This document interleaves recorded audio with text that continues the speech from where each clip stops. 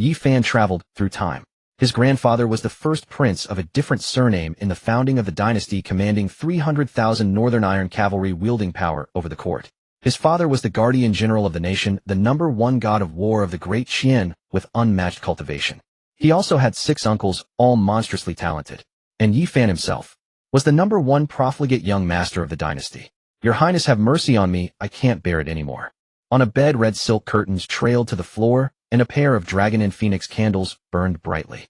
When Yi Fan opened his eyes, his head felt heavy, as if kicked by a donkey. His nose was filled with a very rich fragrance, the scent of high-grade ambergris mixed with the subtle fragrance of a woman's body. He subconsciously reached out and touched something warm and smooth like a freshly peeled lychee, and could even feel the amazing elasticity beneath the skin. A faint moan came from beside him, tinged with drowsiness and lingering medicinal effects. Yi Fan turned his head sharply, his pupils contracting. A breathtakingly beautiful face was inches away. Her brows were slightly furrowed, teardrops still clinging to the corners of her eyes, and her hair spread like a waterfall across the mandarin duck pillow. He recognized this woman. Shun Ruawei, the daughter of the prime minister, the #1 talented woman of the capital, and today she was the newlywed consort of the crown prince. What the hell? Yi Fan's heart skipped a beat. Then memories flooded into his mind like a tidal wave. A few seconds later, Yi Fan's eyes widened. I've actually traveled through time. That's right, he had traveled through time from a 996 wage slave on Earth to the current heir of the Jinbei prince's mansion, Yi Fan of the Great Qin dynasty. His grandfather was the founding prince of a different surname, the Jinbei prince, commanding 300,000 Northern Iron cavalry. His father was the guardian general, the #1 god of war of the Great Qin, guarding the border and intimidating the 8 directions. He also had 6 uncles, each extraordinary. And he himself was the #1 profligate of the Great Qin, indulging in all vices. Today was the crown prince's wedding. He, as the representative of the Jinbei prince's mansion, went to the palace to offer congratulations, but after drinking 2 cups of wine he blacked out. This plot is deep enough. Yi Fan coldly scanned the surroundings. This was clearly the crown prince's bridal chamber, yet he, an outsider, was lying on the crown prince consort's bed. If he were caught, not even the Jinbei prince's grandson, not even the heavenly king himself, could save his head. Moreover, the Jinbei prince's mansion had outshone its master, and the royal family had long sought an excuse to get rid of them. Damn it, am I going to die right after traveling through time? Just as Yi Fan was thinking about how to break the situation, a soft, crisp, lowly voice suddenly rang out in his mind. Detected extreme pure Yin energy, Yin-Yang Creation Tower activated successfully. Yi Fan was stunned, then ecstatic. His golden finger, the standard golden finger for a time traveler, had come so quickly. Then the lowly voice continued. First floor of the Yin-Yang Creation Tower opened. Obtained divine ability, Vajra, indestructible body beginner. Obtained cultivation body, refining 9th layer peak. Boom. A scalding hot stream instantly erupted from his sea of consciousness, rushing through his meridians and sweeping through Yi Fan's entire body. The medicinal power of the aphrodisiac accumulated in his body was instantly washed away and refined, transforming into the purest martial energy, surging into his limbs and bones. Yi Fan felt his bones crackle like popping beans. His originally weak body, drained by wine and women, instantly became as steady as a mountain. Unprecedented, terrifying power surged through his muscles.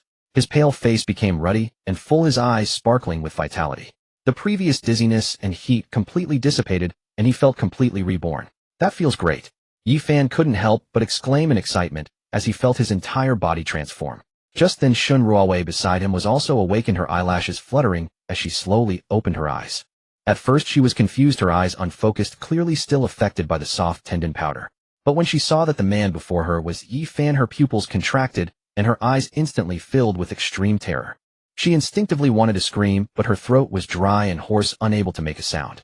She could only clutch the corner of the blanket with both hands, her delicate body trembling like a leaf in the autumn wind, tears instantly welling up and streaming down her cheeks. Yi Fan, you, how can you be here? Shun Ruawei's voice was thick with tears, her eyes filled with despair and disbelief. Today is my wedding day with the crown prince. You, how dare you barge in? Yi Fan was about to explain when suddenly dense footsteps came from outside the door, accompanied by arrogant clamor approaching closer. Clearly someone was heading toward the bedchamber. A eunuch's shrill voice rang out, first with deliberate panic and flattery. Your Highness, I saw with my own eyes the young master, Yi, staggering into the crown prince consort's bedchamber, and no matter how I tried to stop him, I couldn't. I am incompetent. I failed to stop the young master, Yi. I beg your Highness's forgiveness.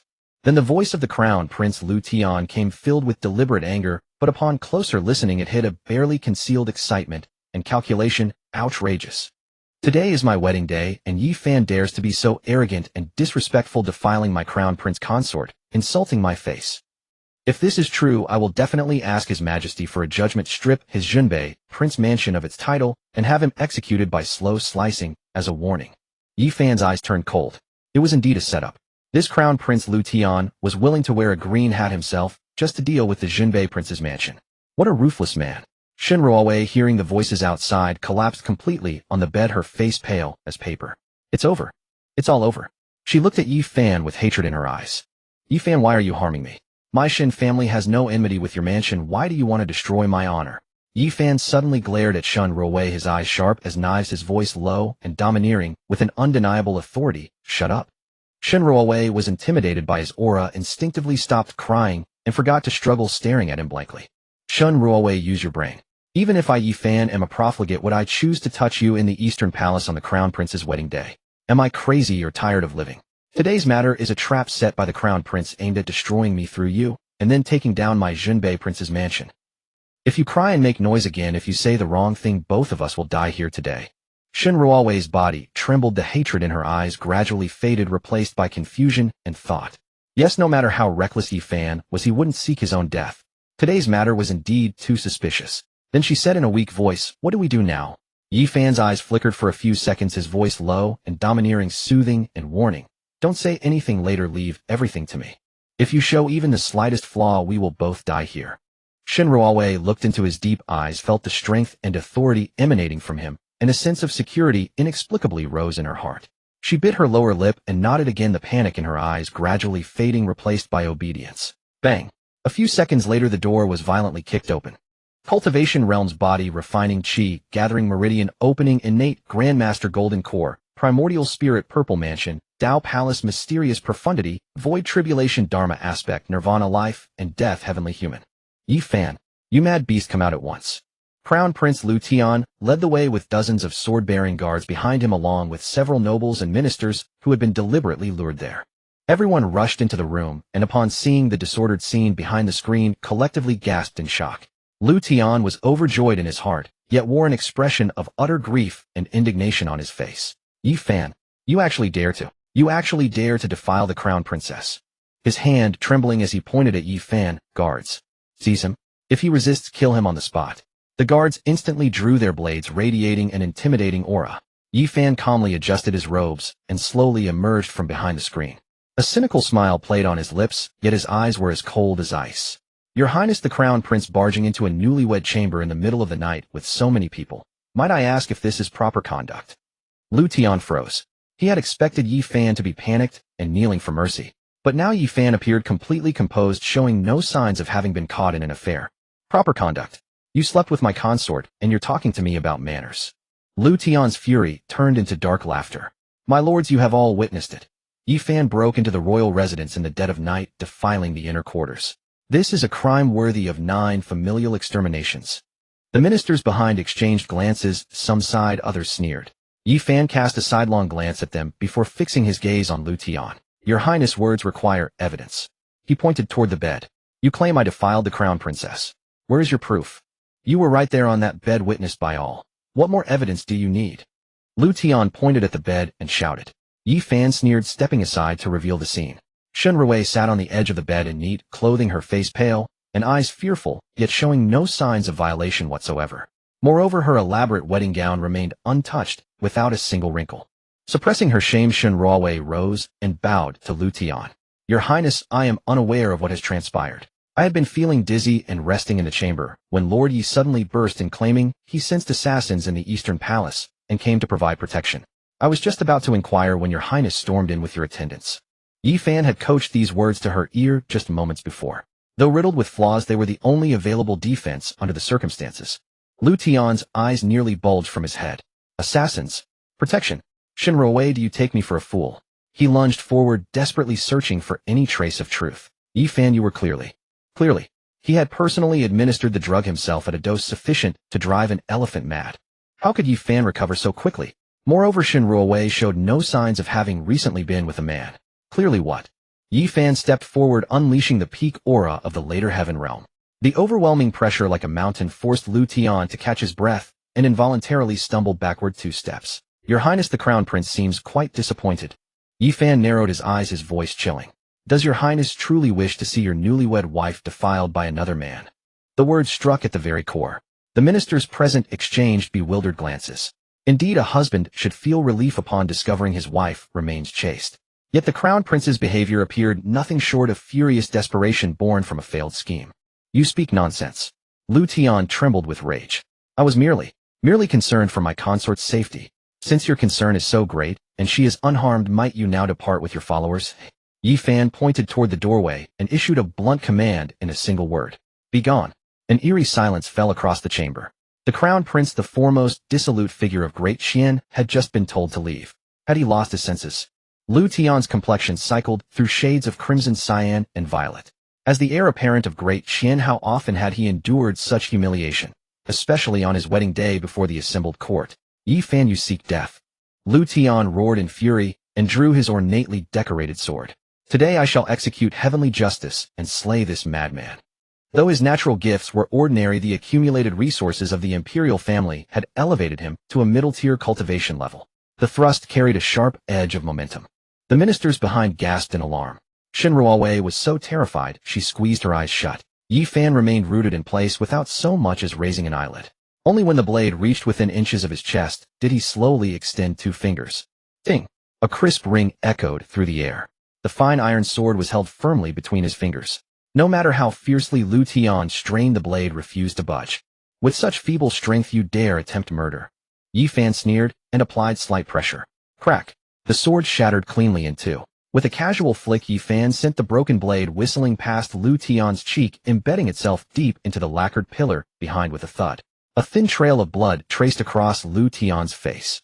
Silence fell like a heavy blanket over the assembly. The guards' grips on their weapons faltered, hands shaking with barely concealed fear. Hadn't Lord Yi been nothing but a talentless degenerate? When had he acquired such terrifying cultivation? To catch a bare blade with his bare hands and shatter steel, it required the mastery of at least a chi-gathering realm expert. You've been concealing your cultivation all along. Lu Tian stared in terror, his voice quivering. Yi Fan brushed off his hands as though dispelling something foul. Your Highness the Crown Prince, my Zhenbei noble house has valued martial prowess since ancient times. All my family are devoted practitioners. Though I prefer lighter pursuits, some casual practice naturally yields such results. He advanced a single step, and the oppressive force behind that movement sent Lu Tian stumbling backward until he collapsed onto his backside. As for your Highness storming the palace in the middle of the night while shrieking about defiling the Crown Princess, I find myself wondering whether you orchestrated this entire scheme to frame my Zhenbei noble house for crimes we did not commit. Yi Fan's words struck like daggers, drawing cold sweat from Lu Tian's brow. You slander me. Whether it's slander or not, we can take it before the emperor himself. Yi Fan sneered. I would ask His Majesty whether the descendants of meritorious ministers of Great Qian are destined to be destroyed so unjustly. I, who sought only to protect the royal household, was treated as a common seducer by the Crown Prince. At that moment, a dignified voice echoed from outside the door. There is no need to go to me. I am already here. The assembled court started in shock and knelt in unison. We pay our respects, Your Majesty. Emperor Lu Qian of Great Qian entered the chamber with slow, measured steps, surrounded by his personal attendants. He was a towering figure draped in dragon robes, his falcon-like gaze sweeping across the room before settling on Yi Fan. Yi Fan remained standing. As descendant of the Zhenbei prince, he held the imperial prerogative granted by the previous emperor to stand in the presence of the ruler. Yi Fan, explain to me what is happening here. Lu Qian's voice carried neither pleasure nor anger, yet it pressed down with suffocating imperial authority. Yi Fan bowed slightly, his tone calm and measured. Your Majesty, I became lost after drinking and accidentally entered the Eastern Palace, where I discovered a shadowy figure infiltrating the Crown Princess's chamber. Fearing for the Crown Princess's safety, I rushed in and found her unconscious from a paralyzing drug. Just as I was attempting to rescue her, Your Highness the Crown Prince burst in with your attendants and accused me of impropriety without allowing me to explain. Yi Fan gestured toward the broken sword lying on the ground. Your Highness attempted to slay me in front of everyone, leaving me no choice but to defend myself. Lu Qian turned his gaze toward Lu Tian.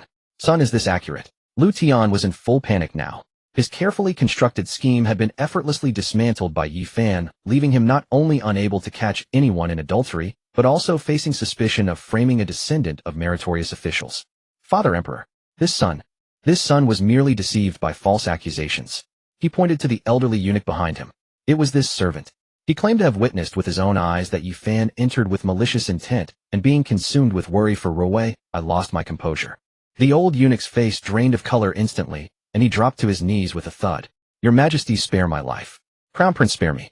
This old servant. I saw wrong. A cold glint flashed through Yi Fan's eyes. Seeking a scapegoat. That would not be so simple. Saw wrong. Yi Fan sneered, his body moving like lightning as he instantly appeared before the old eunuch.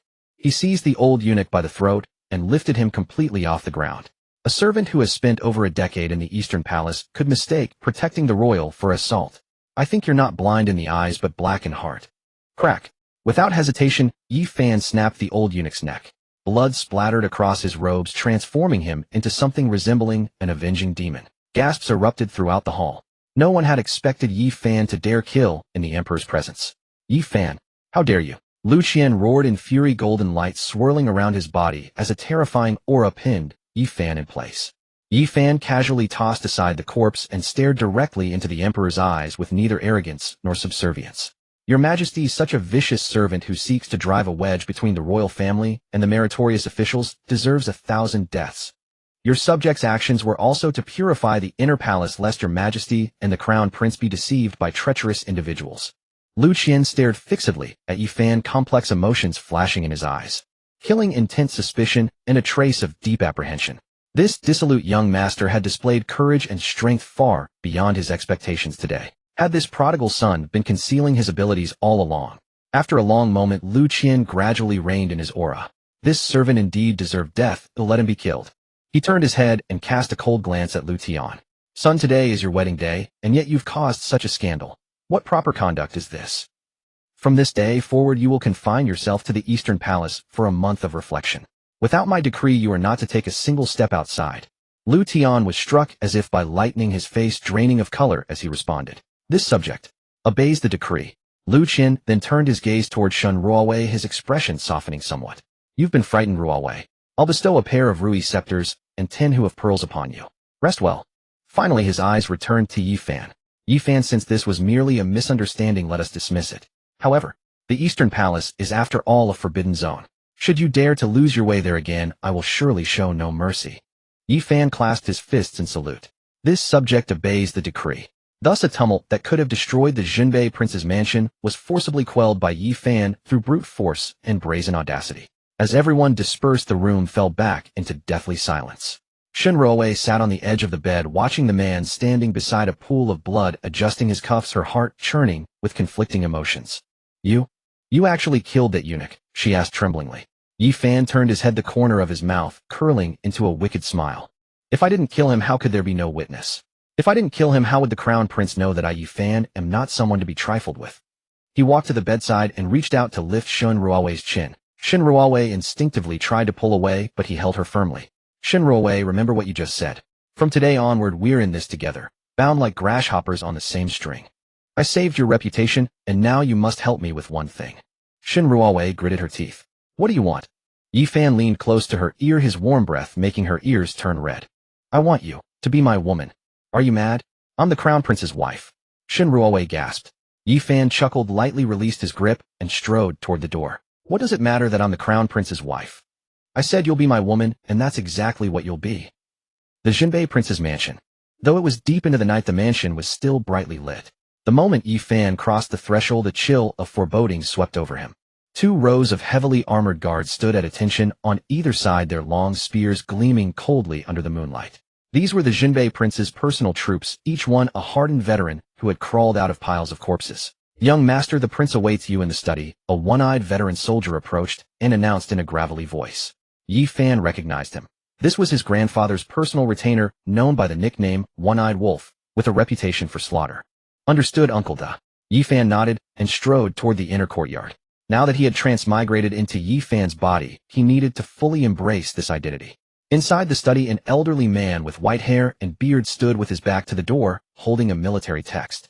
Though he simply stood there quietly, he carried the presence of an immovable mountain. Jinbei Wang Yi Sanqiu, the sole non-royal prince in the Daqian dynasty and the nightmare of countless enemy commanders. You're back. Yes, I'm back.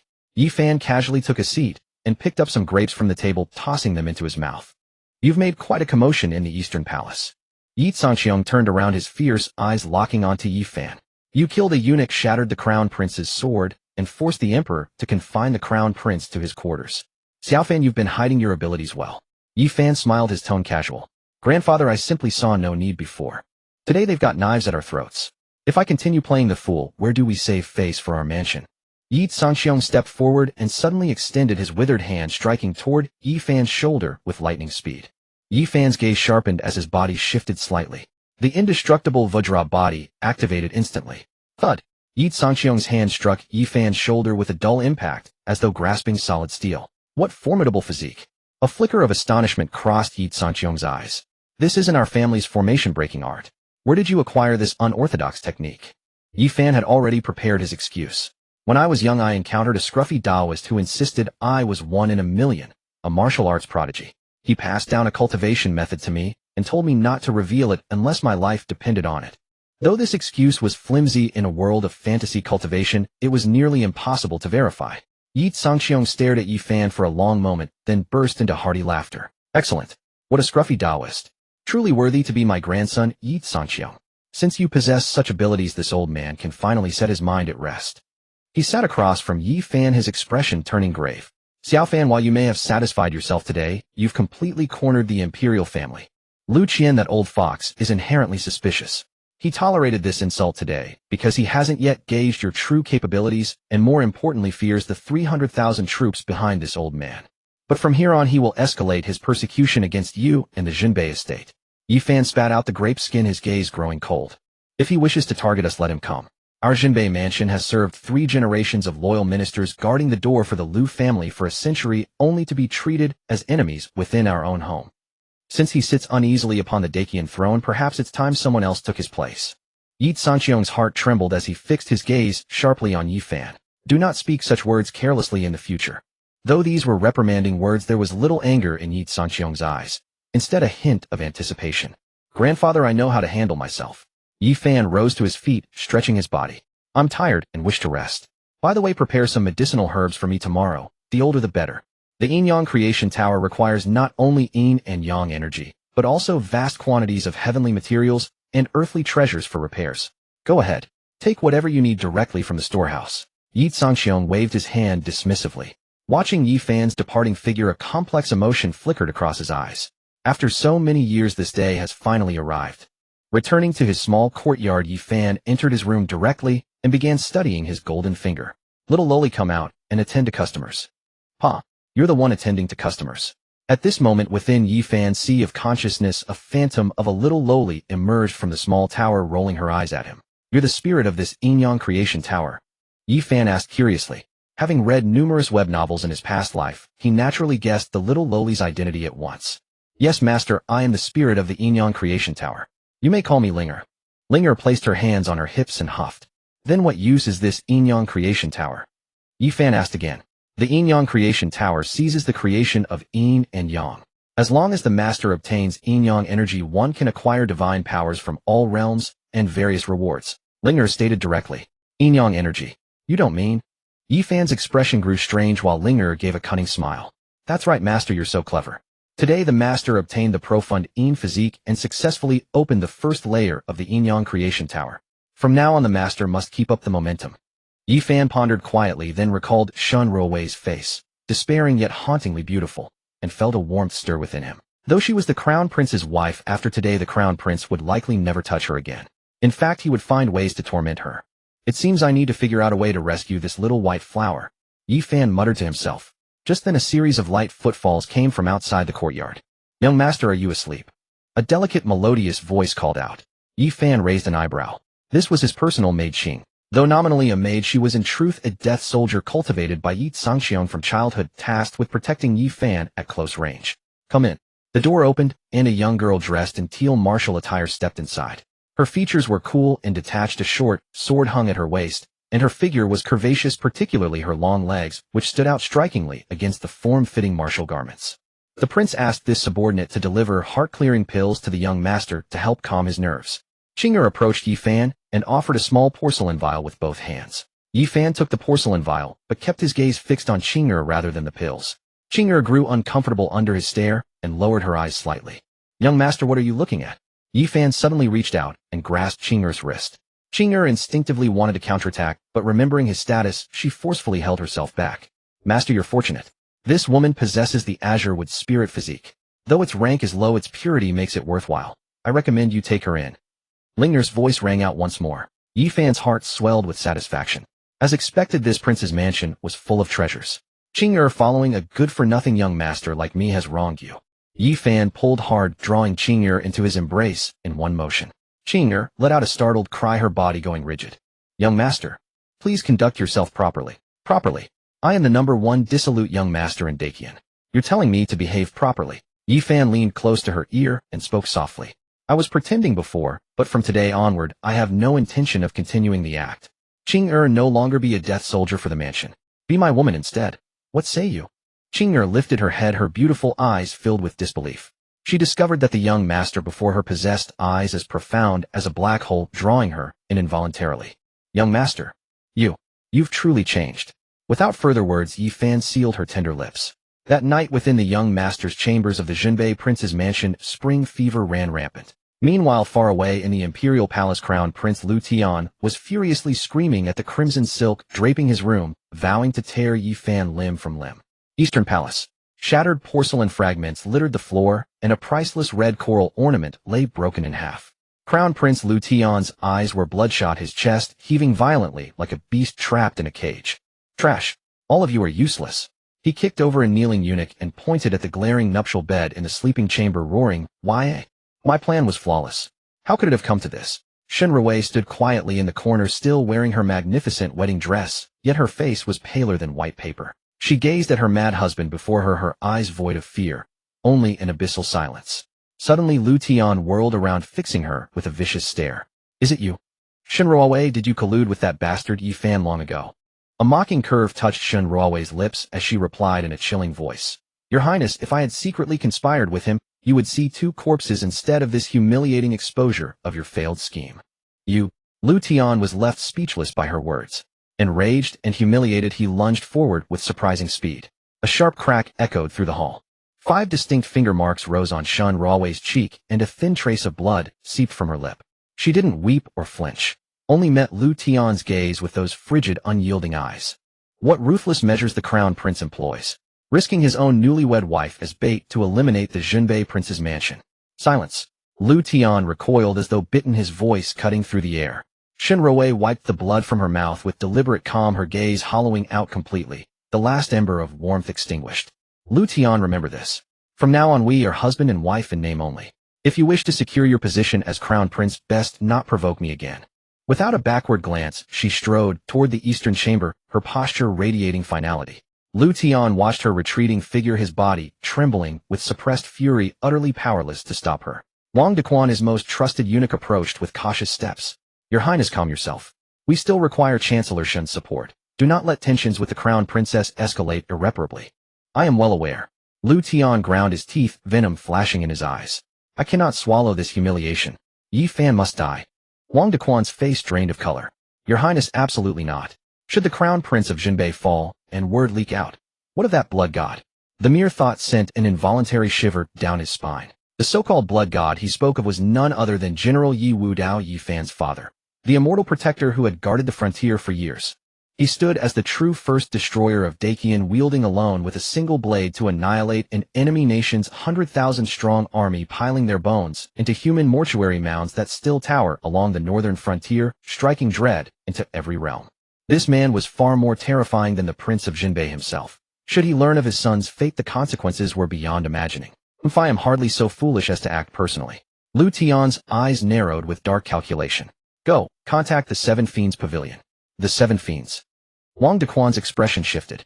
It was the most enigmatic and formidable assassination guild within the spirit domain, rumored that no price was too steep, not even an emperor's life beyond their reach. Your Highness, the 7 Fiends' fees are astronomical, and money is of no concern. Lu Tian cut him off. Send someone absolutely trustworthy, use coded language for contact. Remember, under no circumstances must our identities be revealed. This servant obeys the decree. Within the imperial palace of Dakian, at the hall of mental cultivation, Emperor Lu Qian stood with hands clasped behind his back, gazing at the moonlight through the window, his expression as still as deep water. Wei Zhongxian, the head eunuch who attended him, closely stood beside him like a shadow, his breathing so light it was nearly imperceptible. Zhongxian, Lu Qian spoke suddenly. This old servant is here. What is your assessment of that young man from the Yi family? Wei Zhongxian bowed low and answered cautiously, Your Majesty, young Master Ye's performance has indeed been unexpected. That courage and cultivation depth don't match the reputation of a frivolous young master. Indeed. Lu Qian turned his hawk-like eyes gleaming with sharp calculation. Could someone capable of catching Tianer's full power strike barehanded and shattering his refined iron sword with a countermove truly be the waste emptied by wine and women? I believe he is no waste at all. He is a wolf cub concealed within a sheepfold all along. Wei Zhongxian dared not respond, lowering his head even further. Lu Qian paced a few steps, his voice growing increasingly grave. Dispatch the shadow guards. Keep 24 hours of constant surveillance on Yi Fan. I need to know precisely who he meets, where he goes, what he says, even what he eats. Your Majesty suspects that young Master Ye's dissolute behavior is all an act. There is such possibility. A heavy shadow of suspicion crossed Lu Qian's eyes. If that is the case, then the Yi family has been hiding far too deeply. He walked to the window, gazing into the heavy darkness outside, as though he could perceive the Zhenbei prince's mansion coiled within the capital like a colossal beast. Yi Zhongxian commands 300,000 northern frontier cavalry. His son Yi Wudao is the army's slaughter god, and he has 6 extraordinary sons. Now even this grandson they deemed useless has become a true dragon. A bone-chilling coldness permeated Lu Qian's voice. Zhongxian, tell me, will the Dacian Empire bear the surname Lu or the surname Yi in the future? Terrified, Wei Zhongxian dropped to his knees immediately, his forehead pressed against the icy floor tiles, his voice trembling. Long live your Majesty. The Dacian shall remain the Lu family's dominion forever. Lu Qian made no gesture for him to rise, only letting a sharp gleam flicker in his eyes. The following day, Yi Fan awoke from his slumber feeling refreshed and invigorated, his body surging with explosive power. Beside him, Qing'er was already fully dressed, though a lingering flush of color still graced her once pale cheeks. Your Highness, you have awakened, she murmured, keeping her gaze lowered, unable to meet his eyes. Yi Fan smiled and was about to speak when a cheerful voice echoed in his mind. Congratulations, Master. You have obtained the pure Yin energy of the Greenwood spiritual body. You have acquired the Imperial-grade low-tier technique Myriad Wood's revival art. Affects extended vitality, greatly enhanced recovery, immunity to all poisons. A wave of warmth surged through his entire body, Yi Fan feeling his qi and blood grow more vigorous, the lingering fatigue from yesterday completely dispelled. Excellent, Yi Fan thought to himself. Just then the steady footsteps of Uncle De sounded from outside the courtyard. Young Master, his lordship requests your presence in the main hall immediately. Yi Fan raised an eyebrow at the early hour. After a quick wash and changing into fresh clothes, he proceeded to the main hall accompanied by Qing'er. The moment he entered, Yi Fan sensed something amiss. Seated upon the main dais, his grandfather, Yi Zhongxian, wore an impassive expression, giving nothing away. To his right sat a middle-aged man in white robes exuding refined elegance as he leisurely sipped his tea. Second uncle. Yi Fan greeted him. This was his second uncle, Yi Hichu, something of an outlier within the Zhenbei prince's mansion, one who favored literary pursuits over martial arts. Opposite second uncle sat an elderly woman in gray robes, radiating an aura of authority and arrogance. Her gaze fell upon Yi Fan like a falcon's, revealing no pretense of disdain. Xiao Fan has arrived, take a seat. Yi Zhongxian gestured to an empty seat beside him. Yi Fan sat down, his eyes lingering on the old woman before asking curiously, Grandfather, who is this? Before Yi Zhongxian could respond, second uncle Yi Hichu set down his teacup with a gentle smile. Xiao Fan, this is Elder Li from the Heavenly Immortal Sect. She has come today regarding an old matter. He paused before delivering 4 words in a flat tone. To cancel a betrothal. Yi Fan was taken aback. Cancel a betrothal? I have a fiancé. Memories of this body were filled with nothing but indulgence and pleasure. There was no record of such matters. Yi Zhongxian spoke gravely. Your father during his travels in his youth formed a bond of life and death with another. In a moment of impulse they arranged a betrothal between you and their newborn daughter. Later the couple perished in an accident, and their daughter Xiao Yener was taken in by the Heavenly Immortal Sect as a disciple. I see. Yi Fan understood. At that moment Elder Li let out a cold snort, and finally spoke, her voice sharp and grating. You must be Yi Fan, that infamous #1 prodigal of Dacian renown throughout the capital. She surveyed him from head to toe, her contempt barely contained. I have come today to formally dissolve the betrothal between Yener and yourself. Our Yener possesses a naturally sacred physique, a 1 in a million cultivation prodigy. She is now a direct disciple of the Heavenly Immortal Sect, her future prospects limitless. Elder Li lifted her chin proudly. And you? You are merely a wastrel indulging in pleasures devoid of learning or virtue. You do not deserve her. Therefore today I come representing both the heavenly immortal sect and Yinner herself to formally dissolve this engagement with your Jinbei Prince Mansion." Her words fell upon the hall, and an absolute silence descended. The engagement broken off. Yifan sat on the chair idly playing with a grape so dark purple it bordered on black, yet delight bubbled within him. The script, the dialogue, it was all so perfectly cliché. In his past life, he had read countless generic Xinxia novels where the broken engagement trope was practically mandatory. Little did he expect that after just transmigrating he would encounter the very same dramatic scene. Yifan nearly blurted out that famous dictum 30 years east of the river 30 years west. Never underestimate the ambitions of youth. You must be elderly then. He popped the grape into his mouth and mumbled through it. What was it you said about Xiao Yinner's constitution again? Elderly scoffed, her aged eyelids drooping with an air of arrogance. Saint Physique. She is a natural cultivator destined from birth. In merely a decade since joining our sect, she has already reached the innate realm. Such talent. Beyond the great Qian kingdom alone, even across the entire spirit domain, would she be as rare as a phoenix feather. She paused, her gaze sweeping over Yifan with barely concealed disdain. And you?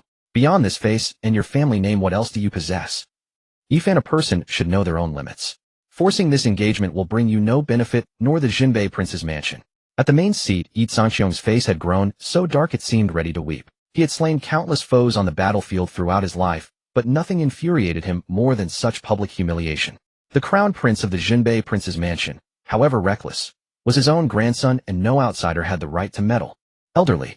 Yi Sanxiong spoke, his voice low, yet resonant enough to make the teacups in the hall tremble.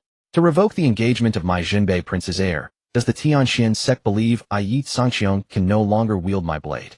Or do you think my 300,000 cavalrymen of the northern frontier are merely ornaments? A killing aura thick enough to be tangible exploded through the hall. It was the ferocity forged from crawling out of mountains of corpses, instantly driving the temperature in the room to freezing. Elder Li's face drained of color, and she instinctively stepped back, her previously arrogant expression now frozen stiff. Biting her lip, she forced her trembling legs to stand firm and raised her voice. "Your Highness, please calm your anger. This humble one understands the Jinbei Prince's mansion commands all across the world, but the times have changed. The cultivation of martial arts demands talent and resources. This young Master Yi and Yinner are now worlds apart." It seemed she had found new confidence, straightening her posture further. "Moreover, there is something your Highness may not yet know. Yinner has already caught the eye of the young master of the Jun family, one of the 4 great clans of the Taicang sword domain." Jun family. Yi Hichu's brows furrowed slightly. Elderly noticed a hint of triumph flashing in her eyes. "Correct. Indeed, the Jun family. One whose patriarch has reached the Dharmakaya realm. After the Spirit Domain Grand Competition, Yinner will be engaged to the Jun family young master. What kind of existence does the Jun family hold in the Taicang sword domain? Not just the Jinbei Prince's mansion, but even the entire Great Qian Kingdom, means nothing to the Jun family, mere dust that could be crushed with a flick of the finger." She turned her gaze toward Yifan, her tone carrying the cold mercy of absolute authority. "Yifan, this old woman advises you. If you wish to avoid bringing ruin upon the Jinbei Prince's mansion, dissolve this engagement immediately. Otherwise, when the Jun family moves against you, this will pale compared to merely breaking an engagement." "What's this Jun family? Are they truly that prominent?" Yifan let out another yawn, casually spitting the grape skin onto the ground, his disrespectful tone enough to provoke a beating. "How dare you?" Elderly shouted in fury. "The Jun family ranks among the 4 supreme clans of the Taicang sword domain, with profound heritage spanning millennia. How would a frog in a well like you comprehend the vastness of the world?" Yifan rose to his feet, smoothed the wrinkles from his clothes, and walked directly toward Elderly. Towering above her, he looked down at the old woman with no reverence, only mockery. "Old woman, all this talk amounts to nothing more than telling me my unfamiliar fiancé has found a wealthier, more powerful man, and now you want me to simply discard my original betrothed, correct? You? How vulgar." Elderly trembled with rage. "If you wish to break the engagement, fine." Yifan's playful expression vanished, replaced by something chilling. "Tell Xiao Yinner to come here herself and speak these words to my face. Who do you think you are? A mere messenger slave daring to throw around threats in the Jinbei Prince's mansion. You dare to insult me?" Elder Li's eyes flashed with murderous intent. "So what if I do?" Yifan sneered. "Uncle, to see her out. From now on, don't let creatures like this old hag inside. We wouldn't want to dirty our floor tiles." Uncle Da, who had been stationed at the entrance, suddenly opened his single eye, unleashing an invisible killing aura that locked on Elder Li like a predator spotting prey. A chill surged from the soles of her feet straight to her skull. Under that single piercing gaze she felt as though she had stepped into an endless azura hellscape, shattered limbs, and severed arms surrounding her on all sides. The terrifying pressure made even breathing a struggle. Her heart pounded in shock. How could a blind old servant from the Jinbei prince's mansion possess such overwhelming presence? She herself had cultivated to the Yuan Shun realm. Uncle Da's voice was gravelly laced with an undeniable chill. Elder Li's face went completely white. Her lips parted, but no sound came out. She shot Yi Fan a venomous glare before slinking away, her retreating figure radiating sheer embarrassment. Silence reclaimed the hall. Little Fan, your spirit today has pleasantly surprised me, Yi Sangxiong said, watching his grandson with deep satisfaction. Truly worthy of being my grandson. Bold and proud, you've brought honor to our Yi family. Grandfather flatters me, Yi Fan replied, but that Jun family. Yi Hichu spoke with cold dismissal. They're nothing but an ancestor at the Dharmakaya stage. They couldn't cause real trouble if they tried. Hearing this, Yi Fan felt a jolt of surprise within himself. Second uncle really is reckless, he thought. From Linger's accounts, the Dharmakaya stage represented an incredibly high cultivation level, far beyond anything Yi Fan currently possessed. Yet second uncle treated it with such casual dismissal, making Yi Fan sense that the Yi family's depths ran far deeper than he had imagined. That's right, little Fan, you needn't worry, Yi Sangxiong declared with equal conviction. For behind you stands the Jinbei prince's mansion. Not just a single Jun family. 10 of them combined couldn't shake the heavens. Good. Yi Fan offered a faint smile. By the way, what exactly is this spirit domain grand competition that old hag mentioned? Yi Sangxiong immediately began to explain. The spirit domain grand competition is a decennial event held throughout our spirit domain. When it arrives, the finest prodigies from every major dynasty, sect, and noble clan will converge.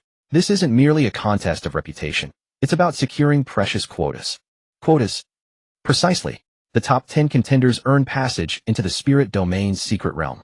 That realm boasts spiritual energy 100-fold denser than the outside world, along with countless ancient ruins and opportunities. Your fiancé possesses extraordinary talent, and the Tianxian sect will undoubtedly marshal their entire strength to ensure she gains entry. Yi Fan raised an eyebrow. Can I enter as well? Yi Sangxiong hesitated, then offered a wry smile.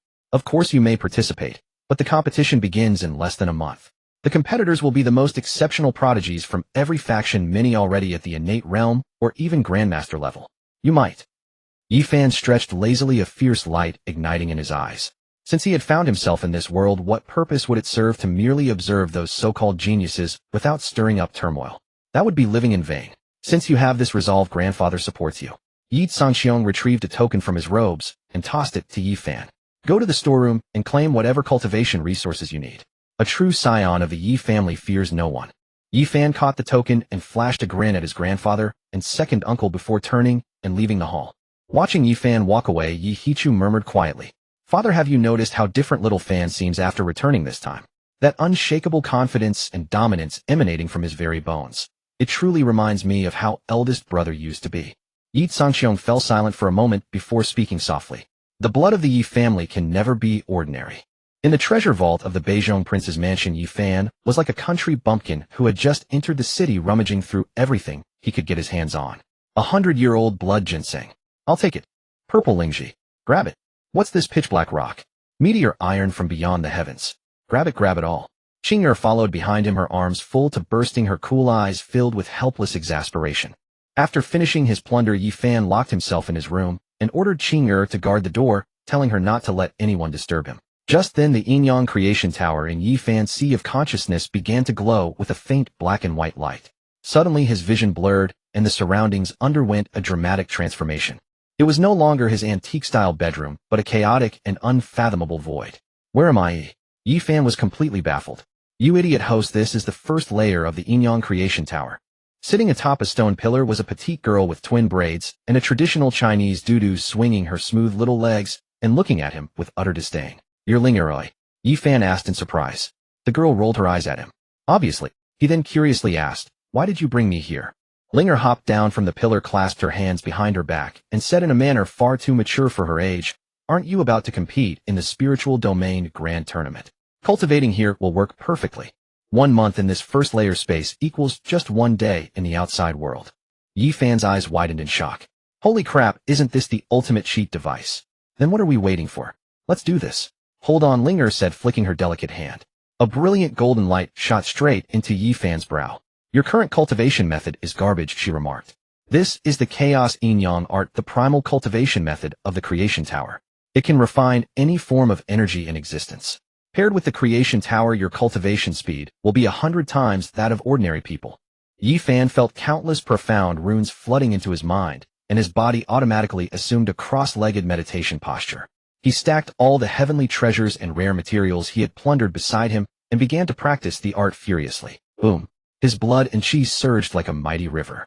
The barrier of body tempering level 9, previously so formidable, crumbled before the chaos yin-yang art as easily as a sheet of paper. By the first day, he had broken through to the chi gathering stage. On the 10th day, he reached the 7th level of chi gathering. By the 15th day, Yi Fan began to attempt the breach into the meridian unlocking stage. To reach this stage, one must open up the 12 primary meridians throughout the body, a process accompanied by excruciating pain with each meridian that opened. But under the impact of the chaos yin-yang art, Yi Fan found the process incredibly smooth. Meridian after meridian were forcefully opened. One day in the outside world equaled 1 month inside the tower. When Yi Fan opened his eyes again, faint black and white lightning flickered within his gaze. Meridian unlocking stage. 5th level. Feeling the power within him surge to over 100 times its previous strength, Yi Fan casually threw a punch, and the void itself emitted a piercing crackling sound. TCH, cultivation isn't that hard after all, Yi Fan said smugly, wiping his nose. Linger, standing aside, quickly doused his enthusiasm. Host, don't be absurd. In this world, your current cultivation base is not much different from that of an ant. One skilled prodigy could crush you without breaking a sweat. Yi Fan's mouth twitched. This little girl's tongue was still as sharp as ever. Then how do I level up faster? Find a woman, Linger said matter-of-factly. Your former fiancée Xiao Yin'er possesses the heavenly sacred body by birth. If you can conquer her and absorb the origin energy of her sacred body, the 2nd layer of this creation tower will unlock. The divine abilities and cultivation methods rewarded in the 2nd layer will be absolutely heavenly. Moreover, the time flow in the 2nd layer is even more terrifying. Yi Fan rubbed his temples. This little girl was starting to sound more like a pimp every day. But then again, Xiao Yin'er, that woman had dared to reject his marriage proposal. In the spiritual domain grand tournament 1 month from now, he would make sure to teach her a lesson she wouldn't forget. He was not Xiao Yin, someone who could wait 3 years. Meanwhile, 1,000 li away at the Tianxian sect, misty clouds swirled around the area and immortal cranes sang in unison, making it resemble a fairyland on earth. In the forbidden territory at the rear of the mountain, a woman dressed in a simple white gown sat quietly beneath a cascading waterfall. Her beauty was peerless, her demeanor as cold and pure as the moon, and a faint golden light surrounded her body, making her appear like a goddess descended from the heavens. Xiao Yin'er, a genius the Tianxian sect had not seen in 10,000 years. Boom! A terrifying aura erupted from within her body, causing the waters of the nearby pool to surge upward against gravity. The innate realm 5th level. In the distance, an elegant and beautiful woman drifted toward her face filled with pride and satisfaction. Yin'er, truly the heavenly sacred body. Even without full awakening, your cultivation speed is enough to make the old monsters of the spiritual domain and even the Eastern province envious. It seems the championship of this spiritual domain grand tournament belongs to our Tianxian sect, without a doubt. This woman was none other than Murong Shui, the sect master of the Tianxian sect. Just then an elderly matron hurried over, her expression somewhat displeased. It was elderly. Sect master. Elderly bowed respectfully, then embellished and exaggerated the incident that had occurred at the Beijing prince's mansion. That Yi Fan not only spoke disrespectfully, but also publicly humiliated our Tianxian sect. That brat is utterly despicable. Elderly gritted her teeth as she spoke. Murong Shui snorted coldly, and the temperature around them dropped sharply. Some decadent young master of a mere royal house dares to act so arrogantly. Sect master, should we inform Yin'er about this? Elderly asked. There's no need. Murong Shui waved her hand dismissively. Such ants are not worth disturbing Yin'er's Dao heart. She then turned to Elderly. Arrange for Zhao Wuji from the inner sect to descend the mountain. There's no need to kill him. Just make that young master understand that there are people he will never be able to touch in this lifetime. Tell Zhao Wuji not to make it too obvious. After all, we still need to leave some face for the Beijing prince. This old one obeys your order. A cruel gleam flashed in Elderly's eyes. Zhao Wuji was one of the top 3 geniuses of the inner sect. Dealing with a Yi Fan who only knew how to drink, gamble, and whore around was like using a butcher's knife to kill a chicken. At the Beijing prince's mansion, Yi Fan stepped out of the Yin-Yang Creation Tower, pushed open the door, and walked out. Qing'er was still standing straight at the door. When she saw Yi Fan emerge, a flicker of surprise passed through her beautiful eyes. She could feel that the Yi Fan before her had changed. His previously unstable aura had become as deep and calm as an abyss, and with every movement he made there was an oppressive presence that made her heart tremble. She had only ever felt that sensation from the prince and the generals. "What's wrong? Haven't you seen your own husband after just one night?" Yi Fan teased, casually wrapping his arm around Qing'er's slender waist. Qing'er's cheeks flushed slightly, but she did not pull away. The night before, Yi Fan had thoroughly claimed her. Not just her body, but also the heart of an assassin, which now rippled with unexpected warmth. "Your Highness, Master Qian has arrived, and is waiting for you in the main hall." Yi Fan raised an eyebrow. "Master Qian? Which Master Qian?" As if on cue, a rotund figure came bursting into the courtyard with great enthusiasm. The newcomer was dressed in a glittering golden brocade robe with 7 or 8 jade pendants hanging from his waist, clinking noisily with every step. His round face was covered in a sycophantic smile, making him look like a walking gold ingot. This was none other than Qian Duodua, the only son of the Vice Minister of Revenue, and the original host's sole close friend in the Dacian capital. "Bro Yi Fan, I've missed you to death." Qian Duoduo rushed forward and attempted to give Yi Fan a bear hug, but Yi Fan repelled him with a disgusted push to his forehead. "Spit it out already. Say what you came for." Yi Fan looked at the fat man, and memories of their past misdeeds together flashed through his mind, causing the corners of his mouth to twitch involuntarily. Qian Duodua unfazed chuckled and leaned conspiratorially close to Yi Fan's ear. "Bro Yi Fan, a new top courtesan has just arrived at the 100 Flowers Pavilion. They say her figure and voice are absolutely divine. TSK, TSK. Every young master in the capital has gone crazy over her. Want to check her out?" Yi Fan had intended to refuse, but then he thought that after cultivating for so long he did need to get some fresh air. Besides, he could use the opportunity to gather information about the current situation in the capital. "Alright, let's go take a look then." In the capital of Daqian, within Yinyu Alley, stood a magnificent 7-story building, its carved beams and painted rafters exuding unparalleled luxury. This was the most opulent house of pleasure in the entire capital, the 100 Flowers Pavilion. Yi Fan and Qian Duoduo had barely stepped down from the carriage when they were immediately surrounded by a group of sensuously dressed women. "Oh, isn't this young Master Yi? It has been quite some time since you visited. We sisters have missed you dearly. Young Master Qian has grown even chubbier. Has the family's cooking gotten too good?" Qian Duoduo skillfully pulled a handful of banknotes from his robe and scattered them carelessly, eliciting gasps and a frantic scramble. "Scatter, scatter. This young master is here tonight to accompany Master Fan to see the top courtesan. Do not obstruct the way." The two made their way into the main hall, which was already packed to capacity. The private rooms on the second floor had been entirely reserved by high-ranking officials and nobility. Yi Fan glanced around and recognized quite a few familiar faces. All of them were the privileged offspring of the capital's powerful families and the second generation of influential clans. "Brother Fan, look over there." Qian Duoduo pointed toward a private room at the center of the second floor. "That is Wu Yong, a confidant of the crown prince and son of the Minister of Personnel. He has been talking trash about you behind your back more often than not, so he is probably here tonight specifically for the top courtesan." Yi Fan followed the direction and spotted a youth with a sinister expression looking down upon the hall from above. When those eyes landed on Yi Fan, an unmistakable mockery flashed across his face. Wu Yong lifted his wine cup in a mock toast, his voice carrying clearly across half the hall.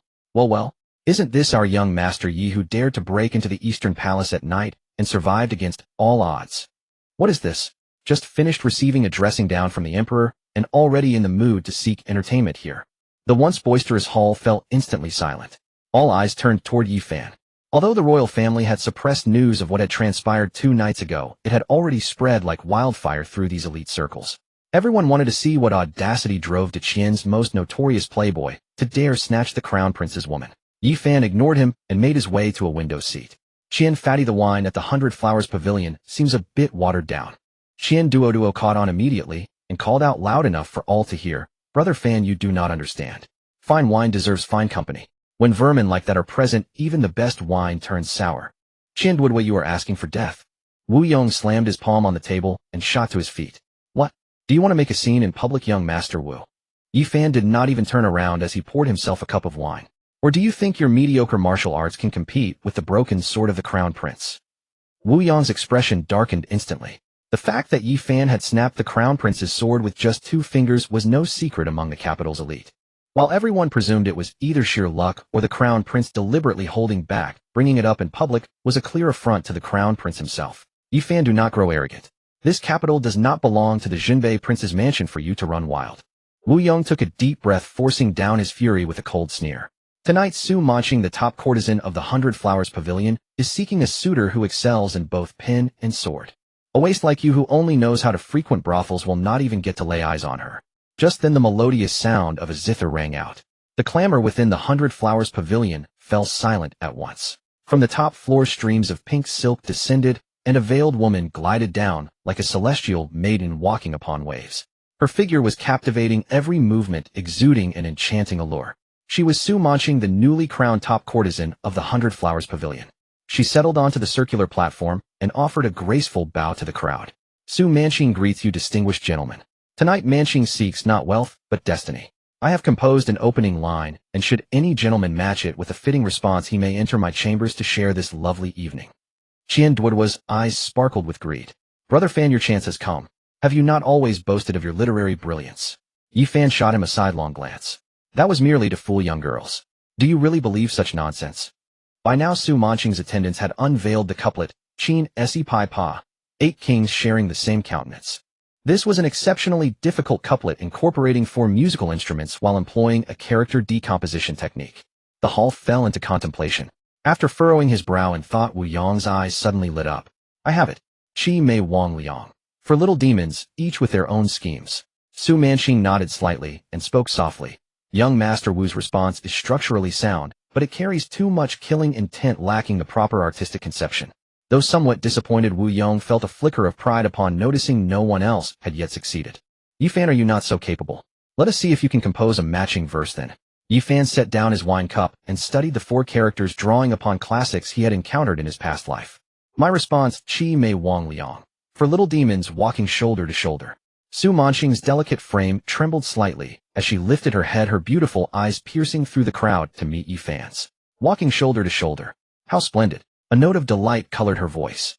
This gentleman's response may appear simple, yet it reveals a profound detachment from worldly concerns. Please ascend for further conversation. The crowd erupted in astonishment. Wu Yong's face had turned the color of spoiled liver. He could never have imagined that Yi Fan, this good-for-nothing, would actually succeed. Hold on. Just as Yi Fan prepared to rise, the door to another private room on the 2nd floor swung open. With a soft creak, the door opened to reveal a young man draped in a moon-white brocade robe. Crowned with purple gold ornaments and adorned with a white jade pendant at his waist, his face was as refined as polished jade, his eyes bright as stars. Every gesture carried an innate nobility and commanding presence that no ordinary young master could match. The moment he appeared, all murmurs in the hall fell silent, so still that even a pin drop could be heard. It is young Master Zhao Tong of the Tiannan Marquis Manor. How did he end up here? He ranks among the top 5 in our generation of Deqian, and it is said he has already opened numerous meridians reaching the Tongmai realm. This should be quite the spectacle. Young Marquis Zhao has always been domineering. Yi Fan may have bitten off more than he can chew today. Qian Duoduo's jowls quivered as he leaned close to Yi Fan's ear, whispering, Brother Fan, it is Zhao Tong.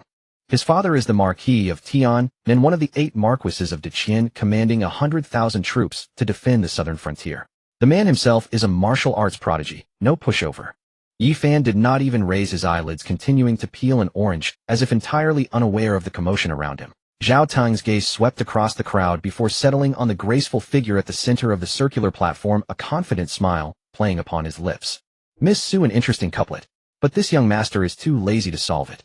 His voice was clear, yet carried the weight of unquestionable command. Tonight you belong to me. Name your price.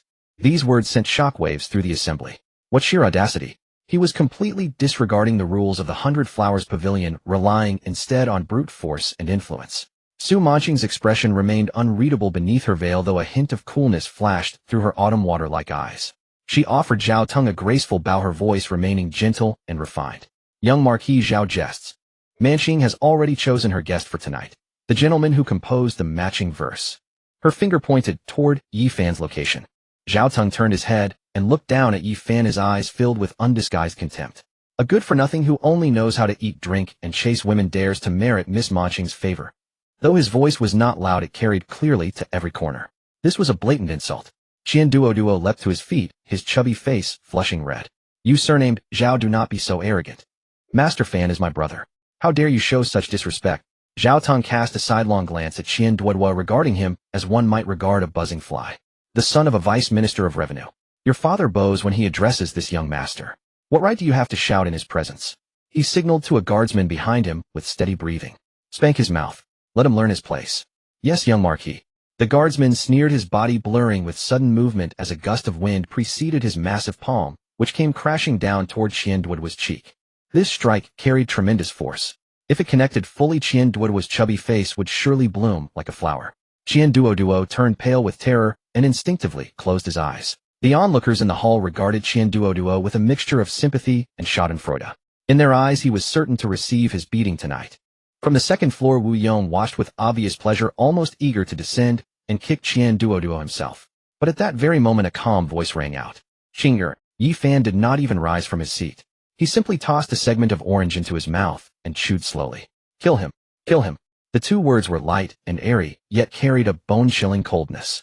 Qing'er, who had been like an invisible shadow trailing behind him all along, moved. No one could discern how she had moved. It was as though a cyan shadow, spectral as a wraith, flashed across their vision. The ferocious guard's sinister smile had not yet faded from his face when his pupils abruptly dilated and a hair-thin line of blood appeared at his throat. He clutched his neck, attempting to speak, but could only produce a gurgling sound as air escaped his wound. Then he fell straight backward with a heavy thud. The corpse's impact on the floor echoed like a heavy hammer, striking each person's heart. Throughout the 100 flowers building, an eerie and deathly silence descended. Everyone gaped in utter shock, their minds completely blank. He killed him. Just like that. Killed him. That was a guard from the Marquis of Tianan's estate. Yi Fan had actually ordered a killing in public, all for the sake of a fat man. The arrogance on Zhao Tang's face instantly froze, his eyes filled with incomprehension. You dare kill my men? Yi Fan finally lifted his head and leisurely wiped his fingers with a handkerchief before dropping it to the ground, as though it had touched something filthy. Merely a servant who doesn't know his place. I killed him, so what's there to dare or not dare about? He looked at Zhao Tang with a gaze so calm it carried an indifference that made Zhao Tang's heart tremble. But you, Zhao Tang, my people are not something you can just touch. Zhao Tang felt a chill run through him at Yi Fan's stare, yet almost immediately a deeper wave of fury surged within him. As the rightful heir of the Marquis of Tianan and a prodigy of the younger generation into Qian, when had he ever endured such provocation? Good. Zhao Tang laughed in rage, repeating the word 3 times. His gaze drifted past Yi Fan to Qing'er's curvaceous figure, and a flash of greed and brutality crossed his eyes. You killed my men. You must pay compensation. Yi Fan, your maid is quite capable. She has impressive skills. I want her. Before the words had barely left his mouth, he leapt from the second floor railing like a great pung, spreading its wings, carrying a fierce gust of wind. His 5 fingers formed a claw as he lunged directly for Qing'er's shoulder. Today I'll show you what a true prodigy is. Zhao Tang descended from above, unleashing his full cultivation at the second stage of meridian opening without reservation. The oppressive pressure from his aura turned the faces of lesser cultivation young masters in the hall pale and made breathing difficult. Meridian opening. It truly is meridian opening. He's too powerful. If that claw connects solidly, that little maid's bones will be shattered. Qing'er's delicate brows furrowed slightly as she glanced at Yi Fan, her eyes carrying a hint of inquiry. After all, the opponent came from an influential family. If seriously injured, it would likely bring enormous trouble. A cold smile curved Yi Fan's lips as he quietly uttered 4 characters. Just leave him breathing. Upon receiving the order, the last trace of hesitation vanished from Qing'er's eyes, replaced by a chilling, killing intent. She did not draw her sword. Instead, just as Zhao Tang's lethal claw was about to strike, she casually raised her right hand, her slender white palm meeting the attack head-on. Seeking death. A flash of cruelty passed through Zhao Tang's eyes. This claw of his could shatter stone tablets and crack boulders. How dare a frail woman meet it barehanded? Yet the very next instant, his vicious grin froze. Bang! When their palms collided, instead of the sound of shattering bones, a deep, thunderous roar erupted. An immense power far more terrifying and refined than his own exploded from Qing'er's tiny palm. Crash! The sharp sound of breaking bones rang clearly throughout the entire hall. Zhao Tang let out a piercing wail as his entire body was struck like a mad elephant, flying backward at even greater speed and crashing violently into the hall's main pillar. Boom! The vermilion pillar, thick enough for 2 men to embrace, shook violently from the impact as dust rained down. Zhao Tang slid to the ground, spitting up a mouthful of blood, his entire right arm twisted at a grotesque angle, clearly ruined.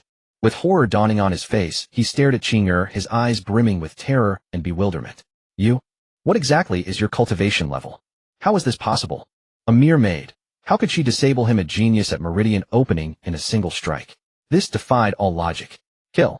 Kill them all. The remaining guards brought by Zhao Tang finally snapped out of their daze, drawing their weapons with bloodshot eyes as they charged forward. Qing'er's gaze turned cold, and her figure vanished from the spot in an instant. A streak of cyan light flashed through the hall. Each flash was accompanied by a scream and a spray of blood. In merely a few breaths, when Xing'er reappeared behind Yi Fan, those dozen fierce guards from the Marquis mansion had all become lifeless corpses scattered upon the floor. The entire 100 Flowers building fell so silent that everyone could hear each other's heartbeat. Fear, an unprecedented dread settled over every heart.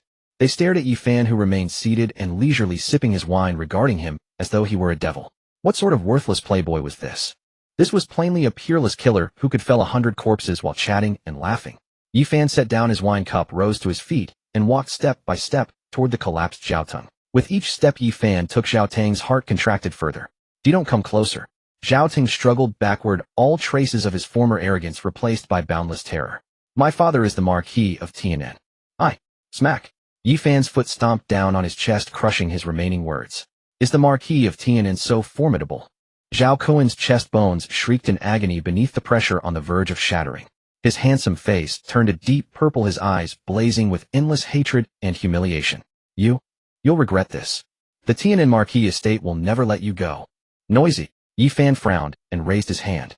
Slap, slap, slap, slap.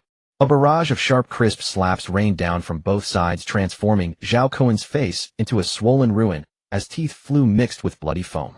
Having done all this, Yi Fan seemed to have accomplished nothing more than a trivial task. He withdrew his foot, cast not a single glance at Zhao Kuan on the ground, and walked directly toward the circular platform, offering a faint smile to Su Manqing, whose face had long lost its color from terror. Miss, may I ask if you'll guide us upstairs?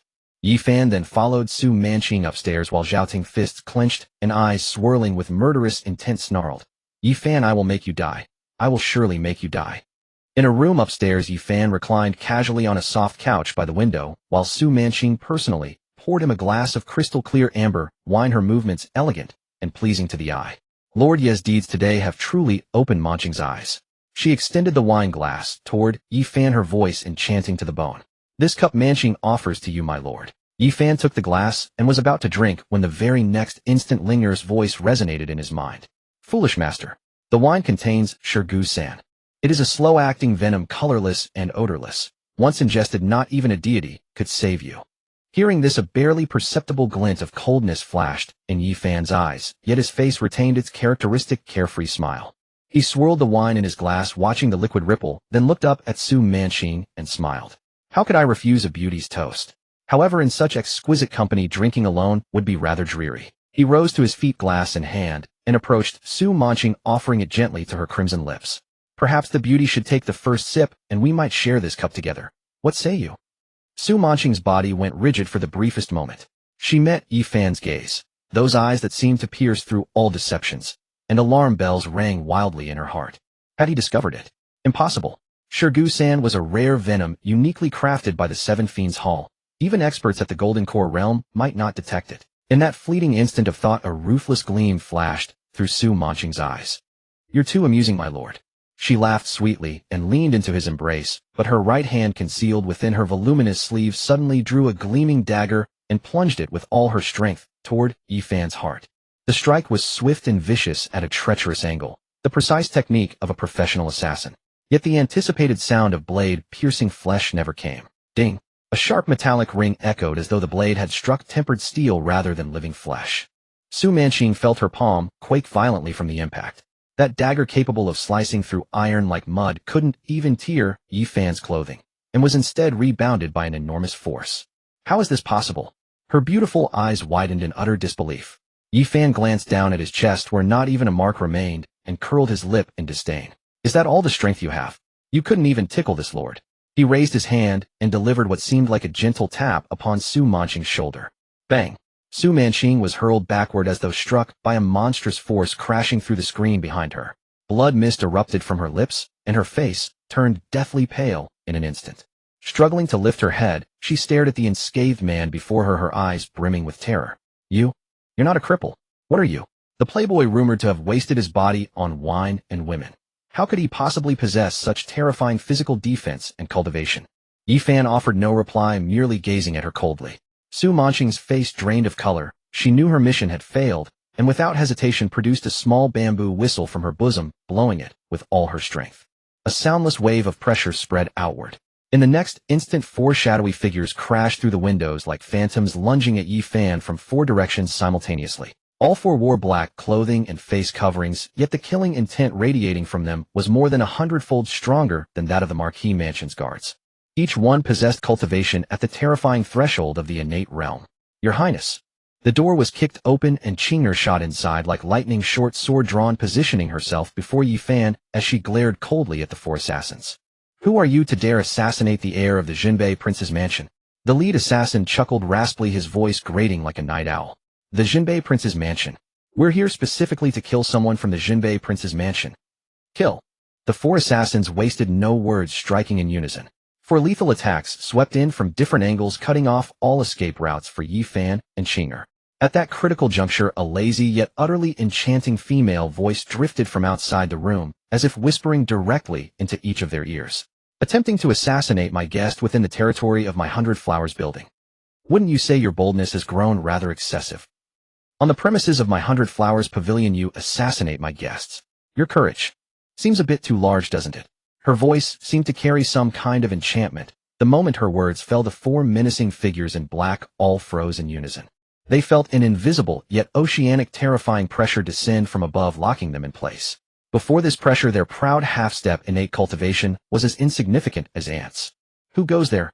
The lead assassin shouted in horror, forcing his true chi to circulate, and attempting to break free from this binding only to discover his inner energy frozen like ice, unmoving and impenetrable. The door opened without a sound.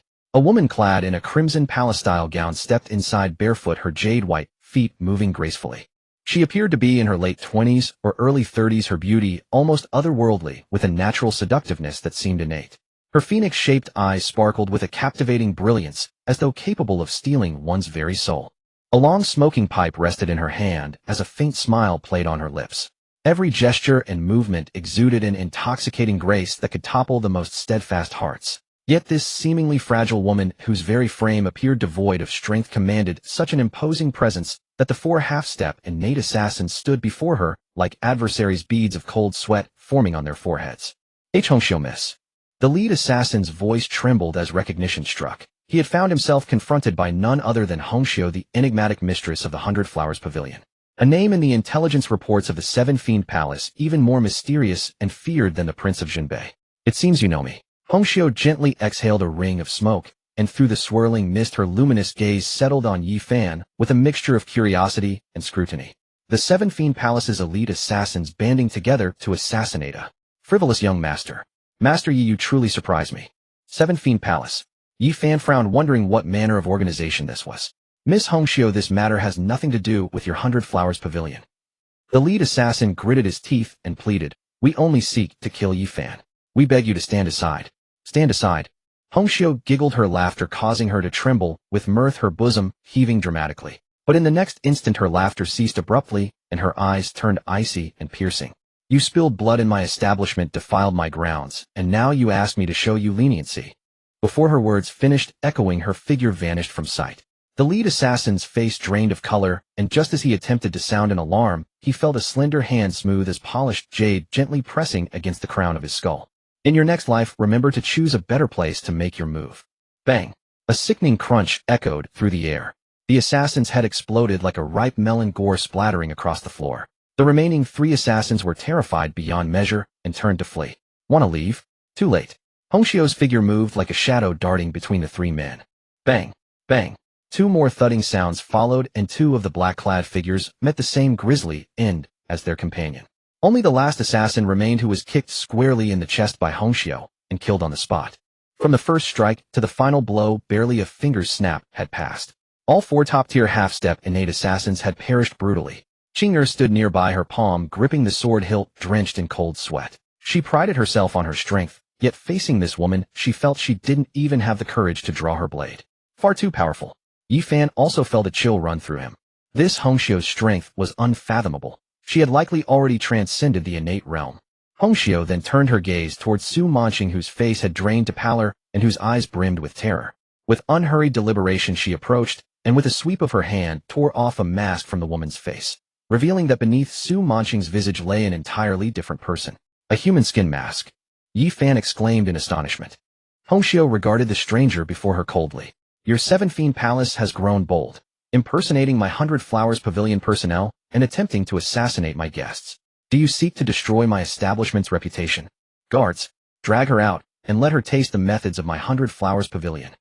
As the words left her lips, several guards from the 100 Flowers Pavilion rushed in and hauled the woman away. At this moment, Hongxiu's gaze turned toward Yi Fan, and she offered a slight bow apologizing. Young Master Yi, I apologize for frightening you. As she bowed, a glimpse of snowy white cleavage met Yi Fan's eyes, prompting him to mutter inwardly, at least a 36D, truly impressive.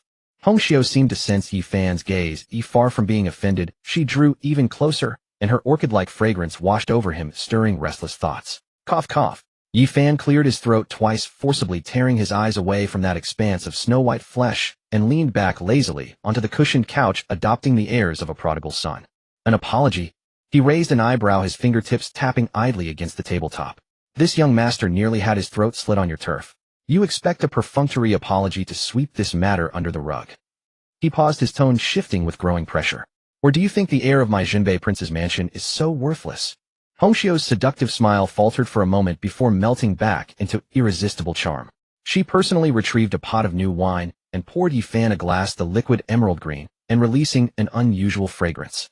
How could I ever dare look down upon the prince of Jinbei's mansion? She pushed the wine cup toward Yi Fan, her phoenix-shaped eyes shimmering like flowing water. Today's incident was indeed due to my lax discipline, allowing petty scum to infiltrate. To make amends, every lady in this 100 Flowers Pavilion is at your disposal tonight, and all expenses will be charged to me. And your future visits to the 100 Flowers Pavilion shall be entirely free. How does that sound? This gesture was no small matter.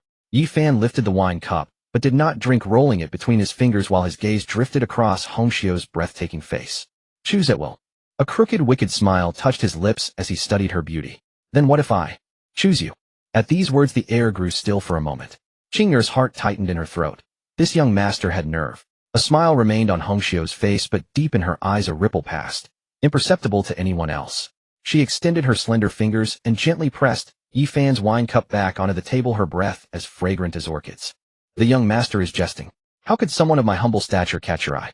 Besides, I am a courtesan who sells only my art, not my body. Such is the rule known to all in the capital.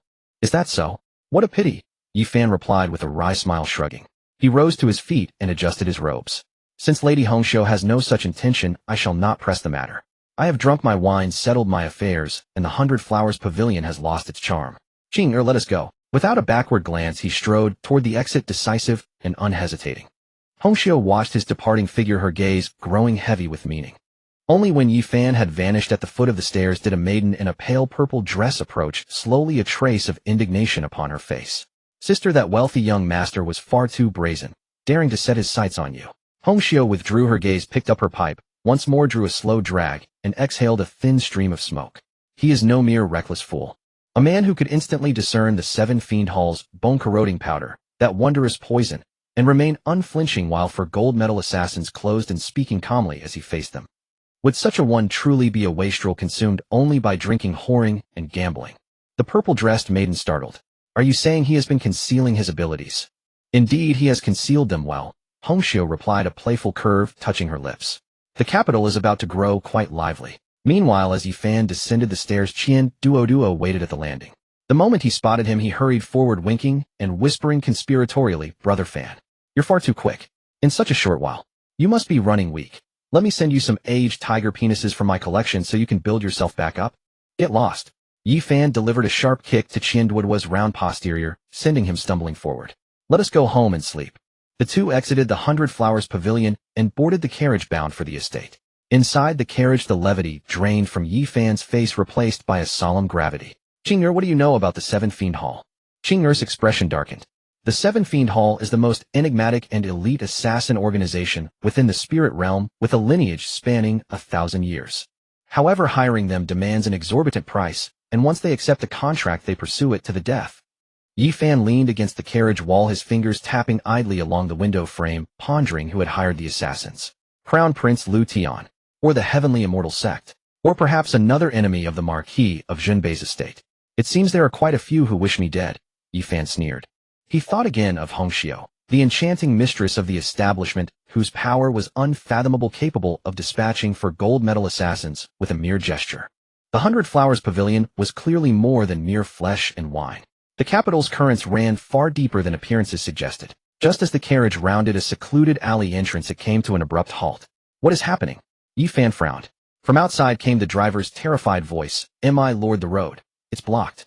Yi Fan drew back the carriage curtain and saw dozens of figures flanking the alley ahead and behind, each armed their formation, leaving the carriage no escape. At their head stood Zhao Teng, the same man Yi Fan had trampled and beaten into a swollen mess. His face still bore the marks of his earlier punishment, one arm suspended in bandages from his neck, his gaze burning with the venomous hatred of a vengeful spirit. "Yi Fan, you bastard, get down here." Zhao Teng's voice came thick through his ruined features, but the fury behind it rang unmistakable. Yi Fan descended the carriage at his own pace, surveying Zhao Teng's battered countenance with a curl of his lip. "Still hungry for another beating, have you? You seek death." Zhao Teng snarled, his features contorted in rage. "Today I'll tear you apart limb from limb and show you what comes to those who cross the Tian-Nan Marquis manor. With what you've brought." Yi Fan's eyes swept the guards dismissively. "You think you can kill me? Zhao Teng, have you forgotten? Your father is a marquis, but my grandfather is a prince. Touch a single hair on my head, and I'll have my grandfather crush your family tomorrow and wring your father's neck like a chicken." "Ha ha ha." Zhao Teng erupted in laughter as though he'd heard the most absurd thing imaginable. "Yi Fan, you're facing death, and still talk big. Do you take me for a fool? Tonight you die here, vanished without a trace. Who'd prove I did it? Even if your ancient grandfather found out, what then? My father commands the Southern Army, a pillar of the realm. What would your grandfather risk destroying my entire house over a dead nobody like you?" Eyes gleaming with madness, he barked the order. "Execute him. Whoever brings me his head receives 10,000 taels of gold and a promotion of 3 ranks. Under such generous rewards, brave men would emerge." The guards charged forward, eyes burning with ferocity. Seeking death, Qing'er sneered, vanishing from Yi Fan's side in an instant. A blade of cyan light flashed through the darkness like lightning. Thrust after thrust, blood-sprayed limbs flew. The martial masters who seemed invincible to Zhao Teng were no match for Qing'er, yielding like paper before a flame. Among them were 2 warriors whose aura surpassed the rest, specialists summoned from the Marquis Manor. They attempted a coordinated strike, but the cyan light split mid-arc, piercing both throats in a single impossible motion. In barely a dozen breaths, when Qing'er's figure reappeared behind Yi Fan, not a single soul remained standing in the alley. A suffocating stench of blood hung in the air, turning the scene into a vision of hell. Yi Fan gazed at the immaculate Qing'er, surprise crossing his features. "You're at the innate realm." Qing'er gave a slight nod, her expression as tranquil as still water. As for Zhao Teng, he had gone utterly rigid with terror. He stared blankly at the carnage surrounding him and at the maid who moved like a deity of slaughter. The color drained from his face as his legs buckled beneath him, and he collapsed, the acrid stench of urine spreading through his garments. He had wet himself in sheer fright. Yi Fan advanced one deliberate step at a time, each footfall striking at Zhao Teng's heart. "You don't come closer. You can't kill me." Zhao Teng's voice quivered raw with dread. "I showed you mercy at the Hundred Flowers Pavilion once. Unfortunately, you did not value it." Yi Fan stood over him, gazing down. "Since you so desperately desire death, I shall grant your wish." "No, you wouldn't dare." Zhao Teng shrieked hollowly. "My father is the Tian-Nan Marquis. He will never forgive you." "What is a marquis to me?" Yi Fan sneered, then shook his head. "But you're right. Ending your life so simply would be far too merciful." With those words, he raised his foot and brought it down upon Zhao Teng's dantian. A sickening crack echoed. His meridians shattered beyond repair. "Ah!" Zhao Teng let out a wretched scream, his body curling into a twisted knot as violent spasms seized him. Not yet satisfied, Yi Fan struck again, crushing what made him a man. Only then did he step back, patting his hands with satisfaction. "Let us go home and sleep." Watching Yi Fan depart with Qing'er and the trembling Qian Duodua, figures emerged from the shadows. One among them, unmistakable, the third Prince Lu Yuan. He gazed down upon Zhao Teng, writhing in agony below, reduced to a broken husk. Yet no sympathy crossed his features, only cold detachment. Spying him, Zhao Teng clung to the last fraying thread of hope, dragging himself forward. "Third Prince, save me. Save me." Lu Yuan looked down upon him, a sinister smile curving his lips. "Zhao Teng, look at what you've become. Living in such torment would only prolong your suffering." He drew the guard's long blade at his waist. "This prince will grant you a swift passage." The steel flashed, and Zhao Teng's screams fell abruptly silent. Lu Yuan cast the bloodied blade aside and issued a command to his retainer, "Spread word quickly that the Tian-Nan Marquis heir Zhao Teng died at the Hundred Flowers Pavilion in a jealous feud with Yi Fan, heir to the Jinbei prince. Also dispatch someone to reach the southern region at once and share this wonderful news with the Tian-Nan Marquis." His retainer bowed deeply. "Yes, Your Highness." Lu Yuan lifted his gaze toward the Jinbei prince's mansion, his eyes gleaming with both excitement and cruelty.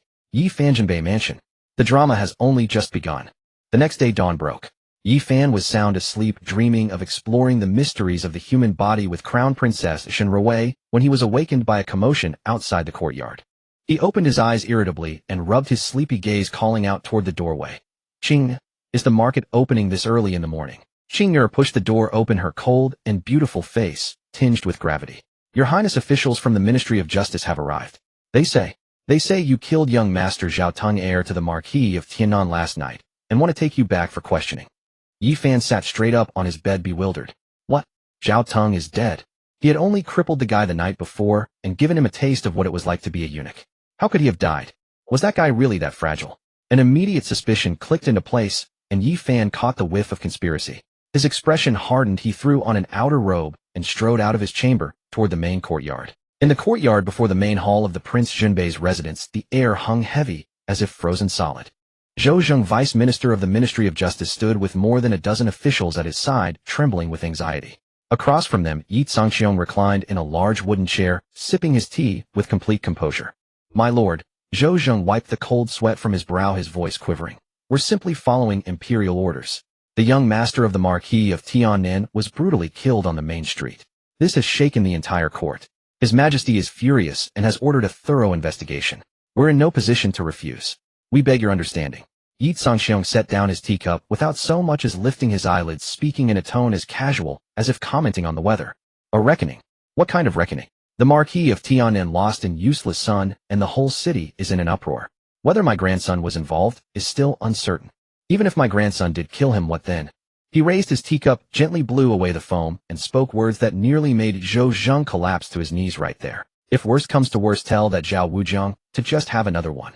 Puffed. Behind Zhou Zheng, several officials couldn't hold it back and nearly vomited their dinner. How utterly domineering was that? His son died, and he's telling the man to simply produce another. Was this even something a person would say? Zhou Zheng's mouth twitched violently, his round face turning a deep purplish hue as he struggled to find words to retort, but found none. At that moment, a cold yet authoritative voice rang out from outside the mansion, resonant as a massive bell, sending vibrations through everyone's eardrums. Should a prince break the law, he shall suffer the same penalty as any commoner. If the heir to Jinbei truly killed someone, even your highness cannot openly shield him. If this becomes known, how will the people of the realm view our great Qian's laws and the Prince Jinbei's estate? Before the words had finished echoing, a group clad in black uniforms with golden patterns and steel swords at their waists marched into the courtyard in perfect synchronization. Their presence was dense and their gazes sharp. The chilling aura that set them apart from ordinary soldiers sent a shiver through everyone present. The Imperial Heaven Division, a central agency operating independently from the 6 ministries, answering directly to the Emperor itself. At their head stood a middle-aged man around 40 years old, his expression stern and unyielding. His every movement carried the grace of a dragon and the power of a tiger, spiritual energy swirling around him. Undeniably, he was a Grandmaster-level expert. I am Wei Yuan, one of the 9 commanders of the Imperial Heaven Division. By imperial decree, I have come to take Yi Fan back for questioning. Wei Yuan bowed slightly toward Yi Zhangqiong, his tone polite, but his eyes dripping with barely concealed arrogance. At last Yi Zhangqiong lifted his gaze, a flicker of mockery passing through his clouded eyes. By whose order? That brat Lu Qian's. Wei Yuan's expression darkened instantly. How dare you address His Majesty by name? Why shouldn't I? Yi Zhangqiong scoffed, his voice thick with contempt. When I was building this empire for Great Qian, that kid Lu Qian hadn't even weaned yet. Some junior nephew dares to act superior before me. Wei Yuan turned crimson with rage, his entire body trembling. He drew a deep breath, forcing his fury back down. The Marquis of Tianan has guarded the southern borders for years, his merits undeniable. Now his only son has been brutally killed. If we don't get to the bottom of this, the morale of the 100,000 troops stationed in the south will falter and disaster will follow. Staring fiercely at Yi Zhangqiong, he spoke each word carefully. I urge your grace to consider the greater good and not let an incompetent grandson destabilize the very foundation of our great Qian dynasty. The threat was laid bare. You're threatening me, eh? Yi Zhangqiong's gaze turned icy. I would never. Wei Yuan claimed the opposite, yet stood rigid and proud. But before his words had fully left his mouth, slap. A blur moved so fast, it was nearly invisible. A sharp, resounding slap echoed across the entire courtyard. Wei Yuan, despite being a grandmaster, had no time to react. He was sent flying like a tattered sack, spinning through the air 7 or 8 times before spewing a geyser of blood mixed with shattered teeth, then crashing heavily to the ground. An ominous silence fell over the crowd. Vice Minister Zhou Zhang's eyes nearly popped from their sockets. His pants grew warm as he'd actually pissed himself in terror. That had been a Grandmaster. The commander of the Imperial Heaven Division. Just slapped away like a pesky fly. Yi Zhangxiong slowly withdrew his hand, as if brushing something insignificant from his sleeve, his voice dripping with cold contempt. Who do you think you are presuming to speak to me of greater affairs? Scram immediately, or I'll have this courtyard stained with blood before the day is done. As the words left his lips, hundreds of heavily armored personal guards emerged from the shadows surrounding the estate. Their ruthless killing intent, honed through countless battles and soaked in blood, crashed over the ministry officials and Imperial Heaven Division members like an irresistible tide, forcing them to retreat in pale-faced terror. Even the martial artists of the Imperial Heaven Division felt their courage falter before these hundreds of soldiers, each one a survivor forged from mountains of corpses and seas of blood, handpicked from the finest ranks of the Jinbei army. Zhou Zhang didn't hesitate. Scrambling to his feet, he dragged his subordinates out of the Jinbei estate, terrified that even a moment's delay would cost them their heads. Wei Yuan struggled to his feet, casting a venomous glance before fleeing with his face swollen to twice its size, clutching his wounded features as he retreated in disgrace. With the crisis averted, Yi Fan finally emerged from the rear courtyard, yawning lazily.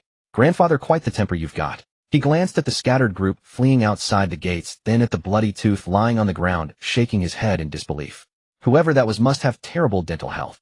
Yi Hichu approached from nearby, a helpless smile tugging at his refined features. Father, your temper hasn't changed a bit. Yi Fan stepped forward to face Yi Zhangxiong, frowning. Grandfather, is Zhao Tong actually dead? I didn't mean to kill him last night. I just wanted to show him what it felt like to become a eunuch. Yi Hichu's expression grew grave as he replied, Xiao Fan, you claim you didn't kill him, yet he died anyway. And not just that. He died so quickly that both the Ministry of Justice and the Imperial Heaven Division were mobilized overnight. There's likely someone manipulating events from behind the scenes, trying to frame you completely. Damn it. Yi Fan cursed involuntarily. Which bastard is plotting against me? If I catch them, I'll hang them from the city gate tower and whip them 8 times a day. Yi Zhangxiong sat back down and drained his now cold tea in one gulp, a chilling gleam flashing in his eyes. It seems the capital is about to grow restless indeed. Some have grown too comfortable and forgotten how swiftly the blades of the Jinbei prince's estate can fall. Yi Fan asked, then what should we do about this? The Marquis of Tiannan won't let this go easily, I imagine. Won't let it go? Humph. Yi Zhangxiong let out a derisive snort before turning his gaze toward Yi Hichu beside him. Erniel, father, go to the Marquis of Tiannan's residence. Yi Zhangxiong spoke calmly. Tell Zhao Wujiang that his son died, and if he has another, that one will die too. Should he entertain any treacherous thoughts or attempt to harm my grandson, then the Marquis of Tiannan's estate will have no reason to exist. Domineering. Utterly unreasonable to the extreme. Yi Fan stood dumbfounded. Is this really how the Jinbei estate conducts itself? They simply dismissed the death of a marquis's son as if it were nothing, then turned around and threatened that any retaliation would result in the annihilation of his entire clan. Even Yi Fan had to admit at that moment, his grandfather was truly formidable. Understood, father. Yi Hichu nodded, then turned and walked alone toward the estate's exit.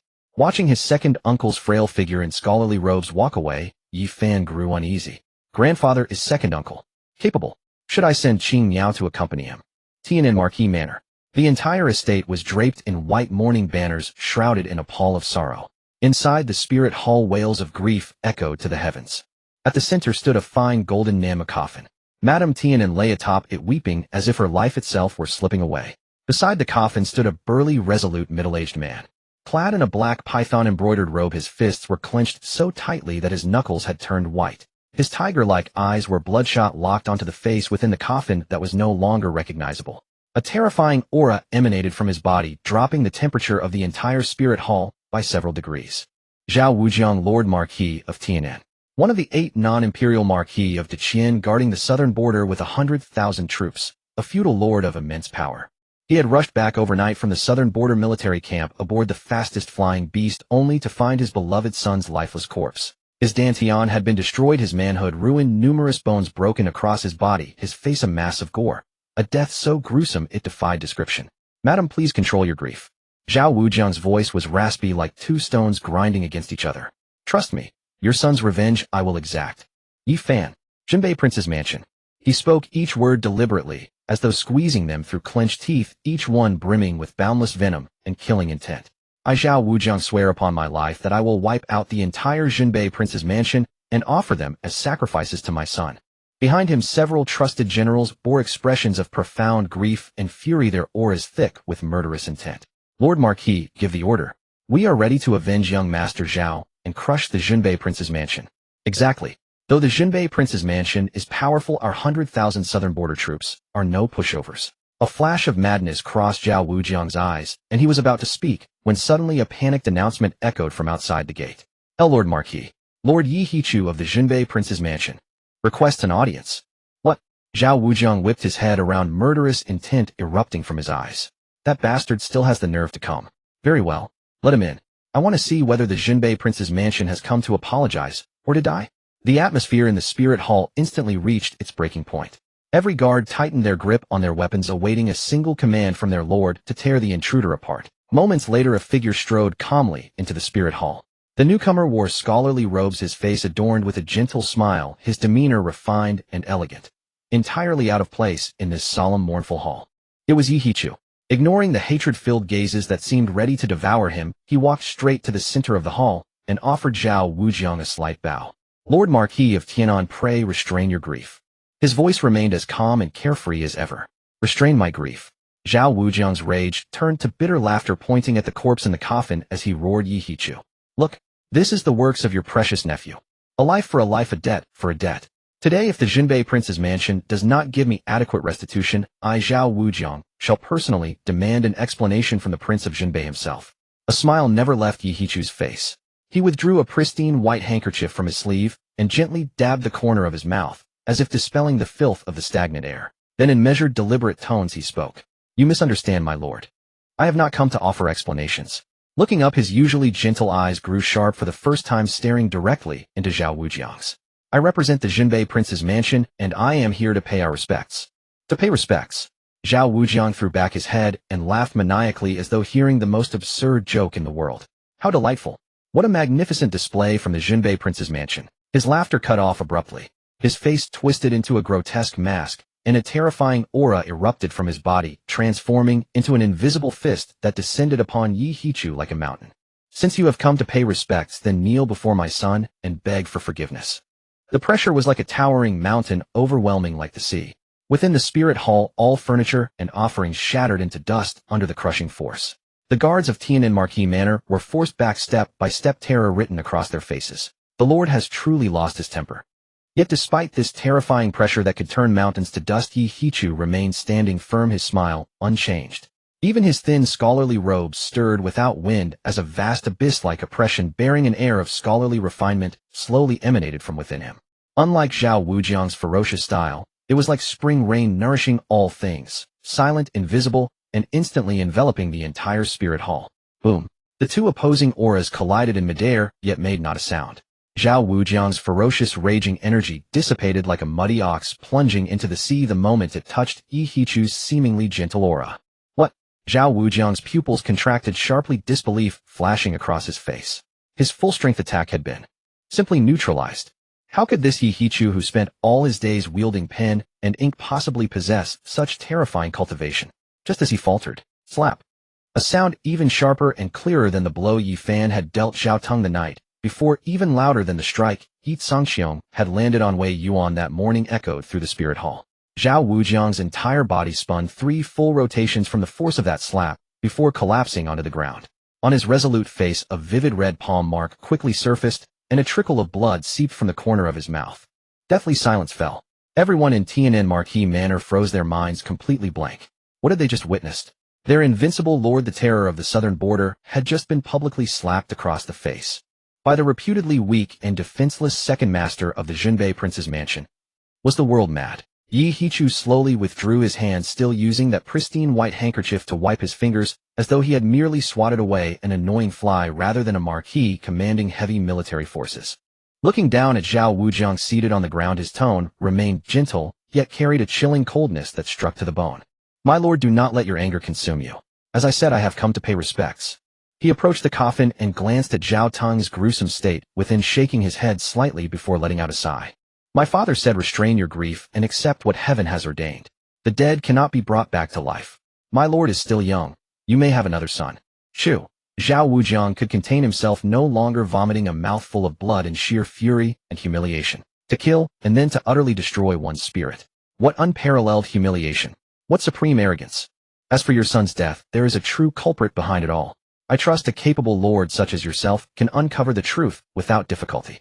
Yi Hichu's tone shifted, his usually gentle eyes turning icy cold in an instant. However, if you persist in blaming this matter on my nephew and engaging in irrational behavior, then the Tian'an Marquis Manor will have no reason to continue existing. With those words, Yi Hichu straightened his slightly rumpled robes, once again assuming his refined and gentle demeanor, and gave a slight nod to the terrified Madame Tian'an. Madam, take care of yourself. Within half a day, Yi Hichu, the second young master of the Jinbei Prince's mansion, paid a visit under the guise of condolence, then backhanded Marquis Tunnan, an expert at the Grandmaster realm, until he vomited blood. His domineering declaration, "If a son dies, raise another," swept through the capital of Dakian like a Category 12 hurricane.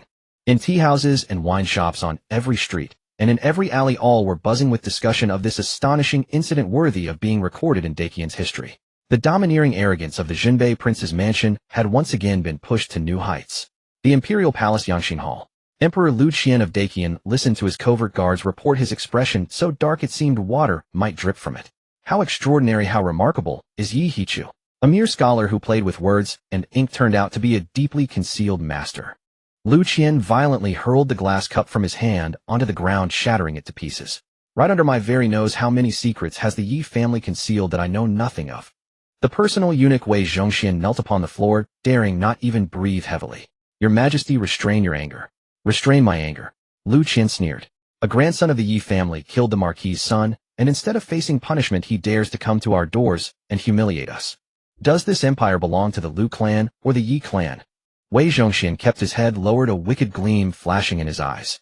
Your Majesty, this Fan Yi, lawless and reckless in all his actions, is the greatest vulnerability within the Jinbei Prince's mansion.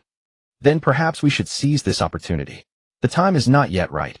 Lu Qian interrupted, madness and coldness flashing in his eyes. I will not repeat the same mistake as the Crown Prince. To deal with wolves, one must employ hunters. He approached the map and pressed his finger heavily upon the vast lands beyond the northern frontier. Wei Zhongxian, send someone to make contact with the 10 kingdoms of the northern domain. Tell them that if they can help me remove the Jinbei king as a thorn in my side, I can promise them 3,000 li of fertile land in the northern frontier. Wei Zhongxian drew in a sharp breath, his face filled with horror. Bringing wolves into the house. His Majesty was willing to go to any length to eliminate the Jinbei Prince's mansion. At the Jinbei Prince's mansion within Yi Fan's courtyard, Yi Fan reclined comfortably in a rocking chair, enjoying the massage from Qing'er's supple hands upon his shoulders and back. As news from outside reached him, he was utterly stunned. Is my second uncle really that formidable? He had always assumed Yi Hichu was merely a scholarly man who loved reading, never expecting him to be a hidden powerhouse, a master of playing the fool while devouring the wise. He then turned to Qing'er with curiosity. Qing'er, what are the martial abilities of my uncles? Qing'er continued massaging him while answering softly. The prince has 7 sons in total. The eldest, your father, the protector of the nation general, has long possessed immeasurable strength. The second young master. You already know about him today. The third young master travels extensively throughout the years, appearing and disappearing like a divine dragon. It is said his strength rivals that of the eldest. The fourth and fifth young masters have spent years guarding the frontier alongside the eldest. Both are fierce generals in the army, unmatched by 10,000 men. The sixth young master is said to have opened a medical clinic elsewhere. Though he appears ordinary, the prince once remarked that with a flip of his hand he can restore the dead to life, and with another turn he can make someone vanish without a trace. As for the seventh young master, he is a pure martial arts fanatic who spends most of the year in the great demon beast mountains battling beasts for 300 days annually. Yi Fan's eye twitched as he listened. What a bunch of freaks. So within this vast Jinbei Prince's mansion, am I the only useless young master? At that moment a rotund figure rushed in with great energy. It was Qian Duoduo. Fanji, you're simply my god. Qian Duoduo gazed at Yi Fan with utter adoration, his entire body quivering with excitement. Not only did you kill Zhao Tong right on the street, but your second uncle also went and slapped the Marquis of Tian'an. Now the entire capital is talking about how badass the Jinbei Prince's mansion is. Yi Fan rolled his eyes and kicked him squarely in the rear. If I told you that Zhao Ting wasn't killed by me, would you believe it? Qian Duoduo paused, scratching his head. I wouldn't. Aside from you, who else would dare to kill him? Yi Fan had no patience to explain and waved his hand dismissively. Alright, cut the nonsense. Are there any other fun places worth visiting in this capital? Fun places? Wouldn't that be the 100 Flowers Pavilion? Get lost. Yi Fan kicked him again. What else is there in your brain besides women? Xian Duo stumbled from the kick, then grinned shamelessly. His eyes darted around as he leaned in conspiratorially. Then, how about we check out the ghost market? The ghost market? Yi Fan raised an eyebrow. Exactly. Xian Duo perked up. It's the most mysterious place in the capital, a true no-man's land. It said even the Imperial Heaven Division wouldn't dare tread there lightly. They sell everything inside. Techniques, weapons, pills, heavenly materials, and earthly treasures, and even some things that can't see the light of day. But it's a mixed bag of all sorts of people with bizarre rules. It only opens at night. And to avoid being targeted, everyone who goes there wears a mask, so their identity remains unknown. Yi Fan's interest was immediately piqued. Such a place was perfect for hunting treasures. Alright, let's go to the ghost market.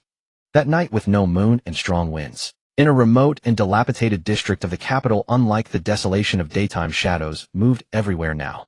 Yi Fan, Xian Duodua, and Qing'er all donned black combat attire, wearing bronze ghost masks purchased from roadside stalls. Fanji, stay close to me, and don't get separated. Xian Duo lowered his voice, looking somewhat nervous. There are countless experts here and lunatics who'll draw weapons at the slightest provocation. Yi Fan nodded, curiously scanning his surroundings. Deep within the district lay a vast underground space, its entrance cleverly concealed beneath a dry well. Stepping inside, the view suddenly opened up. Bright lanterns illuminated the bustling crowd, with rows of diverse stalls lining both sides of a wide street. Most vendors exuded a calm presence, some wrapped entirely in black robes, others wearing bizarre masks. The patrons moving through were the same, hurried and purposeful, their sharp eyes scanning each stall as they sought their desired goods. The air carried a heavy scent of medicinal herbs mingled with blood and strange minerals. Interesting, Yi Fan thought to himself. Just then a soft, sweet voice echoed in his mind. It was Linger, the artifact spirit. Master, quick, buy that pitch-black pup from the third stall on the left, the one selling demonic beasts. Yi Fan followed the direction and spotted a slim, middle-aged man at his stall with several beast cages. In one cage crouched a completely black creature, so thin it was skin and bones, resembling a common village dog. The beast drooped its head, its aura faint and weakening. It looked as though it might expire at any moment.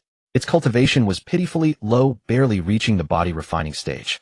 Yi Fan's lip twitched as he mentally retorted, Ling, are you absolutely sure this isn't a mistake? Should I stew this thing or braise it? There's barely any meat on it. You fool of a master. How could you not understand?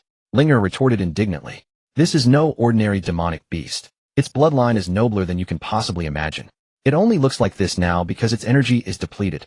Buy it, and you'll make an incredible profit. Yi Fan was skeptical but approached anyway, pointing at the little black dog and asking the vendor, Boss, how much for this one? The vendor lifted his eyelids weakly and replied, 100 taels of gold, or a single chi gathering pill. Xian Duo clicked his tongue in disbelief beside him. A sickly creature like that wanted 100 taels of gold. Was this outright robbery? Just as Yi Fan was about to produce his money, a cold and arrogant voice cut in from nearby.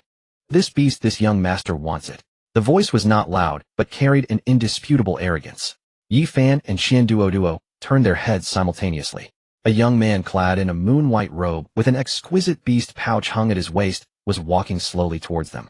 The youth's face was handsome, yet between his brows lingered an air of condescending arrogance. Behind him trailed two attendants with composed auras. Without so much as glancing at Yi Fan, he strode directly to the stall owner and tossed a porcelain flask onto the counter. This is a top-grade chi-gathering pill. This little one is mine. The stall owner's eyes lit up. He hastily picked up the flask, uncorked it, and inhaled deeply, his face breaking into a sycophantic smile. Thank you, young master. The value of a top-grade chi-gathering pill far exceeded 100 taels of gold. Hold on. Yi Fan's voice rang out calmly. Surely there must be some sense of order. First come, first served, eh? This thing, I saw it first. Only then did the youth in white turn his head, scrutinizing Yi Fan as though appraising merchandise. When his divine sense detected the aura of Meridian Opening Realm 5th layer emanating from Yi Fan, the corner of his mouth curled into an unmistakable sneer. First come, first served. He let out a mocking laugh as if he had heard the funniest joke in the world. In this ghost market, strength is the only rule. Whatever Lin Xian sets his sights on, that becomes his. Lin Xian? Could it be that prodigy from the beast-taming sect? I hear he is still so young, yet he has already reached the 9th layer of Meridian Opening. More impressively, he is the direct disciple of the sect's elder, and his beast-taming techniques are truly masterful. Whispers rippled through the crowd, and gazes turned toward the youth in white, now brimmed with reverence.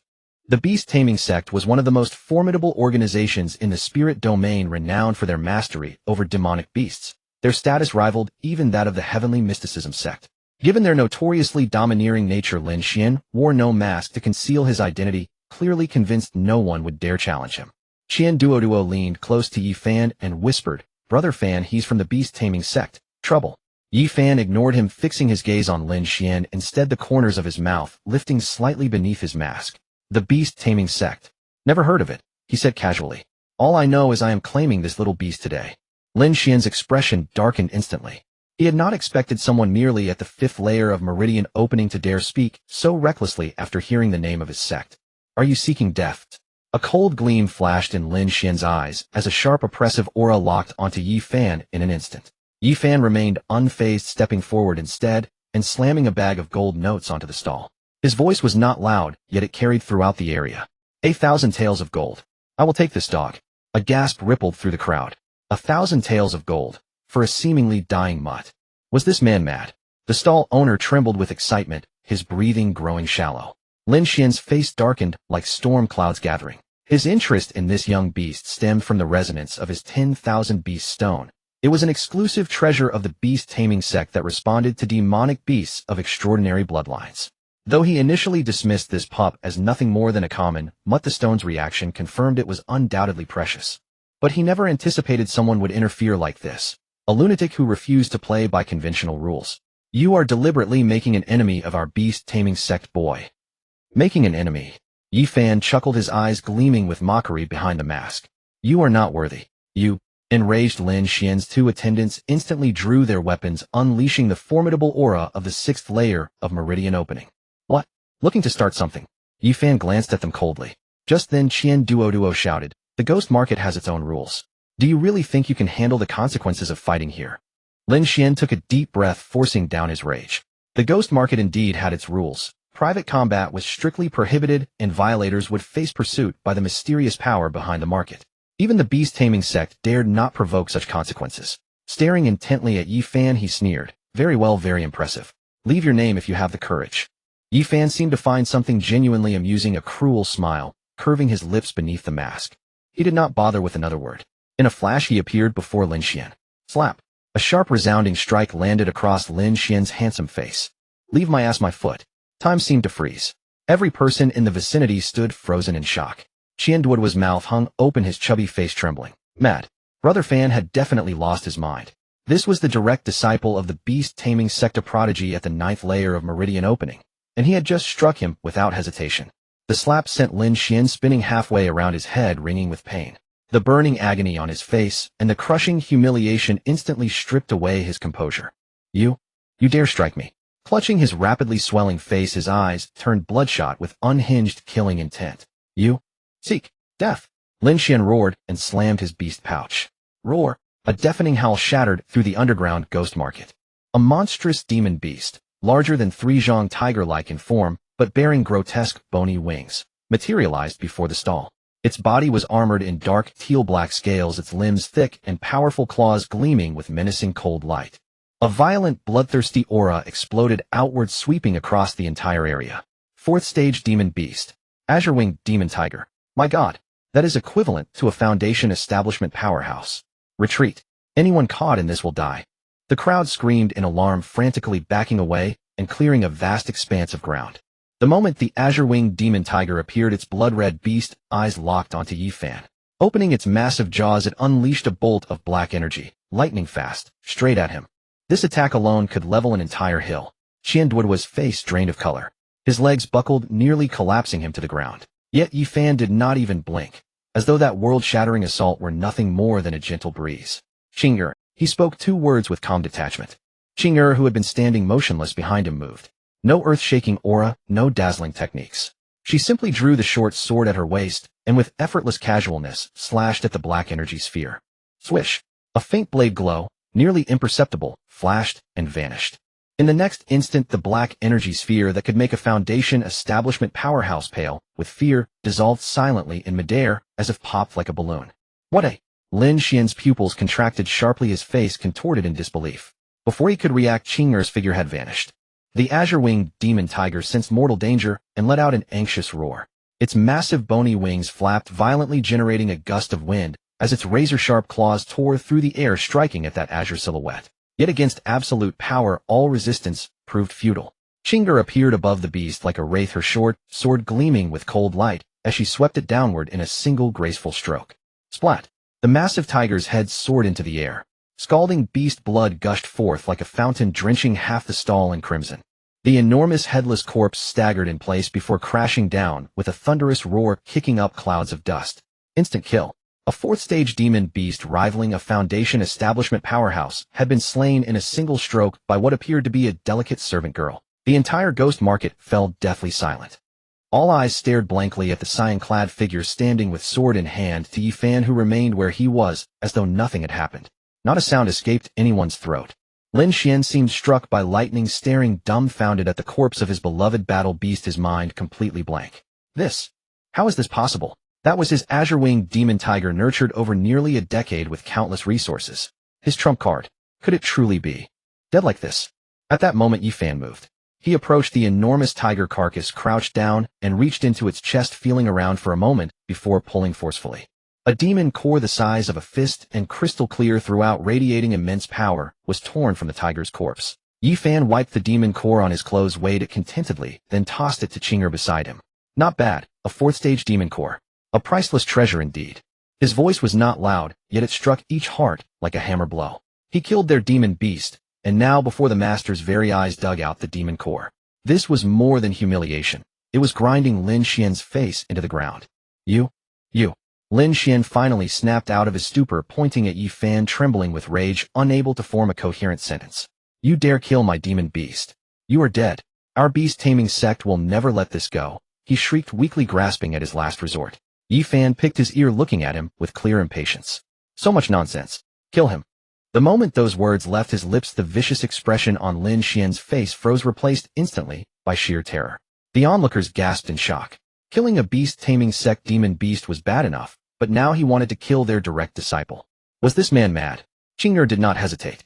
A cold gleam flashed in her eyes as she raised her sword to advance. Just then, at that critical moment, whoosh! A piercing force streaked through the darkness like a meteor, hurtling from the depths of the ghost market and striking precisely against Qing'er's descending blade. Clang! A sharp ringing echoed through the air. Qing'er felt an overwhelming force surging through her blade, her body recoiling half a step. She raised her head, her typically cold eyes revealing rare gravity as she gazed toward the source of the attack. At that very moment, a voice like a rakshasa whispered through everyone's ears. Who dares to break the killing prohibition within my ghost market's territory? Jiangchen slowly opened his eyes, sensing the spiritual energy circulating within his body as a glint of sharp insight flashed across his gaze. In his past life, he had been the supreme powerhouse of the Tianwu continent, yet he perished from the treacherous schemes of the very master he trusted most. Who dares to invoke the killing prohibition within my ghost market's territory? That voice seemed to carry some enchantment, drilling into everyone's ears and instantly cooling the previously tense atmosphere. Everyone's gaze collectively turned toward the source of the sound. At the far end of the ghost market street, a tall figure stepped through the moonlight, approaching slowly. The newcomer also wore a mask, but it was a silver one depicting a fully bloomed spider lily, mysterious and alluringly strange. She was dressed in a black, form-fitting long dress meticulously tailored to accentuate her breathtakingly curvaceous figure. The dress's hem featured an exceptionally high slit, and with each step she took, a pair of straight, slender, jade-like legs emerged and vanished, provoking endless imagination. She emanated no overwhelming aura, yet wherever she passed, everyone instinctively cleared a path for her, their eyes filled with reverence and terror. It's the ruler of the ghost market, Lady Bayan. Qianduoduo's legs turned to jelly. He tightly gripped Yifan's garment hem, his voice trembling uncontrollably. Brother Fan, it's the master of the ghost market. It is rumored that she is capricious and ruthless, killing without mercy. To fall into her hands is worse than death itself. Yifan examined this, Lady Bayan, with keen interest. Ding. I have detected an extreme-grade prodigal chastity physique. It is recommended that the host acquire her. In his mind, Ling'er's voice sounded at just the right moment, tinged with a trace of excitement. A thought stirred within Yifan's heart. Another special physique. And an extreme-grade one. This capital city truly is abundant in treasures.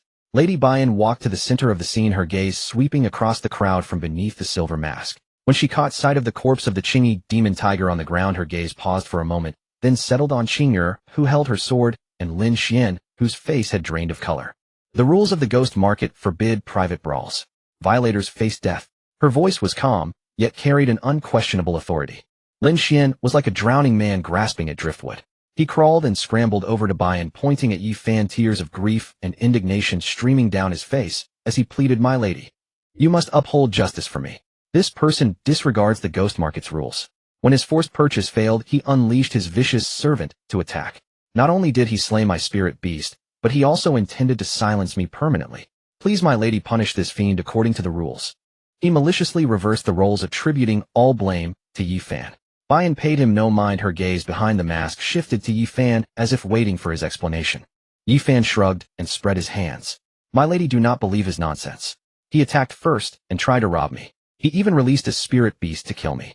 I am a timid person by nature, so to protect myself I could only allow my serving maiden to resist slightly." He pointed at the tiger corpse on the ground, wearing an innocent expression. Who knew his beast would be so fragile? It shattered with just one touch. "Can you blame me?" Puffed. Among the surrounding crowd, someone could no longer contain themselves and burst out laughing. "One touch? You call a single blow beheading one touch? This guy's thick skin must be thicker than a castle wall." Lin Xian trembled with rage all over, pointing at Yi Fan and roaring, "You lie. You clearly—" "Silence." Bayan cut him off coldly, her voice carrying a hint of impatience. Lin Xian fell immediately silent, daring not to utter another word. Bayan's gaze swept back and forth between Yi Fan and Lin Xian as though weighing something. After a moment, she slowly spoke. "Since both parties present conflicting accounts, we shall handle this according to the ghost market's old tradition. 1 arm per person, and this matter is settled." Upon hearing these words, Lin Xian's face instantly turned pale. Lose an arm. As the genius of the beast-taming sect and humanity's future hope, a severed arm would be a devastating blow to his prospects. "My lady, this cannot be," he hastily cried. "I am the direct disciple of the great elder of the beast-taming sect. If you harm me, my master and the entire beast-taming sect will certainly not let this drop." He attempted to use his sect's reputation to intimidate her. However, Bayan simply spat out 2 cold words, "Noise." Before his words even finished, she flicked her finger. A streak of black chi shot forth like lightning. "Ah!" Lin Xian let out a piercing scream as his entire left arm was cleanly severed at the shoulder, blood gushing wildly. Bayan did not even glance at him. Her gaze turned to Yi Fan. "Now it is your turn." Everyone's hearts leaped into their throats. This ruler of the ghost market truly acted ruthlessly. She gave no regard to the beast-taming sect's face whatsoever. Now what fate awaited this even bolder youth? Qing'er tightened her grip on her sword and stepped half a pace forward, placing herself between Yi Fan and the threat. Her eyes, cold and sharp, stared at Bayan. Yet Yi Fan pressed down on her shoulder, signaling her to stand back. He took a step forward, meeting Bayan's deep gaze directly, and suddenly smiled. "My lady, this rule seems rather unfair." "Oh." Bayan's tone carried a trace of amusement. "How so?" "He struck first. That is the cause. I retaliated afterward. That is the effect. If both sides receive equal punishment, would that not encourage others to strike first?" Yi Fan's voice was not loud, but it clearly reached every ear. He paused, then shifted his tone, his voice becoming resolute. "In my opinion, the ghost market's rules should be revised." The entire crowd erupted in murmurs. "Is this kid crazy? He actually dares to say he wants to change the ghost market's rules right before the arbiter." Even Lady Bayan herself seemed slightly taken aback, the corner of her mouth curving into an amused arc beneath the mask. "How would you revise it?" "Simply." Yi Fan raised one finger. "Whoever strikes first dies. Or—" He glanced at Lin Xian, who was writhing in agony on the ground, a trace of greedy light flashing in his eyes. "Or one can buy their life with money." He approached Lin Xian and looked down at him, as if surveying a fat sheep ready for slaughter. Do you wish to live or to die?" Lin Xian felt his scalp go numb under that gaze. Suppressing the searing pain, he gritted his teeth and said, What do you intend to do?" "Everything you possess, including your storage treasure plus 100,000 taels of gold." Yi Fan made an exorbitant demand. "Hand them over, and you may purchase your wretched life. Otherwise you shall remain here today and be buried with your foolish tiger." "You're dreaming." Lin Xian was both terrified and furious. Watching the scene, Bayan remained silent, as if implicitly approving Yi Fan's proposal. Lin Xian's heart sank to the bottomless depths. He knew that if he did not part with his wealth today, he might truly never leave this ghost market alive. Endless humiliation and resentment surged within him. He stared deathfully at Yi Fan and forced out a few words between clenched teeth. "Fine. I'll pay." His trembling hands unfastened a storage pouch from his chest and produced several gold bills, tossing them all onto the ground in a heap. Yi Fan picked up the storage pouch, gave it a cursory glance, and nodded with satisfaction. As expected of a sect genius, his family fortune was indeed substantial. He gathered the items and cast another glance at the near-dead little black dog confined in the cage. By the way, this belongs to me as well. Without sparing Lin Xian another look, he lifted the cage, and with Qian Duo and Qing'er in tow turned and departed. When he reached Lady Bian's side, his steps paused. Tilting his head, he whispered in a voice meant only for her, "My lady, such a prodigal chastity physique, if left unsatisfied for too long, will invite energy backlash and shorten your lifespan. Should you need anything, come find me at the Jinbei Royal Palace anytime, free of charge." With those words, he laughed heartily and strode away with long, confident steps, leaving only Lady Bian standing alone, her beautiful eyes hidden behind the silver mask churning with immense turmoil. How could he possibly know?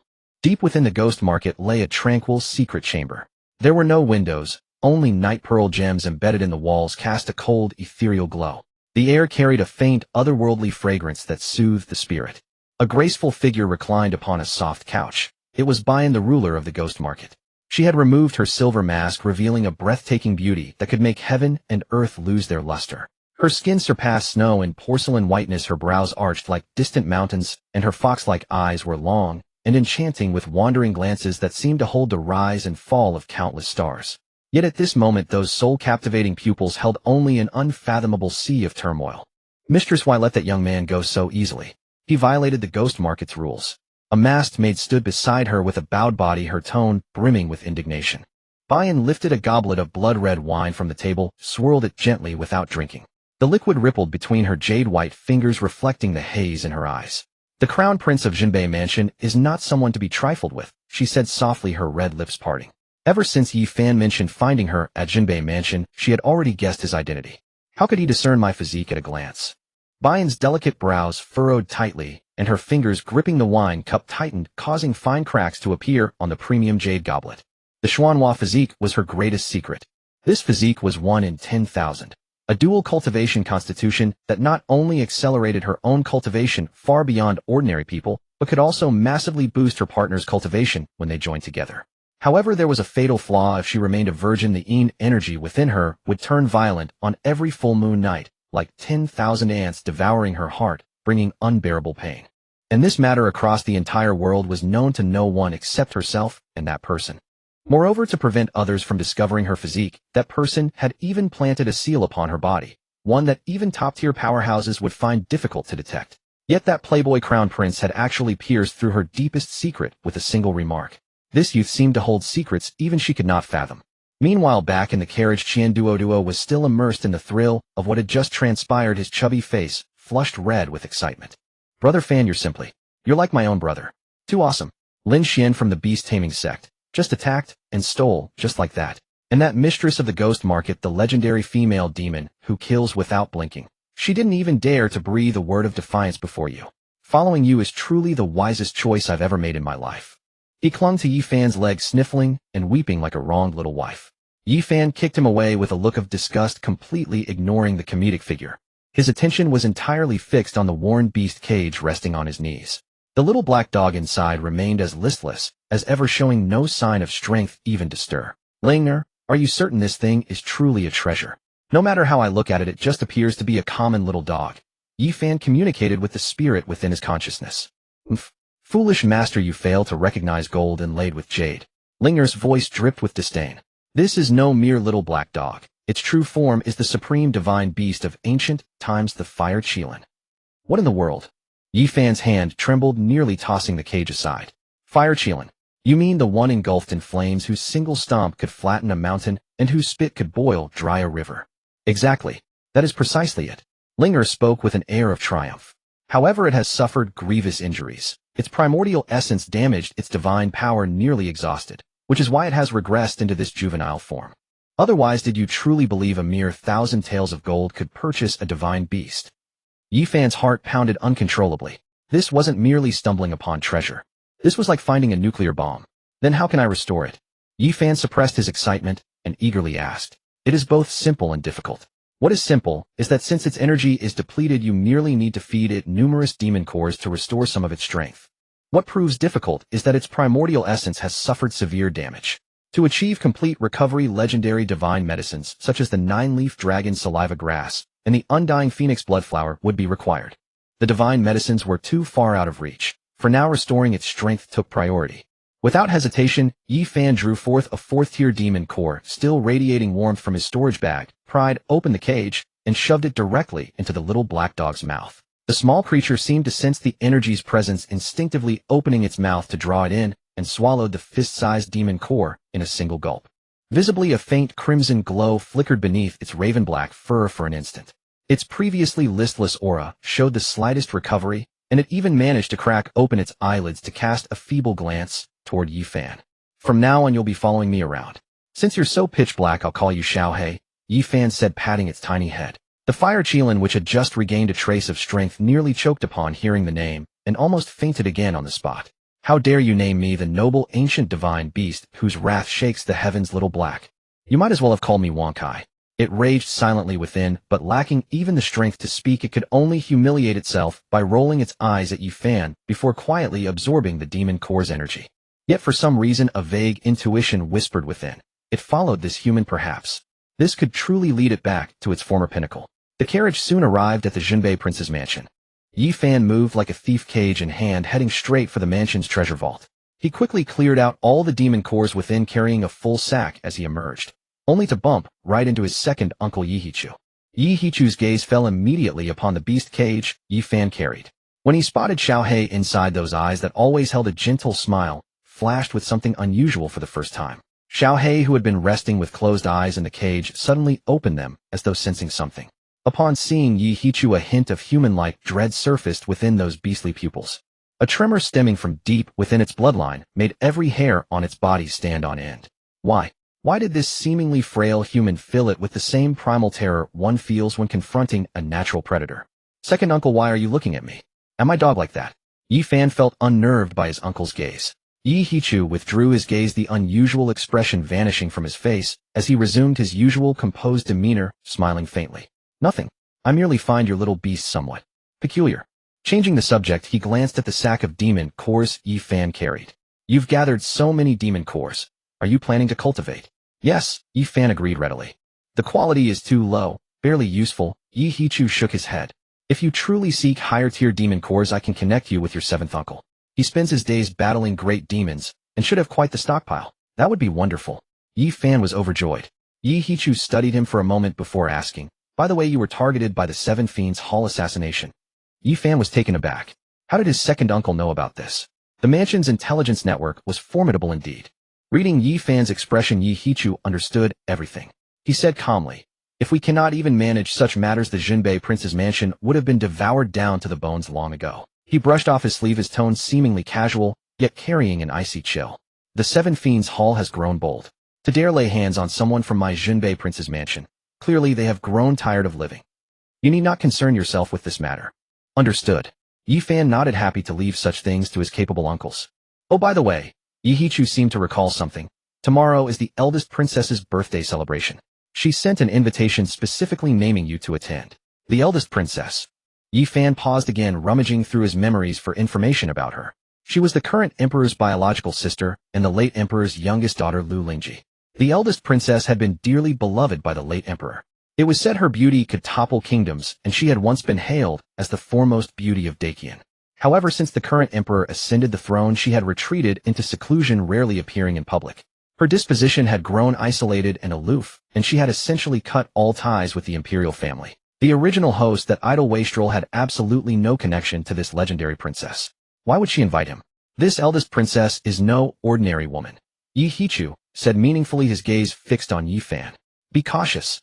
The following day, a carriage of understated yet unmistakable luxury slowly rolled out of Prince Jinbei's estate. Inside the carriage, Yi Fan sat with his eyes closed, gathering his spiritual energy. After a night of devouring demon cores, Xiaohei's condition had improved considerably. Though his size remained unchanged, his fur had grown glossy and sleek, and his aura had stabilized, no longer appearing as though he might gasp his last at any moment. At this moment, it was lounging comfortably on Yi Fan's lap, dozing peacefully. As the carriage made its way down Vermilion Bird Avenue and was about to turn, it suddenly came to a halt. Young master, someone has blocked the carriage. Outside the carriage, Qing Heir's cold voice rang out. Yi Fan opened his eyes, his brows furrowing slightly as he lifted the carriage curtain to look out. Before the carriage stood a young man dressed in the sky-blue robes of a sect. Tall and handsome, he gripped an ancient-looking longsword, exuding the pride and arrogance of a disciple from a prestigious sect. Yet his gaze toward the carriage was filled with undisguised hostility and scrutiny. Who are you? Rushing off to be reborn so early in the morning. A good dog doesn't block the path, you know. Yi Fan leaned lazily against the carriage window, his tone frivolous. Upon hearing this, the young man's expression darkened instantly, his eyes flashing with piercing cold light. So you're the reckless young master who dared to lay claim to junior sister Yenner. Is that you, Yi Fan? His voice was ice-cold, carrying an air of condescending interrogation. Yi Fan picked at his ear and chuckled. Another one. These simps chasing junior sister Xiao Yenner really do come in waves. That's me. So what? You got a problem with it? Oomph. The young man snorted coldly, unleashing the aura of a Xiantian realm expert that crushed toward the carriage. I am Zhao Wuji, inner sect disciple of Tianxian sect. He tilted his chin up proudly and declared, Boy, today I'll make you realize just what vast chasm separates you from junior sister Yenner. Let you understand that a toad can never have swan meat. Before his words finished, echoing, Zhao Wuji's long sword left its scabbard with a clear ringing sound. A mighty aura from the first level of the Xiantian realm erupted forcefully, true qi flowing across the blade, as it transformed into a fierce sword light that sliced straight toward the carriage.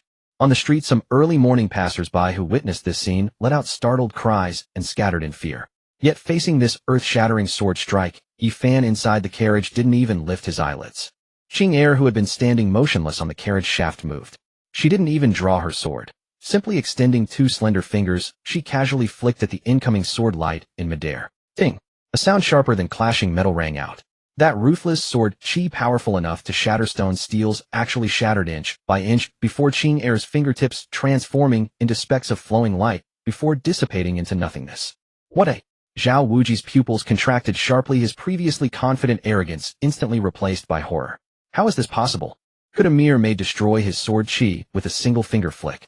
Before he could recover from his shock, a crushing pressure, far more terrifying and concentrated than his own, descended upon him from Heir, like an invisible mountain locking him in place. Thud!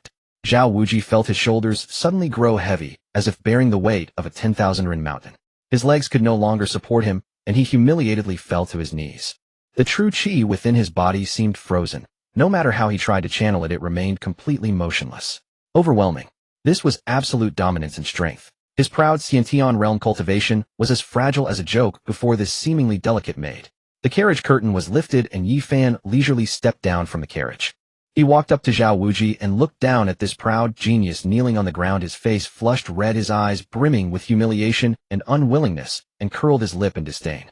With your mediocre skills, you think you can teach this young master a lesson?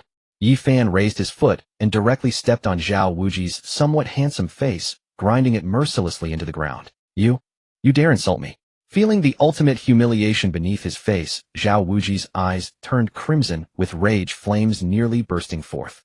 Insult you? Yi Fan pressed down slightly harder, pinning his face firmly against the cold bluestone pavement. This young master stepping on you is already giving you face. Crack. Too lazy to waste words on him, Yi Fan firmly stomped on his chest. The sound of bones shattering was clearly audible. Buffed. Zhao Wuji spat a mouthful of blood, his body soaring backward 7 or 8 meters like a severed kite, before crashing heavily to the ground. On his chest, a distinct footprint sunken into the flesh. He could feel clearly that his dantian, cultivated through years of hardship, had been utterly shattered. He had been crippled. Oh! Zhao Wuji let out a piercing scream that sounded nothing like a human. Staring relentlessly at Yi Fan, his eyes filled with boundless resentment and madness. You dare cripple my cultivation? I'm an inner sect disciple of Tianxian sect. My master is the second elder of Tianxian sect. You're doomed. Tianxian sect will never let you off. Is Tianxian sect really that impressive? Yi Fan walked over, squatted down, and patted his twisted face with a smile, saying, I'm still the young master of Prince Junbei's estate. His expression suddenly turned cold, his eyes becoming chillingly fierce. Say another word, and I'll bet you tomorrow I bring the 30,000 cavalry from the northern frontier, trample your Tianxian sect's mountain gate to ruins, and twist off your master's head to use as a football. Zhao Wuji shuddered all over under Yi Fan's demonic gaze, his subsequent threats caught firmly in his throat, unable to utter a single word. He was afraid. This prodigal was a madman, a complete unruly lunatic. Yi Fan stood up as if he'd merely crushed an ant, clapped his hands, and said with visible disgust, what bad luck running into a yapping dog so early in the morning. He didn't even glance again at Zhao Wuji lying on the ground like a dead dog, turned around, and climbed back into the carriage. Let's go, don't delay the long princess's birthday celebration. The carriage slowly set off again, leaving behind Zhao Wuji with a face full of hatred and despair, and onlookers whose jaws had dropped to the ground. The Princess Long's residence. The mansion was situated by the tranquil lake on the eastern side of the capital with pavilions and terraces winding along flowing streams. A beautiful landscape resembling the gardens of Jiangnan. Unlike the majestic grandeur of other noble estates in the capital, this place exuded a delicate refinement and elegance distinctly feminine throughout. As soon as Yi Fan's carriage arrived at the gate, a maid approached and respectfully guided him inside. The moment he entered the mansion and passed through a moon gate, Yi Fan's steps paused. Not far ahead by the lotus pond, a familiar figure stood quietly leaning against the railing. Dressed in a pale purple palace gown, her figure graceful and elegant, her aura cool and aloof, she resembled a snow lotus standing alone in the world. It was indeed Crown Princess Shen Ruowei. By the lotus pond, the breeze rippled the crystal-clear water and stirred several strands of hair before Shen Ruowei's forehead. She subconsciously raised her hand to tuck the loose strands behind her ear, an unconscious gesture that in Yi Fan's eyes carried an irresistible charm. Even the Crown Princess is here. Yi Fan broke the momentary silence and strode over, his usual carefree and roguish expression on his face. Hearing his voice, Shen Ruowei turned around. When she saw Yi Fan, a complex expression flickered across her exquisitely beautiful face. There was panic, shame, and a trace of fluster, something she hadn't even noticed in herself. Shen Ruowei then took a deep breath and spoke in a cold tone. "It is the Long Princess's birthday. I have come in the name of the Crown Prince to extend my congratulations." She slightly turned her body, avoiding Yi Fan's intense gaze, and maintained a careful distance. Yi Fan made no issue of it, leaning closer and lowering his voice. His warm breath almost tickled the shell of her ear. "Did you sleep well last night, Your Highness? Did you dream of me?" Shen Ruowei's body stiffened almost imperceptibly. Her fingers gripping the silk handkerchief tightened abruptly, her knuckles turning white. She whipped her head around, her beautiful eyes filled with indignation and a hint of warning. "Yi Fan, have some self-respect." "Self-respect?" Yi Fan grinned, flashing a bright row of teeth. "Your Highness speaks as though we are strangers. The two of us are in the same boat now. If I don't watch myself, won't you be the one capsizing?" Shen Ruowei's chest rose and fell, furious at his shameless words, yet unable to refute them. Everything that had happened in the Eastern Palace that night was a brand she could never erase from her life. She took a deep breath, forcing herself to remain calm. Her voice carried a palpable distance. "Lord Yi, this is the Long Princess's estate. There are too many eyes here. I beg you to stop speaking such nonsense." With that, she refused to glance at Yi Fan even once. Lifting her skirt, she hurried toward the rear garden. Her retreating figure could only be described as fleeing in defeat. Watching her graceful silhouette disappear, Yi Fan stroked his chin and chuckled inwardly.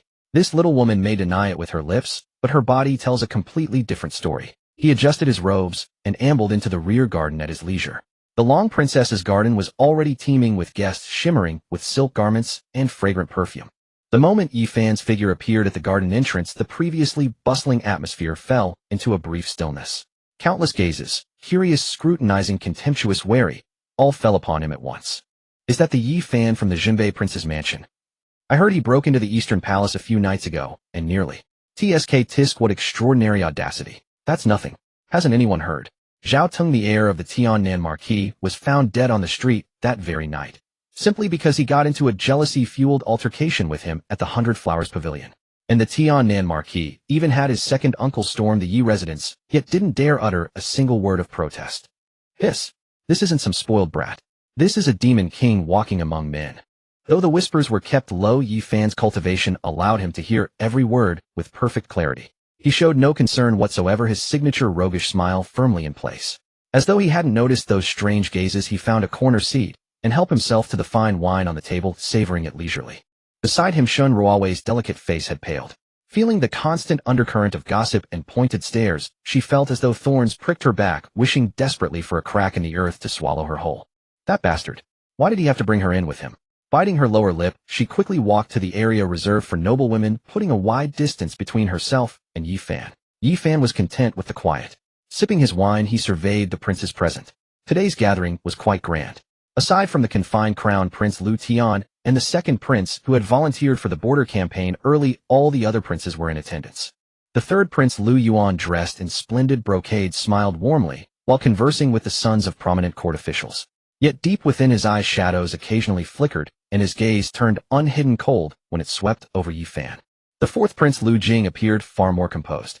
He sat quietly, occasionally exchanging low words with the fifth prince, Lu Heng, beside him, forming his own faction. But the most amusing of all was undoubtedly the sixth prince, Lu Chun. Appearing no older than 16 or 17, this sixth prince sported an utterly innocent expression. He was currently carrying a plate, darting between tables and scooping up delicacies whenever he found something tasty, resembling a country bumpkin who had never seen the world, drawing quiet amusement from many onlookers. Just as Yi Fan watched with keen interest, the third prince, Lu Yuan, approached him directly, wine glass in hand. "Oh, isn't this our great Qian's #1 prodigal Lord Yi?" Lu Yuan stood before Yi Fan, looking down with an air of superiority, his tone dripping with sarcasm. "Just 2 days ago you caused such a sensational affair in the Eastern Palace, and today you actually have the nerve to grace your royal aunt's birthday banquet. This thick-skinned resilience is truly admirable, Your Highness." His voice carried, instantly drawing everyone's attention. Murmurs erupted throughout the crowd. Many glanced at Shen Ruowei, their eyes filled with amusement and sympathy. Shen Ruowei's face went completely white. Her hands clenched her dress hem tightly, fingernails nearly digging into her flesh. Yi Fan set down his wine cup, looked up, and cast a lazy glance at Lu Yuan, then suddenly wrinkled his nose. "I say, Your Third Highness, did you forget to brush your teeth this morning, or did you eat something spoiled? That foul breath of yours could knock a man out from 30 paces away." Puffed. Someone at the neighboring table couldn't hold back and spat their wine everywhere. The smile froze on Lu Yuan's face, replaced by a deathly pallor. "Yi Fan, you're courting death. What? Can't even stand being called foul-mouthed." Yi Fan picked at his ear, wearing an expression of pure innocence. "This humble lord is merely showing concern. I'm worried you might have some untreatable ailment. How about I have my sixth uncle examine you another day? He's highly skilled in medicine, specializing in all sorts of ailments. I guarantee a complete cure." Lu Yuan trembled with rage. As a prince of the realm, how had he ever been subjected to such humiliation? Just then the sixth prince, Lu Chen, suddenly sauntered over with a wide grin. Crouching beside Yi Fan, his eyes sparkled with admiration. "Lord Yi, I heard you killed that Zhao Teng fellow right on the street. That guy had been running rampant in the capital for years. I always wanted to beat him senseless. You're truly awesome." The expressions of the surrounding crowd instantly turned extremely peculiar. Was that something a prince should be saying? Lu Yuan's face grew even darker. Was his sixth brother genuinely foolish or merely pretending? Yi Fan scanned the seemingly innocent sixth prince with a meaningful gaze.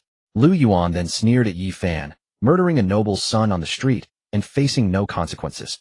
The Yi family truly is the sky-shading tree of Great Qian. Yi Fan clapped his hands and looked straight at Lu Yuan. "If Your Third Highness has a grievance against me, go ahead and file a complaint with the Emperor. Croaking passively aggressive remarks here makes you look like a weaning, never-completed, shriveled woman." Just as the atmosphere was about to explode with hostility, a herald's cry rang out from deep within the rear garden. "Her Highness the Long Princess arrives." At that moment, a woman dressed in a golden thread phoenix-embroidered robe with a 9-phoenix pearl hairpin adorning her hair, exuding elegance and majesty, slowly appeared in the back garden, surrounded by a retinue of palace maids. The moment she appeared, the entire venue fell silent. Everyone, including the several princes, rose to bow. "Greetings, Your Royal Highness."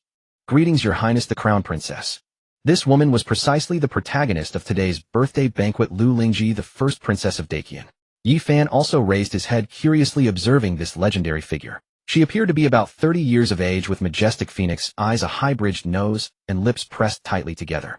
Without a smile, she naturally radiated an aloof and noble air that kept others at a distance.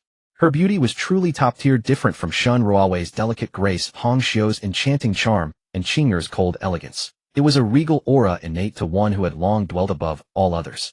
Lu Lingji's gaze swept coldly across the crowd, lingering on each person for only a moment, but when it passed over Yi Fan, those dignified phoenix eyes stayed just a second longer. She took her seat at the head table and spoke in a cold voice. "Rise, everyone. Please be seated. I'm merely gathered for a small get-together today. There is no need for formality." The birthday banquet officially began, and guests came forward one by one to present their carefully prepared gifts. Rare treasures, divine weapons, precious pills. Everything imaginable was on display. When it was Shen Ruowei's turn, she presented a 1,000-year snow lotus on behalf of the Crown Prince Lu Tian, drawing murmurs of admiration from the crowd. Halfway through the gift presentation, the third prince, Lu Yuan's gaze fell once more on Yi Fan. A cold smirk curled his lips as he called out loudly. "Everyone has presented their gifts to honor the royal aunt. I wonder what astonishing treasure our imposing eighth prince's heir has prepared." Whoosh. All eyes immediately focused on Yi Fan again. Yi Fan's hand holding his wine cup froze midair. A gift? What gift? Nobody had told him about this.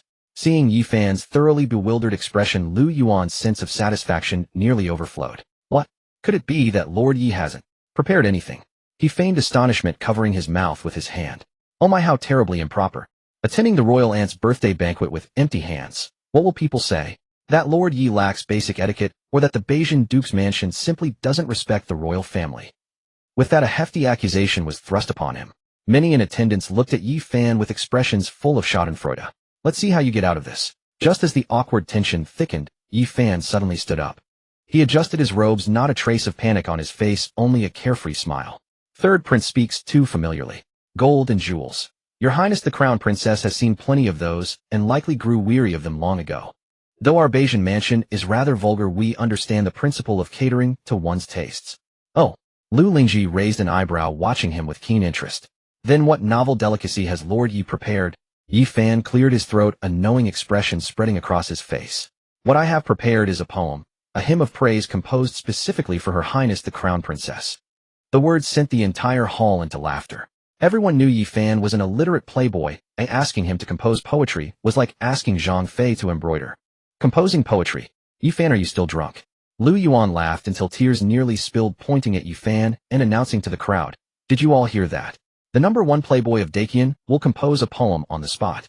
What a rare spectacle, occurring but once in a century. Shen Ruowei closed her eyes in exasperation. She thought to herself that even buying a cheap jade pendant from a street stall would have been better than this. To compose a poem publicly, was he courting humiliation? But Lu Lingji did not laugh. Her deep, searching eyes fixed on Yi Fan as she spoke calmly. Since the young lord has such literary inclination, recite it for us. However, if it is unsatisfactory, I shall demand 3 cups of wine as punishment. Yi Fan walked to the edge of the lotus pond, clasping his hands behind his back and gazing upward. In that moment, his mind raced through the famous works he had memorized in his previous life. For praising a beauty, none could match the masterpiece of that poet immortal. He shed his frivolous demeanor, his voice low and resonant. Clouds recall her garments, flowers recall her face. Spring breeze brushes the railing, dew shines bright and bold. At the first line, the mockery in the garden fell dead silent. The crowd was utterly dumbfounded. Yi Fan took another step forward, his gaze locked onto Lu Lingji on the main seat, his tone rising with unrestrained passion. Had I not seen her atop Mount Chuanyu, I would seek her beneath the moonlight at Yao Terrace. Deathly silence fell across the entire hall. Only the rustling of lotus leaves in the wind could be heard. Lu Lingji's dignified composure shattered in that instant. She had heard countless compliments throughout her life, but never one that portrayed a woman's beauty so transcendently, so beyond the reach of mortals. Clouds recall her garments, flowers recall her face. This was nothing less than comparing her to a celestial maiden. Shen Ruowei stared at Yi Fan in daze, the handkerchief in her hands twisted out of shape. As the most renowned, talented lady in the capital, her appreciation of poetry far exceeded that of ordinary people. The refined diction, the grand artistic conception. Such quality was unheard of. Could this truly be the work of that playboy who only frequented brothels? Watching the man standing in the center of the hall, radiant and spirited, a wave of indescribable emotion stirred in her heart for the very first time. Magnificent, magnificent lines. I would seek her beneath the moonlight at Yao Terrace. Lu Lingji was the first to applaud, her appreciation evident without reservation. I have heard many tales about Lord Beijing's heir, and seeing him today, truly his reputation is well deserved. Yi Fan coughed twice, unsettled inside. Was that a compliment or an insult? Third Prince, I wonder if this gift meets your approval. He then turned to look at Lu Yuan, a half-smile playing on his lips. Lu Yuan's face darkened as though about to pour rain. He had intended to humiliate Yi Fan publicly, only to find himself unwittingly becoming the stepping stone that elevated the playboy in front of the crown princess. Humph. A clever parlor trick, nothing fit for true refinement. Lu Yuan flicked his sleeves and sat back down, falling silent. The rest of the banquet, however, Yi Fan became the undisputed center of attention. Several noble ladies who had previously avoided him now stole glances his way, their eyes gleaming with something unfamiliar. It was not until sunset that the birthday celebration finally drew to a close. Guests dispersed in small groups, and Yi Fan stretched lazily, preparing to slip away. He had barely walked a few steps when he spotted Shen Ruowei nearby, about to board her family's carriage. His eyes lit up with an idea, and in a few strides he caught up to her. Leaning close, he whispered in a deliberately ambiguous tone, "Your Highness the Crown Princess, would you care to visit my residence?" Shen Ruowei's body trembled as though startled by a sudden noise. She nervously scanned their surroundings, and only when no one was watching did she exhale in relief. She turned to face him, whispering in both urgency and anger, "Have you lost your mind? Do you not realize where we are? Stop speaking so carelessly. Why be afraid?" Yi Fan wore a nonchalant expression. "The entire capital already knows I have designs on you. What difference does one extra word make?" "You." Shen Ruowei was so flustered she could find no words. This man was a complete scoundrel. She took a deep breath, and as if recalling something important, her tone softened with earnest concern. Yifan, let me advise you. One should steer clear of the third prince whenever possible. Oh. Yifan raised an eyebrow, somewhat surprised. The third prince's mother is the current imperial noble consort, and her father is the Duke of Protection, head of the 4 dukes of the realm. Shinruowei spoke rapidly. The Duke of Protection's mansion wields immense power and possesses deep roots in the court, far surpassing the Tianan Marquis estate. You humiliated him so publicly today, he will never let this go. Yifan looked at her face, which was etched with genuine worry, and suddenly smiled. Are you concerned about me? Shinruowei's cheeks flushed crimson, and like a cat whose tail had been stepped on, she hastily denied it. I simply don't want to be implicated by you. If anything happens to you, people will lay the blame at my doorstep. With that, as if to prove her words, she turned and hurried into the carriage without so much as a parting glance.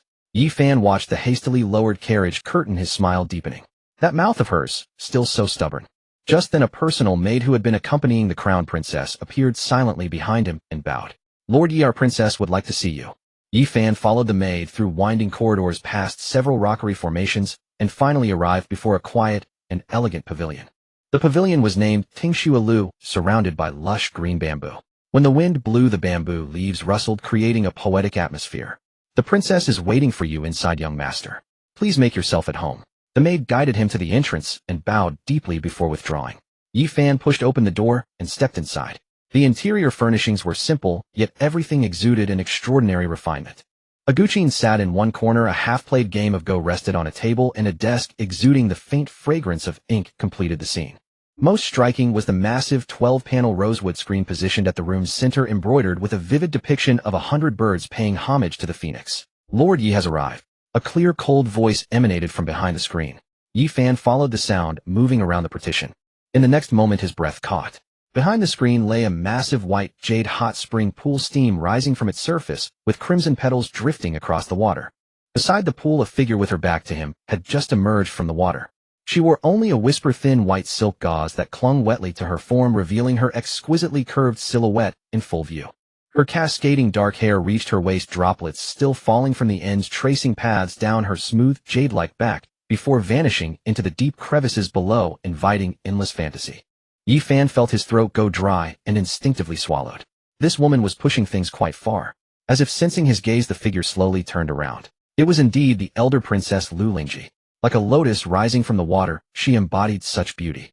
Her usually austere and stunning face now held a captivating blush from her bath, softening her daytime authority with a touch of feminine charm. Unconcerned with her appearance, she walked barefoot toward Yifan step by step. With each movement, the scenery beneath her sheer fabric shifted, making his eyes twitch. Accompany me for a few drinks. Lu Lingji sat beside a low table and poured 2 cups of wine for herself. Yifan cleared his throat twice, forcing his gaze away and bowing with an air of propriety. Your Highness, you are of noble birth, while I am merely an outsider. A man and woman alone in a room. I fear this is rather inappropriate. Lu Lingji lifted her cup and took a small sip, a mocking curve forming at the corner of her mouth. Oh, is that so? She raised her eyes, those long phoenix pupils seeming to pierce through to one's soul. I heard that Lord Yi dared to lay claim to the crown prince's new bride, yet now you refuse to share a drink with me. Yifan's face twitched. This was not going to be dropped, was it? Your Highness, that was all a misunderstanding, a colossal misunderstanding. He steeled himself to explain. A misunderstanding. Lu Lingji chuckled softly, the sound crisp in the quiet room. Given Lord Ye's reputation for romance in the capital, facing someone as breathtakingly beautiful as Shinruowei, could you truly resist? She rose and approached, Yifan once more closing the distance until they stood mere inches apart. A distinctive fragrance of wine and feminine perfume drifted toward him, stirring his composure. Or perhaps... Lu Lingji leaned forward slightly, her breath like orchids. Lord Yi finds my appearance lacking compared to that crown princess. This was a deadly question. Yifan's mind raced while maintaining his composure. He stepped back half a pace to create some distance, looking directly into her eyes. Elder princess, I suspect your reason for keeping me here today goes beyond mere conversation about romance or sharing a drink. Speak your mind directly. Lu Lingji observed those clear, deep eyes, her flirtatious expression gradually fading into something more measured and appreciative. Giggle, giggle. She burst into laughter, her shoulders shaking with mirth. How intriguing, truly intriguing. Returning to her seat, she refilled her cup and drank it in one gulp. It seems those rumors circulating outside are indeed unfounded. Lu Lingji's gaze sharpened considerably at that moment. Lord Yi, you've concealed yourself remarkably well. You've deceived everyone in court, including my esteemed elder brother on his lofty throne. Yi Fan remained silent, pouring himself a cup of wine and waiting patiently for her to continue. With the matter laid so plainly before him, there was no point in playing ignorant any longer. Observing his tranquil demeanor, Lu Lingji's appreciation deepened. I brought you here for purposes beyond merely sharing wine. She paused, setting down her cup before speaking deliberately, each word measured. I seek cooperation. Cooperation? Yi Fan raised an eyebrow, slightly, his expression unreadable. Indeed, cooperation. Lu Lingji's gaze turned serious, her striking features shedding all traces of levity, revealing only the imperious authority and resolute determination befitting royalty. Looking at Yi Fan, she spoke in a hushed but thunderous tone. My esteemed elder brother harbors deep suspicion toward your Jinbei Prince manor. How could one tolerate another snoring beside their bed? The Jinbei king commands 300,000 cavalry. Your father is a living legend of slaughter on the battlefield, and your uncles are no ordinary men either. With such a formidable presence rooted in the capital, do you think he could ever sleep peacefully at night? Lu Lingji sneered with contempt. He has long sought to uproot your Yi family entirely, but has lacked the right pretext, fearing that pushing too hard might force your grandfather to rebel and plunge the realm into chaos. Do you truly believe the crown prince's wedding night was merely a moment of folly? That he would willingly wear a cuckold's crown merely to undermine your Jinbei manor? He raised his cup, gazing at his reflection within the wine, his eyes clouded with meaning. Without my brother's tacit approval, or even direct instruction, you can be certain he would never have dared such a thing, not even with tenfold courage. And what of Xin Qianshan, the current chancellor and father of Shun Ruowei? Do you genuinely believe he remained unaware that someone drugged his daughter's wedding chamber? He is my brother's most devoted hound. To serve his master's designs, sacrificing his daughter's reputation is nothing more than a trivial matter. Every word Lu Lingji spoke sliced through like a blade, cruelly stripping away the hypocritical veil of the imperial court to reveal the raw, grotesque truth beneath. Their true objective was never about humiliating Yi Fan or issuing a warning to the Jinbei manor. They needed a pretext, one so airtight that no one in the realm could dispute it. A justification to execute the entire Yi family. But they never anticipated that Yi Fan was no mere fool, as rumors suggested. He dismantled their flawless scheme through sheer recklessness and defiance of logic. After finishing her words, Lu Lingji watched him intently, searching for shock, anger, or fear. Instead, she found only disappointment. His face remained utterly expressionless. He calmly drained his cup and refilled it, moving with the ease of someone listening to an unrelated tale. I am aware of all of this, Yi Fan said quietly. Lu Lingji's pupils contracted imperceptibly. He knew. He knew everything. So what does this have to do with your proposal for cooperation, Your Highness? Lu Lingji stared at him for a long moment before exhaling slowly, as though releasing all her surprise. Then she laughed, a mix of self-mockery and excitement. It matters, naturally it does. She rose and walked to the window, opening it to gaze at the heavy night. Her slight figure bathed in moonlight revealed an ambition starkly at odds with her delicate appearance. My brother is narrow-minded and suspicious by nature. He cannot tolerate your Yi family. What he fails to accomplish today, he will devise another plan for tomorrow. Eventually, he will place the executioner's blade against every member of your Jinbei manor. Nor can I tolerate him. Lu Lingji turned, her phoenix eyes gleaming unnaturally in the darkness ablaze with the fire of desire. When our father was alive, none was dearer to him than I. He told me directly, if I had been born a son, the entire kingdom of Deqian would have been mine for the taking. Why should this be? Am I destined merely to be a pawn in political marriage, or to wither away in solitude within these palace walls? I refuse to accept this. Her voice rang with absolute resolve at that moment. Yi Fan, you are intelligent enough to understand that your position is precarious. Either my brother will methodically dismantle you until your family faces execution, or you must rise in rebellion. Yet should you rebel, you become traitors in the eyes of the realm. Even if victorious, your grandfather, Yi Tsangqiang, may refuse such a burden, unwilling to bear eternal infamy. She returned to his side, looking down upon him, with eyes gleaming with deadly allure. But what if your Yi family pledged your support to me instead? Assist me in claiming the throne. Once accomplished, in the name of the Empress Regnant of Deqian, I shall grant you the hereditary title of Duke Zhen, bound to the fate of the nation. I will ensure your Yi family retains everything you enjoy today, and even more. No one will dare challenge you. Boom. Despite living 2 lives and possessing an iron will, Yi Fan's mind went blank at those words. Puffed. He immediately spat out the wine he had just sipped. His eyes widened in disbelief as he stared at Lu Lingji, as though she were some otherworldly creature. Stammering, he managed to ask, you want to be Wu Zetian? This woman possessed remarkable audacity. Want to be a female emperor? Was this world playing such bold games? Lu Lingji was splashed with wine, but showed no anger. She simply extended her slender fingers and gracefully wiped the stain from her face, her brows furrowing slightly with confusion. Wu Zetian. Who was that? Yi Fan was badly choked by the draft of wine, tears pricking at his eyes. Gazing upon the woman before him draped in sheer silk and radiating palpable ambition, his mind raced. An old acquaintance long dead and gone. Yi Fan waved a hand and set his cup heavily upon the lacquered table. Your Highness, are your words of but moments ago born of sober conviction? Or has the wine addled your senses? Lu Lingji drifted to the window. The night breeze stirred her gossamer veil, her lithe silhouette flickering ethereally in the moonlight, yet emanating a chill that bit into the bones. She turned her phoenix eyes, pinning Yi Fan in place. This palace does not triflingly jest upon such matters. My imperial brother possesses ample virtue for preservation, yet utterly lacks vision for expansion. Upon that dragon throne he spends his days solely devising schemes to whittle down meritorious ministers and balance the factions. Under his stewardship the great Qin merely fritters away the legacy of our forebears. As for his brood of sons, Lu Tian is venomous, yet stratagemless, Lu Yuan brimming with arrogance and conceit, and the remainder are simply rotten mud that cannot be daubed upon a wall. Should the great Qin fall into their grasp, the dynasty shall surely perish. She advanced a few paces, her bare feet meeting the frosty floor. Her voice rang clear and brimmed with unshakable conviction. Should this palace ascend to the celestial throne, I shall root out the entrenched corruption of the court and reconstruct the realm. Within a decade our great Qin shall reign as the most formidable dynasty across the spirit domain, nay, throughout the entirety of the eastern continent. Deep within, Yi Fan felt a profound jolt of astonishment. The woman's ambition was genuinely colossal. He drew a steadying breath, his thoughts whirring like a swift millstone, while his countenance remained perfectly impassive. Your Highness lays out these treasonous designs so brazenly before me. Should I decline this alliance tonight, would I ever see the threshold of this listening snow pavilion again? Giggle, giggle. Lu Lingji's delicate laughter rang out once more. She glided to stand directly before him, extending a slender jade-like finger to trace a feather-light path across his chest, her breath fragrant as blooming orchids. How could such a notion ever arise? It is merely a matter of tomorrow's dawn. The entirety of the capital shall resound with the tale, crowned Prince Yi Fan of the Junbei royal mansion, having yielded to primal savagery, publicly ravished the eldest princess within her own residence, ultimately driving her to take her own life rather than endure the indignity. Her voice was as tender as a lover's whispered endearment, yet its substance sent a frigid dread coursing through Yi Fan's veins. At that juncture my esteemed imperial brother shall possess the most impeccable pretext to level his butcher's blade at your Junbei mansion.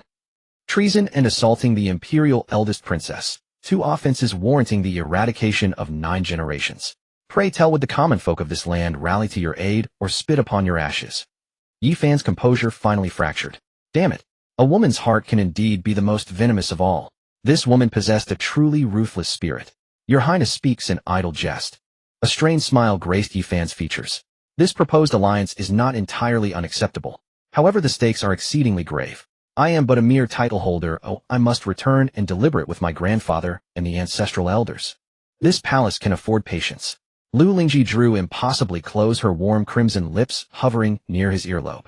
I sincerely hope the young master shall not prove disappointing. After all, this palace's person is hardly meant for any commoner's casual appraisal. A wicked scorching heat surged from Yi Fan's lower dantian. This woman was plainly a demoness in human guise. He sprang to his feet with sudden urgency, terrified that lingering another moment would strip him of his remaining restraint. Farewell. He cast the word over his shoulder and bolted from the listening snow pavilion without a backward glance. Observing his somewhat disheveled retreating silhouette, Lu Lingji remained rooted in place. The playful curve of her lips gradually dissolved, restoring her former aura of icy imperious authority. From behind the lacquered screen a shadow darted forth, a woman cloaked in black with her features concealed. Your Highness, are you truly permitting his departure so easily? The masked woman's voice was raspy.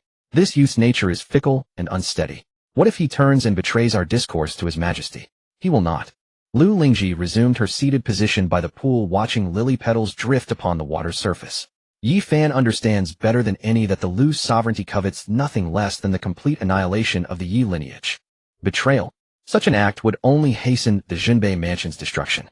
This palace's intuition whispers that this youth is far from the wretched figure contemporary rumors depict. He shall become the sharpest blade wielded in our service. Yi Fan emerged from the eldest princess's mansion. The cool night wind finally brought a measure of clarity to his troubled mind. Seated within the carriage, Qing'er occupied the seat opposite. Her perceptiveness immediately flagged the disturbance in his mood. Your Highness, what did the eldest princess propose? Qing'er whispered the inquiry. A madwoman. Yi Fan massaged his brow. Halfway along the route, the carriage jerked to a sudden halt. Yi Fan drew aside the heavy curtain to find several masked figures in black, standing guard ahead. Young Master Yi, our host requests an audience. The lead enforcer inclined his head politely, though his demeanor carried an unmistakable undertone of inevitability. And who might our host be? Yi Fan felt a spike of irritation. The ghost market. The figure uttered 2 terse words. Yi Fan paused, then nodded. Lead on. Re-entering the ghost market, that familiar atmosphere of damp chill and oppressive gloom enveloped him anew. Yi Fan was escorted before an exceedingly concealed inner sanctum. Qing'er moved to follow but was firmly barred by the guards. Your Highness. Qing'er's fingers tightened around her sword hilt. Await me here. I shall be unharmed. Yi Fan offered a reassuring wave and pushed the door open. Within the secluded chamber, Bayan still wore his silver spider lily mask. His back turned to the entrance. I have long been told that young Master Yi conceals profound depths, and today's encounter proves your reputation wholly undiminished. Bayan pivoted, his vulpine gaze fixed upon Yi Fan. Yi Fan made no pretense of formality and took a seat without hesitation. You flatter me, my lord. Pray, what urgent business summons me at this late hour? The moment the words left his lips, a profoundly terrifying pressure erupted from Bayan, instantly suffocating the entire chamber.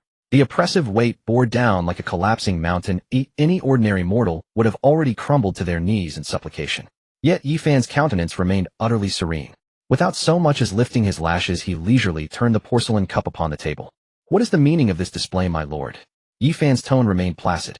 Bayan's eyes narrowed, his surrounding killing intent condensing into a tangible razor-sharp mass. By what means did you pierce through my true constitution? The air in the secret chamber seemed entirely drained, thick and suffocating. Bayan's narrow eyes locked onto Yi Fan with lethal intensity, or should his next words harbor even the slightest flaw, those jade-pale hands would sever his head in an instant. Yi Fan set down the porcelain cup, its base tapping the tabletop with a faint sound. This is something I cannot disclose. Meeting her murderous glare without a flicker of emotion, Yi Fan replied in a flat tone. Everyone guards certain secrets, my lady. Why force what cannot be compelled? Bayan snorted coldly and vanished in a flash of movement, reappearing before Yi Fan in an instant.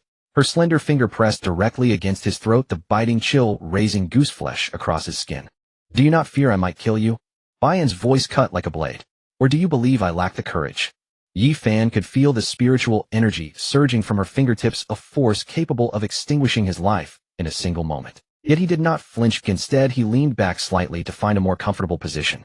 You certainly possess the will, my lady. Yi Fan smiled, his expression carrying the calm resignation of one who had looked death in the face. But I pose no threat to you. In fact, I may be the only person in this world capable of assisting you. Regarding your constitution, you need not worry. I shall keep your secret. Killing me serves no purpose for you. Only the dead keep secrets. Bayan's fingers tightened imperceptibly, leaving a faint crimson mark upon Yi Fan's neck. If you kill me, the ghost market shall cease to exist by tomorrow. Yi Fan did not yield an inch. The crown prince of the Jinbei kingdom has perished within these walls. Do you truly believe my grandfather will reason with you? With 300,000 Jinbei soldiers trampling through the ghost market, all the foundations you have painstakingly built over the years will be reduced to ashes. They held their ground in silence for a long while, the killing intent in the chamber gradually dissolving like smoke. Bayan withdrew her hand and took a seat opposite Yi Fan, her expression behind the mask growing complicated. The world believes the Jinbei heir to be a worthless degenerate given only to wine, women, and gambling. Bayan chuckled softly, her laughter carrying a trace of self-mockery. It seems you have fooled everyone. This composure of yours surpasses even that of the princes of Dakian by far. Yi Fan rubbed his neck, irritation coloring his voice. Flattery ill-suits you. I merely possess the fortune to survive. My lady, did you summon me today to heed my suggestion from that day, eh? Bayan lifted the teapot and poured Yi Fan a cup. Her movements were graceful, yet an unyielding coldness radiated from her, as though keeping him at 1,000 li distance. A suggestion. The corners of her mouth curled slightly upward. Even concealed behind a mask, that innate intoxicating charm sent a tremor through his heart. Do you know why I am called Bayan? Yi Fan raised an eyebrow and assumed the posture of an attentive listener. The flower of Bayan blooms only upon the other shore. Bayan's voice grew distant and ethereal. In legend, Bayan symbolizes death itself. All who dare lay claim to me meet only a path leading to oblivion. Crown Prince, are you certain you wish to test this? Her gaze turned deeply, alluring, her body leaning slightly forward. The oppressive atmosphere returned, yet it was no longer the intent to kill. It was a temptation far more difficult to withstand. Yi Fan thought to himself that women in this era grew only more unhinged by the day. The Long Princess sought to become Empress, the master of the ghost market embodied death itself, and he, a mere transmigrator, appeared to have fallen into a den of madmen. You flatter me excessively, my lady.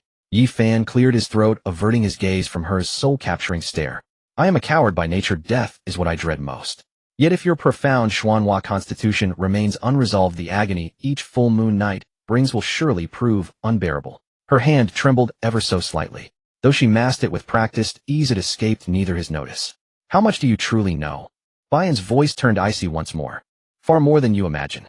Yi Fan feigned profundity and rose to his feet. The hour grows late, and I should return. Your constitution, though troublesome, is not beyond remedy. When you have reached your decision, seek me out at any time. At the doorway, Yi Fan paused and glanced back at her solitary proud figure. Remember, this is partnership, not charity. Outside the secret chamber, Qing'er rushed forward immediately. Seeing Yi Fan unharmed, the tension in her frame finally eased. Let us return home. Yi Fan exhaled deeply. The carriage rolled along the silent long street, as Yi Fan closed his eyes to rest. Suddenly Ling'er's voice echoed within his consciousness. Master, you were magnificent just now. That stunning beauty was utterly flustered by you. Magnificent, my foot. My back was drenched in sweat. Yi Fan retorted within his sea of consciousness. That woman's cultivation is at least at the Grandmaster level, likely far higher. If she truly moved against us, we would not even have the chance to flee. Why fear her? You possess the Yin-Yang Creation Tower. Once you absorb her, your cultivation will surge forward dramatically. Ling'er tempted him. Absorb, absorb. You only know absorb. Do you think she is someone to be trifled with? One careless move, and I would truly become one of Bian's victims. Returning to the Jinbei Kingdom mansion, it was already past midnight. Yi Fan bypassed his quarters and went directly to his grandfather Yi Zhangxiong's study. The study burned with lamplight. Yi Zhangxiong sat before a massive map, his brows deeply furrowed. You're back. Yi Zhangxiong did not look up. I am back. Yi Fan approached and glanced at the map. Grandfather, are you reviewing the northern frontier defenses? That young Lu Qian has grown restless lately. Yi Zhangxiong set down his brush and turned to look at Yi Fan. He has redeployed several Imperial Guard legions to the northern border under the pretext of rotation. In truth, he seeks to sever our supply lines. Yi Fan fell silent for a moment before speaking slowly. Grandfather, if I told you that the Long Princess wishes to cooperate with you, to place her upon the throne, what would you say? Yi Zhangxiong's eyes sharpened like an eagle's. He stared fixedly at Yi Fan, saying nothing for a long moment. The air in the study seemed to solidify. She sought you out. Yi Zhangxiong's voice was low. Yi Fan recounted every detail of what had transpired at Tingxua Pavilion, omitting only the most intimate moments. Upon hearing this, Yi Zhangxiong erupted into booming laughter, his voice brimming with boldness and disdain. Truly remarkable, Lu Lingji. Among Lu Qian's generation, she is indeed the one with the most spine. Yi Zhangxiong rose and stepped before Yi Fan. Little Fan, tell me, do you believe we should accept? Meeting his grandfather's weathered yet still piercing gaze, Yi Fan spoke word by deliberate word. Rather than perishing passively, we should gamble everything. If Lu Qian cannot hold the Daqian throne, then perhaps another is fit to sit upon it.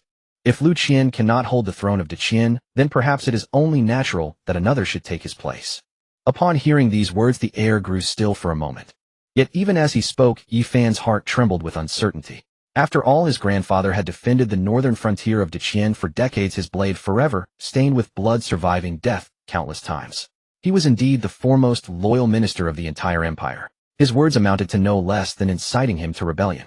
Yet the response from Yi Zhangxiong once again caught him off guard. Ha ha, well said. Yi Zhangxiong gave Yi Fan's shoulder a heavy pat, his eyes filled with approval. Our Yi family has been loyal for 3 generations. Not to the Lu clan's private interests, but to the vast territory of Daqian and the millions of common folk beneath this heaven. The throne belongs to the worthy. That boy Lu Qian, narrow-minded and plagued by suspicion, has long lost the bearing befitting an emperor. Since he is incapable, it is only right that another should take his place. Yi Fan breathed a sigh of relief, then couldn't help but ask curiously, I thought grandfather would oppose this. Yi Zhangxiong cast a sidelong glance at him, a knowing smile curling the corners of his mouth. Xiao Fan, then tell me, would you have any interest in sitting upon that very throne yourself? What? Yi Fan's eyes nearly bulged from his head. Become emperor? What kind of joke was this? He gazed into his grandfather's eyes, which held no trace of jest, and felt a chill run down his spine. He shook his head vigorously like a rattle drum. No, grandfather, please do not harbor such dangerous thoughts. Yi Fan's expression was one of earnest refusal. Emperor may sound magnificent, but you'd spend your days drowning in a sea of trivial affairs, poring over memorials and enduring those venomous smiling foxes. Just thinking about it gives me a headache. I'm a lazy sort by nature. I'd much rather enjoy freedom and comfort, sipping fine wine and admiring beautiful women. How could that possibly compare to the life of an emperor? Witnessing his grandson's utterly shameless demeanor, Yi Zhangxiong did not grow angry. Instead, he burst into uproarious laughter once more. Excellent. My grandson truly is mine, the very same spirit. Yi Fan. Enough. I shall handle this matter myself. You brat, stop stirring up trouble everywhere you go. Yi Zhangxiong waved his hand dismissively. Go back and sleep. Understood. Yi Fan felt as though he had been granted a reprieve from execution. He scampered out of the study in double-quick steps. Over the following days, Yi Fan experienced an unusually tranquil period. He spent his days in his small courtyard cultivating the chaos yin-yang art in steady progression under Linger's guidance, and teasing that young beast he had named Little Black. Occasionally, when bored out of his mind, he would drag Qinger into their bedchamber to spar, exploring just what earth-shattering energy reaction might arise from combining the diamond indestructible body with the azure with spiritual physique. After every fierce bout, Qinger's delicate cheeks would flush crimson, her breath growing unsteady, and the resentful look she cast upon Yi Fan deepened, seeming to accuse her master of having absolutely no regard for a lady's fragility. Meanwhile, Little Black underwent changes as visible as day itself after devouring the vast hoard of demon cores Yi Fan had plundered from the treasure vault. The once droopy straw-like black fur on its body now shimmered faintly with a profound dark red luster, shifting and dancing unpredictably in the sunlight. Its beastly eyes had grown far more vivid and cunning, no longer bearing that half-dead appearance. When Little Black looked at Yi Fan, its gaze often carried 3 parts contempt and 7 parts resignation, as if to say, why did this divine beast have to be paired with such an unreliable master? One afternoon, having lain in the courtyard until his bones felt as though they were turning to mush, Yi Fan decided to venture out for a stroll. Qinger, Little Black, let's go. The young master wants to browse the streets. Thus one young man, one dog, and one maid strolled leisurely down Juke Avenue, the most bustling thoroughfare in the capital. Just then a rapid staccato of horse hooves accompanied by arrogant shouts erupted from a street corner. Move it! Scram, all of you, or I'll thrash you. The crowd stirred in panic, scattering to both sides. A magnificent crimson warhorse charged recklessly down the long street. Upon its back sat a young nobleman resplendent in brocade, continuously swinging his long whip to drive aside those civilians too slow to dodge. Beside the street, a little girl of about 4 or 5, her hair tied in twin pigtail braids, clutched a skewer of candied hawthorn. Startled by the sudden commotion, she tumbled to the ground, her treat rolling aside. Gazing at the approaching horse hooves, she burst into tears. Watch out! The onlookers cried in alarm, yet no one dared to step forward. Those iron hooves bore down toward the little girl's body. Before anyone could react, a figure shot forth like an arrow from a bowstring. It was Yi Fan. He employed no elaborate or fancy technique, merely a single straightforward punch. A thunderous boom erupted like a war drum. That crimson warhorse, worth a fortune in gold and possessed of extraordinary spirit, let out a mournful neigh. Its massive body was hurled backward by the sheer force of that single punch, arcing through the air in a parabola, before crashing into a shop front beside the street, collapsing half a wall. The brocaded-clad youth upon its back cried out in agony, flung from the saddle by that tremendous force, and landed miserably on the ground with his face pressed into the dust. My horse! The young man scrambled to his feet. Upon seeing his precious steed bleeding from mouth and nostrils, seemingly beyond saving, his face twisted in agonized heartbreak. He whirled around, his venomous gaze locking onto the culprit. When he caught sight of Yi Fan's face, he paused. Then his fury ignited anew. Yi Fan, you good for nothing. The young man pointed at Yi Fan's nose, unleashing a torrent of curses. You damn fool, how dare you ruin my property and kill my horse? Do you have any idea how much this red hair is worth? You couldn't possibly compensate for it, even if you were sold into slavery. Yi Fan paid him no mind. Instead, he strode directly toward the terrified little girl, squatted down, and gently wiped her tears with his sleeve. From his bosom, he drew a silver ingot and pressed it into her small hand. Don't cry, little one. Big brother will buy you 100 skewers of candied hawthorn, all right? The little girl stared blankly at the handsome young man before her, sniffled, and timidly nodded. Only after comforting the child did Yi Fan rise to his feet and slowly approach the young noble. The smile on his face gradually faded, replaced by an expression of icy coldness. Recklessly riding through the capital, terrorizing the populace, and nearly taking a child's life. Yi Fan looked down upon him. Tell me, how should this debt be settled? He recognized the man before him. This was Su Jingtian, young master of the Protector Duke's mansion and the younger cousin of the 3rd Prince Lu Yuan. Settled my arse. Su Jingtian roared with undisguised contempt. Yifan, don't play dumb with me. Just because you've been making waves lately doesn't mean I fear you. Let me make this clear. This matter is not finished today. He bellowed at the two guards who had arrived behind him. What are you staring at? Seize him. Break him. If anything comes of it, I'll take full responsibility. Yes, young master. The two guards exchanged glances. Their auras instantly flared with the formidable pressure of experts at the innate realm, closing in on Yifan from left and right. The surrounding crowd erupted in alarmed cries, once more stepping back in fear. Two innate realm experts. The depth of the Protector Duke's household was indeed formidable. Yet Yifan didn't bother to move a finger. Qing'er, however, moved. No one could even discern when she drew her sword. All that could be seen were two flashes of emerald sword light, like lightning splitting the night sky. Instantaneous. Thud. Thud. The two ferocious innate realm experts froze mid-stride. A thin crimson line appeared simultaneously upon their throats. In the next moment, two splendid heads soared into the air. Blood dyed the long street crimson. An oppressive silence fell over the entire square. The vicious expression on Su Jingtian's face instantly dissolved into abject terror. Instant kills. Two innate realm experts taken out in a single moment by a mere mate. He gazed at Yifan advancing steadily toward him, his legs giving way, and found himself retreating step by step in sheer fright. Don't come closer. My grandfather is the current Protector Duke. My cousin is the third Prince Lu Yuan. If you dare lay a hand on me today, I swear you'll. Before he could finish, Yifan delivered a kick straight to his knee. The sound of bones cracking was clearly audible. Su Jingtian let out a scream and fell to his knees. Yifan showed no mercy, raising his foot to stomp heavily on his other leg. Su Jingtian emitted a scream that was hardly human, his two legs twisted at eerie angles, completely crippled. Yifan stepped on his face with one foot, stomping back the words that followed the sole of his shoe grinding back and forth on that still handsome face. Yifan looked down at him, his voice cold. Today consider this a lesson from your parents on how to behave. The onlookers, rather than showing fear, erupted in thunderous cheers. Well done. Rightfully crippled. Scum like him deserved to be dealt with long ago. With cheers from the crowd, Yifan, accompanied by Xiaohe and Qing'er, strode away triumphantly. Only Su Jingtian remained wailing in pain on the ground with a distorted face and a mess around him. His surviving subordinates hurriedly carried him away, his resentful gaze seeming to burn through Yifan's retreating figure. As the crowd gradually dispersed, a veiled woman hurried to the little girl, still standing dazed, her tone showing anxiety and lingering fear. You brat, you vanished in a blink. Are you all right? The little girl shook her head proudly, holding up the silver ingot in her hand. Sister, I'm fine. Just now a handsome brother saved me and gave me lots of money. The veiled woman looked at the silver ingot, then toward the direction Yifan had departed, a strange gleam flashing in her beautiful eyes beneath the veil. Meanwhile, Yifan wandered aimlessly and found himself at Baiwa Tower against his better judgment. Why not find the madam for a drink? A seductive image of Hongxiu flashed through his mind, and a devilish smile curled his lips. Baiwa Tower retained its decadent glamour, filled with singing and dancing maidens and waves of fragrant perfume. Before Yifan could even be surrounded by the wolves-like maidens, upon entering, a crimson figure descended gracefully from upstairs and landed right before him. It was Hongxiu. Today she wore an even more provocative crimson long dress with a deep slit at the chest nearly reaching her navel, revealing glimpses of her long fair legs beneath the hem. In her hand she still held that jadeite smoking pipe, her eyes flowing with charm naturally alluring. Oh, what wine blows our esteemed prince you to visit us?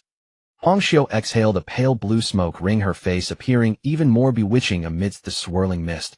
I thought your highness, with your noble status, would have forgotten this humble place long ago. Yifan laughed heartily. How could that be? A day apart feels like 3 years. I think of you, Miss Hongxiu, every day. Your highness is so eloquent. Hongxiu giggled sweetly, then led Yifan to a private room upstairs and personally poured him wine. Then her enchanting eyes gazed at Yifan, meaningfully remarking, I never expected the Jinbei prince's mansion to hide such depths. Oh, why do you say that? Yifan asked curiously. Your highness isn't aware yet. Just these past few days, all strongholds of the Seven Fiends Hall within Dakian have been completely uprooted. Such a feat, even the Imperial Heaven Department couldn't accomplish, could it? Yifan's hand holding the wine cup paused midair. Is that so? His face remained impassive, but inside he was stirred. The Seven Fiends Hall strongholds had been destroyed. He instantly recalled that night, when his second uncle Yi Hichu departed with a carefree air, and those words, you needn't concern yourself with this matter. Good heavens. So when my second uncle said, don't worry about it, he meant literally raiding their entire stronghold. That's too formidable. Watching Yifan's innocent expression as if saying, I know nothing, Hongxiu covered her mouth and chuckled lightly, her fox-like eyes seeming to see through everything. Your highness needn't pretend with me. She leaned closer, lowering her voice, her warm breath blowing against Yi Fan's ear and making his heart itch. Apart from your Jinbei prince's mansion, who else would have the courage and ability to do such a thing? However, Hong Xiu's tone suddenly grew grave. Your Highness should not rejoice too soon. The Seven Fiends Hall is no soft persimmon that any cat or dog can provoke. She spoke slowly. This Seven Fiends Hall is a top-tier assassin organization within the Ling domain with a millennium of heritage, profound foundations, and ruthless methods. Having suffered such a great defeat and losses in Dakian, this time, given their ways, they will likely not let this go. It is said that the Seven Fiends Hall has already dispatched one of the Seven Fiends, the Blade Fiend, personally to Dakian to handle this matter. Blade Fiend. Yi Fan raised an eyebrow. The title sounded formidable. The Seven Fiends Hall has 7 Hall Masters known as the Seven Fiends, each with unfathomable strength. Hong Xiu's expression was more serious than ever. And this Blade Fiend is the foremost among the Seven Fiends. Rumor has it he is obsessed with the blade path, solitary in nature and ruthless in his attacks. 10 years ago, the Qingsheng Sword Sect, one of the top 4 sects in the Ling domain, somehow offended the Seven Fiends Hall. It was this Blade Fiend who alone with a single blade ascended Qingsheng Mountain and within one night slaughtered all over 3,000 members of the sect, leaving rivers of blood. Since that battle, the name Blade Fiend had shaken the entire Ling domain, none daring to provoke him. Even Yi Fan, hearing such a formidable feat, felt a chill in his heart. One person, one blade wiped out a top-tier sect. Is this still human? This is simply a human-shaped mech. Looks like we've caused real trouble this time. Yi Fan stroked his chin, showing little fear on his face, but rather a hint of eagerness. He looked at Hong Xiu and suddenly smiled. Miss Hong Xiu, your information is surprisingly thorough. As soon as the Seven Fiends Hall makes a move, you know everything. Even ancient matters like the Blade Fiend you are well versed in.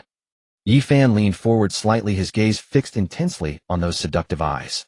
I'm getting more curious. What exactly is your Baiwa Tower? Is it really just a house of pleasure? Hong Xiu's charming smile remained unchanged as she was about to speak. Just then the door to the elegant room was thrust open. A young girl in a pale purple long dress hurried in, her face showing anxiety and gravity. Sister, they're here. Ding. Detected an extraordinary, innate spiritual physique. The Yin-Yang Creation Tower shows abnormal activity.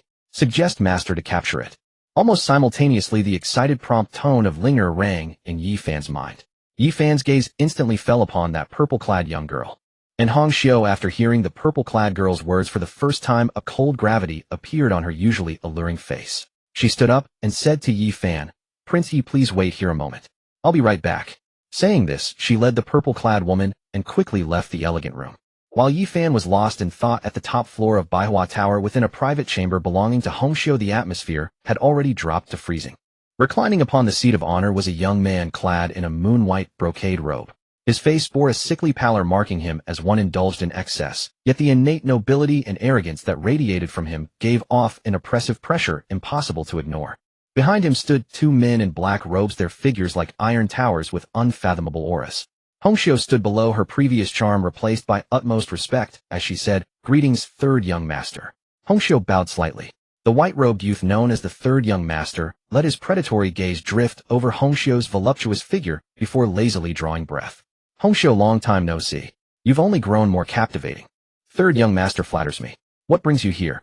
Hong Xiu asked respectfully. This young master has come under my father's orders to inspect the current state of Baiwa Tower's Dakian branch.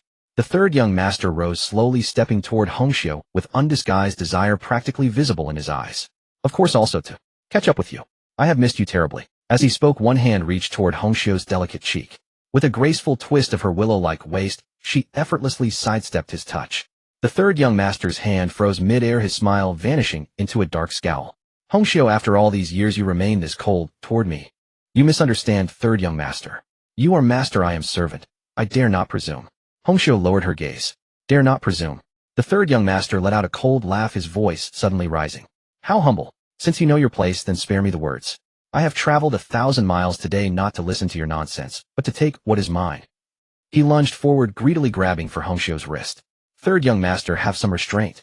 Hong Xiu's expression shifted, her composure shattering as a mighty grandmaster aura erupted from her body, repelling his grasp. My.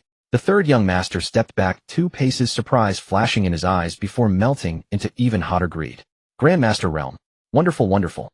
No wonder the Tower Master values you so. Such talent is indeed astonishing. What a pity. His features twisted viciously. No woman I have ever set my sights on has ever escaped. He swept his hand sharply. Seize her. The two robed men behind him moved instantly. Boom, boom. Two surging Grandmaster auras erupted from either side as they attacked Hongxiu ferociously. Boom. Three powerful forces collided violently within the chamber, reducing furniture and decorations to dust in an instant. Hongxiu fighting two opponents alone was at a disadvantage from the start. Their techniques were eerie and domineering, and within 3 or 4 exchanges, she was struck squarely on the chest by one of them. Bang! A muffled thud echoed as Hongxiu was sent flying backward like she had been struck by a heavy blow. She vomited blood onto the gorgeous carpet, the crimson stain horrifying to behold. Sister. At that moment the chamber door burst open and the girl in purple rushed in. Seeing Hongxiu injured, she immediately flew to her side and caught her. The third young master's gaze landed on the exquisitely beautiful purple-clad maiden, his lecherous expression deepening. And you must be the lovely Zhu, and have you not grown more radiant with each passing year? He licked his lips and let out a nauseating chuckle. Today is perfect. You sisters can both stay and serve me well. Seize them all. Zhu and run. Hongxiu shoved the purple-clad girl away, summoning her remaining qi to rise and face them once more. However, already wounded, how could she withstand two experts at her own level? In the blink of an eye she was struck again, sent crashing into the wall with such force that she could not even rise.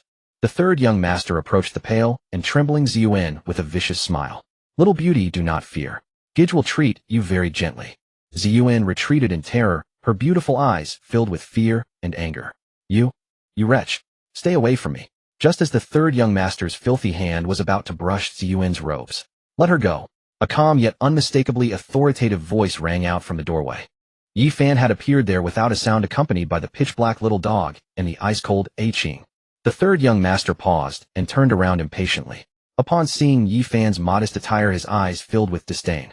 Who the hell are you to interfere with my affairs? Tired of living? Hongxiu recognized Yi Fan, her expression shifting with complex emotions. Third young master.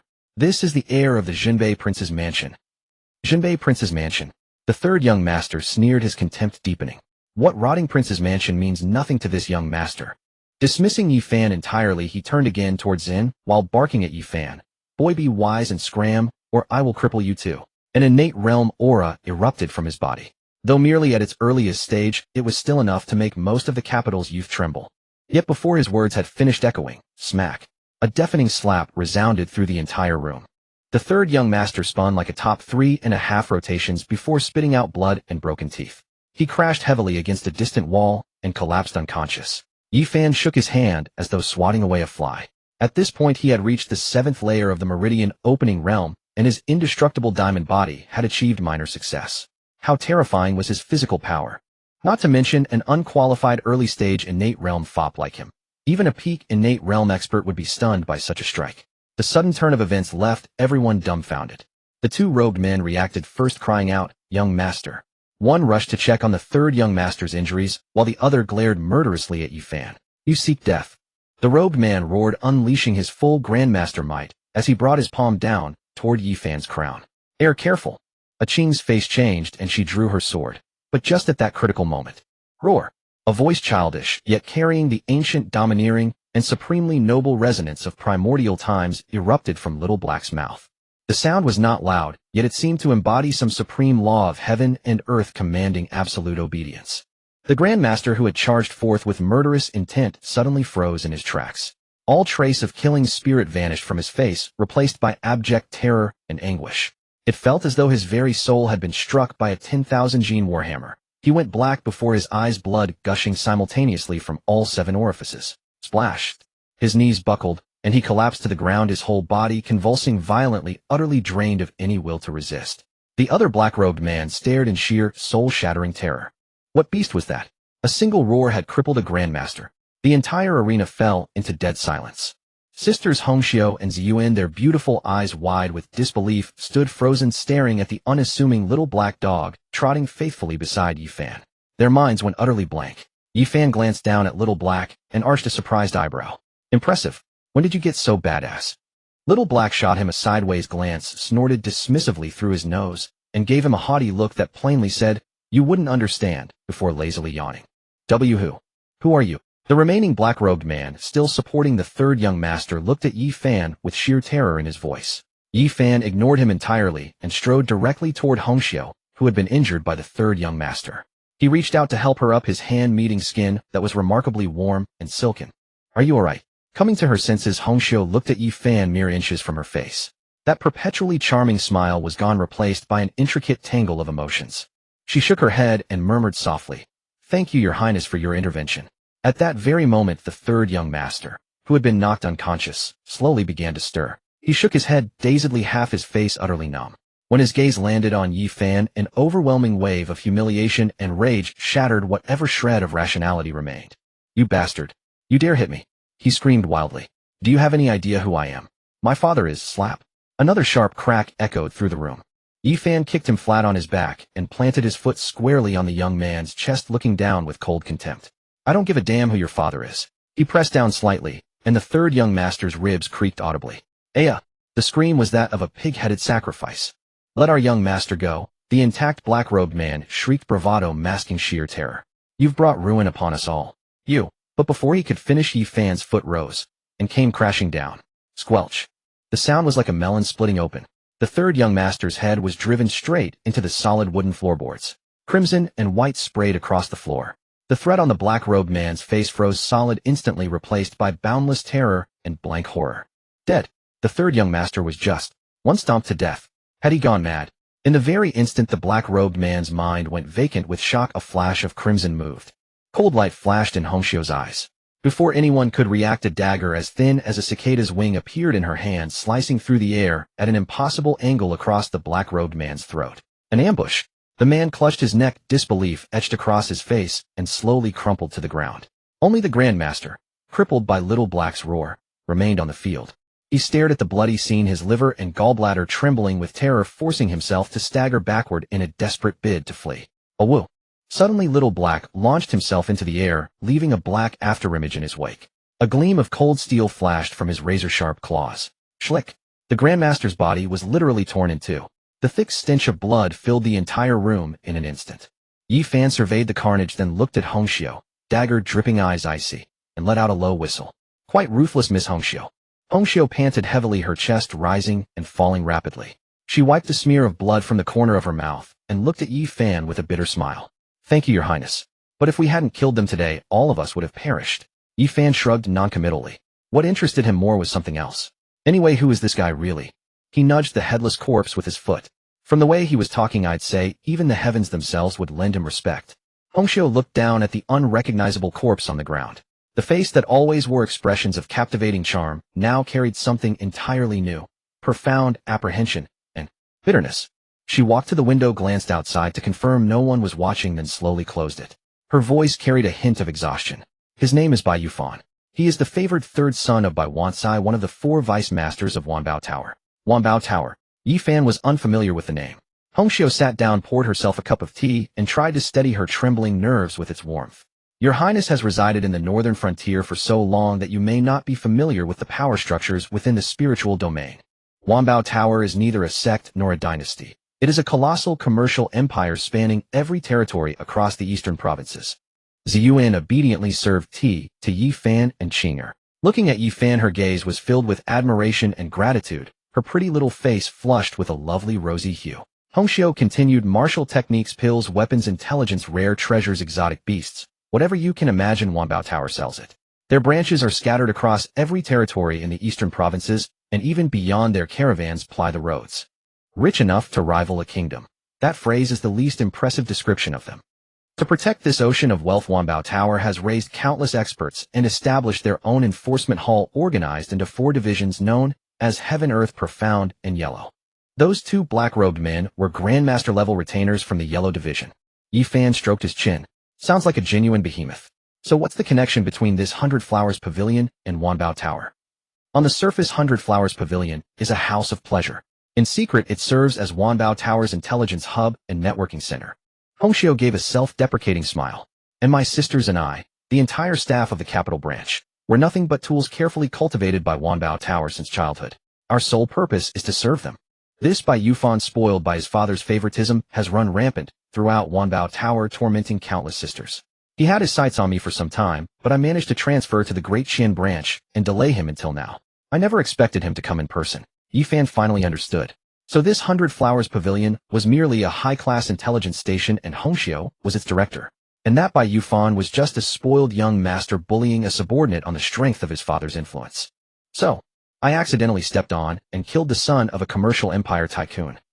Yi Fan clicked his tongue, his expression devoid of any alarm, instead carrying an amused glint. Well, this just got interesting.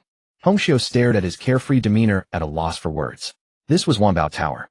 Killing the vice master's son was as good as provoking a hornet's nest. Bai Wankai was notoriously protective and vindictive. He would spare no effort in avenging his son. When that came to pass, it wouldn't be merely this modest 100 flowers pavilion at risk. Even the Prince of Jinbei's mansion might face calamity. Your Highness, you seem utterly unfazed. Hongxiu couldn't help but ask.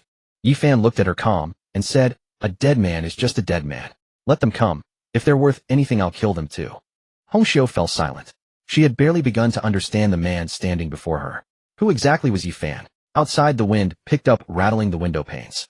Somewhere in the distance a dog's bark echoed, sharp, wild, and full of untamed ferocity. Fear? Yi Fan smiled. Why should I fear? I am the one who killed them. Let their trouble come straight to me. The gates of my Jinbei Kingdom mansion are always open to them. Hongxiu was taken aback. The man before her was recklessly bold, yet his tone carried such matter-of-fact certainty that it was impossible to refute. As for you, Yi Fan's gaze swept over the corpse of the black-robed Grandmaster. You actually killed that Grandmaster directly. Aren't you afraid that the Wanbao Tower will trace it back to you and tear apart your Baihua Tower? Hongxiu walked to the table, her fingertips brushing the cool porcelain cup, her expression growing unusually grave. With Bai Yufan dead, if those two black-robed men escape, all the sisters of this Dakian Baihua Tower and I will have only one path ahead: death. Her voice was low, tinged with weariness. The rules of the Wanbao Tower are far more ruthless than you can imagine. When they act, they leave nothing behind. They eradicate everything completely. She turned around, her beautiful eyes locking onto Yi Fan's. That's why the only solution is to kill them all, eliminate any witnesses. When the Wanbao Tower investigates, I can simply claim they never existed here. Though Bai Wankai serves as deputy leader, I still earned the original leader's favor. Without solid proof, he cannot directly move against me. Yi Fan understood, a playful smile curling his lips. I see now. Experience truly prevails. You're quite formidable, Miss Hongxiu. He paused, then shifted his tone. However, this won't be a permanent solution. The grief of losing a son could drive them to lose their reason. Someone like Bai Wankai would never let this go easily. Sooner or later he'll uncover some clue.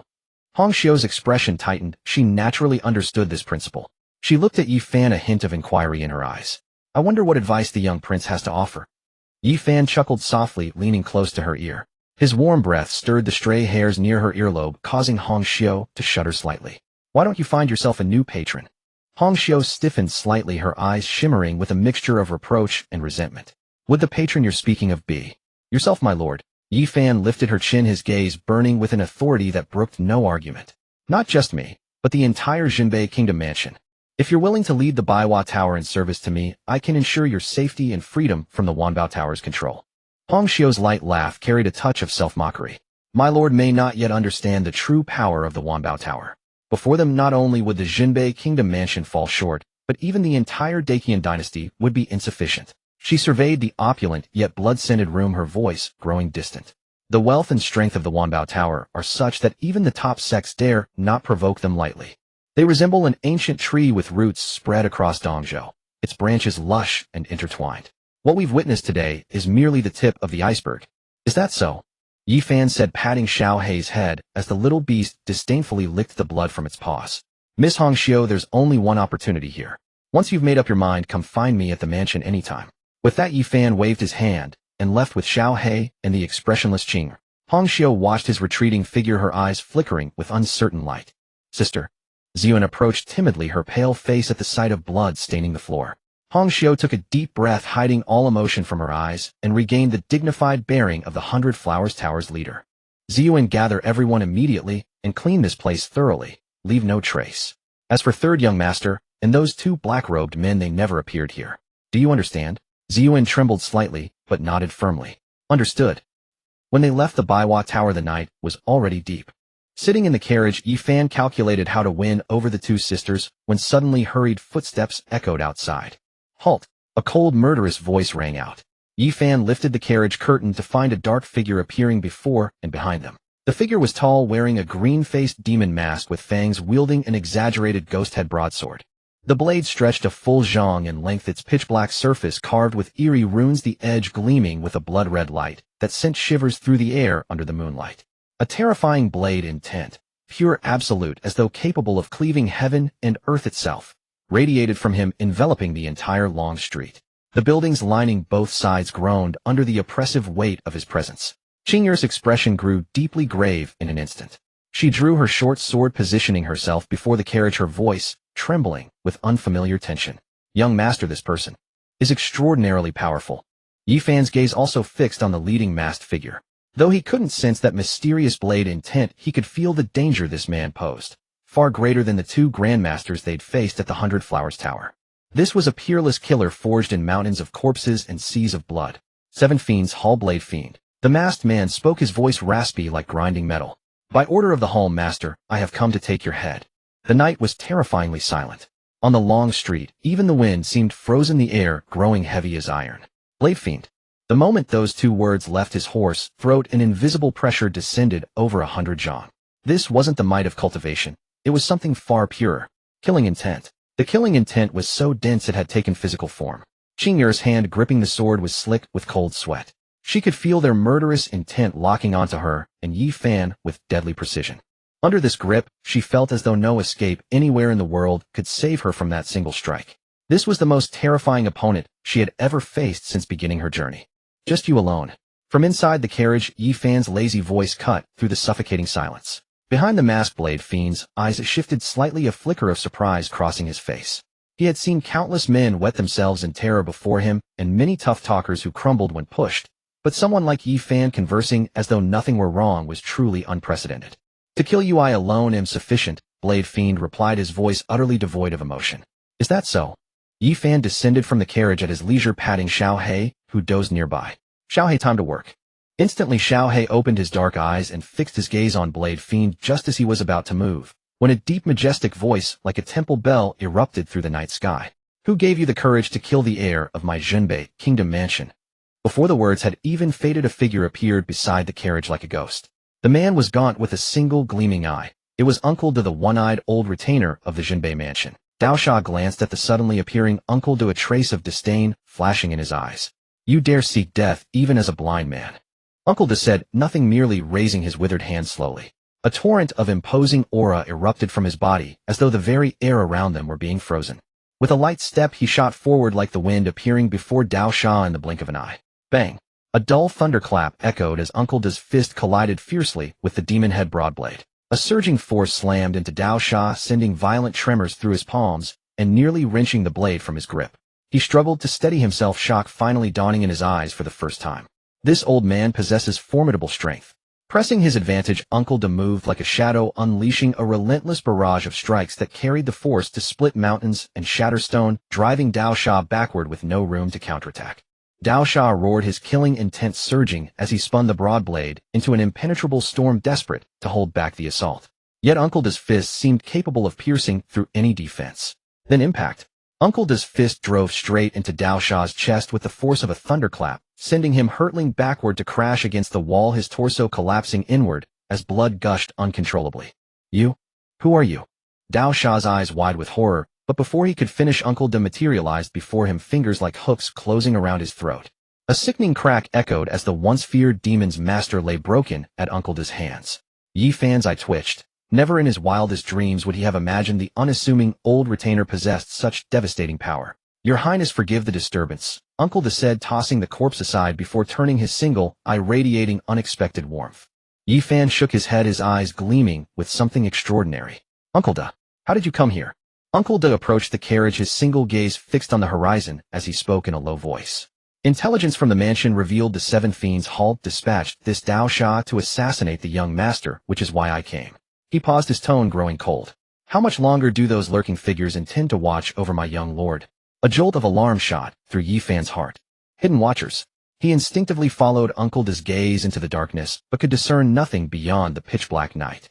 Hundreds of meters away on a rooftop, several figures cloaked in black blended seamlessly into the darkness, their presence utterly undetectable. They were the shadow guards dispatched by Lu Qian. The moment Uncle De's words about hidden figures echoed through the night, the shadow guards froze in terror. They had considered themselves invisible, yet an old one-eyed retainer had seen through their concealment. In an instant Uncle Do appeared before them like a phantom, his gaunt frame radiating a suffocating aura of killing intent. "My lord commands it. Anyone who dares watch over our young lord again shall be put to death, without mercy."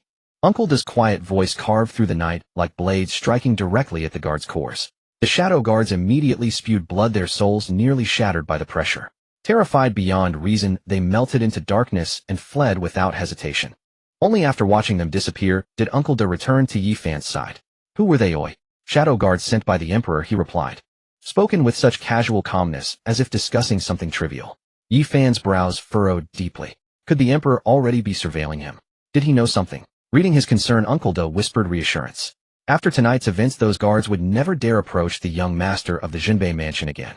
In the Imperial Palace's Hall of Mental Cultivation, Lu Qian sat upon the dragon throne idly, turning a luminous pearl in his hand, while his expression darkened like the shadows surrounding him.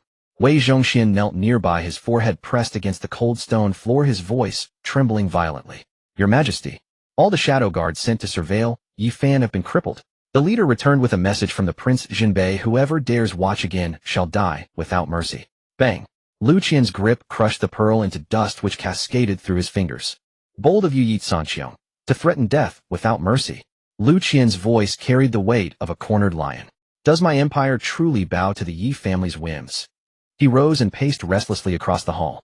One blind old soldier had dismantled his most elite operatives with casual ease. Just how profound was the Yi family's hidden strength? "Calm yourself, Your Majesty," Wei Zhongxian ventured cautiously. "The Prince Jinbei's mansion has incurred the enmity of the Seven Fiends Hall. With their power, they will not let this rest. Though Dao Sha perishes, the Seven Fiends Hall's vengeance merely begins." A bitter laugh escaped Lu Qian's lips, his eyes gleaming with satisfaction. "This crown prince of mine has accomplished something worthwhile." Turning to Wei Zhongxian, he commanded, "Lift his house arrest. Let him move freely." "As you command." His gaze darkened. "What intelligence do we have on Consort Ling?" "Reporting to Your Majesty, since receiving Yi Fan at the birthday celebration, the eldest princess has remained secluded within her residence, with no unusual activity." Lu Qian's expression turned grim as a contemptuous smile curled his lips. "My dear sister still chases ambition after all this time. Does she truly believe I am unaware of her schemes?" Wei Zhongxian offered cautiously. "Perhaps the eldest princess merely conversed with Yi Fan in private." "Impossible." Lu Qian whirled around, his gaze sharpening like a blade. "Watch her residence with everything you have. Miss nothing." "As you command." "And the 10 northern kingdoms, have they responded?" Lu Qian asked again.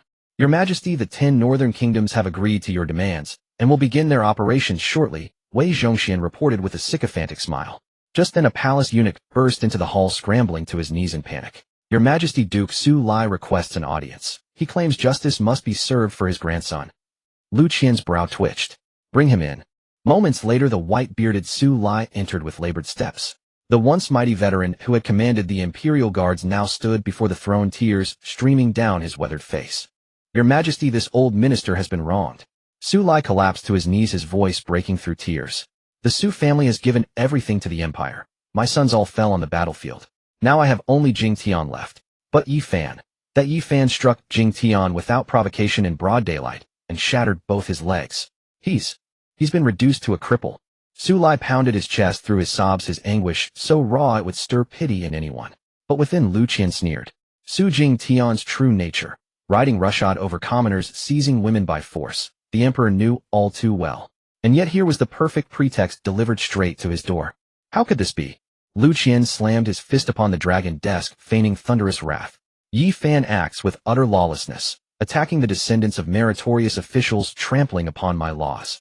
Such crimes are unpardonable. Lifting his tear-streaked face, Su Lai's eyes hardened with calculated malice. "Your Majesty, I ask for nothing but fairness. If justice is not served for Jing Tian, this old man shall die with restless eyes." After drawing a breath, Lu Qian's voice turned imperious and cold. "By imperial decree, Yi Fan, heir to the Prince Jinbei, has acted with flagrant insolence and assaulted the offspring of loyal ministers. He shall henceforth present himself at the Protectorate Duke's mansion to kowtow and beg forgiveness, compensating the Su family for all damages. Should he defy this order, his title shall be stripped, and he imprisoned in the heavenly jail to await punishment." Upon hearing the decree, joy surged within Su Lai. He prostrated himself, thanking the emperor profusely. "Your Majesty reigns with wisdom and justice." Watching him, Lu Qian's lips curled into a barely perceptible sneer. Yi Fan Yi Sanxiong.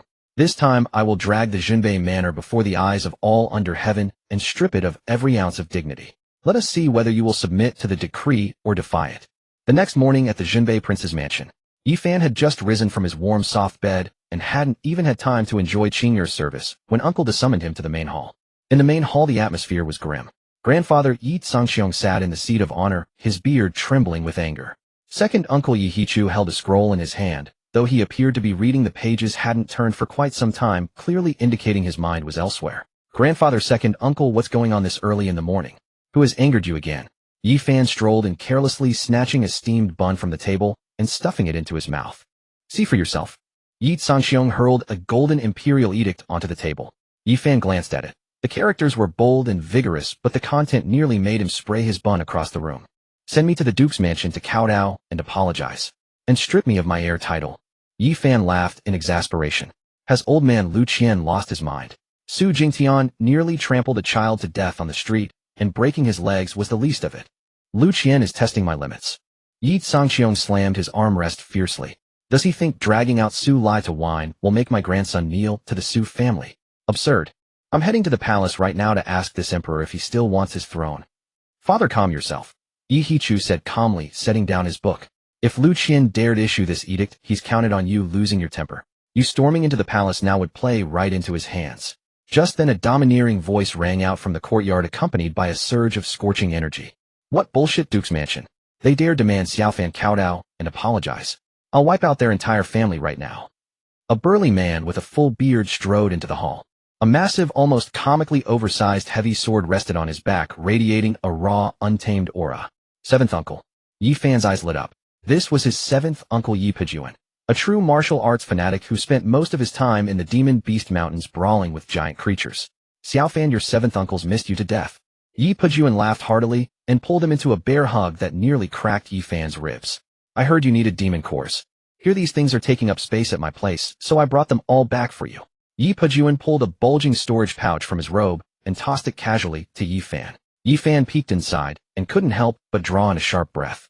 Over 1,000 demon cores shimmering with iridescent light. Every single one was at least 6th grade or higher. 6th grade demon beasts were equivalent to human golden core cultivators. Seventh uncle. Did you just dig up that Demon Beast Mountain's ancestral graveyard? Yi Fan exclaimed in amazement. How those bastards wouldn't behave, so I had a little chat with each of them. Yi Pejuan waved dismissively, then his expression grew cold. Let's get down to business. That old rat Su Lai dares to bully you.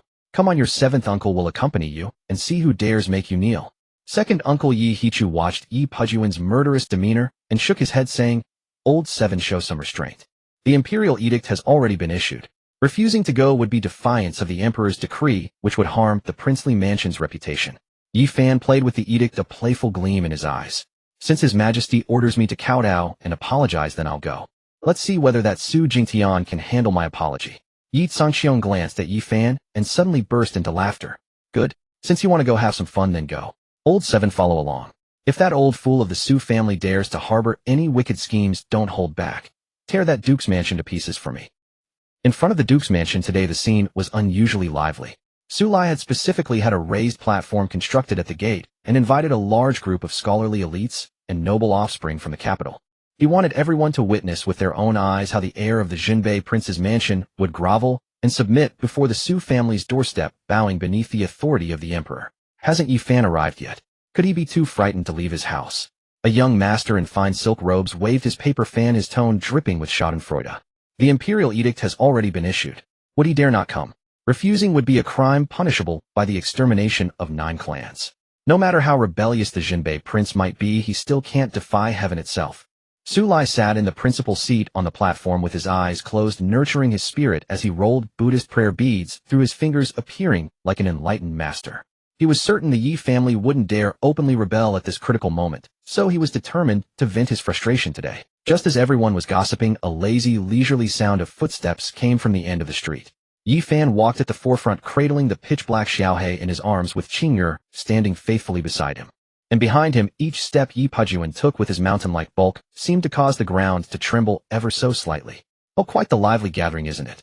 Yi Fan approached the base of the platform, looking up at Su Lai with his usual scoundrel grin that made one want to slap him. Su Lai opened his eyes, a cold gleam flashing within them, and said in a deep voice, "Yi Fan, since you've come, read out the imperial edict. Kneel and apologize to Jing Tian." Two of Su Lai's guards emerged from a side door, pushing a wheelchair upon which sat Su Jingtian, his legs wrapped in white bandages and his face ashen pale. Upon seeing Yi Fan, Su Jingtian's eyes filled with resentment and malicious glee. "Yi Fan, you finally met your match." Su Jingtian screamed, "Kneel down. Kowtow to me. Otherwise you'll never escape the heavenly prison in this lifetime." Yi Fan ignored him and turned to Yi Pajuan beside him. "Seventh uncle, this platform you've built is quite sturdy." Yi Pajuan gave a sinister chuckle, revealing a row of white teeth. "It'll be even more satisfying to tear it apart." "Yi Fan, why aren't you kneeling yet?" Su Lai suddenly rose to his feet, unleashing a tremendous aura of a grandmaster that pressed down upon Yi Fan. "Do you intend to defy the imperial decree?" Yi Fan picked at his ear and leisurely replied, "Old man, kneeling is possible. But my fate is too rigid. I fear your Su family's ground is too weak to support my single bow." "You insolent child, speaking without shame." Su Lai sneered. "Kneel." Yi Fan took a deep breath, a cruel light flashing in his eyes. The chaos yin-yang art within his body began to whirl furiously, and the invincible power of his diamond body instantly gathered in his knees.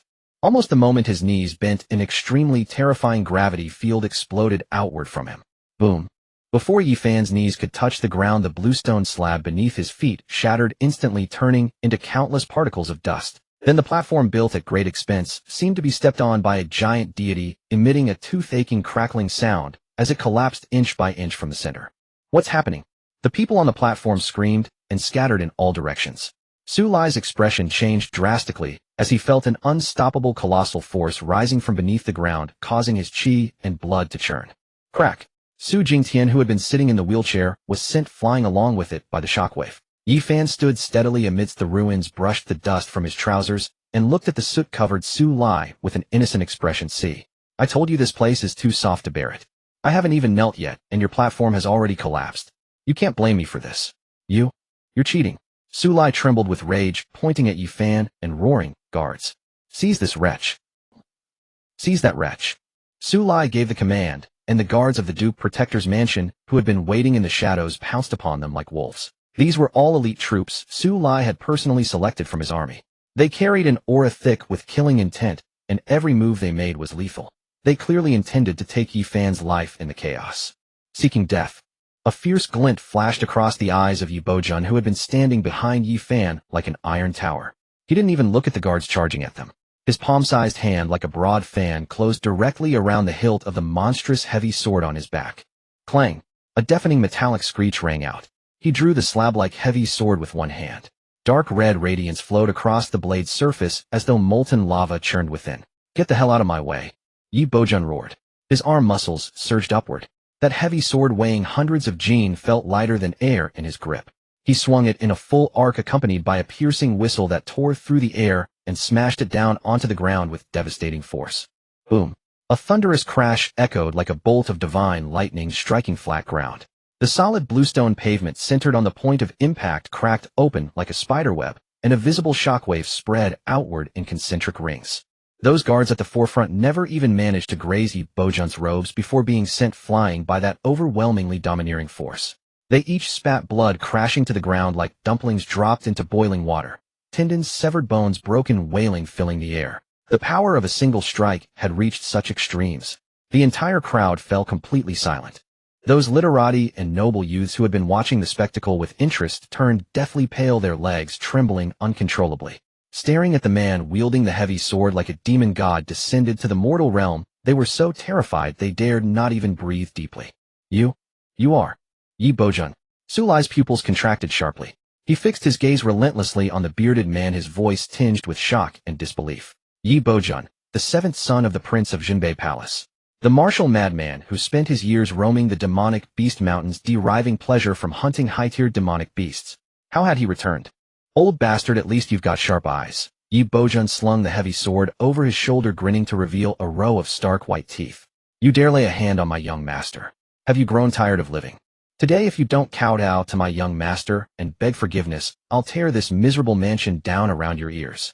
Arrogant. Absolutely beyond arrogant. Su Lai's aged face flushed the color of spoiled liver. He, a Duke Protector of illustrious rank, had never endured such grievous humiliation. "Yi Bojun, do not bully people beyond the point of no return." Consumed by fury, Su Lai released a terrifying aura that exploded outward. Air currents swirled around his body, his robes billowing without wind. Those once cloudy old eyes now gleamed with fierce brilliance like a lion awakening from slumber. And what if I do bully you? Yi Bojun did not yield an inch.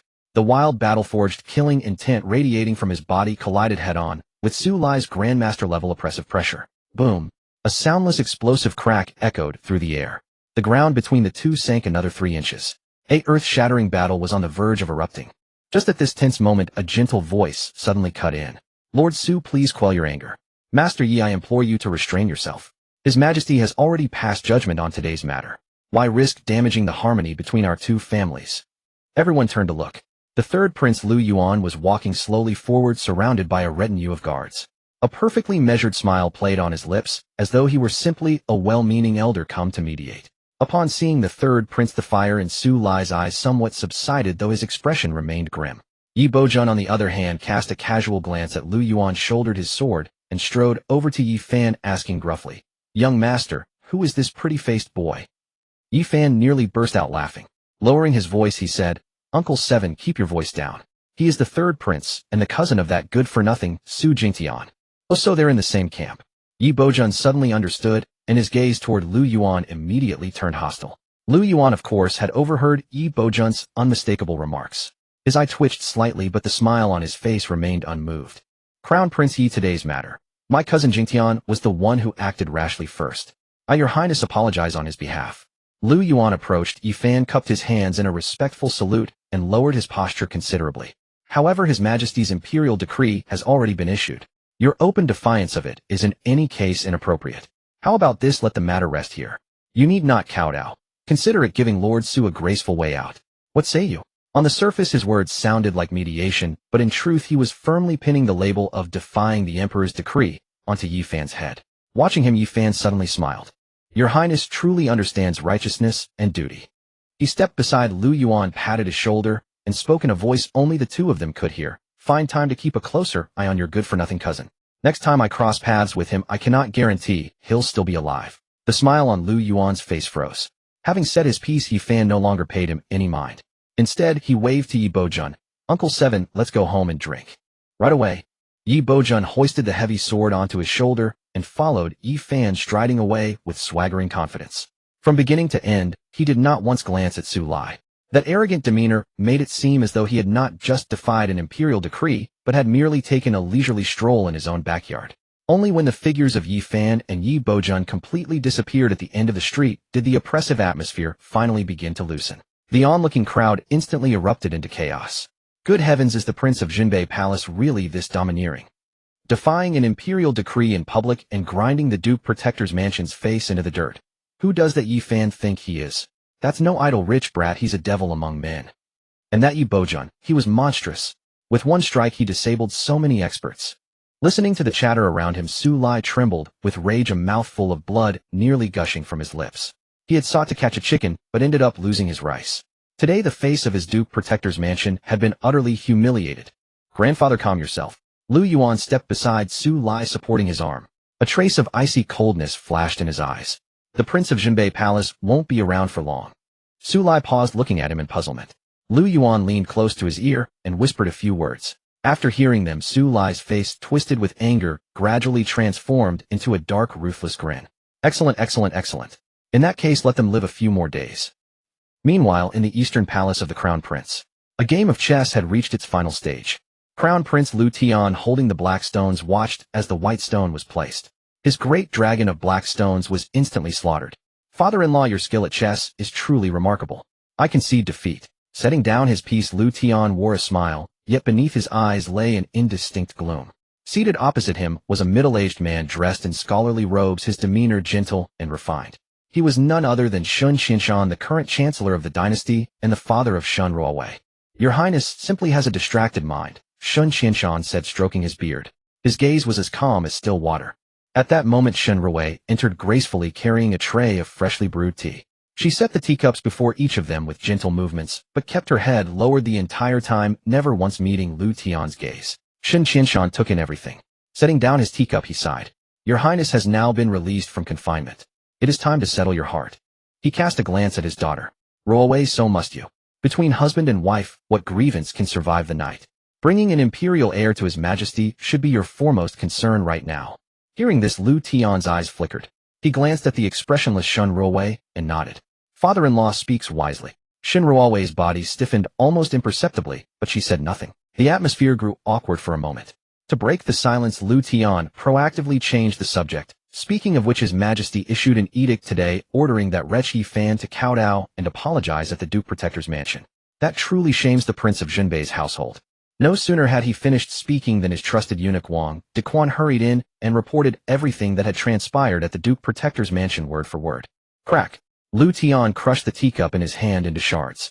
Scalding tea water splashed across his palm, yet he seemed to feel nothing. Lawless.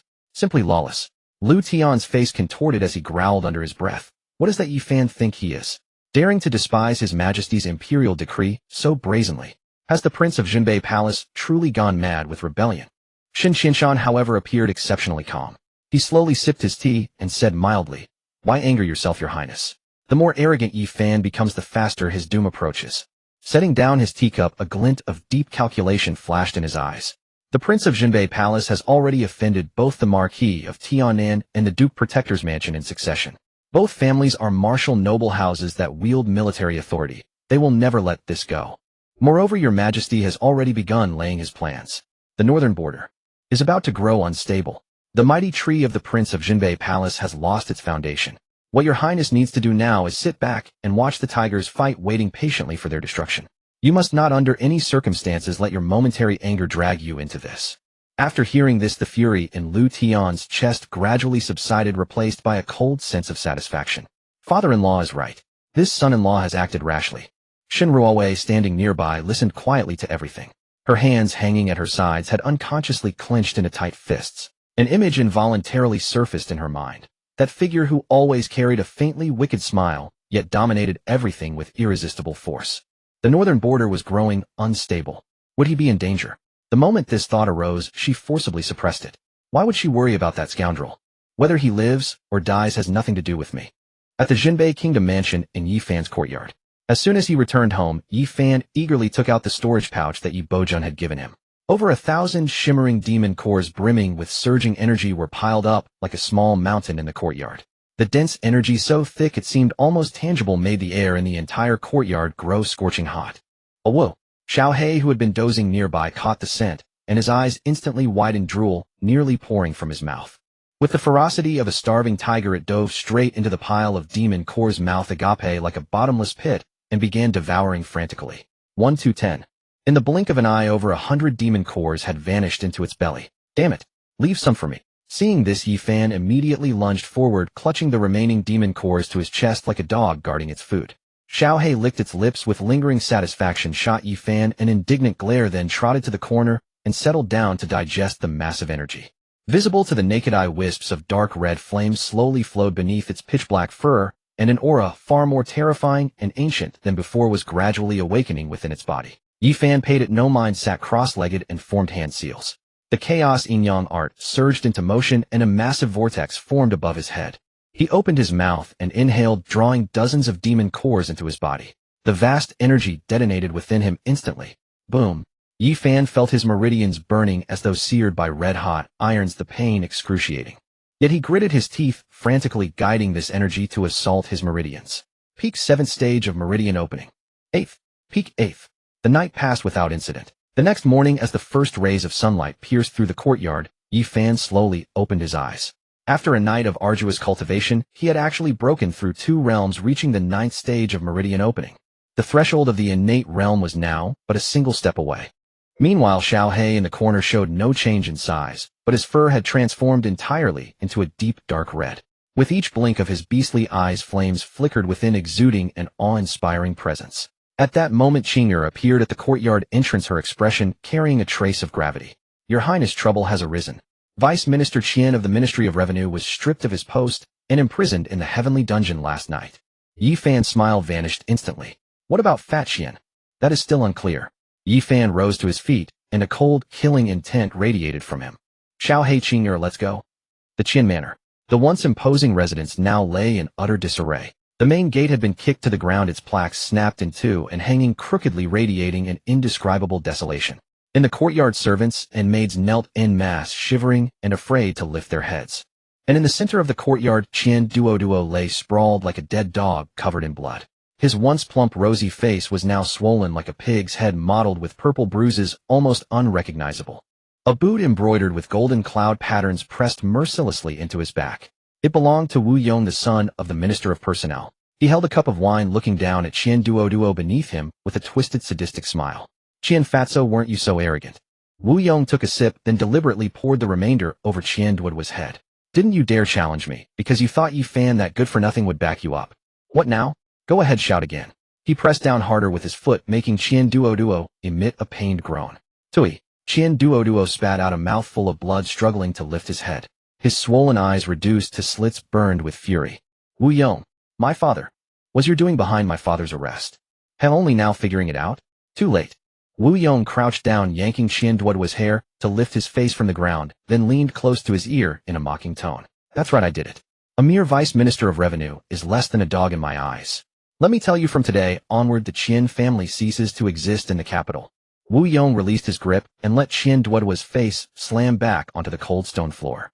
He rose to his feet and kicked Qian Duoduo's head with his toe. "As for you, I won't let you die so easily. I will break your limbs and turn you into a living cripple, forcing you to watch with your own eyes as your Qian family is destroyed. Of course, if you kneel down right now and lick my boots clean, then bark like a dog, I might show mercy and grant you a chance to live. You, dream on." Qian Duoduo summoned his remaining strength and spat a mouthful of blood at Wu Yong. Wu Yong's expression darkened, and he delivered a vicious kick to Qian Duoduo's stomach. "You damn fool, still talking tough. You're so loyal to that waste Yi Fan. Too bad he can't save himself.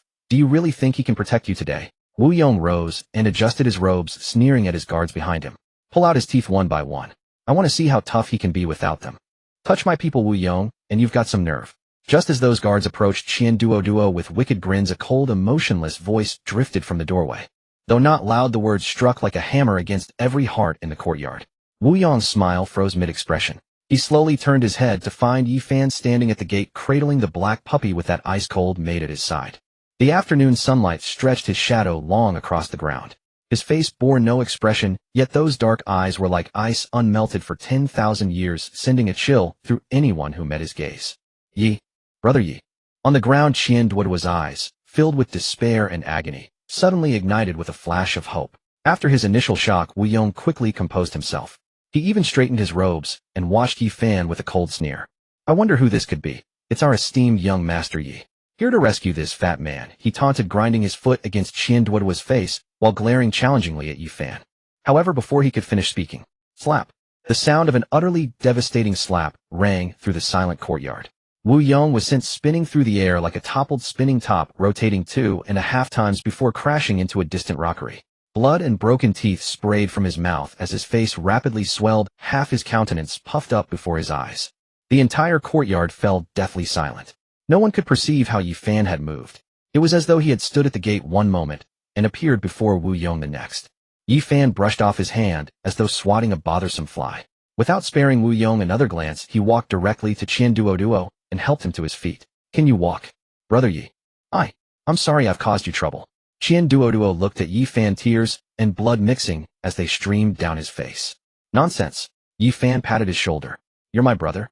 Whoever touches you touches me." Just then a furious shout erupted. "How dare you injure our young master?" The innate realm expert behind Wu Yong, who had been meditating with closed eyes, suddenly opened them. Power surged from him at the 5th layer of the innate realm. His body moved like a descending tiger palm, driving toward Yi Fan's back.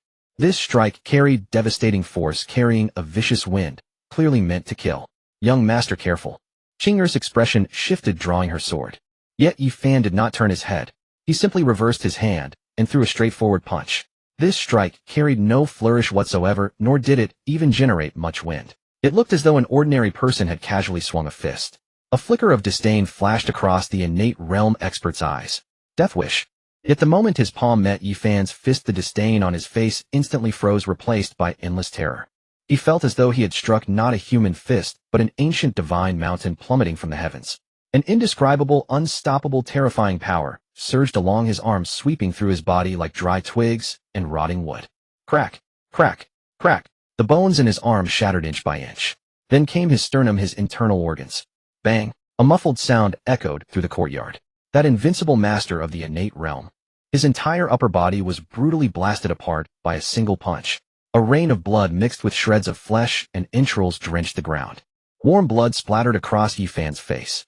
Yet he didn't even blink, merely extending his tongue to gently lick the crimson trail at the corner of his lips. Those icy eyes slowly turned toward Wu Yong, who had just risen to his feet, his face a mask of stunned paralysis. Wu Yong was utterly dumbfounded. His mind went blank, his entire body turned to ice as if he had plummeted into the frozen abyss of the underworld. A master at the 5th stage of the innate realm. Simply blasted apart with a single punch. Could any mere mortal possibly accomplish such a thing? Watching the man, his face still stained with blood, approach step by step, his legs gave way, and he collapsed onto the ground in sheer terror. Why you? Don't come any closer. My father is the Minister of Personnel. I serve the Crown Prince. Wu Yong screamed incoherently, scrambling backward on hands and knees, a foul stench rising from his soaked trousers. He had literally pissed himself in terror. Yifan approached him and came to a halt. He slowly raised his foot and placed it upon Wu Yong's shoulder. Crack! Wu Yong emitted a shriek beyond human capacity as his left scapula was pulverized under Yifan's boot. Did you find tormenting my brothers amusing? Yifan's voice was flat, utterly devoid of emotion. Crack! He brought his foot down again, crushing the other shoulder. Wu Yong writhed madly upon the ground, weeping and drooling uncontrollably from the sheer agony.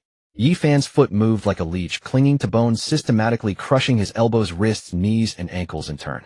Each strike was accompanied by the crisp snap of shattering bone and a piercing, soul-rending scream. The courtyard echoed solely with Wu Yong's heart-rending wails and the relentless cracking of breaking bones. The retainers and maids kneeling on the ground were drained of color, their only wish to bury their heads in the earth. Too cruel. A veritable demon. Just then, dozens of figures clad in black Feiyu robes and armed with embroidered spring blades surged into the Qian residence like a tidal wave. At their forefront stood a tall, stern-faced man, none other than Wei Yuan, the commander of the Huangtian Bureau, who had previously appeared at the Prince of Zhenbei's estate. Wei! Commander Wei! Save me! Save me! The near-dead Wu Yong spotted Wei Yuan as though he had glimpsed a last lifeline, expending his final reserves of strength to cry out for help. Wei Yuan gazed upon the bloody scene before him, his brows knitting tightly. He barked at Yifan. Yifan! Cease! Do you have any idea what you are doing? Yifan lifted his head and cast him a cold glance. Who the hell do you think you are? Having spoken, he raised his foot and brought it down heavily directly into those terrified, pleading eyes. Bang! A muffled sound akin to a splitting watermelon rang out.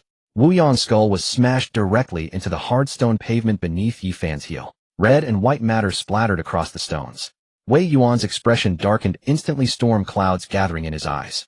To murder the son of a court official right before his own eyes as commander of the Huangtian Bureau. It was a direct slap to his face. An open provocation against the entire Huangtian Bureau. Audacious. Wei Yuan roared in fury. Seize this beast. If he resists, kill him on the spot. Yes, sir. Dozens of Huangtian Bureau elites drew their embroidered spring blades, surging forward with murderous intent. Let us see who dares. Qing'er issued a sharp cry, drawing her short sword to shield Yifan. Wei Yuan let out a derisive snort, a trace of disdain flashing in his eyes. A mere maid dares to act so insolently before me. He stomped forward, abruptly unleashing a terrifying pressure from the Grandmaster realm that crashed toward Qing'er like an avalanche or tidal wave. Qing'er's face paled instantly, feeling as though an invisible mountain had slammed into her chest. She vomited a mouthful of blood, her body forcibly driven backward until she nearly lost her footing. The might of a Grandmaster was truly terrifying. Yifan's expression turned thoroughly icy. Supporting Qing'er, his gaze fell upon the blood at her lips, and within those dark eyes killing intent began to boil. Those who harm my people. He spoke the 4 words softly. Xiaohei, Aoyu. The small black dog who had been crouching harmlessly at his feet suddenly unleashed a heaven-shaking roar. It transformed into a streak of dark red lightning, instantly appearing before Wei Yuan. Those tiny paws carved a several-yard-long black claw mark through the air, radiating a terrifying aura that seemed capable of tearing heaven and earth as wide, devastating blows rained down upon him. What is this thing? Wei Yuan's face contorted in shock, sensing a lethal threat emanating from the claw shadow. Without hesitation, he saturated both arms with all his true qi, crossing them defensively over his chest. Boom! The claw shadow descended. Wei Yuan's protective true qi, capable of withstanding thousands of troops, shattered like fragile ice. Struck as though by lightning, he vomited torrential blood. His body was launched backward like a cannonball, crashing directly through half the wall of the Qin residence. The entire courtyard plunged back into deathly silence. The formerly imposing Huantian Bureau elites stood frozen, as if enchanted, their weapon-wielding hands trembling slightly. What had they just witnessed? One of the 9 commanders of the Huantian Bureau, a dignified grandmaster, instantaneously defeated by a single swipe from a small black dog. Yi Fan walked forward step by step until he stood before Wei Yuan, half buried in the rubble and barely clinging to life. He gazed at Wei Yuan's face, etched with horror and utter disbelief. Is the Huantian Bureau truly so formidable? Why you? Wei Yuan pointed a trembling finger at Yi Fan, his eyes brimming with venom and madness. The Huantian Bureau answers directly to His Majesty. Harming me is betraying the Emperor. You are as good as dead. Is that so? Yi Fan smiled. He brought his foot down directly upon him. Uff! Yi Fan directly stomped his foot onto Wei Yuan's dantian. The latter's body arched violently upward as he spewed another mouthful of blood. Ah! Wei Yuan let out a desperate scream. He could clearly feel his chi, cultivated relentlessly for decades, draining away wildly. His dantian was destroyed. For a martial arts powerhouse, this was undoubtedly a blow worse than death. The guards of the Huantian Division one after another sucked in cold breaths, their scalps numbing with terror. Yi Fan, however, no longer paid them any mind. Supporting Qian Duodua, accompanied by Qing Er, he turned and departed from the place that had become an azure field. The Prince Jinbei's mansion. As soon as Yi Fan entered the door supporting Qian Duodua, he bumped right into his second uncle Yi Hichu. Yi Hichu glanced at the blood-soaked Qian Duodua, then at Yi Fan's face streaked with blood, his brows furrowing slightly. Causing trouble again. Yi Fan briefly recounted the events. After listening, Yi Hichu merely nodded calmly, as if Yi Fan had only crushed an ant rather than killed the son of the Minister of Personnel and crippled the commander of the Huantian Division. Second uncle about Father Qian. Yi Fan showed some concern. Rest assured, Yi Hichu smiled, a calmness piercing through all things lingering in that expression. A mere Minister of Personnel does not hold that much power. Vice Minister Qian will be fine. Yi Fan felt warmth in his heart. He knew that since his second uncle said so, Qian Duodua's father would surely be unharmed. And what he did not know was this Wu Yong, the son of the Minister of Personnel, had been killed. Wei Yuan, the commander of the Huantian Division, had been crippled. These two pieces of news, like two heavy bombs, spread throughout the capital within just one double hour. In an instant, the entire city was shaken. Everyone was discussing that name, Yi Fan. This heir of the Prince Jinbei's mansion, after killing the son of the Marquis of Tiannan and crippling the grandson of the Duke Hugu, once again displayed his bloody and brutal methods. Everyone remarked with astonishment that the #1 playboy of Daqian was indeed lawless and bound by no taboos. The Imperial Palace Yanshin Hall. Bang! A fine guan kiln blue and white porcelain vase was slammed onto the ground by Lu Qian, shattering into pieces. Useless. All of you useless. Lu Qian's chest rose and fell violently. His face, always bearing an aura of majesty, was now contorted with vicious fury. The commander of the Huantian Division, a grandmaster realm powerhouse leading dozens of elite troops, yet was publicly crippled by a playboy heir. What on earth does your Huantian Division exist for? Before the hall, Pei Su, the supreme commander of the Huantian Division, a gaunt old man, knelt upon the ground, his body trembling like a sieve, daring not even to lift his head. Your Majesty, please restrain your anger. Yi Fan was accompanied by a terrifying beast. In a single strike, it severely injured Wei Yuan. A beast? Lu Qian's fury subsided somewhat, replaced by deep apprehension. What manner of beast? Reporting to your Majesty. According to those who escaped back, the beast's appearance is merely a small black dog. Uff! Lu Qian nearly spat up a mouthful of old blood. A small black dog? Are you kidding me? A small black dog, one claw severely injured a grandmaster. Your Majesty, this is absolutely true. Though the beast is small, the aura it exudes carries an extremely terrifying pressure. The gaunt old man kowtowed repeatedly in terror. Lu Qian's expression flickered uncertainly. He recalled that night when that one-eyed old soldier casually crippled his secret guards. Now another mysterious and powerful beast had appeared. Just what other hidden trump cards does the Prince Jinbei's mansion conceal that he is unaware of? Yi family. The Yi family. Lu Qian gritted his teeth, forcing out 2 words through clenched molars.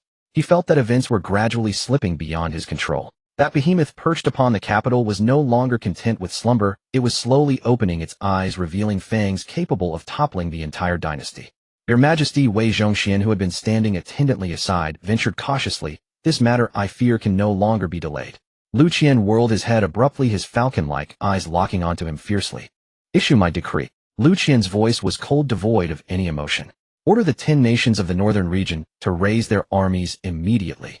I want Yi Sangxiong unable to protect both his head and tail. Additionally, notify an Yi to pay a visit to the 10,000 demon abyss and inform them that I honor the conditions I promised. All I desire is but one thing. Lu Qian's voice echoed eerily and dreadfully through the spacious hall. Let the northern frontier be left with not a blade of grass surviving. Upon hearing the words, 10,000 demon abyss, both Wei Zhongxian and Pei Han shuddered deeply within their eyes filled with shock. They never imagined the emperor would resort to collaborating with those devils in order to deal with the Prince Jinbei's mansion. Thus a celestial net targeting the Prince Jinbei's mansion was silently unfolding. The eldest princess's residence, Tingxua Pavilion. Lu Lingji reclined upon a soft couch idly playing with a crystal-clear jade pendant. Before her a woman in black with a masked face knelt on one knee reporting everything that had transpired in the capital that day. After Yi Fan crippled Wei Yuan, he returned to the mansion with Qian Duo and has not ventured out since. Heh! Lu Lingji chuckled softly, her laugh carrying a touch of amusement and appreciation. This Yi Fan truly knows not how to keep a low profile. In just a few days he has offended the Minister of Personnel, the Duke Hugu, and the Huantian Division all at once. Your Highness, this young master acts erratically and has made too many enemies. I fear he will hardly achieve greatness. The woman in black spoke in a hushed tone. No. Lu Lingji shook her head, wisdom gleaming in her elongated phoenix eyes. You are mistaken. He is not being erratic. He is establishing authority. He is using the most direct, most domineering method to tell everyone that no one may lay a hand upon those of the Prince Jinbei's mansion. He killed Wu Yong to show the crown prince. He crippled Wei Yuan to strike at my esteemed royal brother. A person like this is either a complete madman from beginning to end or possesses absolute confidence and conviction. Lu Lingji rose to her feet and walked to the window, gazing out at the heavy night. I am growing ever more anticipatory. When this troubled water of the capital becomes increasingly muddied by his hand, just how many more surprises can he bring me? She paused, her tone turning icy. Issue the order, let our people keep a close watch on the imperial palace and the northern frontier. My esteemed royal brother is likely to act out of desperation. Inside the study of Jinbei Prince's mansion, Yi Sangxiong listened to Yi Hichu's report concerning today's events.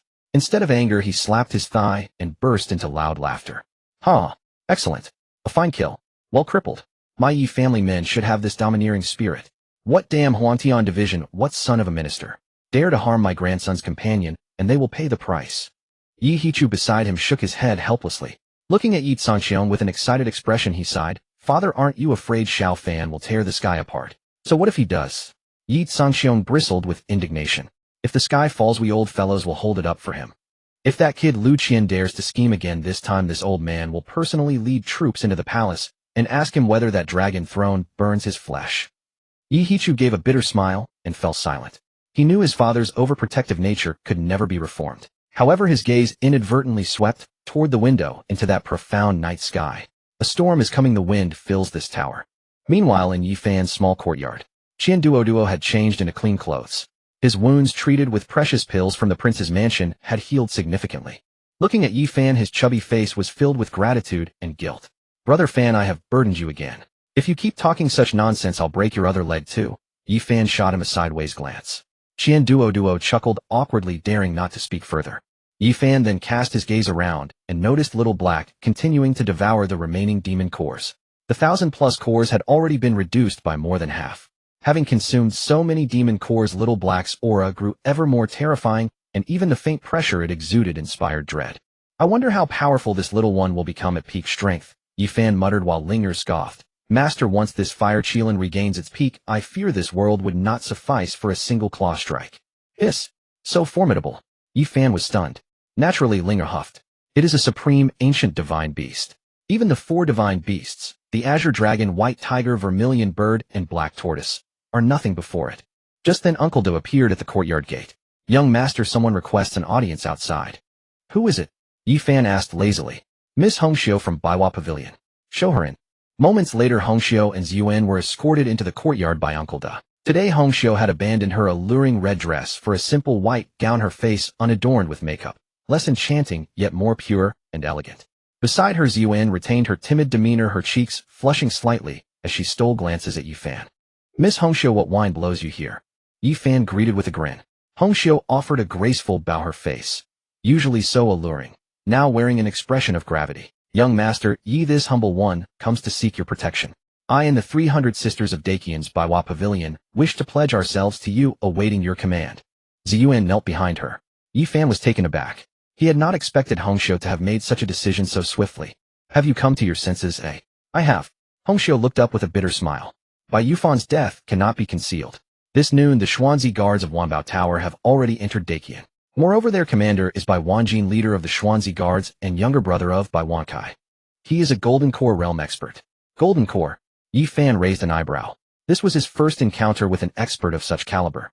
His public pretext is to inspect operations, but in truth he has come to investigate the cause of Bai Yufan's death. Hongxiu gazed at Yifan, her eyes tinged with entreaty. After much deliberation, only you, young master, can protect our lives. Yifan's gaze swept over the curvaceous figures of Hongxiu and Ziyuan. He licked his lips, a wicked grin spreading across his face. If you wish to pledge allegiance to me, then you must show some sincerity. Hongxiu and Ziyuan exchanged a glance, each reading shame and resolve in the other's eyes. Slowly rising, they positioned themselves on either side of Yifan, their breath fragrant as orchids. What manner of sincerity do you desire from us, young master? Upon hearing this, Yifan's lips curled into a sinister smile. Seizing both women in his arms, he carried them into the room, leaving behind a drooling Qian Duo filled with envy. What transpired next need not be recounted. Meanwhile, within an unremarkable compound in the capital, a middle-aged man clad in golden brocade robes, slightly corpulent, resembling a wealthy merchant, listened quietly to his subordinate's report. He was Bai Wanjin, commander of the Xuanzi guards at Wanbao Tower. Commander, the investigation is complete. The third young master's last known destination before his disappearance was Baiwa Pavilion. A figure in black knelt on one knee, reporting in a grave tone. And what of Hongxiu? Bai Wanjin lifted his teacup, gently blowing across its surface. Hongxiu claims the third young master never set foot in Baiwa Pavilion. Humph. Bai Wanjin sneered, setting his cup down with deliberate care. It seems my nephew's death is inextricably linked to her after all. He rose and stepped to the window, gazing at the cold moon beyond. My eldest brother doted endlessly upon this third son, yet he perishes in the capital of Dakian. If I fail to tear the culprit to pieces, what face have I to return before him? Turning from the window, those ever-amiable eyes now flashed with a ruthlessness that clashed sharply with his demeanor. Issue my order. Seal off Baiwa Pavilion. Tonight, I will have every soul there buried alongside my nephew. Night tranquil. In Yifan's room, the air still carried traces of lingering passion mingled with the distinctive fragrance of the women stirring the soul.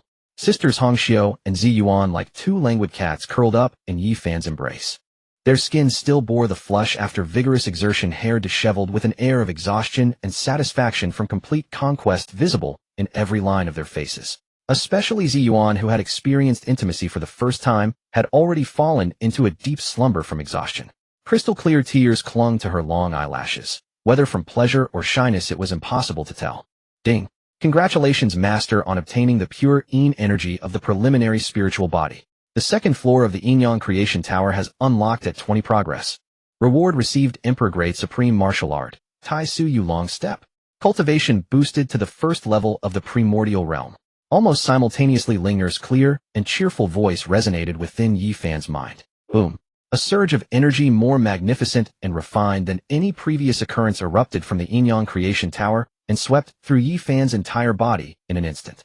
His meridians seemed to be completely opened at this moment, with the true qi transforming from a gentle stream into a rushing river.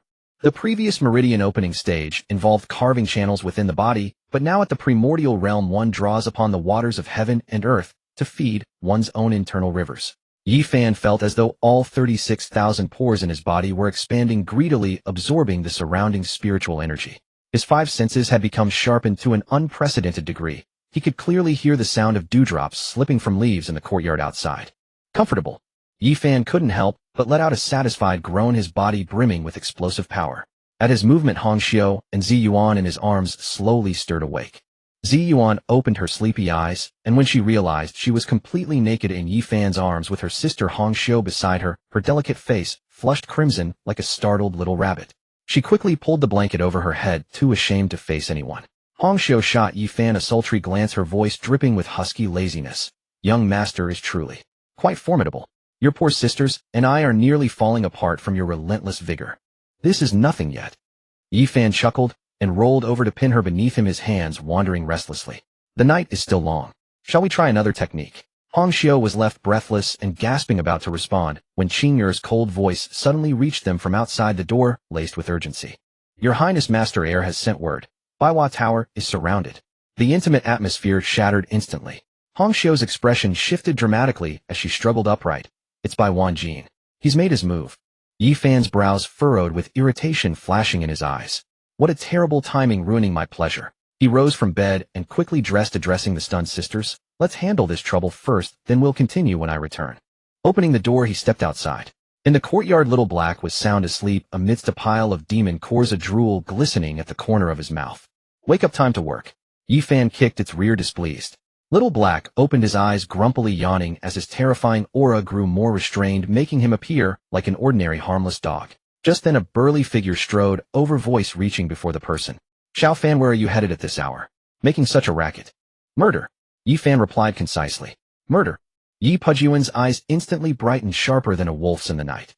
He rubbed his hands with excitement. Excellent. Take me along. Those weaklings at the Duke's mansion haven't been properly dealt with yet. Yi Fan shook his head helplessly at his seventh uncle, the one who thrives on chaos. Without further delay, guided by Hongxiu, they moved like phantoms through the night toward Baiwa Tower. The tower lay in dead silence beneath the darkness. No longer did songs and dancing fill the air, no drunken revelry remained. Only the thick stench of blood hung heavy in the atmosphere. When Yi Fan and the others arrived, they beheld a scene like hell on earth. The tower's doors stood open, guards and servants scattered lifelessly in pools of blood. Inside the hall, lanterns burned brightly. A portly middle-aged man in golden brocade sat imperiously at the head, leisurely sipping wine. At his feet, the ladies of the tower knelt, trembling, their faces pale with terror. When Hongxiu entered, they looked to her as their only hope, their eyes pleading. Sister Hong, save us. The man in gold by Wanjin looked up slowly at the commotion. His smile vanished, replaced by a cold glint in his eyes. So you've finally shown yourself. Setting down his cup, his voice carried an unyielding weight. I was beginning to think you'd fled. Playing dumb with me. Bai Wanjin's face contorted into a vicious snarl as he slammed the table. Let me ask you once more. Yi Fan entered your establishment and vanished without a trace. You owe my elder brother an explanation. His words echoed through the room as a crushing pressure descended, making every woman there struggle to breathe. Before Hongxiu could respond, a lazy voice came from behind her. That boy's already dead beneath my feet. You want an explanation? Very well. I'll give you one in person down there with him. Yi Fan sauntered in with his hands tucked in his sleeves. Bai Wanjin's pupils contracted sharply, his gaze cutting like a blade as he fixed on the newcomer. Who are you? Yi Fan, heir to the Jinbei Prince's mansion. Jinbei Mansion? Bai Wanjin narrowed his eyes, recognizing the name. I've heard of it, a non-royal princely house in the great Qian dynasty. A mere heir dares to kill my deputy's son. You have some nerve. With a sharp gesture of his hand, he commanded, seize him.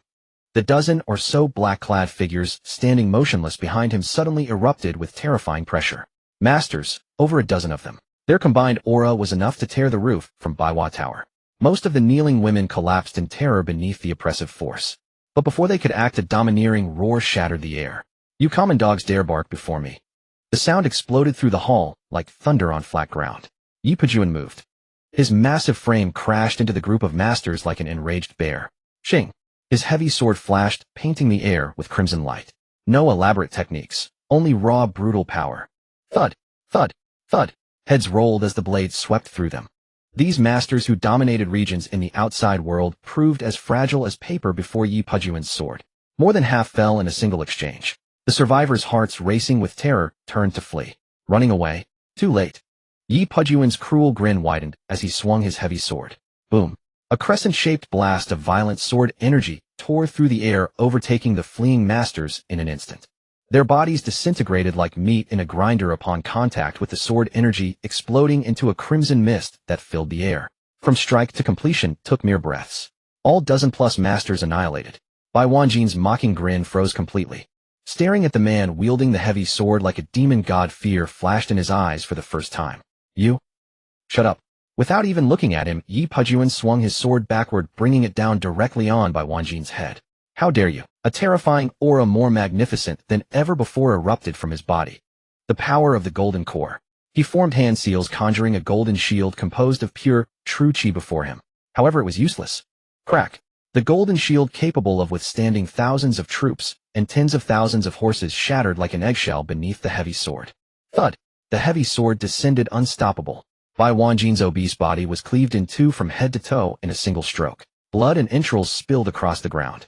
What bullshit, golden core, all show and no substance. Yi Bojun planted his heavy sword into the ground and spat disdainfully. A deathly silence fell over the crowd. Hongxiu stood frozen, her beautiful eyes wide with shock, completely stupefied. That had been a golden core realm expert. Just like that. Cleaved in one strike. Yi Fan's eye twitched, thinking to himself, seventh uncle is too fierce. He cleared his throat and walked up to one of Bai Wanjin's attendants, patting his face. Go back and tell your so-called deputy master Bai Wansai. From today onwards, Hongxiu is mine, Yi Fan's. This 100 Flowers Pavilion also changes its surname to Yi. If you dare send anyone else, I'll kill one who comes alone and kill a pair who come together. Understood? Why, yes. Understood. Get lost. Yi Fan pointed at the two halves of Bai Wanjin's corpse on the ground. All right, carry him away. Consider it a present for your deputy master. The man felt as if granted a great mercy, and in a fluster dragged the corpse and fled in terror from 100 Flowers Pavilion. Only when the man had gone far did Hongxiu snap back from her great shock. She looked at Yi Fan, her face full of worry. Your Highness, by doing this you've completely burned bridges with Wanbao Pavilion. They will definitely not let this go. What bullshit, Wanbao Pavilion?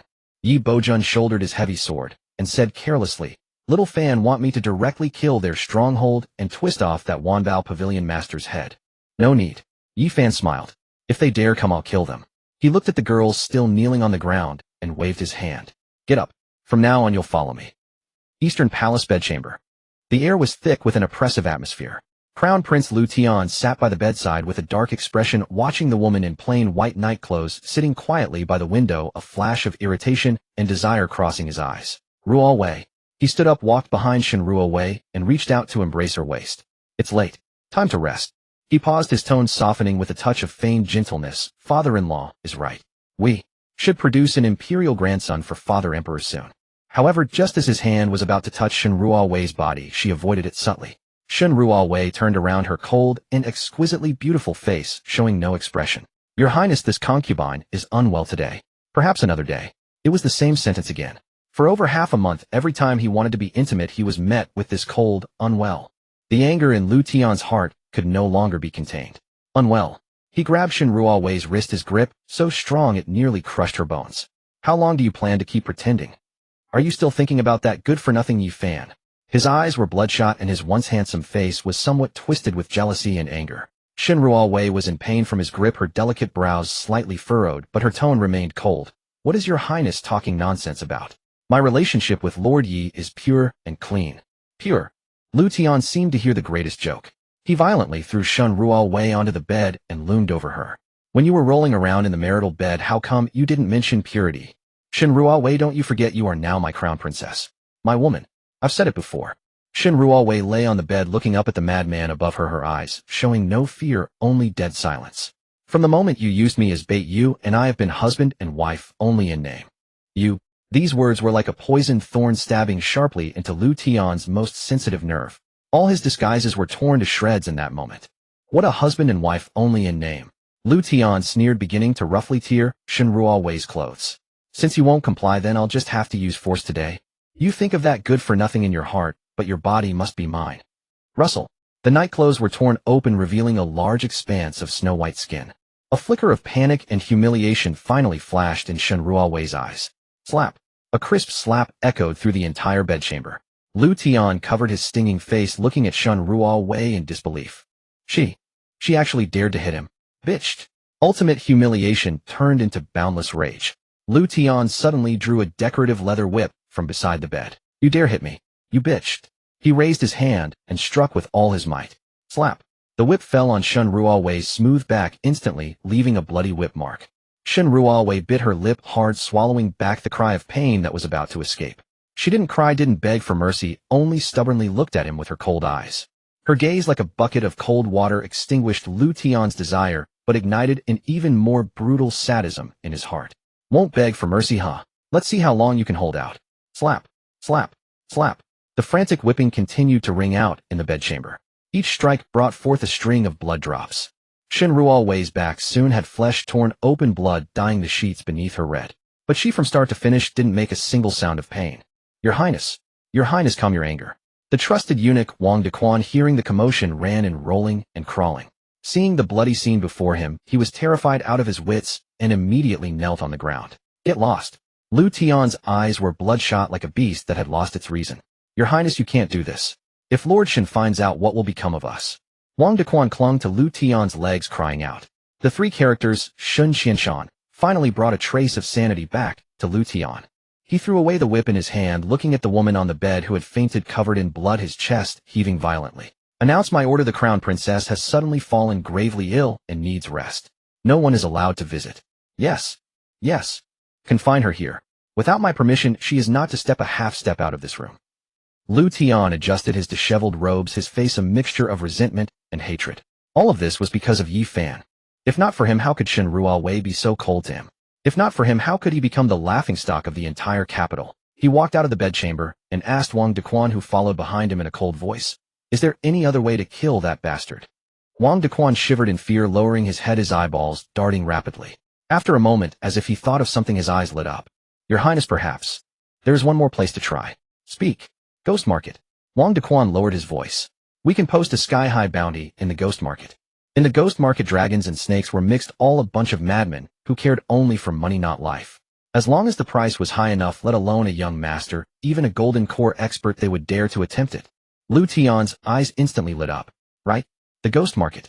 How could he have forgotten such a place? Good. A sinister smile appeared on Lu Tian's face. Let's do it. Go use my private treasury to post the bounty. I don't necessarily need to kill that bastard, but even if I can't kill him, I want him to have no peace from now on, to live in endless pursuit and fear. The next morning, Yi Fan awoke from his soft bed feeling refreshed and brimming with explosive strength. As he opened his eyes, a scene of sensual beauty greeted him. Hong Xiu Zi Yuan and Qing Heir, who had somehow slipped in during the night, their three flawless bodies coiled around him like octopuses. Last night would surely prove another sleepless one. Gazing at the three women's weary yet contentedly sleeping faces, Yi Fan couldn't help but curl his lips into a smug smile.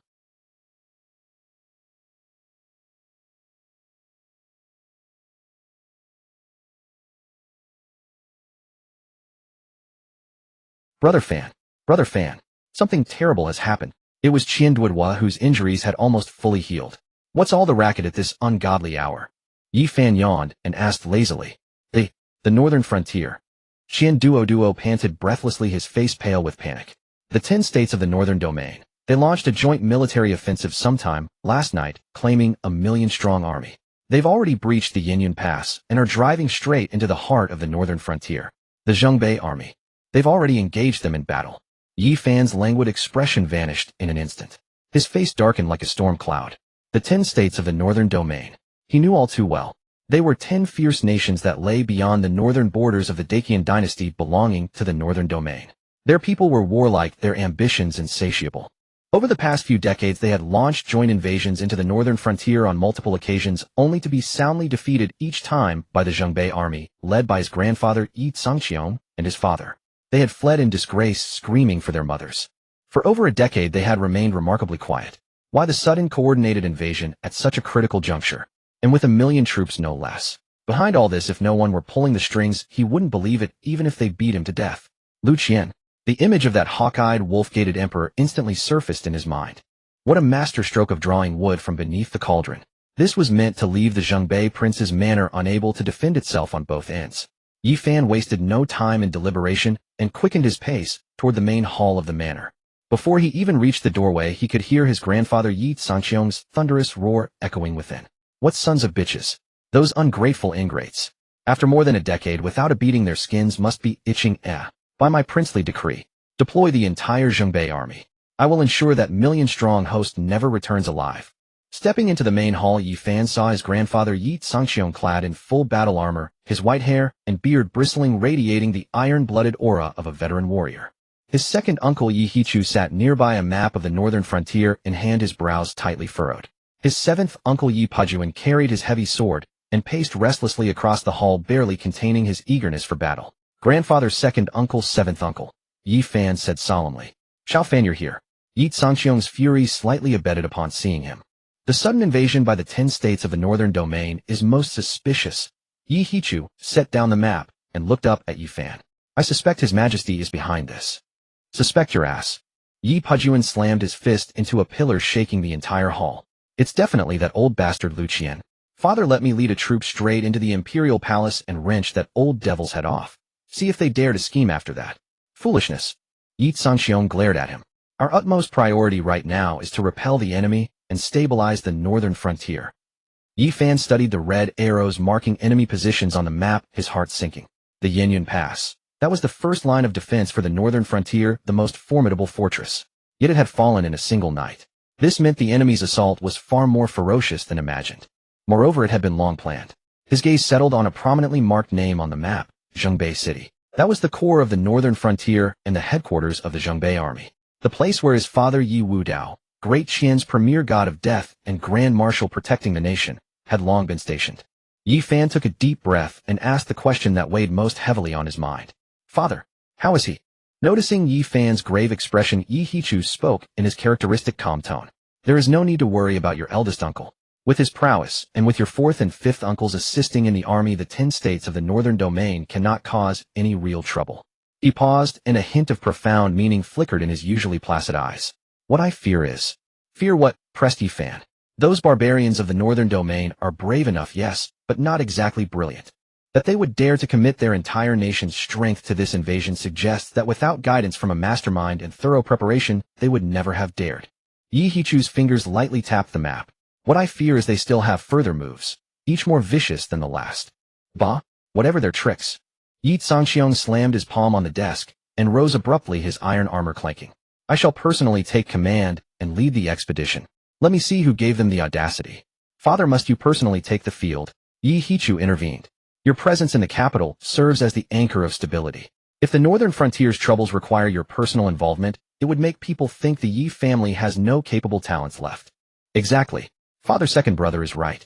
Yi Pajuan brought his heavy sword down hard against the ground, the impact causing the floor to hum. Let me go. I guarantee I'll wring those young pups' heads off and use them as chamber pots. Yi Zhangxiong looked at his two sons, then at his calm grandson, his chest swelling with intertwined pride and fury. Finally, he drew a deep breath and sat back down. Very well. Old Seventh, you will immediately reinforce the northern frontier. Tell your eldest uncle to fight without restraint. The manor will supply all the provisions, troops, and horses he needs. At your command. Yi Pajuan eagerly accepted the order and departed, looking more as though he were heading to a feast than to battle.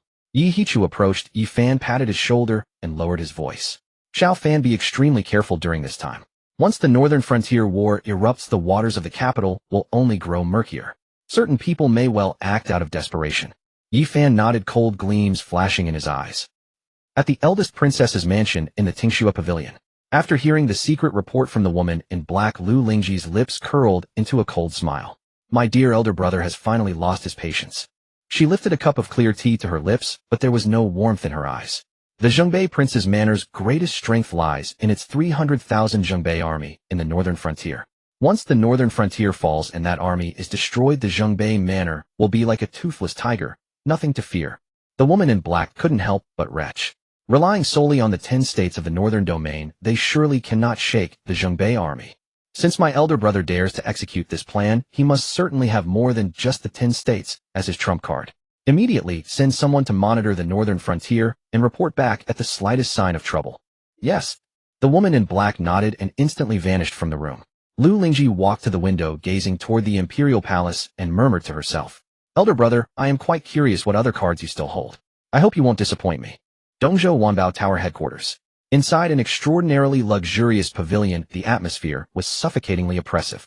By one side, the deputy leader of Wanbao Tower, a portly man bearing a striking resemblance to Bai Wanjin, stared fiercely at the two halves of a reassembled corpse before him. It was his own beloved younger brother, the prince of Jinbei's mansion.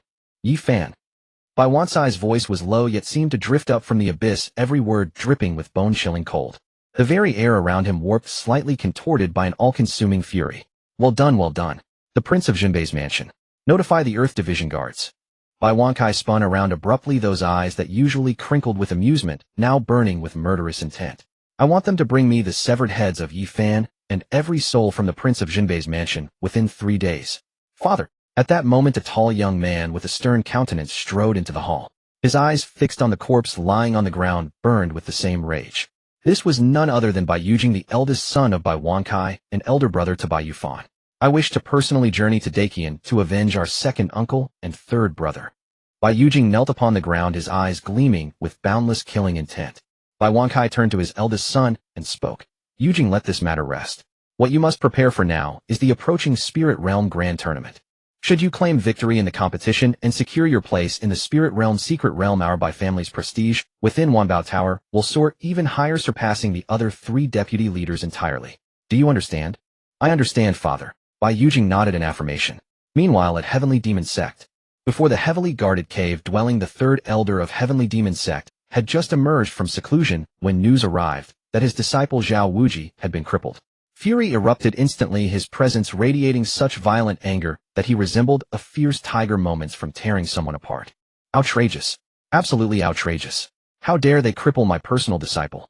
I shall go to Dakian right now and reduce that Yi Fan boy to ashes. Before him stood sect leader Murong Shui and several elders doing their utmost to calm his wrath. 3rd elder, do not act rashly. Murong Shui knitted her brows tightly. The Prince of Jinbei's estate remains one of Dakian's foremost martial aristocratic families, commanding hundreds of thousands of cavalry. Such a force cannot be provoked carelessly. With the Spirit Realm Grand Tournament approaching, all matters must yield to the greater strategy. The 3rd elder roared, my disciple's Dantian has been destroyed, his Dao path severed. How am I supposed to swallow this insult? At that precise moment, a heaven-shaking aura erupted from the forbidden grounds behind the rear mountain of Heavenly Demon Sect. The energy emanating from it was pure and sacred, resonating with heaven and earth itself, drawing the spiritual energy of the entire Heavenly Demon Sect surging toward that location in frenzied convergence. Murong Shui and the gathering elders froze, their expressions shifting to a mixture of shock and elation as they turned toward the rear mountain in unison. It's Yenner. She's broken through again. The 6th stage of the innate realm. Merciful heavens. How much time has passed since the last breakthrough? Less than half a month. Such exceptional talent. If not within our spirit realm, then across the entirety of Dongzhou, how many prodigies could match her? The elders were overcome with exhilaration. Even the 3rd elder, moments ago consumed by wrath, now restrained his anger, his features etched with awe. Just then a disciple hurried forward, carrying an exquisite jade box in his hands. Revered sect leader, esteemed elders. The Jun family of Taicang Sword Domain has dispatched envoys bearing celebratory gifts, offering early congratulations to senior sister Xiao on her anticipated victory in the Spirit Realm Grand Tournament. They further announced that the young master of the Jun family will personally attend the competition to lend his support. Upon hearing these words, the entire assembly erupted into uproar. The young master of the Jun family. He actually comes in person. How wonderful. With young Master Jun showing such favor toward Yenner, the marriage alliance between our families is practically sealed. Once backed by the Jun family, our Heavenly Demon Sect will undoubtedly rise to become the foremost sect in the spirit realm.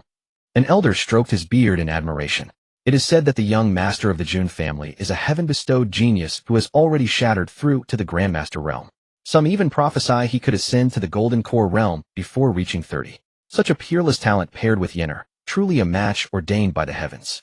The crowd erupted into animated discussion, already envisioning Heavenly Demon Sect's rise to supremacy across the spirit realm. Yet the name they had dismissed as worthless, Yi Fan, had long been forgotten, cast aside like dust to the winds. In their eyes there was no comparison between a mere worthless scion and the rising imperial star about to illuminate all of Dongzhou.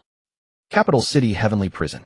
With the Yi family's intervention, Vice Minister Qian quickly regained his former position and even received a modest promotion.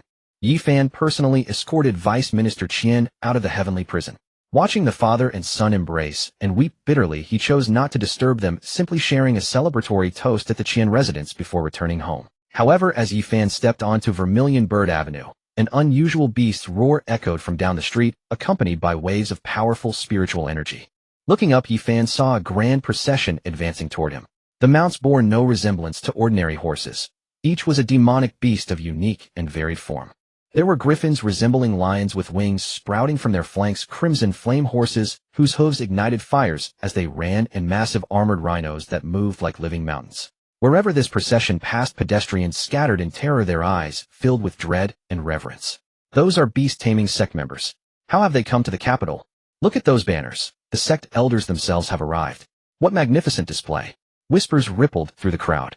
Yi Fan raised an eyebrow. Beast-taming sect. Was this not the same sect where Lin Xian, the one he had soundly defeated in the ghost market last time, belonged?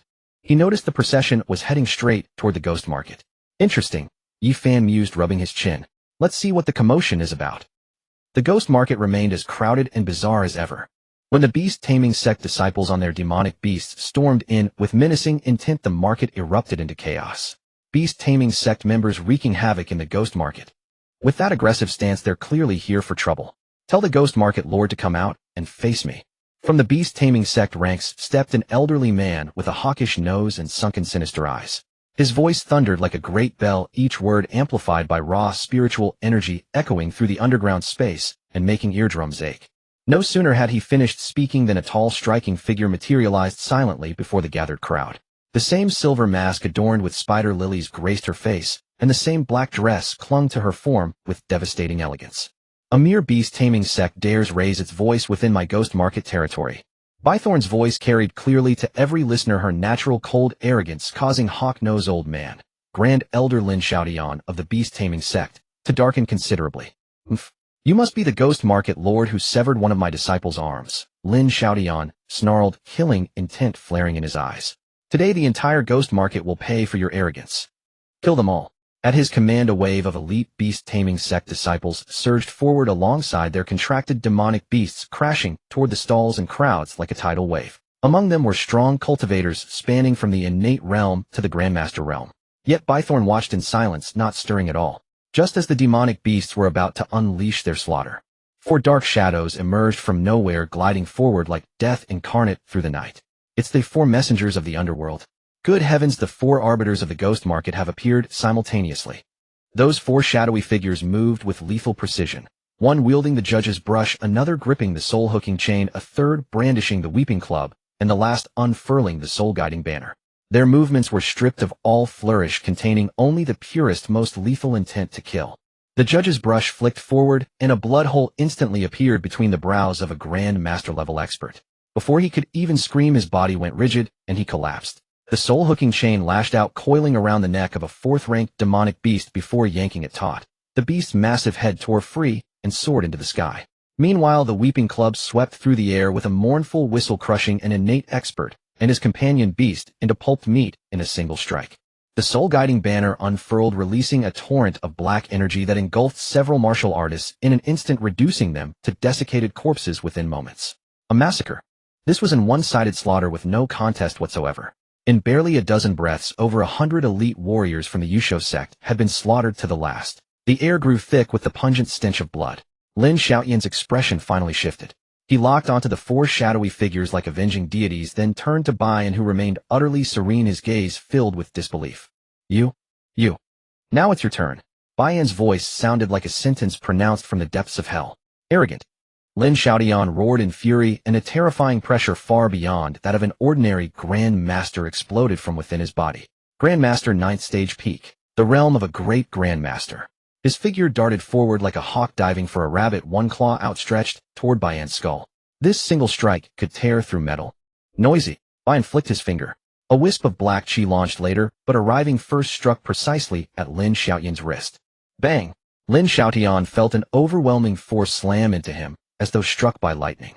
A muffled groan escaped his lips. He was driven back 7 or 8 steps. He stared at Bayan in horror, his eyes wide with disbelief. To repel a great Grandmaster with a mere finger flick. What cultivation level did this woman possess? Lin Xiaotian knew he'd stumbled upon a formidable foe. With a furious roar, he slammed his chest. A terrifying demon beast emerged from nowhere.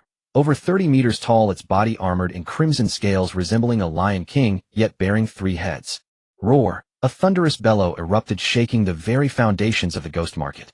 Its force rattled eardrums, and numerous weaker cultivators found their blood and chi surging uncontrollably, spitting blood on the spot. At that moment, onlookers gazed at the demon beast and cried out in shock. 6th rank demon beast. A 3-headed crimson flame lion. Good heavens. This is equivalent to a human golden core 7th-stage powerhouse. Tear her apart. Lin Xiaotian pointed at Bayan with a cold expression, shouting fiercely. The central head of the 3-headed crimson flame lion yawned wide, and a fireball the size of a human head, brimming with devastating energy, shot toward Bayan like lightning. In the distance, hidden within the crowd, Yifan's pupils contracted slightly. The power of this attack, his Uncle 7 would likely need to take it seriously. Yet Bayan merely raised her slender jade-white hand and clenched it into a fist toward the fireball, capable of scorching mountains and boiling seas. Space seemed to freeze at that very moment. That violent fireball halted 3 feet from Bai and then rapidly shrank until it became nothing more than a tiny flame dancing docilely in her palm. What a... Lin Xiaotian's eyes nearly bulged from his head, his mind going completely blank. How is this possible? Bian toyed with the tiny flame as though she'd done something trivial. Her gaze shifted to the three-headed crimson flame lion, also frozen in shock. Her red lips parted, and she spoke a single word. Perish. The moment the word fell. That invincible sixth-rank demon beast couldn't even let out a scream before its massive body began burning from within, without warning reducing to a handful of ashes in an instant. Lin Xiaodian was dumbfounded, utterly stupefied. He stared blankly at the ashes scattering in the wind, as if all strength had left him collapsing onto the ground. Leave behind your storage bag as compensation, Bian stated from above looking down at him. Then get lost. Lin Xiaodian felt as though granted a reprieve. His trembling hands unbuckled the storage bag, and he scrambled away from this place that would haunt his dreams forever. Just then, clap clap clap. A burst of crisp applause echoed inappropriately. Yi Fan emerged from the crowd wearing his signature wry smile. Lady Bian, your elegance remains unchanged. It's truly opened my eyes. His appearance sent the entire ghost market into instant silence. Countless gazes converged on him. But these weren't merely curious or reverent anymore. They brimmed with greed, fervor, and unmistakable killing intent. Yi Fan paused in confusion. What was happening? Why were they all staring at him like hungry wolves spotting prey? You come with me. Bian ignored his banter, turning to walk toward a pavilion deep within the ghost market. Inside, the familiar secret chamber awaited. Sandalwood incense curled through the air, yet an eerie tension filled the room. As soon as Yi Fan sat down, he noticed Bian's silver-masked eyes fixed unblinkingly on him, her gaze carrying an indescribable quality. Now my lady's staring at me like that makes me uncomfortable. Yi Fan rubbed his nose with a roguish grin. I know I'm handsome, but surely there's no need to be so forthright about it. Bian remained silent, simply gesturing with her pale hand to conjure a light screen between them. Displayed upon it was a bounty poster. The target of the bounty was a portrait of Yi Fan himself, rendered with striking accuracy that even captured the mischievous smirk at the corner of his lips. Most striking of all was the line of numbers written in fresh blood beneath the bounty poster. Bounty: the head of Yi Fan, heir to the king of Jinbei. Reward: 1 million taels of gold, 3 earth-grade cultivation techniques, 1 earth-grade magical treasure, plus a golden core breakthrough pill. A collective gasp rippled through the crowd. Even someone accustomed to grand spectacles like Yi Fan couldn't help but suck in his breath at the bounty amount. This expenditure was absurdly massive. Forget about desperate outlaws. Even golden core experts would likely covet that breakthrough pill. Someone posted this hefty bounty in the ghost market yesterday. Now you understand why those people outside were looking at you that way, Bian said, her tone carrying a hint of amusement. No wonder, Yi Fan realized, then rubbed his chin in amazement. I never imagined my head would be worth so much. Looking up at Bian with a grin, he asked, You wouldn't be tempted yourself, would you, my lady? If you want me, just say the word. I'll clean myself up and deliver myself to you. I promise I won't resist. Aren't you afraid? Bian regarded his carefree demeanor with curiosity. With this bounty posted, he had essentially become public enemy number 1 across all of Deqian's underworld, facing endless assassination attempts ahead. Anyone else in his position would likely be pale with terror. Afraid? Yi Fan laughed with wild bravado. I didn't fear the 7 Fiend Hall's assassination attempt. What's there to fear from a mere bounty? Though I am curious, just who wants me dead this badly? As the master of the ghost market, you must know who issued this bounty, surely. Yi Fan's gaze pinned onto Bian intensely. Her expression remained impassive as she uttered 2 words, Eastern Palace. Whoosh. Yi Fan's expression darkened instantly, cold light flashing in his eyes. Impressive, Lu Tian. Simply impressive, he sneered bitterly. Too weak to handle things properly, so you resort to such despicable tactics. Does he really think money can buy my life? You'd be wise not to underestimate this bounty, Bian said seriously. The ghost market is home to far more desperate souls than you can possibly imagine. For wealth that could make them rise from nothing overnight, they would do anything. Even grandmasters, perhaps even golden core experts, could be drawn into this. From this day forward, you'll live under constant threat of assassination. Whether you're eating, drinking, sleeping, or even in intimate moments with a woman, a poison blade could strike from the most unexpected direction. Her words sent a chill through Yi Fan. He wasn't particularly afraid of these assassins. His current strength, combined with Qing'er Xiaohe and the Jinbei Manor's resources, meant ordinary killers would be no threat. But he found it tedious. He couldn't spend every day on guard against pests like flies. Is there no other solution, he asked. There is. Bian gazed at him with a knowing smile curving her lips. 2 solutions. The first is to find whoever issued this bounty and eliminate them. Once the employer is dead, the bounty is naturally voided. That's rather difficult. While Lu Tian may be incompetent, he's still the crown prince of Deqian. Killing him isn't a simple matter. Yi Fan shook his head. Then we're left with the second option. Bian leaned forward slightly, her orchid-like fragrance drifting toward him. Make everyone in the ghost market too afraid to accept this bounty. How do we make them afraid? Simple.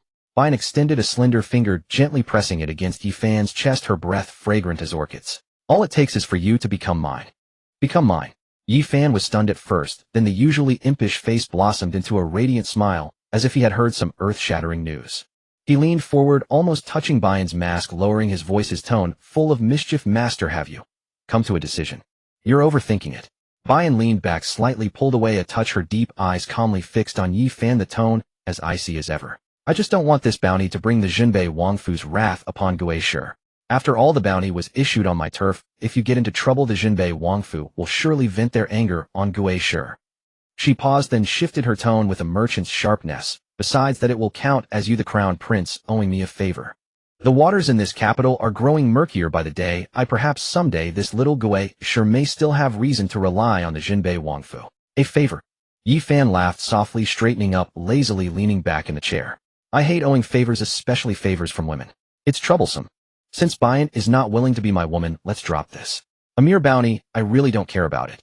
Yi Fan rose, about to leave, but at the doorway his steps paused. He turned back to glance at Bian, who sat unmoving, a meaningfully sly curve tugging at his lips. By the way, one more thing to remind you, master. In 3 days will be the night of the moon.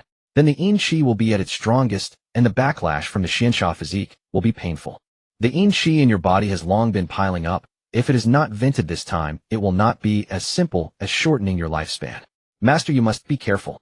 Having said that, he laughed, pushed the door open, and left, leaving Bian alone in the inner chamber. The eyes beneath the silver mask kept flashing. Yi Fan stepped out of the loft and returned to the ghost market's kaleidoscopic streets. In that moment, he sensed something different.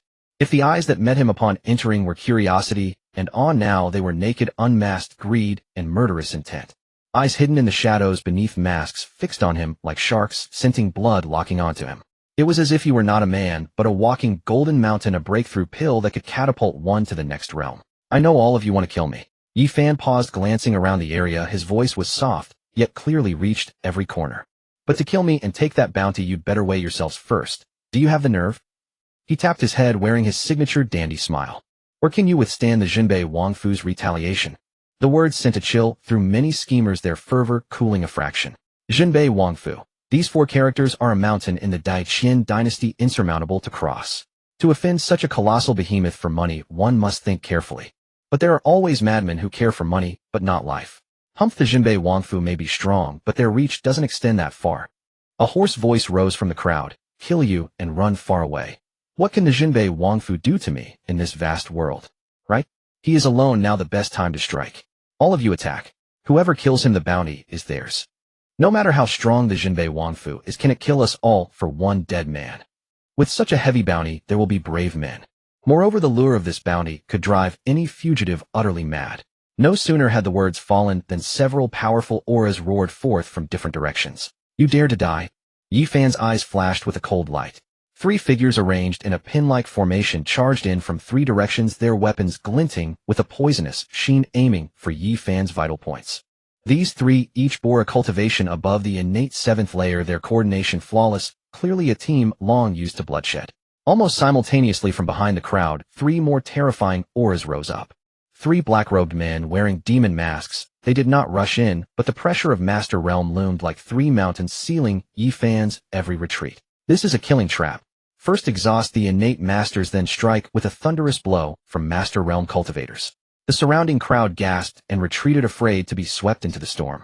Yet in the face of such a desperate moment, Yi Fan's face showed no panic. He didn't even bother to move, merely uttered 2 words softly. Xiaohei. Howl. A childish cry rang out. Then a dark crimson silhouette flashed past Yi Fan's feet. Fast. Fast to the limit. The 3 innate masters surged forward, but there was no time to react, their vision blurred in a flash. Blood sprayed. One of them was ripped in half by a claw, blood rain, and viscera splattering all over. The other 2's pupils dilated, fear flooding their souls as they turned to flee. But it was too late. Xiaohei's figure appeared behind them, his tiny claws swiping left and right. 2 more heads shot upward, blood staining the ghost market's ground. The masters hidden behind, waiting to strike, stared in disbelief at what they saw. Instant kill. 3 innate 7th layer or higher masters in a single glance, slain by a dog that looked utterly harmless. What the hell is that monster? Before they could recover from the shock, the dark crimson silhouette lunged toward them. Not good. Altogether. The leading Master Realm cultivator roared, the three of them weaving seals, three terrifying attacks in a pin-like formation, blasting toward Xiaohe. They believed that even a Master Realm five-fold cultivator would have to dodge their combined strike, yet Xiaohe did not flinch or dodge. It opened its mouth and sucked in with a single gulp. A bizarre scene unfolded. The three true chi attacks were all swallowed in one bite. Burp. Xiaohe even humanely belched, as if he'd eaten 3 jelly beans. The whole scene fell into a deathly silence. Those 3 Master Realm strongmen's eyes nearly popped, their bodies chilled. Run! The thought rang simultaneously in their minds. They turned into 3 streams of light, fleeing in different directions. Now you want to run? Yi Fan's cold voice rang in their ears. Too late. Xiaohe's figure vanished in an instant. In the next moment, 3 blood-curdling screams rose from 3 directions at once. People stared in astonishment. One by one, the arrogant Master Realm strongmen were dead. One claw pierced through the heart, another throat bitten, the last torn to pieces.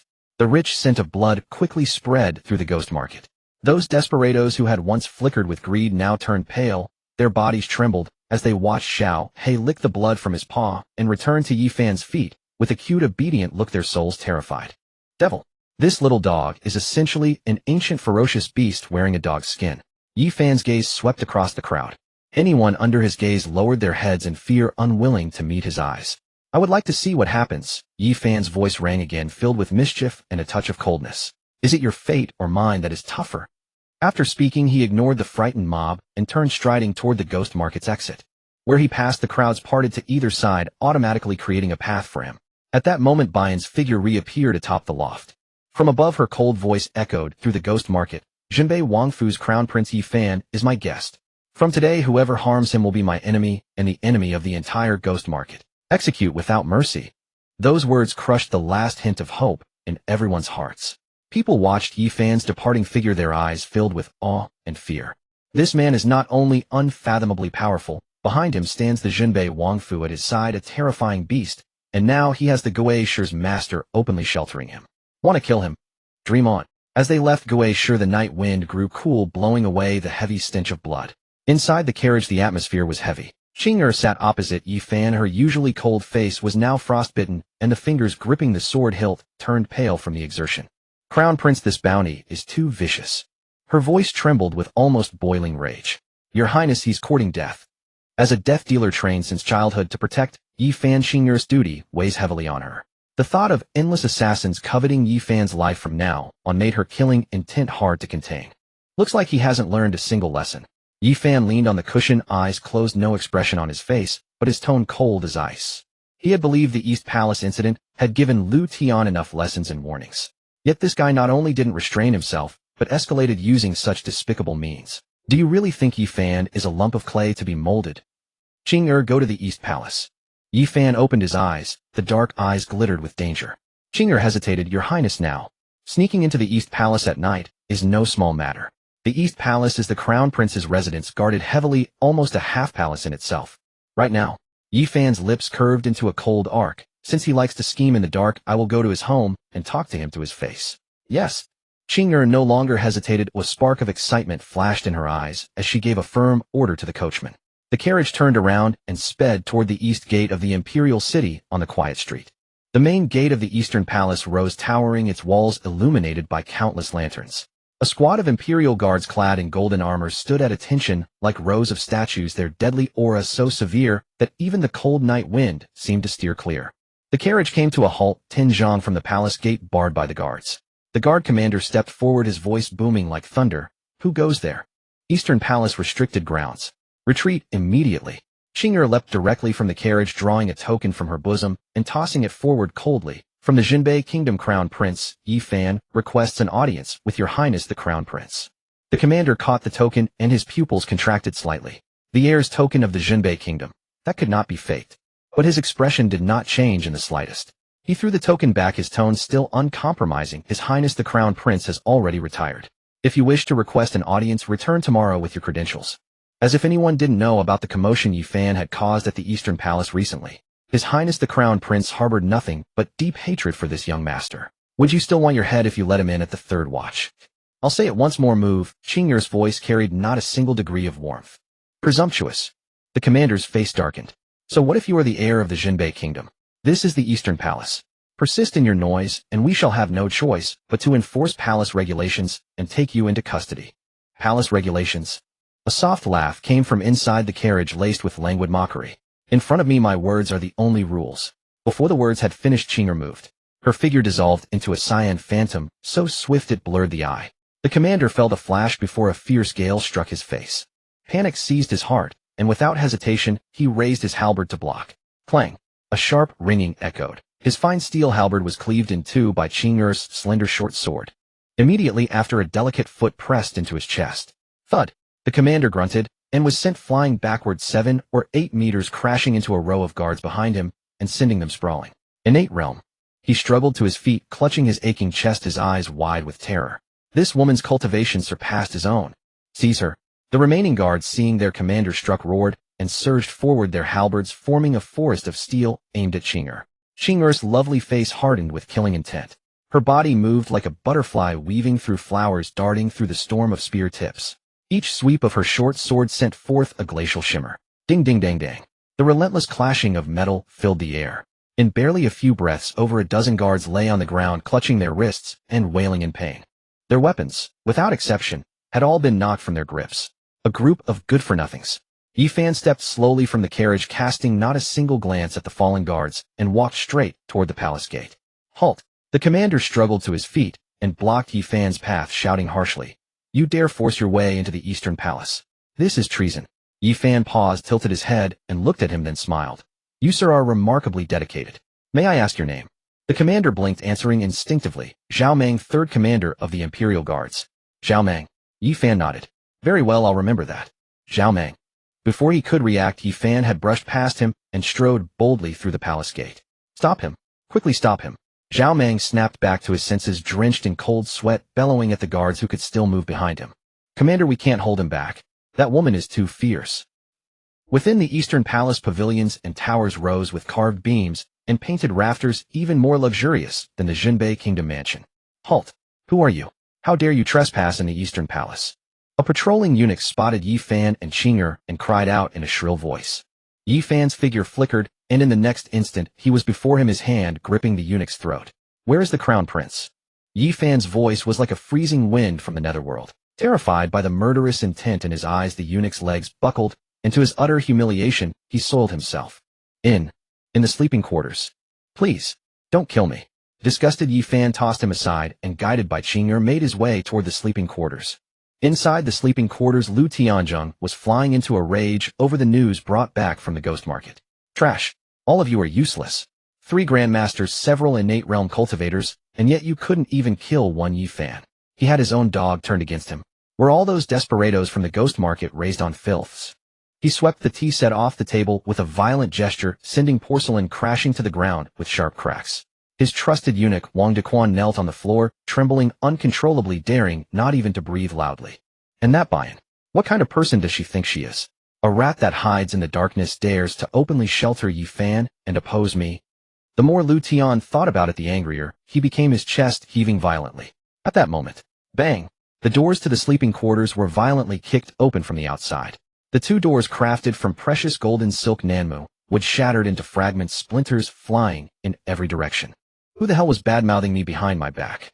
A languid voice drifted from the doorway. Lu Tian and Wang Dequan spun around to see Yifan leaning against the doorframe, hands tucked in his sleeves, regarding them with amused interest. Yifan. Lu Tian's pupils contracted sharply. His face was a mask of utter disbelief, as though he had seen a ghost in broad daylight. How had he gotten here? Where were the guards outside? Were they all dead? Your Highness the Crown Prince, I trust all is well. Yifan wandered in leisurely, his gaze sweeping over the shattered porcelain scattered across the floor. Tsk tisk, who angered your Highness so? Such a fierce temper, wouldn't it be? Because of me. You? How did you get in? Lu Tian forced himself to remain calm, his voice cracking with feigned authority. Yifan, you have great audacity. Daring to break into the Eastern Palace at night. Are you attempting to rebel? Rebel? Yifan stepped close and looked down at him, smiling. Your Highness, one can eat whatever, but words should not be spoken carelessly. I merely heard that you have been worrying yourself sick over me, so I came specially to pay my respects and discuss life and ideals with you. How can you unfoundedly slander my character? You? Lu Tian was rendered speechless, enraged by this shameless demeanor. And then, smack! A crisp, resonant slap echoed through the silent sleeping quarters, piercing the air. The force of the blow sent Lu Tian spinning halfway around where he stood before he collapsed onto his backside, half his face rapidly swelling and reddening. Clutching his burning cheek, he was utterly stunned. From childhood to now, let alone being slapped, he had barely heard a harsh word directed at him. Today he had been publicly slapped in the face by this worthless good-for-nothing he had always despised. Ultimate humiliation crashed over him, destroying his reason in an instant. "You dare strike me?" Lu Tian scrambled to his feet, his eyes bloodshot and wild with madness. Guards! Guards! Tear this rebel traitor into 10,000 pieces." No sooner had the words left his lips when an overwhelmingly oppressive aura descended upon the entire hall, suffocating in its intensity. The next moment a gaunt figure appeared before Lu Tian like a wraith. It was an elderly man draped in a gray cloth robe with white hair and beard, a withered face, and eyes as sharp as a falcon's. He simply stood there quietly, yet a suffocating aura enveloped the entire hall. The air seemed to freeze at that very moment. Peak of the 9th stage of Grandmaster. A Supreme Grandmaster. This hidden top-tier powerhouse of the Eastern Palace Guardian belonging to the Lu Imperial clan had finally made his appearance, daring to show disrespect toward His Royal Highness the Crown Prince within the Eastern Palace. "Marquis Jinbei, you are seeking your own death." The old man looked at Yi Fan, his voice hoarse, each word dripping with murderous intent. Those cloudy eyes of his held no emotion whatsoever, as if he were looking at a corpse. In his view, the young man before him, so ignorant of worldly dangers, had no possibility of survival. To lay a hand on the Crown Prince within the Eastern Palace was an affront to the entire imperial authority, an unforgivable capital offense. "Old man, you talk big." Yi Fan didn't even bother to lift his eyelids. His foot remained pressed firmly against Lu Tian's face as he said casually, "If you want to fight, do it quickly. Don't delay my heart-to-heart with the Crown Prince." Presumptuous. The old man was thoroughly enraged by his arrogant attitude. From his emaciated body erupted terrifying power utterly disproportionate to his frame. His figure flickered, leaving behind an afterimage in place. His withered palm, like the talons of a hawk, tore through the air with a piercing whistle, striking straight for Yi Fan's crown. This strike concentrated the lifetime cultivation of a supreme grandmaster enough to split stone tablets and rend metal. He was confident that even equals would dare not meet this attack head-on. Yet Yi Fan did not move. He simply yawned lazily and called out, "Xiaohei, Aru." A low growl filled with impatience echoed. Xiaohei, who had been crouching at Yi Fan's feet looking utterly harmless, transformed into an extremely fast dark red lightning bolt, arriving beforehand to intercept the old man's hawk talon. "What is that?"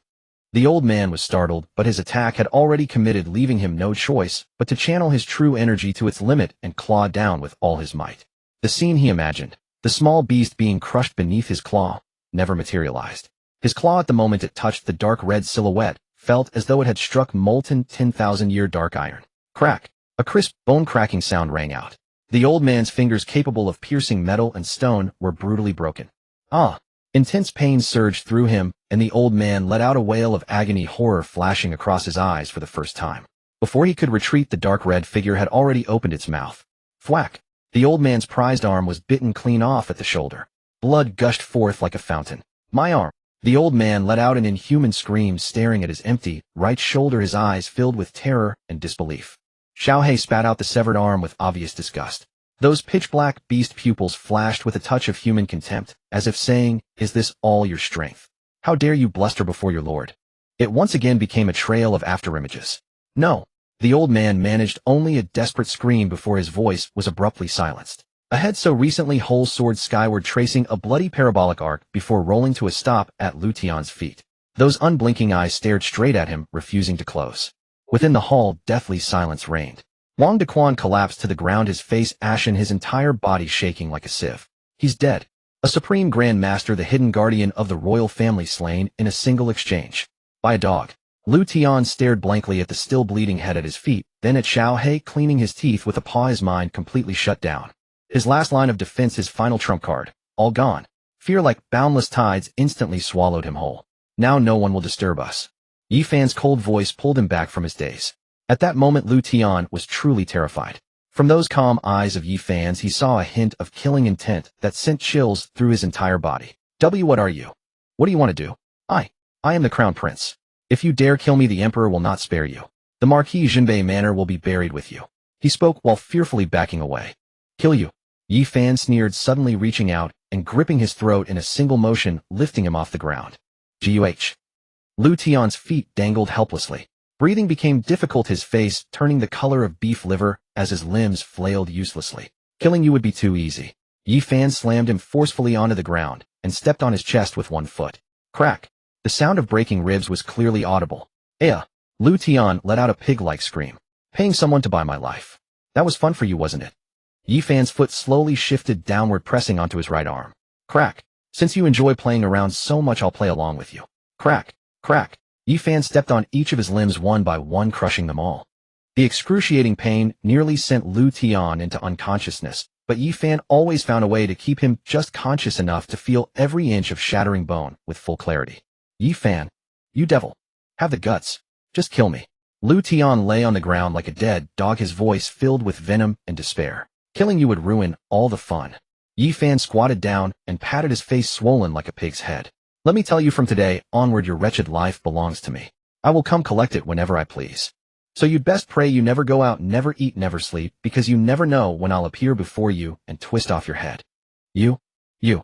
Lu Tian looked at Yi Fan's face, twisted in a demonic smile, and his entire body trembled violently. This was more cruel than death. This was to make him live in endless terror for the rest of his days. By the way, where's the crown princess? Yi Fan suddenly recalled that he had barged in long ago and caused such a commotion, yet he had never seen Shen Ruwei anywhere. Logically speaking, this was the crown prince's bedchamber. As crown princess, she should reside here as well. Lu Tian's eyes filled with endless malice. He gritted his teeth tightly and said not a word. "My Lord Marquis." Wang Dequan, barely suppressing his terror, scrambled over on hands and knees, his voice trembling. "Her Royal Highness the Crown Princess. She caught a cold and is unwell. She is resting in the side hall and cannot receive visitors. Sick." Yi Fan frowned, an ominous premonition rising within his heart. He grabbed Wang Dequan by the collar and hoisted him up. Those dark eyes pierced straight into his soul like two blades. "Take me. This really isn't appropriate." Wang Dequan was so frightened his soul nearly fled his body. "Her Royal Highness is a concubine of the inner palace. My lord, you are an outside male. This violates proper conduct." Slap. Yi Fan backhanded him, making Wang Dequan see stars. "What nonsense you talk. Say one more word, and I'll send you to keep that old man company." Yi Fan pointed at the headless corpse on the ground. "Why, yes, this servant will guide you right away." Wang Dequan dared not utter another wasted word, scrambling ahead to lead the way. Yi Fan followed him through several corridors, only to realize they were heading not toward a sick room, but deeper into an increasingly remote and chilling area. Finally, Wang Dequan stopped before a dilapidated, almost sinister-looking independent courtyard. On the courtyard gate hung a weathered plaque with 3 characters painted in black lacquer. Jingxing Courtyard. The name made Yi Fan's pupils contract sharply. He knew this place. It was used within the Eastern Palace specifically to punish and imprison erring palace maids and eunuchs. Bang! Yi Fan kicked the dilapidated courtyard door, shattering it to pieces. The courtyard was overgrown with weeds, desolate and bleak, a stark contrast to the opulence elsewhere in the Eastern Palace. In a small room directly facing the courtyard gate, a dim yellow light flickered. Yi Fan strode forward and kicked the door open again. The room was sparsely furnished with only a hard wooden bed and a broken table. On the bed, a slender figure lay curled under the blankets, motionless. Yi Fan approached, and when he caught sight of the person on the bed, his entire body froze, as if struck by lightning. Was this still the same ethereally beautiful Shen Ruwei who had captivated the capital? Her eyes were tightly shut, her lips cracked. Her once jade-pale cheeks now bore a sickly flush, and her forehead was covered in fine cold sweat. She looked as though she had just been pulled from water. Yi Fan reached out and touched her forehead. Burning hot. Scorching. He violently threw off the blanket. In one glance, his dark eyes turned crimson. Shen Ruwei's thin nightgown was soaked with blood fused to her skin. Interlaced whip marks deep enough to see bone crisscrossed her bare back. Some areas had already begun to fester, flesh torn and gruesome beyond bearing. An uncontrollable torrent of rage exploded within Yi Fan's chest. This woman, though nominally the crown princess, belonged to him. His woman, no matter that he himself had not touched her, did not deserve to have a single finger laid upon her by anyone else, and certainly not tortured in such a cruel manner. Lu Tian. Yi Fan ground his teeth, forcing out 2 words, each carrying bone-chilling killing intent. Wang Dequan, trailing behind, was overwhelmed by this aura of killing intent. His legs buckled, and he collapsed to the ground, urinating and defecating in terror. Then Yi Fan removed his outer robe and carefully wrapped the woman on the bed, already in a deep coma with her breath fading in it. He gently lifted her into his arms. Her body was as light as a feather, yet burning hot as a branding iron. Carrying her, Yi Fan turned and quickly walked out of this hellish courtyard. injuring the imperial guards breaking into the Eastern Palace at night, slapping the crown prince and crippling his 4 limbs, and now snatching the crown princess right from the Eastern Palace. Any one of these 3 deeds alone would have been enough to trigger a catastrophe of the highest magnitude across the entire Qin dynasty. And Yi Fan had accomplished all of them in a single night. Jinbei Royal Manor. When Yi Fan burst into the manor carrying a woman drenched in blood and barely breathing, radiating an overwhelming killing intent, both Yi Sangxiong and Yi Hetao, deep in discussion over the Northern Frontier campaign, froze in shock. Xiao Fan what? Yi Sangxiong gazed at the woman in Yi Fan's arms, his brow furrowed. Then his eyes fell upon her face, though battered, her features still unmistakable, and his expression shifted drastically. The crown princess. Yi Hetao shared his astonishment. Their own nephew, refusing to rest in the middle of the night, had somehow invaded the Eastern Palace and brought back the crown princess. This had gone far too far. Grandfather, second uncle, please. Ask no questions yet. Urgency laced Yi Fan's voice, a panic he hadn't even recognized in himself. Quickly, summon the manor's physicians at once. Both Yi Sangxiong and Yi Hetao sensed the gravity of the situation and spared no effort. Yi Sangxiong immediately commanded Uncle to beside him, go. Fetch every physician on duty in this manor. Within moments, several elderly doctors with white hair and beards, each carrying a medicine case, were hastily summoned. As the physicians cut away, the nightgown fused to flesh and blood, revealing a body ravaged by horrific wounds. Even veteran healers who had witnessed every manner of injury could not help but gasp in horror.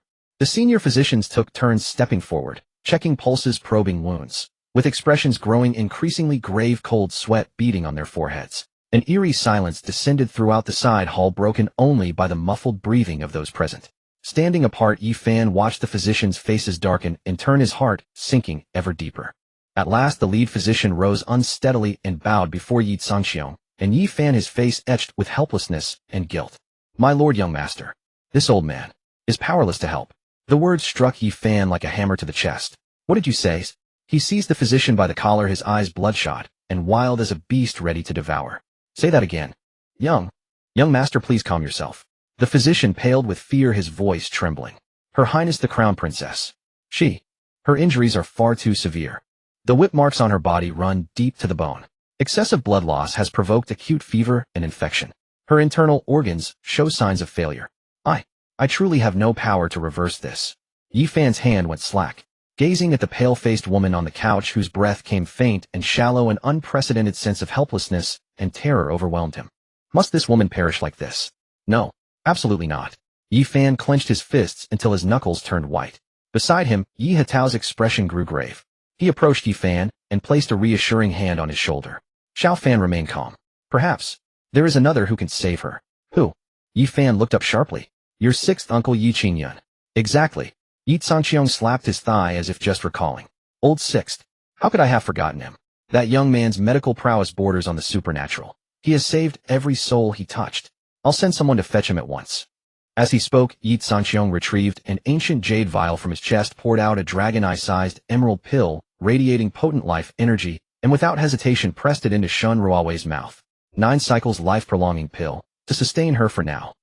The pill dissolved upon contact, its gentle energy coursing through Shun Ruowei's body.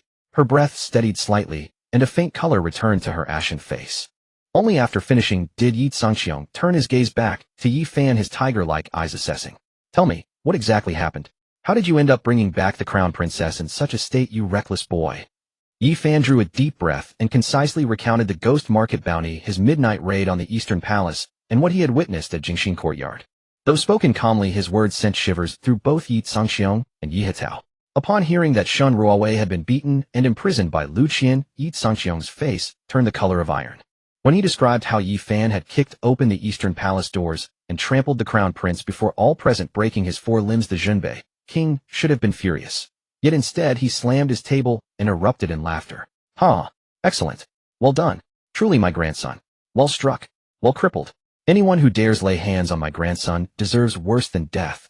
Yi Hetao watched his father's protective nature remain unchanged with age and shook his head. Furrowing his brows, he said, Father, with Xiao Fan's actions there is now no room for retreat. The northern frontier conflict has just begun, and His Majesty already harbors suspicions about our manor. Now, foolish fears. Yi Sangxiong's eyes blazed, the ferocity forged through countless battles on mountains of corpses laid bare. If Lu Qian dares exploit this incident, I'll show him whether my 300,000 northern cavalry only know how to guard borders. Yi Hetao forced a bitter smile and fell silent. He turned his gaze toward Yi Fan, curiosity stirring. Shall Fan, your urgency over the crown princess. Surely. There is something between you two. Yi Fan gazed at the still unconscious woman upon the bed, memories flooding back of that night in the Eastern Palace bridal chamber, her frightened yet defiant expression, and nodded almost against his will. Ha ha ha. Yi Tsangxiong laughed even louder at this. Spirit. Only my Yi clan would dare seize the crown prince's wife. I approve. Yi Hetao was speechless. In the imperial palace's Zichen hall deep into the night, Emperor Lu Qian of Daqian slept soundly, cradling his newly favored concubine. The bedroom door burst open as personal eunuch Wei Zhongxian tumbled inside in terror, his face contorted with panic, his voice shrill and warped. Your Majesty, something terrible has happened. Lu Qian awoke with a flash of wrath in his eyes, but seeing Wei Zhongxian's devastated expression, his heart sank. What has caused such alarm? The Eastern Palace. Wei Zhongxian collapsed to the ground, trembling like shaken millet. Yi Fan, heir to the Jinbei lord. He breached the Eastern Palace at night, crippled the crown prince's limbs, and killed attendant Wu, abducting the crown princess. Lu Qian felt a surge of rage rush to his head, leaving him stunned. It took several breaths before he recovered, his dignified face contorting with murderous intent like a volcano on the verge of eruption. Yi Fan. He ground out the two names through clenched teeth, the chamber's temperature seeming to drop several degrees. Guards, summon the imperial physicians to the Eastern Palace at once. Seal all information. If a single word leaks from tonight, whole families will be executed. Barefoot Lu Qian paced the hall, his chest heaving, his murderous gaze nearly tangible. Your Majesty and the Jinbei manor. Wei Zhongxian ventured carefully. Issue my decree. Lu Qian stopped abruptly, his voice icy and devoid of emotion. Order Pei Su, joined by the Imperial Guard's commander, to besiege Jinbei Manor immediately. Charge Yi Fan with assaulting the heir apparent, abducting the crown princess, and plotting rebellion. Pei Su must arrest him without delay and send him to the celestial prison. Should the Jinbei Manor resist, treat it as treason. Kill without mercy. Wei Zhongxian's heart trembled. Your Majesty, to act now. Could it not be? Fear nothing. Lu Qian sneered, his smile brimming with madness and certainty. The northern frontier is already at war. That old fox Yi Tsangxiong cannot attend to both fronts.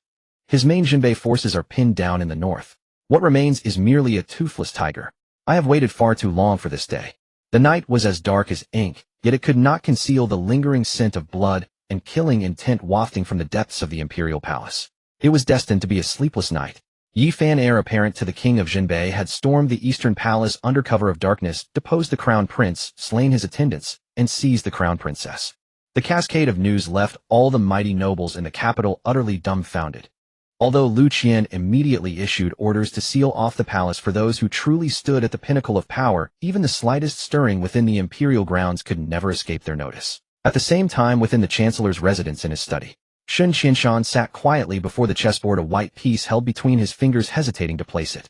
Before him, the black stones had formed a formation that trapped the dragon. Just one more move would suffice to slay it. Yet he found himself unable to make the move. A trusted steward slipped into the room without a sound and whispered something into his ear. Click. The white jade piece, polished smooth by his touch, slipped from his fingers and struck the board with a sharp ring, disrupting the frozen game. He deposed the crown prince. Shun Qianshan's voice trembled slightly, a rare crack in his composure. All four limbs broken, the steward reported, with his head bowed, an icy tone threading through his words. Attendant Wu died on the spot. The crown princess taken away by him. Shun Qianshan slowly closed his eyes, the muscles around his mouth twitching against his usual impassive face. He had spent a lifetime orchestrating schemes, sending his daughter into the Eastern Palace to forge a path to supreme power for the Shun family and the future sovereign. He had even tacitly allowed the crown prince to use his daughter as bait to frame Yi Fan, for in his calculus sacrifice was imperative. Those who achieve greatness do not dwell on minor details. Yet despite all his calculations, he never anticipated that the seemingly unhinged crown prince would resort to such cruelty against his own consort. Nor could he have foreseen that the prodigal scion of the Jinbei estate, whom he regarded as nothing more than a pawn on the board, would upend the entire game with such ferocious, reckless force. Prepare the carriage, head to the imperial palace. After a long moment, Shun Qianshan opened his eyes, the turmoil within them having settled into an unfathomable chill. The game had spiraled into chaos. As the one who orchestrated these moves, he could not simply remain on the sidelines. He had to enter the board himself to assess whether any ground could still be reclaimed. At the eldest princess's estate, in the listening snow pavilion, Lu Lingji reclined on the cushioned sofa near the window listening to the report from the woman dressed in black, a captivating smile gradually spreading across her exquisitely beautiful languid face. She laughed until her delicate frame trembled, her chest rising and falling with each burst of mirth, as though she'd stumbled upon the most hilarious tale in the world. Giggle giggle. How amusing, truly fascinating.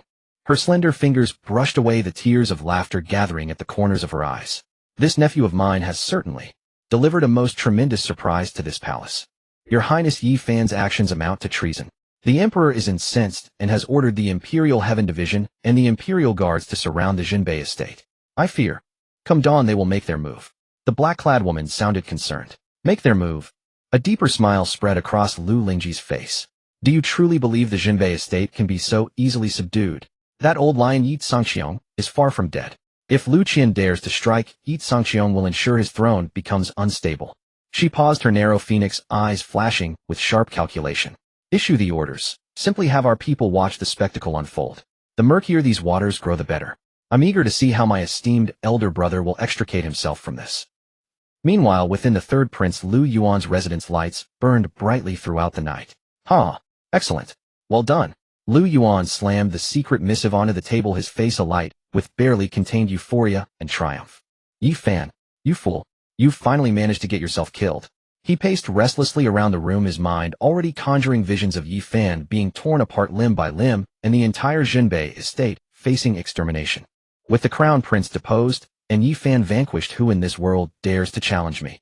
But in another unremarkable courtyard elsewhere in the capital, the sixth Prince Lu Chun, who always wore an innocent expression, sat quietly receiving a report from a shadow guard clad in black. The foolishness that usually marked his face had vanished entirely, leaving behind eyes as clear, yet profoundly deep, as the starry winter sky. Understood. He waved his hand, dismissively signaling the shadow guard to withdraw. He moved toward the window, watching the pale gray light of dawn begin to breach the horizon, a cold, calculating smile curling his lips, a grin entirely out of keeping with his youth. What a magnificent spectacle this has become. Daybreak finally arrived. As the first rays of sunlight pierced through the clouds and illuminated the ancient city still slumbering, a chilling aura of death and destruction instantly descended upon Vermilion Bird Avenue. Boom, boom, boom. The thunderous synchronized footfalls resonated like mountains collapsing, each step striking directly at the heart of every onlooker. Squads of Imperial Heaven Division agents in black flying fish embroidered uniforms, swords at their waists, surged down the street alongside columns of armored Imperial guards wielding long halberds. Two relentless torrents of darkness converging from either end. Their singular objective, the Jinbei estate. The converging forces sealed off the manor, once a symbol of unrivaled military merit and glory, completely leaving no escape. Swords flashed from their scabbards and crossbows were strung. A bone-chilling killing intent erupted skyward. Before the manor's great gates, hundreds of battle-hardened estate guards stood ready in perfect formation. Though vastly outnumbered, the iron-blooded lethal aura forged in seas of corpses and rivers of blood matched the thousands of elite troops arrayed beyond. The two overwhelming presences collided in the air, freezing everything in their path. Pei Su, head of the Imperial Heaven Division, and Chun Bing, commander of the Imperial Guards, advanced together to the forefront. Pei Su surveyed the crimson gates sealed tight and channeled his spiritual energy, so his voice boomed like rolling thunder across the courtyard. Yi Sangxiong, king of Jinbei, received the imperial edict. By imperial decree, Yi Fan, heir to the king of Jinbei, has disregarded the law, assaulted the crown prince, abducted the crown princess, and plotted rebellion. Out of consideration for the Jinbei estate's past services to the realm, we grant you one final chance. Surrender the rebel Yi Fan and the kidnapped crown princess immediately. Otherwise you will be deemed traitors and executed without mercy. His voice reverberated along the street, each word radiating imperial authority and unyielding coldness. Yet in response, the great manor gates groaned open. Yi Sangxiong strode forth with the commanding presence of a dragon and tiger, his white hair and beard flowing, his casual attire doing nothing to diminish his overwhelming aura of dominance. Behind him followed Yi Hichu, his expression calm and composed. Yi Sangxiong did not even glance at Pei Su, his weathered tiger-like eyes fixed directly upon Chun Bing, the Imperial Guard commander. Little Chin, your father, nearly lost his head to the barbarians on the northern frontier years ago. I dragged him out of a pile of corpses myself. Back then you were just a toddler playing in the mud behind my heels. Now you've grown bold enough to bring troops to siege my manor. Though Yi Sangxiong's voice carried no particular volume, it sent cold sweat instantly breaking out on Commander Chin Bing's forehead. the man whose authority commanded 100,000 imperial guards. He dismounted and bowed deeply before Yi Zhangqiang, lowering his stance considerably. My lord, this officer merely follows orders. Follows orders? Yi Zhangqiang sneered, his laughter dripping with icy menace. Whose orders? Those of Lu Qian. If he dares to lay a single finger on my Jinbei estate tomorrow, I will show him that the great Qian dynasty can have a new ruling house. The throne of Qian can be claimed by another family. At these words, the entire crowd was stunned. The faces of Pei Su and Qin Bing turned deathly pale in an instant. This was no longer a threat. It was a naked declaration of war. Just as tensions reached their breaking point, an 8-carried palanquin slowly made its way forward, surrounded by dozens of guards. The palanquin curtain lifted and Sun Qianshan, dressed in the first-rank prime minister's official robes, stepped down with a composed expression. Your Highness, please restrain your anger. The arrival of Sun Qianshan brought a subtle shift to the atmosphere that had already been stretched to its limit. All eyes were fixed on this reigning prime minister. Yi Zhangqiang watched his old rival approach step by step, his tiger-like eyes showing not the slightest ripple, only that domineering aura forged from mountains of corpses and seas of blood, growing increasingly sharp. You old bastard Qin, what are you doing here? Yi Zhangqiang's voice carried no courtesy whatsoever. Come to mock me, or to seek justice on behalf of your useless son-in-law. Sun Qianshan stopped 3 steps away from Yi Zhangqiang, offering a slight bow with his hands clasped, his tone remaining as calm as still water. Your Highness speaks too heavily. I have come for 2 reasons, 1 for the national law and 2 for my daughter. National law? Yi Zhangqiang laughed as though hearing the greatest jest imaginable. He stepped forward, and that terrifying pressure pressed down upon the guards behind Sun Qianshan, making them struggle for breath. You want to talk about national law to me? Let me ask you. That fine son-in-law of yours, the crown prince of Qian, used his own legitimate wife, the prime minister's daughter, as bait to frame loyal officials. What law is that? Let me ask you again. He whipped his crown princess until she was nearly dead, locked her in the Jingxin garden where conditions were worse than pigs and dogs, and left her to die. What law is that? Yi Zhangqiang's voice grew louder and sharper with each word, like thunder crashing through the long street. Do you know your daughter was brought back by my grandson on the verge of death? If I hadn't used the 9-cycle life-sustaining pill to keep her alive, she would already be a corpse. Sun Qianshan. Is this how a father watches his own daughter die? Each word struck Sun Qianshan's heart like a heavy hammer. His face, usually composed and untroubled, finally showed a crack. A flicker of pain and struggle crossed his deep eyes, something even he had not noticed. But he was Sun Qianshan, the iron-willed prime minister who had shaped the court for decades. He drew a deep breath, suppressing all emotion, and his voice returned to its usual calm. Your Highness, regarding my daughter, I have my own plans. But the fact that young Master Yi invaded the Eastern Palace at night and deposed the crown prince is beyond dispute. With the northern frontier in dire straits, it would be unwise for the mansion to further strain relations with the court. He looked up, meeting Yi Zhangqiang's gaze directly, and spoke slowly and deliberately. I ask you to hand over my daughter and young Master Yi to me. I can assure you I will protect the young master's life and give the mansion an explanation. The words sounded reasonable, offering the emperor an escape route while appearing to plead for Yi Fan. But Yi Zhangqiang was no fool. How could he not hear the unspoken threat beneath the surface? Hand them over. Once delivered, their fate would be sealed. Yi Zhangqiang's rage twisted into bitter laughter. Sun Qianshan, do you take me for a child? You want my grandson? Fine. Come take him over my dead body. Your Highness, must you persist in this reckless path? Sun Qianshan's brows furrowed at last.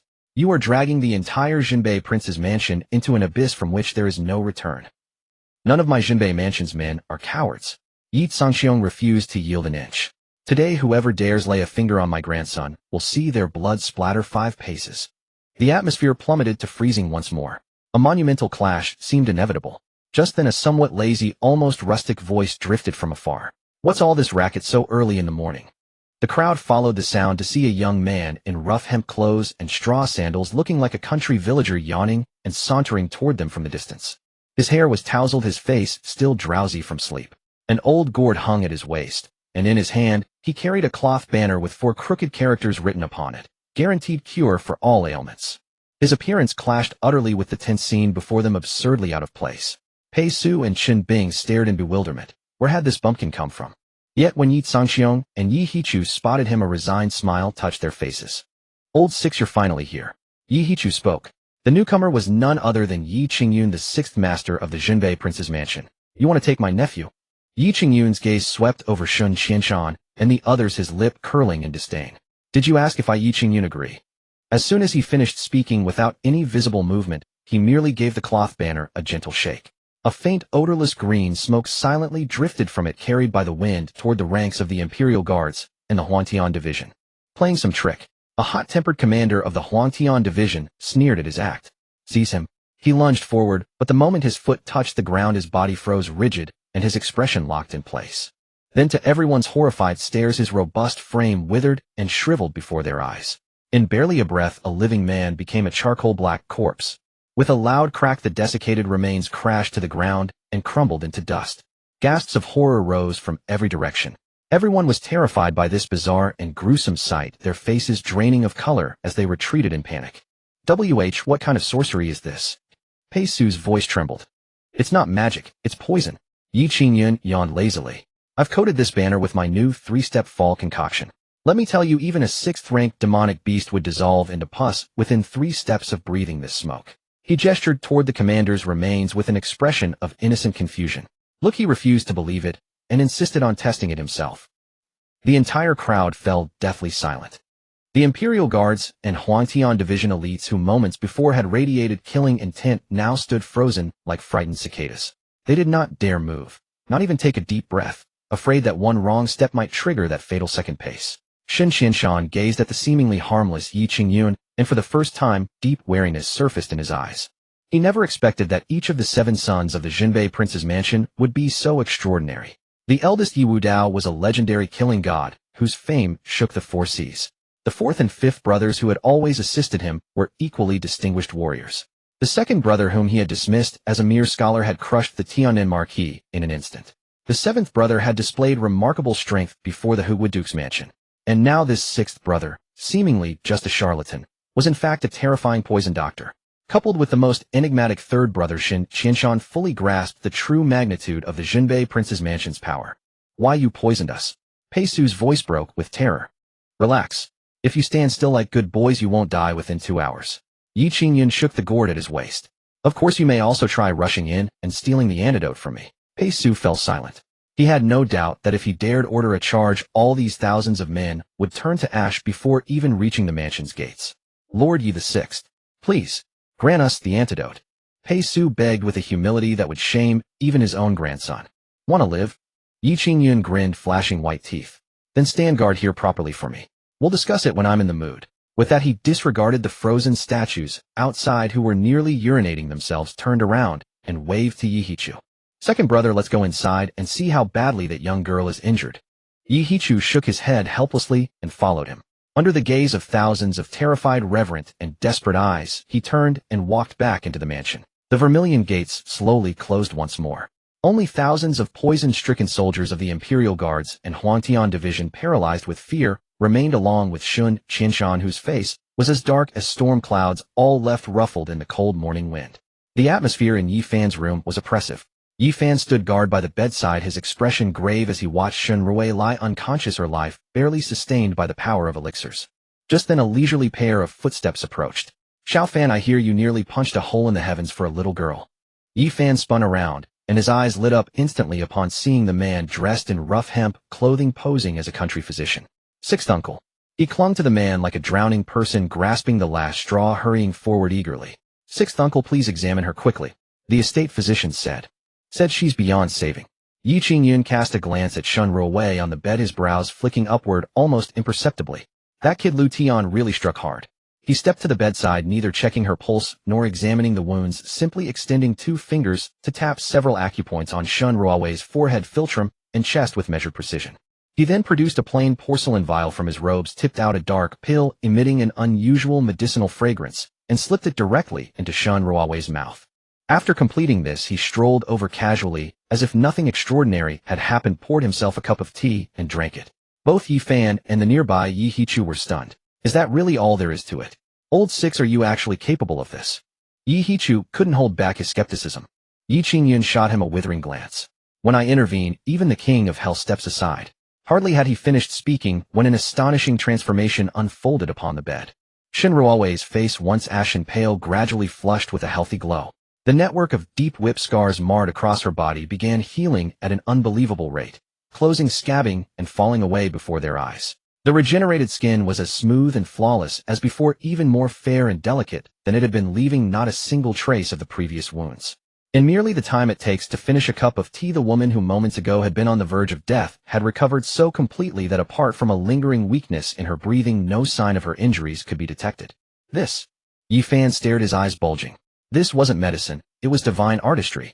His sixth uncle was truly extraordinary. As Yi Fan struggled to process what he'd witnessed, Shin Ruowei's long eyelashes fluttered softly, and her eyes slowly opened. At first they were clouded with confusion, blank and hollow. When her gaze finally focused on the familiar concerned face beside her bed, her pupils contracted sharply. Yi Fan. Her voice came out hoarse and faint. You're awake. A wave of relief washed over him as he watched her stir, and an involuntary smile touched his lips. Shin Ruowei tried to push herself up only to find her body utterly depleted of strength. She instinctively looked down and realized her blood-soaked nightgown had been removed and replaced with clean, soft silk garments. The last thing she remembered was Lord Lu Tian's furious, contorted face in the Eastern Palace chambers, and the leather whip descending with a whistling, cruel sound. Where am I? She asked, looking around the elegant but unfamiliar room with bewilderment. The Prince of Jinbei's mansion, Yi Fan replied calmly. The Prince of Jinbei's mansion. Shin Ruowei's eyes widened in utter disbelief. How had she ended up here? She suddenly remembered something and asked urgently the Crown Prince. What happened to him? He won't die. However, Yi Fan said nonchalantly, he'll probably spend the rest of his days confined to a bed. Shin Ruowei gasped sharply at his words. Though she had been unconscious, she had vaguely guessed that Yi Fan must have gone to the Eastern Palace to confront Lu Tian. But she never imagined his response would be so severe. He had crippled the Crown Prince, a crime of unimaginable gravity. Just then Yi Hichu approached. Crown Princess, I'm glad you're awake. However, the situation outside is hardly stable. Yi Hichu's words sent a chill through her, and a sense of foreboding rose within her. What do you mean, Second Master? The Imperial Guard and the Royal Heaven Division have completely surrounded the mansion, Yi Hichu said calmly. Your father, Chancellor Shun, is also here. Boom. Shin Ruowei felt as though her head had been struck, her mind going completely blank. She finally understood the gravity of the situation.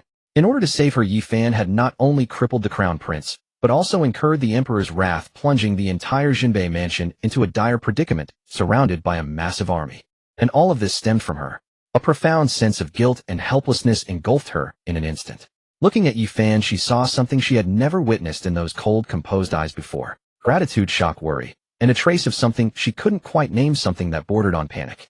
I'm sorry. She bit her lower lip, her voice trembling. It's my fault. I've brought this down on you. She tried to force herself out of bed. My father is outside. Let me go explain to him that none of this has anything to do with you, that he should. Before she could finish, a warm hand pressed firmly on her shoulder, guiding her back against the pillows. Stay in bed, Yi Fan said, his voice brooking no argument. You don't need to worry about what's happening outside. He met her gaze heavy with self-reproach and suddenly grinned. Besides, whatever mess I, Yi Fan, have gotten myself into, I'll handle it myself. All you need to do now is lie still and recover properly. Otherwise, all the trouble I went through to bring you back would have been for nothing. Shin Ruowei was taken aback by his domineering, yet somewhat shameless words, and then almost involuntarily a flush spread across her delicate features. Xiao Fan, don't worry. Grandfather will head to the palace now and have a word with that kid Lu Qian and see if this emperor is looking to lose his throne. Just then Yi Zhangxiong strode in, his tone dripping with murderous intent. My lord, terrible news. Suddenly Uncle De rushed in with urgency written across his face. Crisis at the northern frontier. My lord, something terrible has happened.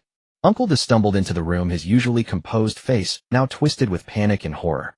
Disaster in the northern frontier. Yi Zhangxiong's brows, which had just relaxed because of his grandson's domineering behavior, instantly knitted together. He caught Uncle De firmly, his voice booming like a bell. Calm yourself. The sky isn't falling. Speak. What happened in the northern frontier? Military intelligence. Uncle De panted heavily, his voice trembling. Shadows of the 10 Devils sect have appeared among the armies of the 10 northern kingdoms. They don't care about casualties. They specifically target our elite Northern Army troops. Their methods are extremely cruel. Everywhere they pass, corpses litter the ground. The Grand Marshal's personal guard regiment has already engaged them with heavy casualties. The 10 Devils sect. As soon as these words were spoken, both Yi Zhangxiong and Yi Hichu's faces changed drastically. A bone-chilling coldness instantly spread throughout the entire room. It wasn't killing intent. It was a hatred that arose from the depths of the soul. How could they appear in the northern frontier? Yi Zhangxiong's voice was suppressed like a volcano about to erupt. Aren't those light-avoiding rats long been driven into the most remote wilderness of Dongzhou? He slammed his fist onto the pearwood round table beside him. The hard tabletop shattered on impact with chips flying everywhere. Lu Qian. It must have been him. To deal with my Yi family, he actually dared to collude with those devils. Is he trying to use our entire northern frontier soldiers and civilians to feed his damn selfish desires? Yi Fan watched his grandfather and second uncle's unprecedentedly grave expressions, his heart sinking. Grandfather, what is the Ten Devils sect? Yi Hichu's eyes were unfathomably deep. He slowly opened his mouth, his voice carrying a lingering metallic tang. Xiao Fan, you only need to know. This is not a sect nor a nation. It is a group. Utterly deranged creatures, beasts who practice demonic arts and delight in torturing and killing living beings. The cultivation method they practice is extremely vicious, capable of devouring martial artists' essence and blood, corroding their divine sense. 100 years ago, the Ten Devils sect once ravaged the spiritual realm. Wherever they passed, barren wastelands stretched for thousands of miles, and countless sects and noble houses were wiped out. Finally, it was the various major forces of the spiritual realm joining hands, paying a terrible price that drove them into the wilderness deep within the 100,000 mountains. Yi Hichu paused, his voice heavy. For the spiritual realm, the Ten Devils sect is a nightmare. Yi Fan's heart tightened painfully. He finally understood why his grandfather and second uncle would be so out of control. Colluding with the Ten Devils sect, this was no longer a simple power struggle. This was making an enemy of the entire spiritual realm. This time the Ten Devils sect suddenly made their move. Their target is clear. It's the foundation of my northern defense army. They coordinate with the 10 northern kingdoms from within and without. Elder brother over there. The pressure must be tremendous. Yi Hichu's tone was filled with anxiety. Transmit my order. Yi Sangqiong's eyes turned crimson. That monstrous killing aura tempered from mountains of corpses and seas of blood could no longer be suppressed. I will depart immediately and personally go to the northern frontier. I want to see if those demon brats' bones are harder or if my blade is sharper. Father, I shall go with you. Yi Hichu rose abruptly. Count me in. Yi Qingyun also set aside his usual lazy demeanor, dangerous light flashing in his eyes. Just let me try my newly prepared medicine. See if I can poison those demon brats into a puddle of green slime. No.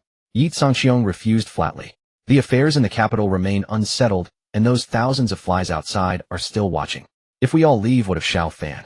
Grandfather, I am fine. Yi Fan spoke calmly. Go with peace of mind. In the capital, no one can lay a hand on me. In the northern frontier, you have your father fourth and fifth, and your madly killing seventh uncle. Plus my personal presence. This is sufficient. Yi Sangqiong's gaze was as sharp as a blade.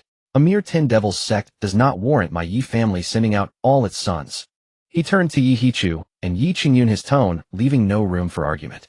You two stay in the capital and protect Xiao Fan. If that Luqian kid actually dares to make a move on Xiao Fan while I'm away.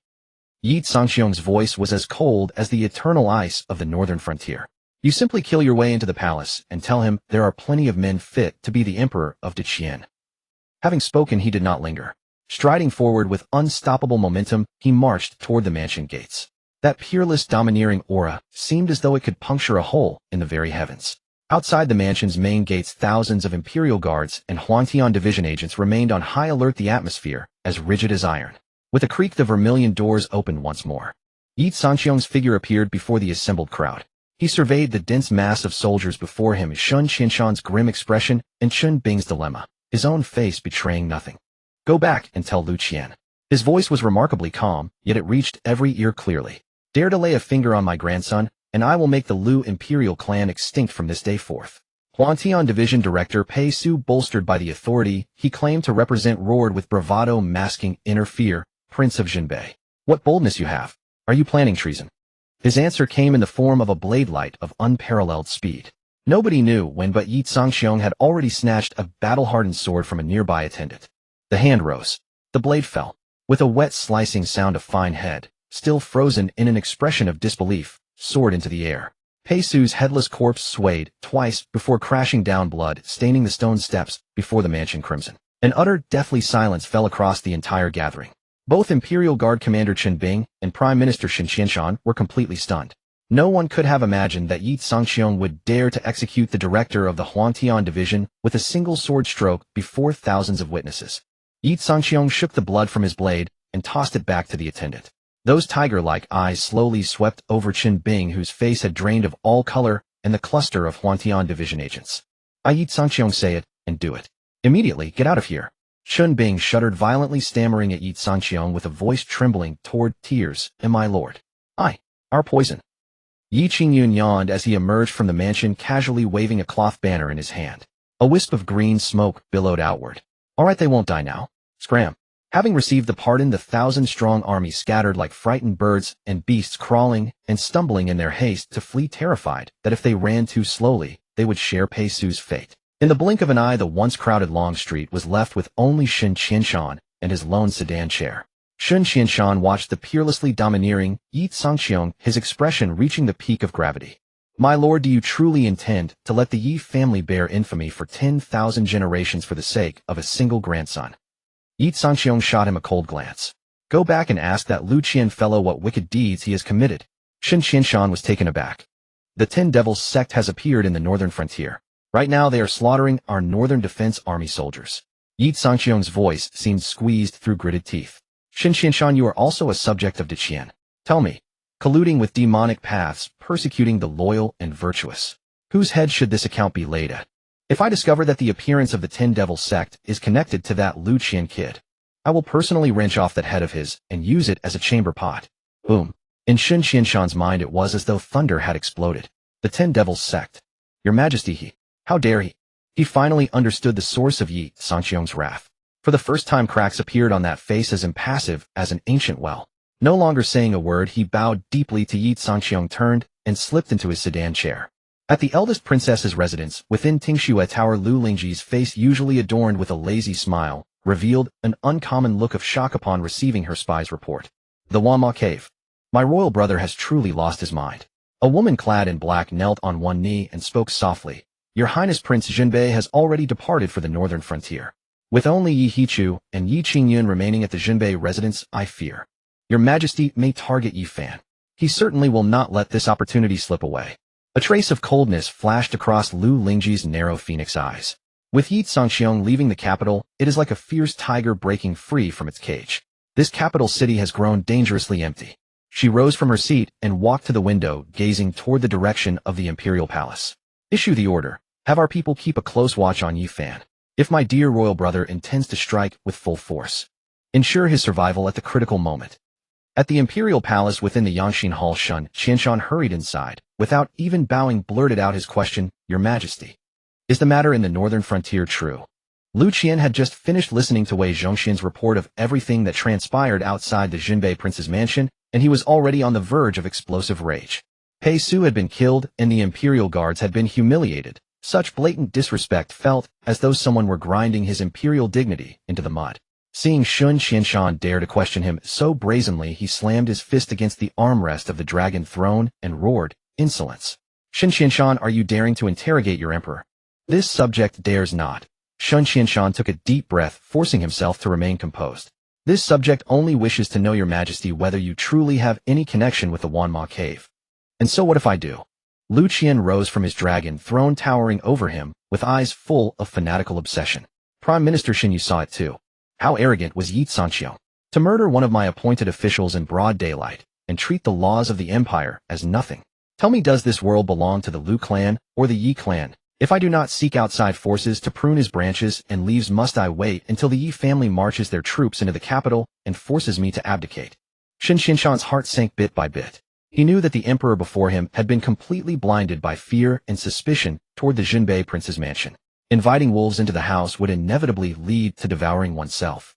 Just then Wei Zhongxian hurried in his sharp voice, reporting to Your Majesty, Prince Jinbei, Yi Sangxiong departed the capital half an hour ago, bound for the northern frontier. "Oh." Lu Qian's eyes instantly brightened. "Huh. Excellent. Wonderful." He burst into unrestrained laughter, his voice overflowing with suppressed excitement and pleasure. "That old lion has finally grown restless and left his den." He abruptly turned and issued his decree to Wei Zhongxian. "Transmit my imperial edict. Notify Dark One that they may proceed with the next phase of the plan."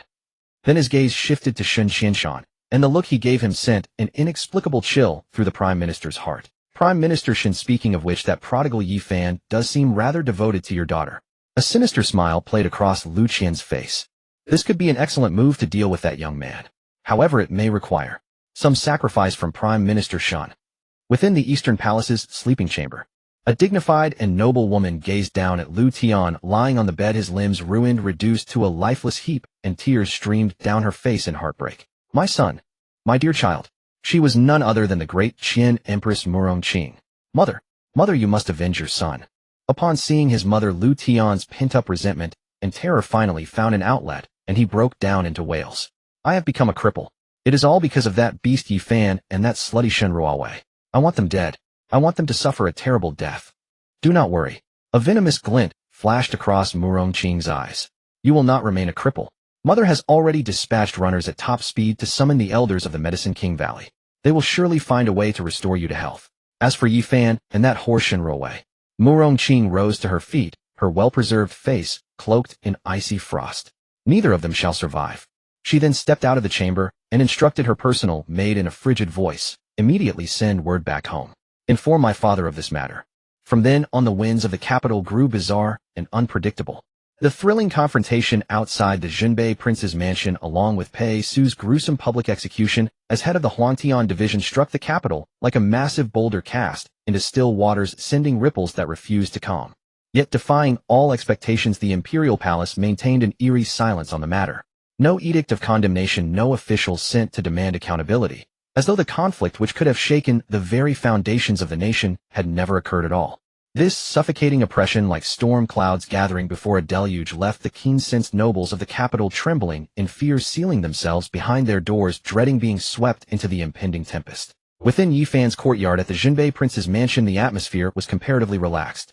Qian Duoduo watched Yi-Fan with utter admiration, enthusiastically recounting the heroic deeds he had heard.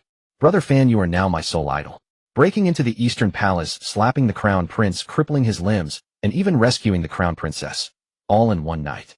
Such feats could be immortalized in storytellers' tales for generations. Yi-Fan reclined in his rocking chair, his head aching from the racket, and kicked him irritably. Get lost. What rescue? That's called heroically saving a beauty. Nearby Qing'er was carefully peeling grapes for Yi-Fan. Upon hearing this, the corners of her lips curled upward almost imperceptibly. Inside the room, Shen Ruowei sat quietly by the window, dressed in a simple, elegant gown.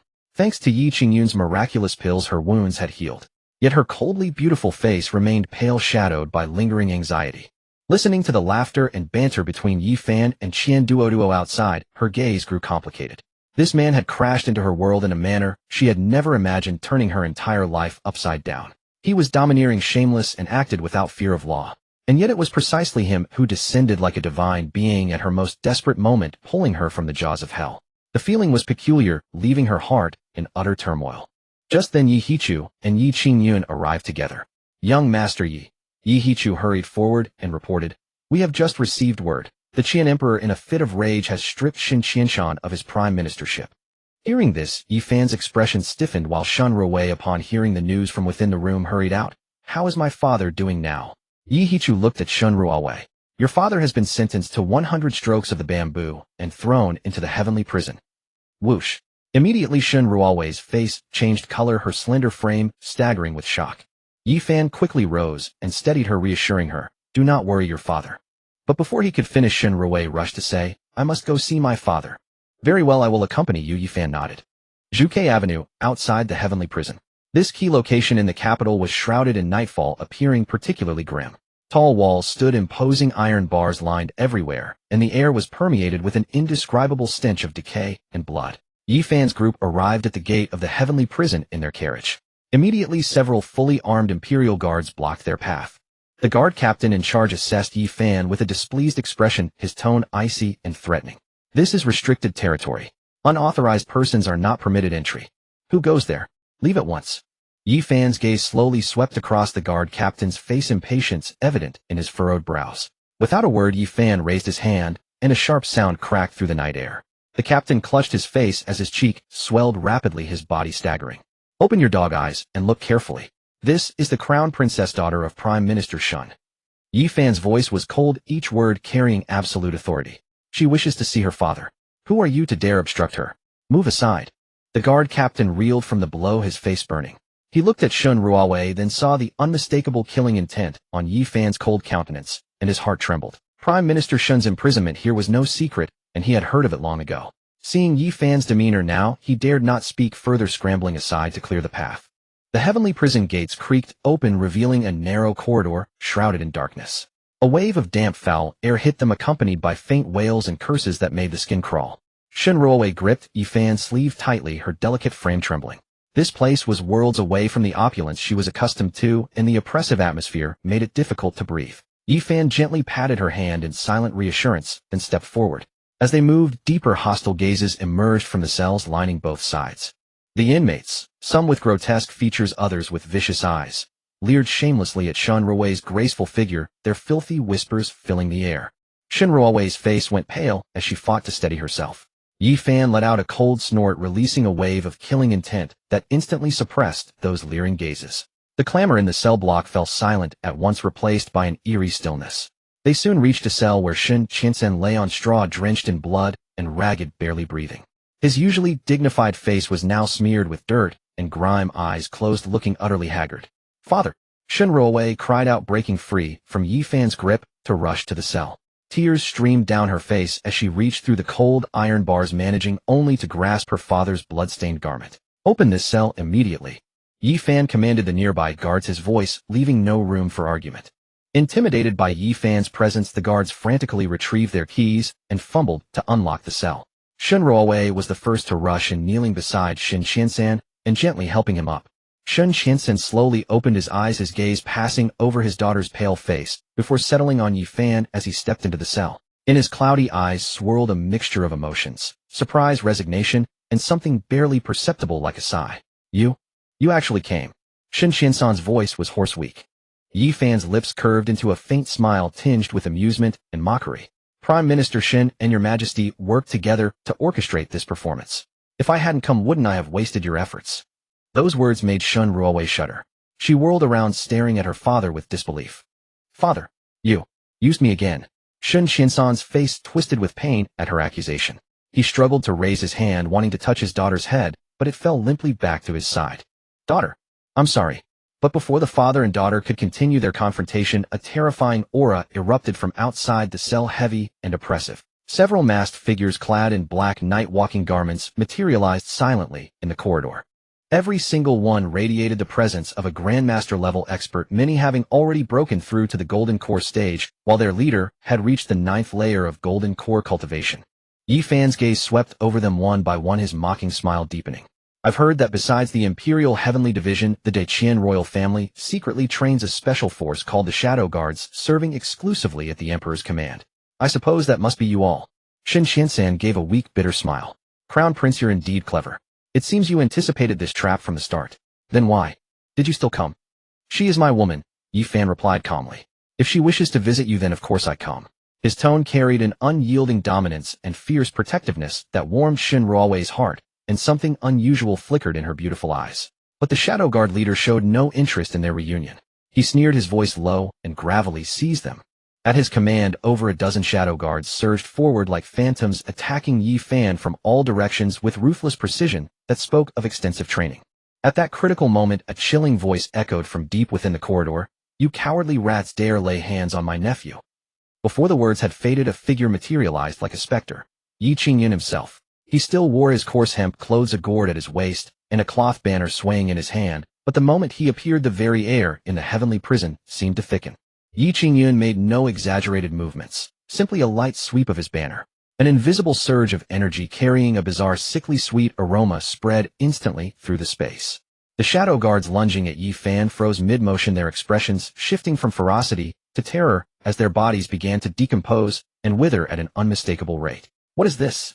The Golden Core 9th Realm leader of the Shadow Guards cried out in shock, unleashing his full spiritual energy to resist the eerie force, but it proved intangible and undefendable. Yi Qingyun sneered dismissively. "Just a little trick made specifically for rats like you." With a flash of movement, he appeared before the 9th Realm Golden Core leader in an instant. The man's heart pounded in terror as he desperately swung his fist, but Yi Qingyun merely swatted it away with casual ease. Thud! The dull impact echoed through the chamber. Before the Shadow Guard leader could even scream, his body launched backward like a severed kite, crashing into the wall, with his chest caved in, his life extinguished instantly. The remaining Shadow Guards were utterly terrified, their fighting spirit shattered as they turned to flee. But when Yi Qingyun's banner swept once more, a green mist enveloped them. All of them dissolved into pools of blood that soaked into the damp prison floor. From Yi Qingyun's arrival to the complete annihilation of every Shadow Guard, not even a few breaths had passed. Shin Qiansan watched in stupefaction, frozen with terror. The Imperial family's finest Shadow Guards were nothing more than insects before Yi Qingyun. Stepping up to Shin Qiansan, Yi Qingyun looked down at him with cold authority. Old Serpent Shin's strength renders all schemes useless. Return to Lu Qian and tell him. If a single hair on my father or elder brother's head is harmed in the northern frontier, I'll make him understand what true suffering means. Shin Qiansan's lips trembled, unable to form words. Looking at this man before him, fear awakened in his heart for the first time.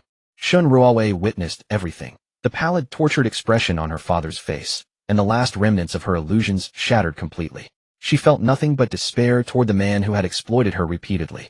Father, this is the last time I'll call you that. Shin Ruowei turned and walked away with Yi Fan following closely behind. Only a few steps and Linger's cheerful voice echoed in his mind. Master, there's still a surprise waiting inside this prison. Yi Fan paused, surprised. What kind of surprise could possibly exist in such a desolate place? Following Linger's guidance, Yi Fan did not head toward the exit, but instead turned and walked deeper into the heavenly prison. The passages grew ever narrower with intricate formation patterns carved into the walls, emitting a faint, eerie glow. With every step, an invisible pressure could be felt. Yi Qingyun followed behind, his face filled with confusion. Little Fan, ahead are the heavenly class cells where those who have committed grave crimes and are utterly ruthless are imprisoned.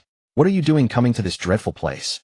Yi Fan offered no explanation and proceeded directly to the far end of the prison's lowest level. There stood only a solitary cell. The steel bars, thick as a man's arm, were etched with dense clusters of runes. At the center of the cell, a white-haired man was shackled by 4 massive chains. His head hung low, his shoulder blades pierced by iron hooks, his limbs dangling limply, his meridians entirely destroyed. Even so, the ferocious and violent aura emanating from him still sent shivers down one's spine. Linger's voice echoed in his mind. This man's body harbors an extremely potent bloodline power, though it has been cursed and sealed. If he can be subdued, he will undoubtedly become a tremendous asset to his master. Yi Qingyun followed Yi Fan's gaze and furrowed his brow slightly. This person, I seem to recall him.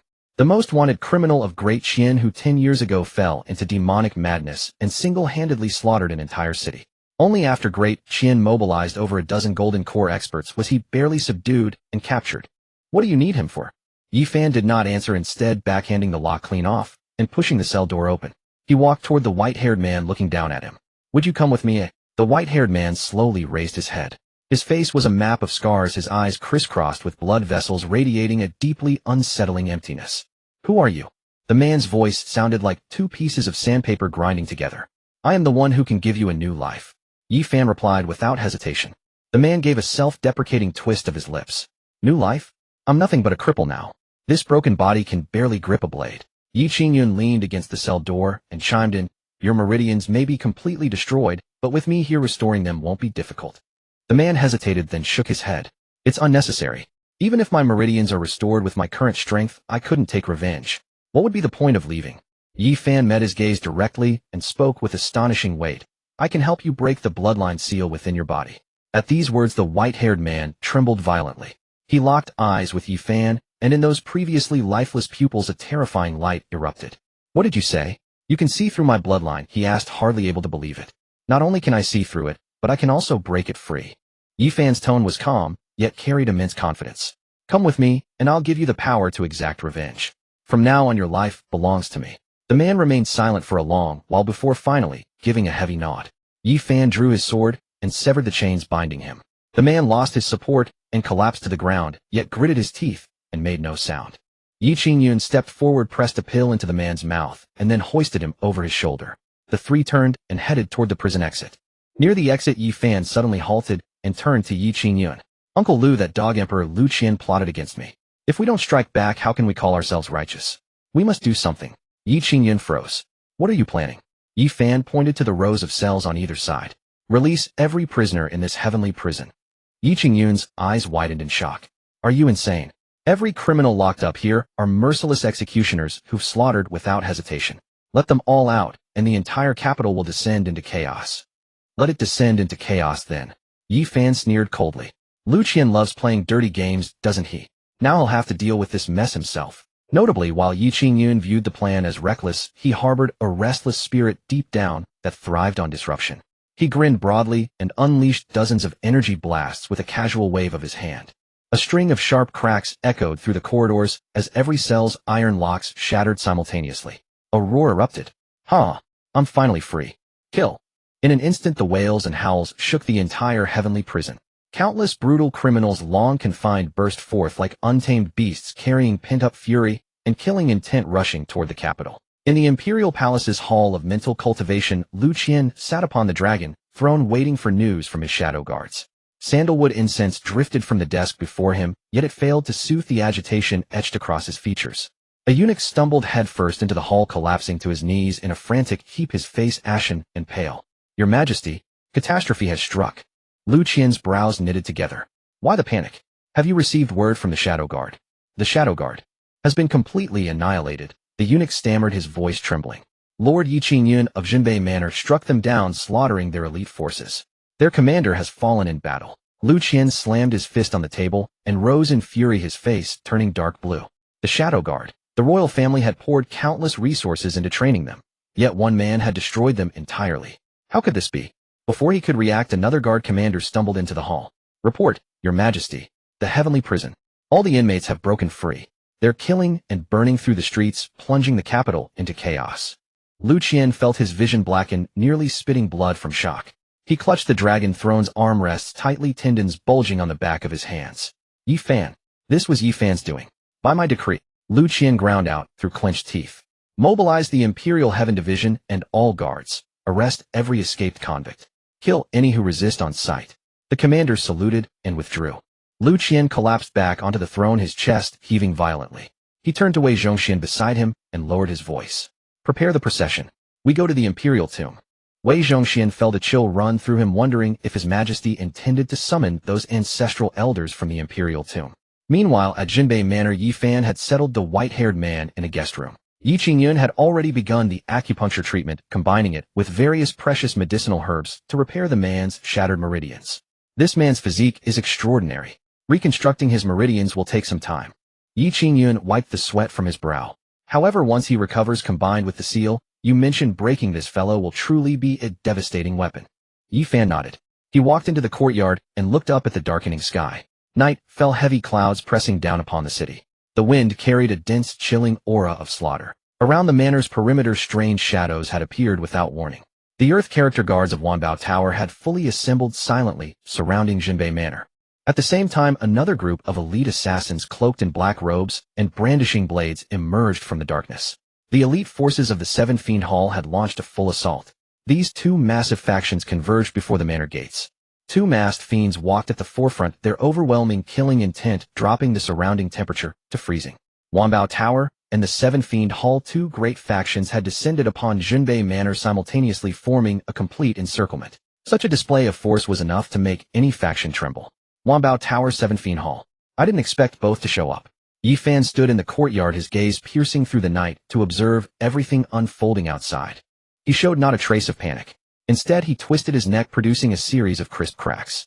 "Looks like tonight is destined to be a sleepless one." The great battle was about to ignite.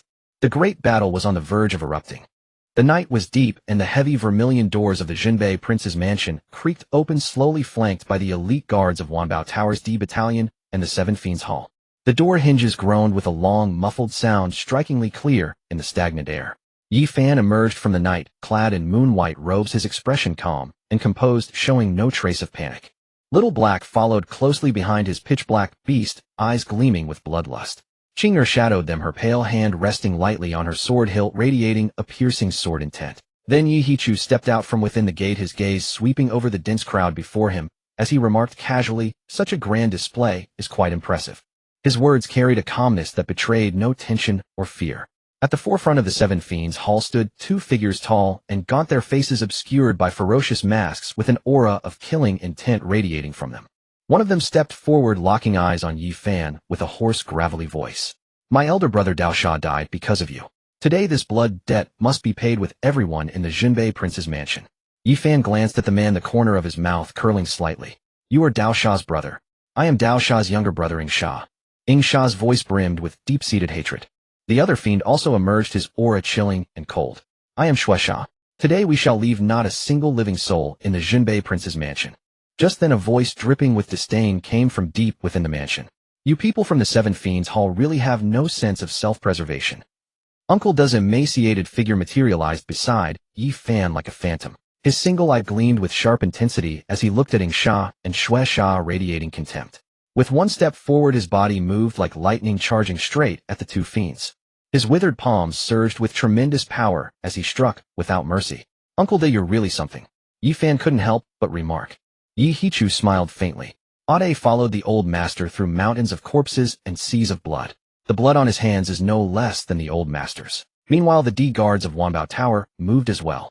A middle-aged man in golden armor with a formidable aura directed his guards as they charged toward Yi Fan.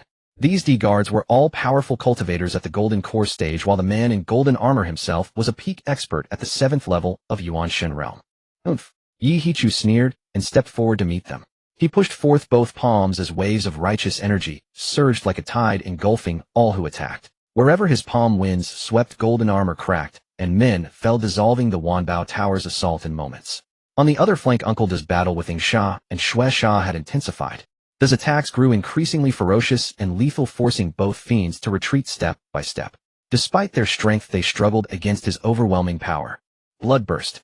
Xue Sha roared, his blood boiling as his aura surged dramatically, clearly activating some secret technique to forcibly boost his cultivation. His palms glowed crimson as he struck downward. His eyes flashed with cold steel, and he surged forward instead of retreating, his punch striking like a dragon and piercing straight through Xue Sha's chest. Xue Sha froze, his light fading as he collapsed lifelessly to the ground. Ing Sha watched his brother fall and felt his courage shatter. He knew it was far too powerful to face and had no will to fight, so he attempted to slip away using concealment techniques. However, a dark red afterimage moved faster than him. Little Black appeared like lightning, his claws slicing Ing Sha apart in an instant. The remaining elites of the Seven Fiends Hall, witnessing both their commanders' deaths, were consumed by terror and lost all will to fight. Yi Fan's eyes gleamed with sharp light. He had finally waited for the opening to strike. He immediately activated the diamond, indestructible body, golden light enveloping him. Simultaneously, the Void Dragon technique unfurled as his figure moved like a phantom through the ranks of the Seven Fiends Hall. Though his cultivation lagged behind these elites, the diamond, indestructible body's defense was astonishing, rendering ordinary attacks useless against it. The Void Dragon technique was equally profound and unpredictable, preventing them from even touching the hem of his robe. Yi Fan fought with fists and feet alike, each strike precise and ruthless, and within moments he had slaughtered the Seven Fiends Hall's elites. One by one, the long street dyed crimson with blood.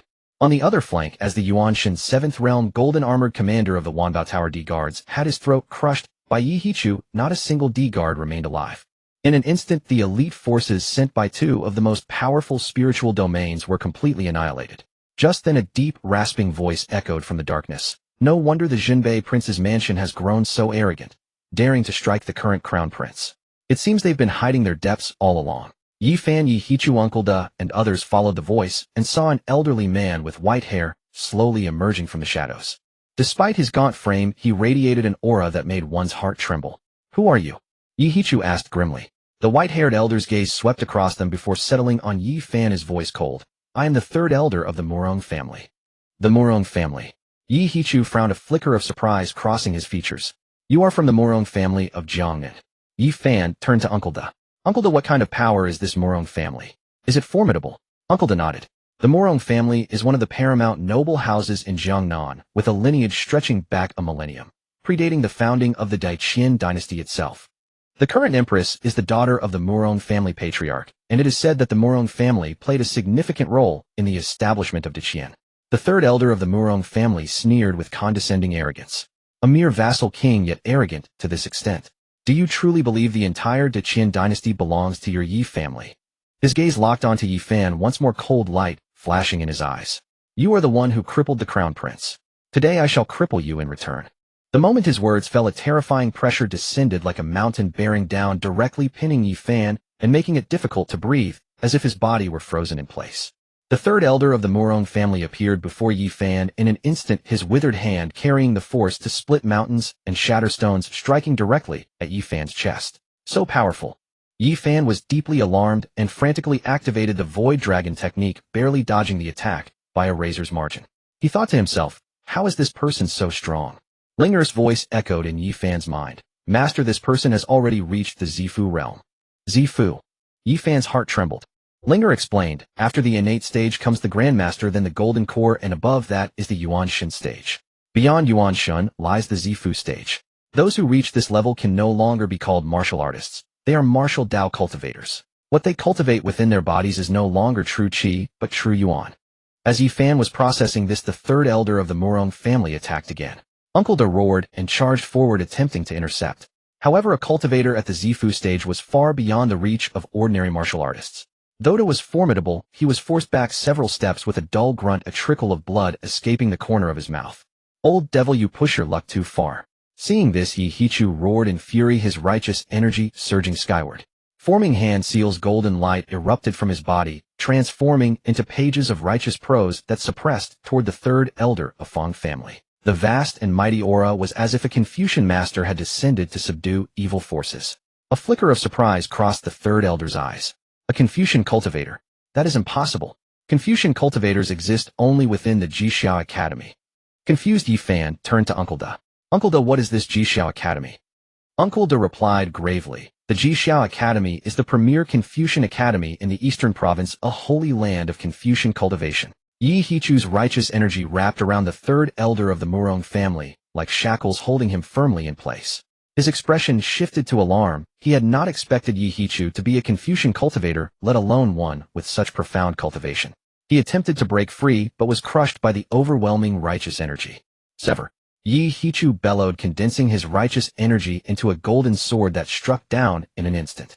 The third elder of the Murong family let out an unwilling roar as his body exploded beneath the golden sword, dissolving into a mist of blood. Yi Hichu retracted his energy, his face pale, clearly having expended enormous effort with that strike. "Sever that old man's head and hang it at the gate of the Eastern Palace." Yi Fan ordered coldly, killing intent radiating from his eyes. The next day, the sky over the capital was overcast. Within the Eastern Palace, Empress Murongqing learned that the head of the third elder of her clan had been displayed at the palace gate, twisting her noble face with fury.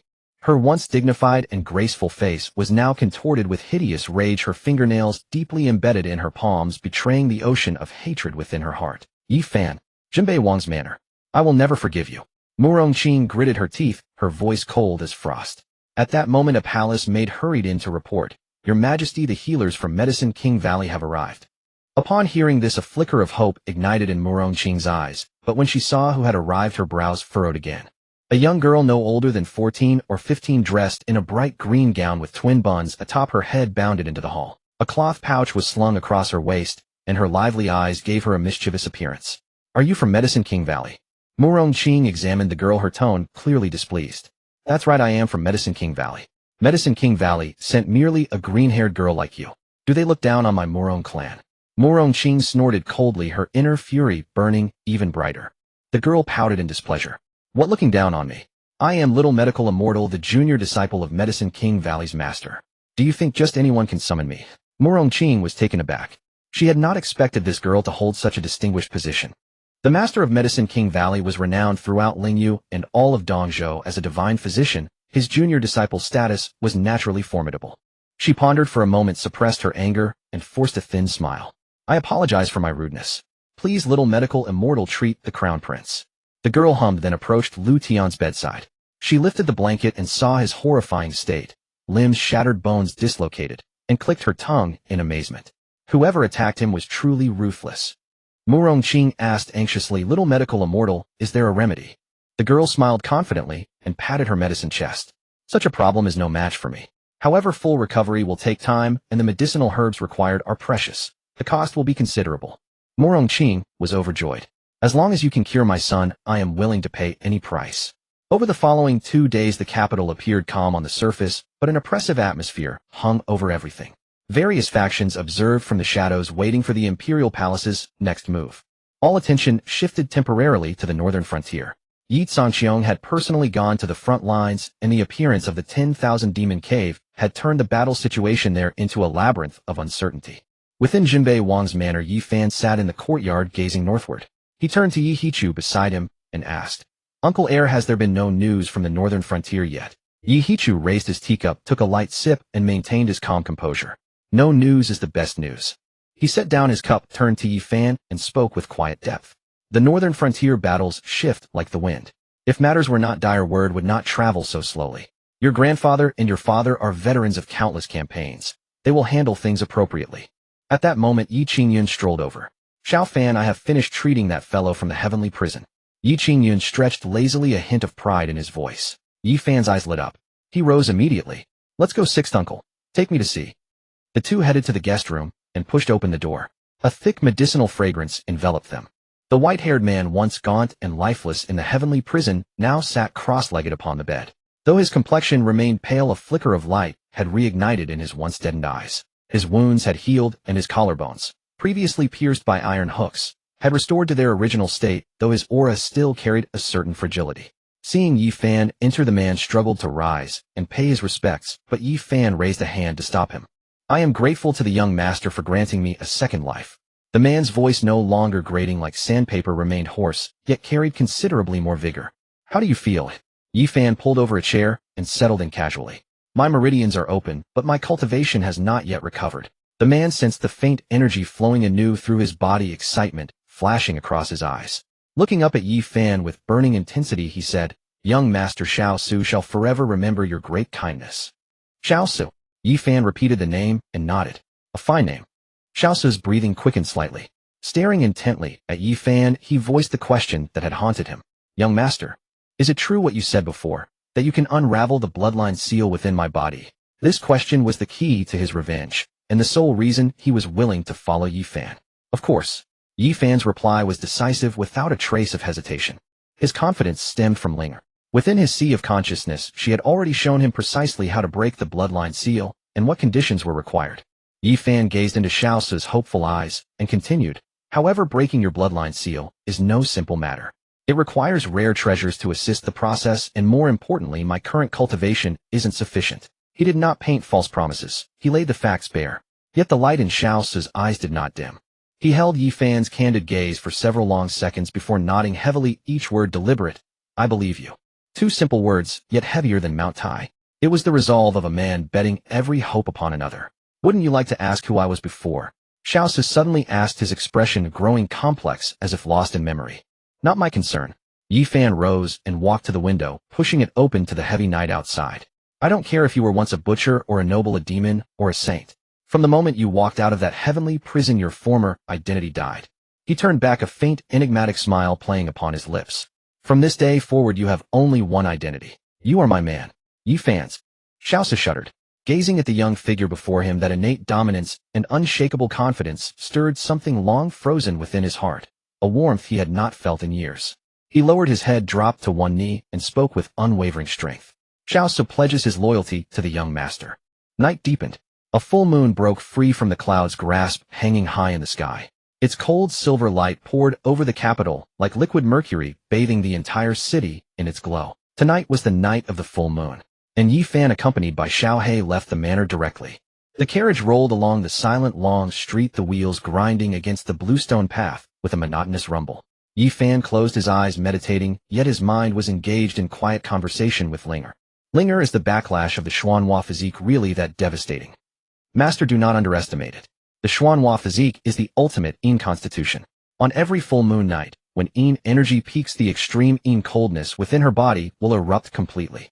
Without the balancing force of supreme Yang, the consequences range from meridian damage and cultivation regression to fatal cold striking the heart and bodily explosion.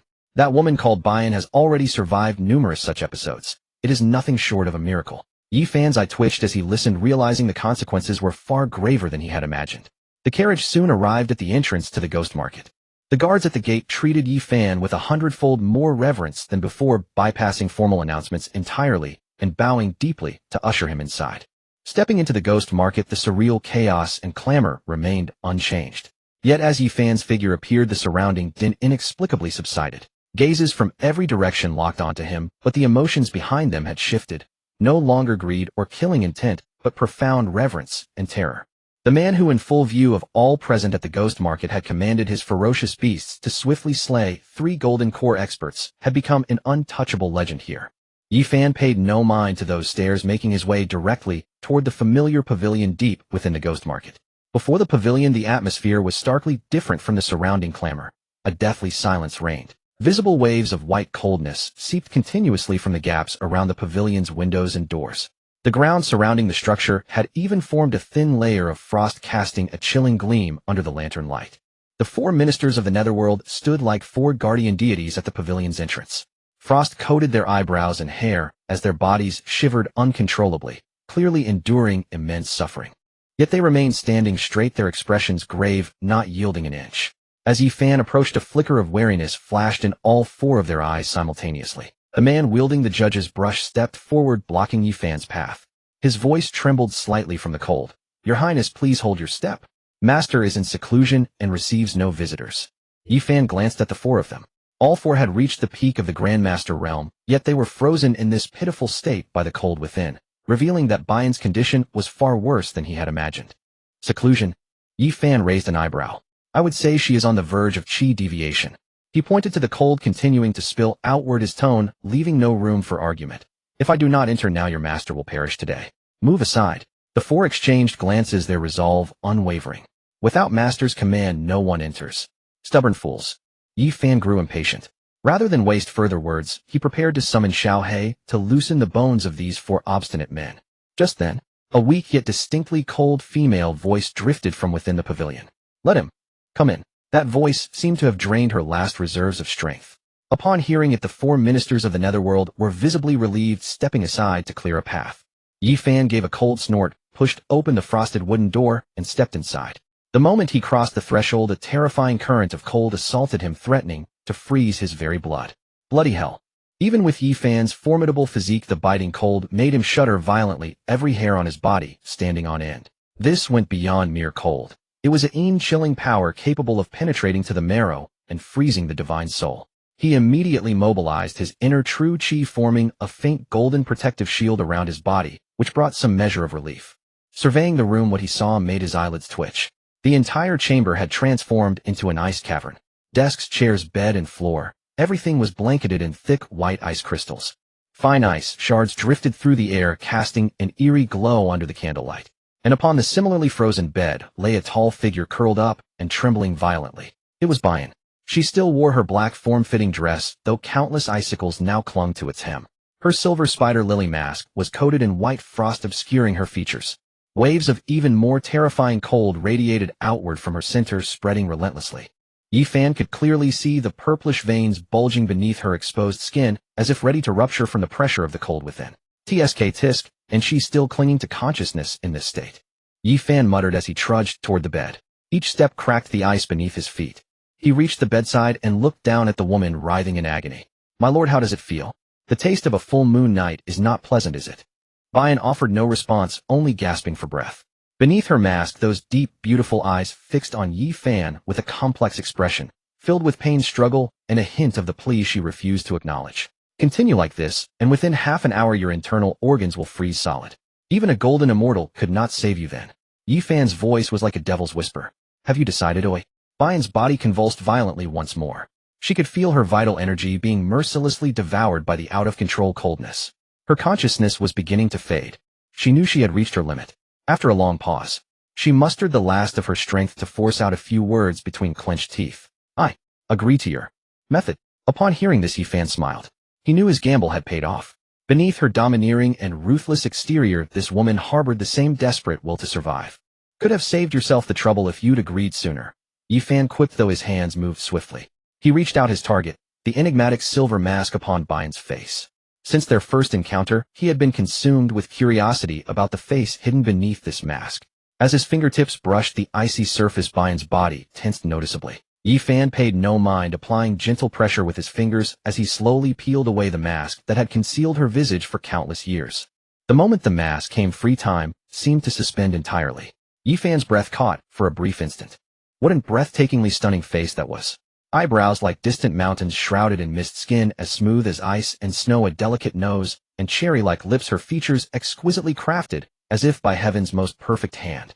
Cold and aloof, yet strangely alluring, almost enchantingly demonic. Such contrasting temperaments were perfectly harmonized upon her visage, creating a charm powerful enough to drive any man mad. Even Yi Fan, who had long grown accustomed to peerless beauties such as Shun Ruwei and Lu Lingji, found himself momentarily stunned upon beholding this face. Yet what captured attention most profoundly was not her peerless beauty, but rather a mysterious and intricate mark etched upon her smooth brow between the eyes. The mark seemed almost alive, radiating an otherworldly luminescence. As Yi Fan gazed upon it, his very soul trembled instinctively, for he sensed an overwhelmingly terrifying pressure emanating from its depths. It felt as though he stood before not merely an inscription, but the piercing gaze of an unmatched powerhouse. What manner of mark is this? Yi Fan murmured to himself. Meanwhile, at the moment her mask was removed, Bayan's luminous eyes, already brimming with complex emotions, were suddenly stirred into turbulent waves. Her face had not been witnessed by another soul in countless years. Watching the fleeting astonishment in Yi Fan's eyes, an unprecedented sense of unease seized her heart. Have you gazed your fill? Her voice trembled with a blend of shame and feigned indignation. Far from it. Yi Fan grinned unabashedly. With a face this exquisite, how could one possibly tire of looking? You? Bayan choked on her words, but before she could continue, a violent surge of cold energy erupted within her body. A muffled groan escaped her lips as her complexion drained to ash white. Very well, I'll spare you the teasing. Yi Fan's grin faded, replaced by sober seriousness. Drawing a deep breath, he steeled himself and leaned forward toward that breathtaking face hovering so close. The instant their lips met, an icy chill surged from Bayan's mouth into his body, so frigid it seemed to freeze his very soul. Ding! Pure Yin energy detected. The Yin-Yang Creation Tower activates and begins absorption. Linger's eager voice rang through his mind. The tower spun wildly within him, channeling streams of warm Yang energy, surging through his meridians and into Bayan. Opposing forces collided and merged at their most primal level. One cold, one hot, locked in raw confrontation and transformation. What erupted was a struggle encompassing life, death, and transcendence itself. Hours elapsed, and the chamber that once resembled an ice cave underwent a profound transformation. Yin and Yang energies coalesced around them, generating a massive vortex of swirling power.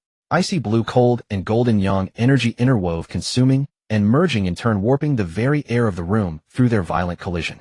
Yi Fan experienced something transcendent, caught between polar extremes of bone-deep cold that threatened to shatter his spirit and searing heat capable of consuming all things. The sheer Yin energy surged through his meridians like a wild beast unleashed, devastating everything in its path. Only the protective power of the Yin-Yang Creation Tower prevented his body from being torn apart. Under the tower's alchemical transformation, the Yin energy became refined essence, nourishing his physical form and tempering his qi. His cultivation advanced with explosive momentum, surging past each realm boundary in rapid succession. Foundation establishment peak. Foundation establishment second layer. Foundation establishment third layer. Across from him, Bayan endured equally harrowing sensations as the Yang energy within Yi Fan began purging her uncontrolled cold poison. Yet the force was so intense it felt as though her body might ignite, caught between salvation and destruction. She drifted between extremes, submerged in frozen depths one moment, hovering above molten rock the next, as the opposing energies warred within her. Her face cycled through pallid cold and flushed heat, suffering etched across her features alongside an indescribable sense of relief. Time lost all meaning in that suspended moment. When the final traces of Yin energy were absorbed and purified, when the last wisps of Yang energy permeated every inch of her being, the energy vortex within the chamber gradually stilled. Ding! Congratulations, Master. The Supreme Yin Constitution has been successfully absorbed. The Yin-Yang Creation Tower's second level has reached 60% completion. Reward unlocked: Imperial Grade Supreme Cultivation Manual. The Flame Scripture. Reward unlocked: Divine Soul-Piercing Technique. The Soul Annihilation Thrust. Achievement unlocked: Foundation Establishment 9th Peak. The notifications cascaded through his consciousness like silver bells, filling him with euphoric satisfaction. A tremendous surge of energy erupted from the tower's first layer, far more majestic than any previous release. This power transcended mere refinement of flesh and qi.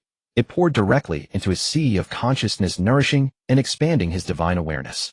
Yi Fan felt as though his head had exploded, and the entire world appeared transformed before his newly awakened perception. His divine sense, once limited to 100 meters, now effortlessly encompassed the entire ghost market, perceiving with crystal clarity every treasure concealed within hidden compartments at each stall. Foundation Establishment 9th Peak. One step remained before entering the Grandmaster realm. The benefits gained from seizing the Supreme Yin Constitution far exceeded all his expectations, and Bayan, cradled in his embrace, had herself undergone an immeasurable transformation. The cold poison coursing through her veins had been completely eradicated. The pure Yang energy she had received seamlessly merged with her innate Yin Constitution, establishing a profound equilibrium between opposing forces. A thunderous resonance echoed. An aura of staggering power, far surpassing even the divine spirit realm and the Purple Mansion stage, erupted from her body in an explosive surge. Bayan slowly opened her eyes. Those luminous eyes, already deep as starlit heavens, now carried an ancient wisdom and authority born of hard-won experience. She felt the overwhelming power coursing through her veins, something nearly omnipotent, and a complex emotion flickered across her eyes before vanishing. She looked down at Yifan, still pressing against her eyes closed, lost in blissful reverie. The next instant, a killing intent so frigid and absolute erupted. It was pure and concentrated beyond measure, as though intent on freezing the very air within the chamber solid. Yifan's eyes snapped open, meeting Bian's emotionless gaze. A jolt of panic seized him, and he instinctively twisted to throw himself free. But, too late. A slender hand, white as jade yet crackling with terrifying power, had already shot forward and gripped his throat with bolt-like speed. Why? Yifan barely managed to choke the words out, his face contorted in shock and bewilderment. He could not comprehend it. Hadn't he saved her? Hadn't he eliminated the threat within her body and elevated her cultivation to extraordinary heights? Why would she now seek his demise? This woman changed her mind faster than turning a page. Bian regarded him coldly, her perfect features utterly blank, her voice returning to its customary icy aloofness, as though the woman who had writhed beneath him in agony were a complete stranger. I told you long ago. Her crimson lips parted slightly. Bian represents death itself. All who lay hands upon me shall meet nothing but the path of the dead. Bian stared at Yifan, her fingertips pressing slightly, as that icy killing intent grew more intense. Anyone who touches what belongs to me will ultimately face only one path, death. Her words fell, and she was about to completely annihilate Yifan when he suddenly activated the Taishu Yulong step. His form became like a ghost, narrowly escaping Bian's grasp and retreating to the corner of the secret chamber. He rubbed his sore neck, his face full of displeasure. You women are too ruthless. As the saying goes, a day of marriage brings 100 days of grace. How can you be so merciless? Although he spoke those words, his mind grew more alert. Bian's strength far exceeded his imagination. Purple Mansion realm peak, or even stronger. In that moment, he felt an unprecedented threat. Bian looked at him with cold eyes, showing no emotion. I won't kill you today, but if they find out later that you defiled my body, you will still die, and your death will be even more gruesome. It would be better if you died by my hand at least. You would leave a complete corpse. Upon hearing this, Yifan's brows furrowed, a trace of confusion flashing in his eyes. This woman had hidden meanings in her words, suggesting a larger secret and power behind it, one that made her prefer to end his life herself rather than let him live. Just as he was about to ask further, Bian did not give him the chance. Her form flickered and she attacked Yifan again. Her speed was extremely fast, carrying the oppressive pressure unique to supreme experts. The air in the secret chamber seemed to wail under her attacks. Seeing this, Yifan no longer held back. With a thought, the newly acquired soul-extinguishing thorn in his divine sense activated instantly. An invisible spiritual shock like a sharp awl directly pierced Bian's divine sense. Ugh! Bian's body shuddered violently, her attack suddenly halting. She covered her forehead, a trace of blood escaping from her mouth. For the first time, her beautiful eyes showed shock, looking at Yifan in disbelief. You actually know spiritual attack techniques. Taking advantage of her momentary distraction, Yifan suddenly rushed forward, grabbing her into his arms and holding her tightly, leaving her unable to move. He lowered his head and whispered in her ear, his tone carrying a mix of domineering and amusement. I don't care what your reasons are. How dare you attempt to murder your own husband? Today I must teach you a lesson. Bian struggled, but found Yifan's strength astonishingly great, impossible to break free from. She roared and tried to attack again, but the stabbing pain in her divine sense made her body go soft, unable to exert any strength. The aftermath of that spiritual attack made her feel as if her soul were being torn apart. The severe pain made it difficult for her even to maintain consciousness. Yifan held her turned and pressed her heavily onto the stone couch in the secret chamber. Watching Bian's face flushed with pain and humiliation, a hint of mockery flashed in his eyes. You dare? Bian gritted her teeth, her eyes nearly spitting fire. What is there I dare not do? Yifan leaned down and whispered in her ear, didn't you say that anyone who touches what belongs to me faces only death? Then I shall deliberately touch you and see what you can do about it. His large hand wandered inappropriately over her body, feeling that ultimate softness and elasticity. Bian's body shuddered violently. She tried to resist, but the severe pain from her soul made her body stiff, forcing her to let Yifan do as he pleased. Humiliation, anger, pain. All these emotions intertwined in her heart, pushing her to the brink of collapse. She never expected that after years of dominating the ghost market with countless experts bowing before her, she would fall to such a state today, humiliated by a young man. Just as the contest between Yifan and Bian in the secret chamber reached its climax in some mysterious place shrouded in thick fog. Deep within an ancient and magnificent palace, a middle-aged man in black gold robes sat cross-legged atop a massive pool of blood. In the blood pool, countless wronged souls and vicious ghosts wailed, emitting a sinister and terrifying aura. The middle-aged man was surrounded by demonic energy, his breath so powerful it was suffocating. Suddenly, he opened his eyes violently, two blood-red rays piercing through the void. His originally calm face instantly twisted, filled with anger and disbelief. Impossible. That woman's primal Yin has been broken. The middle-aged man let out a low roar, his voice filled with uncontrollable fury. He suddenly rose from the blood pool, demonic chi surging to the heavens, causing the entire palace to shake precariously. Who is it? Who dared to do this? His voice was like a great bell resonating throughout the entire mysterious place. And terrifying killing intent erupted from his body, instantly enveloping 1,000 li in all directions. Countless demonic creatures shivered and prostrated themselves on the ground under this killing intent.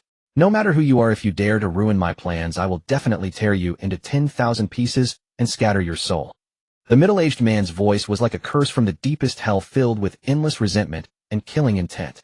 The next morning, when the first ray of sunlight penetrated through the cracks of the ghost market and fell on the floor of the secret chamber, Yi-Fan only then left the room with satisfaction. He stretched lazily, feeling refreshed and clear-minded. The true chi in his body had become more condensed, and his cultivation had completely stabilized at the peak of the 5th level of the innate realm. 3 times blooming, truly refreshing. Yi-Fan muttered to himself, a somewhat wicked smile on his face. He walked out of the secret chamber, where the 4 adjudicators of the ghost market had already been waiting outside. They looked at Yi-Fan with various expressions. The eldest of the 4 nether adjudicators, behind his mask, his eyes flashed with a trace of complexity. The second was full of awe, while the 3rd and 4th were expressionless, but deep in their eyes there also hid a subtle fluctuation. Yi-Fan ignored them and just grinned at the direction of the secret chamber, waving his hand. Lady Bien, and I'll leave first. I'll come to chat with you next time. Inside the secret chamber, Bien, and hearing Yi-Fan's teasing voice, shook with anger. She bit her lower lip tightly, her eyes nearly spitting fire. Beast. She gritted her silver teeth, these 2 words popping from her mouth. She never expected that after years of dominating the ghost market without ever failing, today she would fall into the hands of a young boy and be humiliated like this. Humiliation, anger, unwillingness.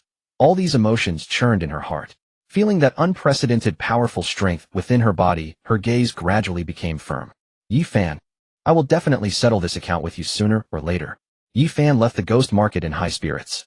As soon as he reached the exit, his attention was caught by a commotion.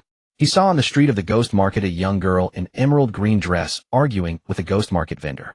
The girl had her hair in twin buns, appearing no more than 14 or 15 years old, with lively eyes and a mischievous appearance. She had a cloth bag slung across her waist, holding in her hand a Ganoderma, emitting a faint medicinal fragrance, her face showing some annoyance.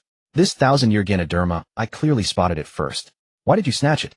The girl put her hands on her hips, puffed out her cheeks, and said angrily to the vendor. The vendor was a burly man with a face full of flesh. He sneered and snatched the Ganoderma.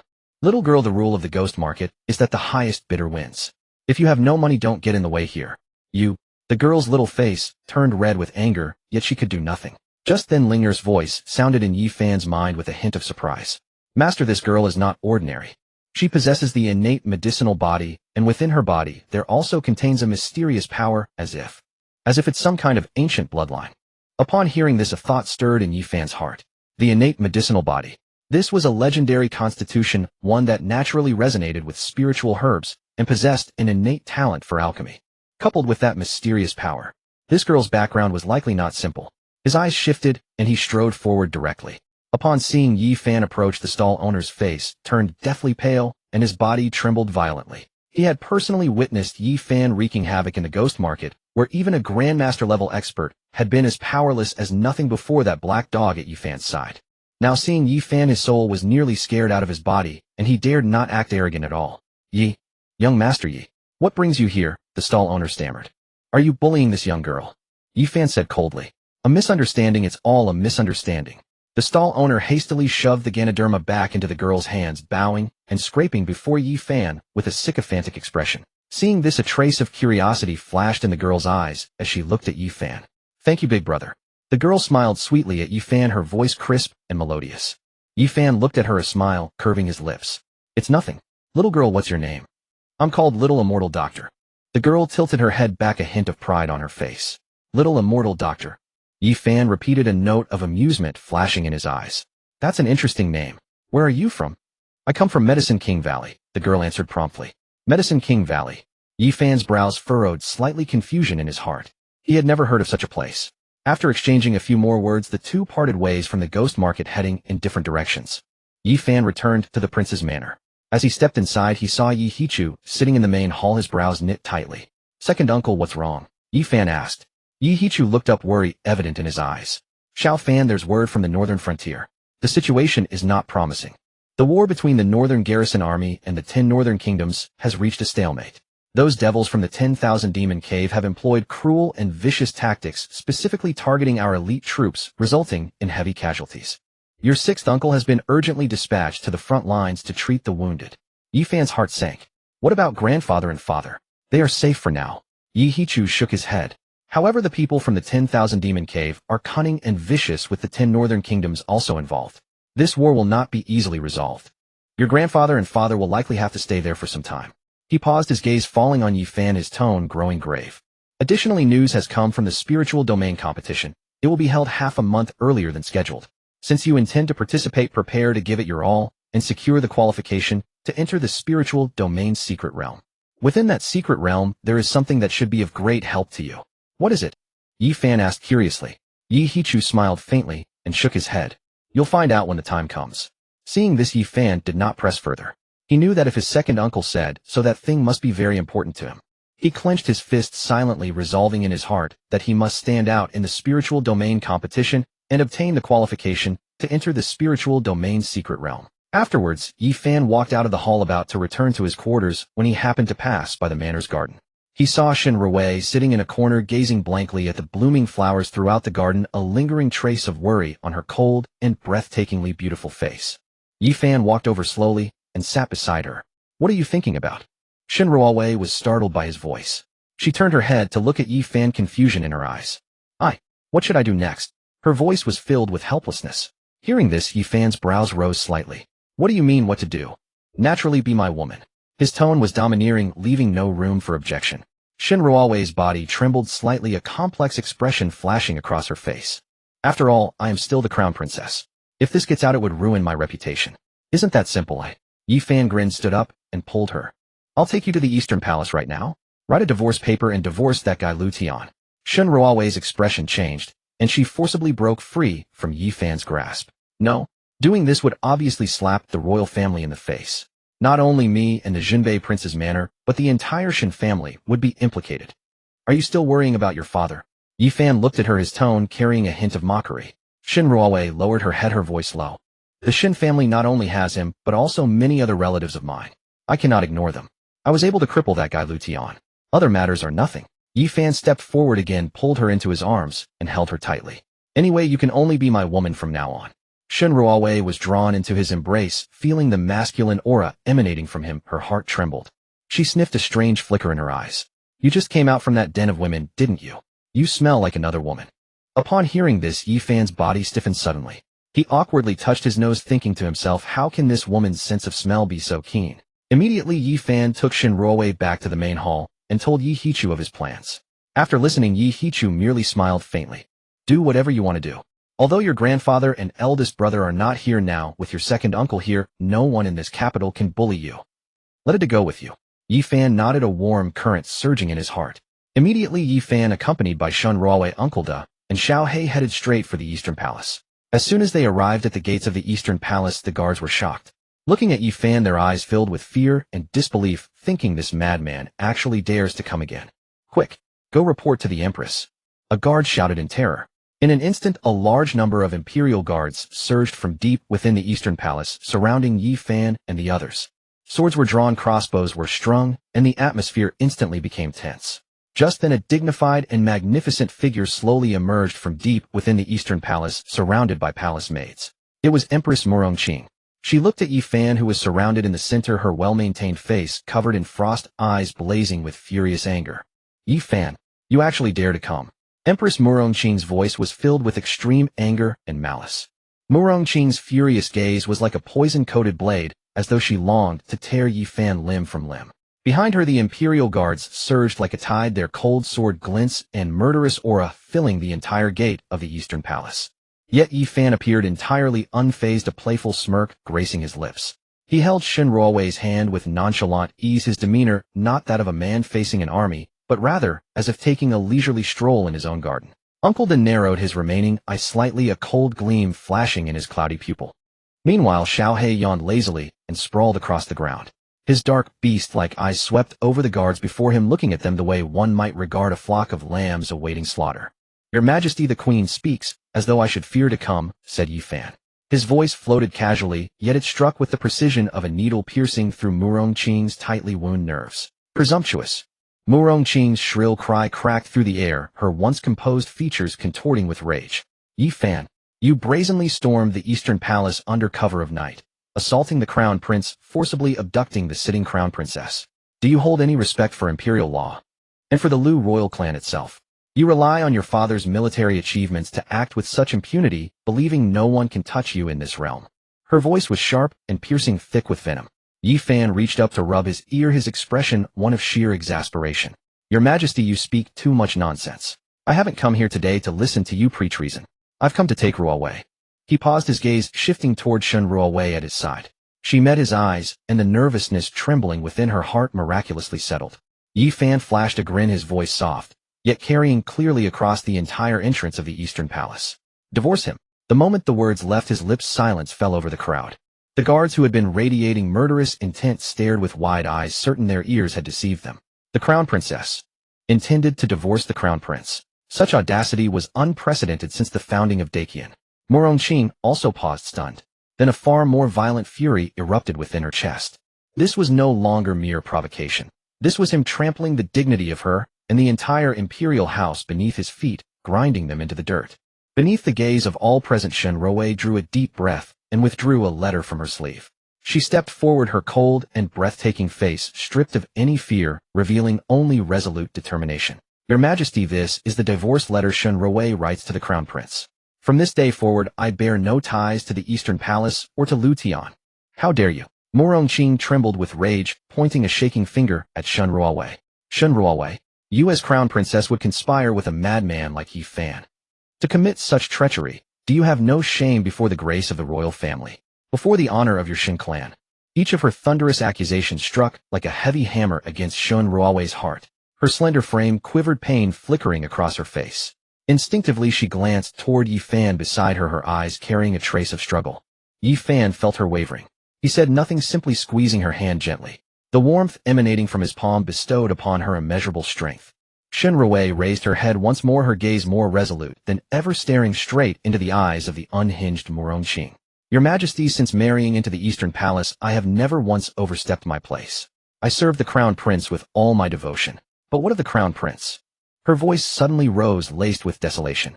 "On our wedding night, he used me as bait to frame loyal officials.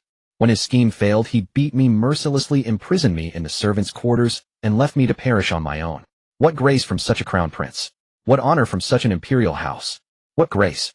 What honor?" Her words rang out firmly, each syllable striking like a loud slap across Murong Qing's face, leaving her complexion cycling between pale and crimson. "As for consorting with a rogue." Shen Ruowei turned her head, her cool eyes gazing deeply at Yi Fan. Within those depths swirled gratitude, reliance, and a trace of emotion she herself had not yet acknowledged. "Lord Yi risked his own life to save mine in my hour of greatest peril. Such grace and virtue Ruowei will never forget. If this is called consorting with a madman, then Ruowei willingly bears this infamy." Her words were resolute and stirring. Just then a commotion erupted from within the Eastern Palace. "Wretch! You wretched woman!" Accompanied by venomous curses, the Crown Prince Lu Tian, his 4 limbs severed, was borne out upon a couch. He looked like a demon from the underworld, his disheveled hair hanging about his face, his once handsome features twisted by endless resentment. Not far behind him, a young girl in emerald robes peeked curiously at the spectacle outside. When her gaze landed upon Yi Fan, surprise flickered in her bright, lively eyes. It was him, the one who had stood up for her at the ghost market. Why would he be here? This young girl was none other than the little immortal physician. Yi Fan's gaze swept past the crowd, landing on Lu Tian's twisted face. His eyes turned instantly cold. "Say one more vile word about her, and I will ensure you never speak again." "Ha ha ha!" Lu Tian erupted into manic laughter, as though hearing the greatest joke.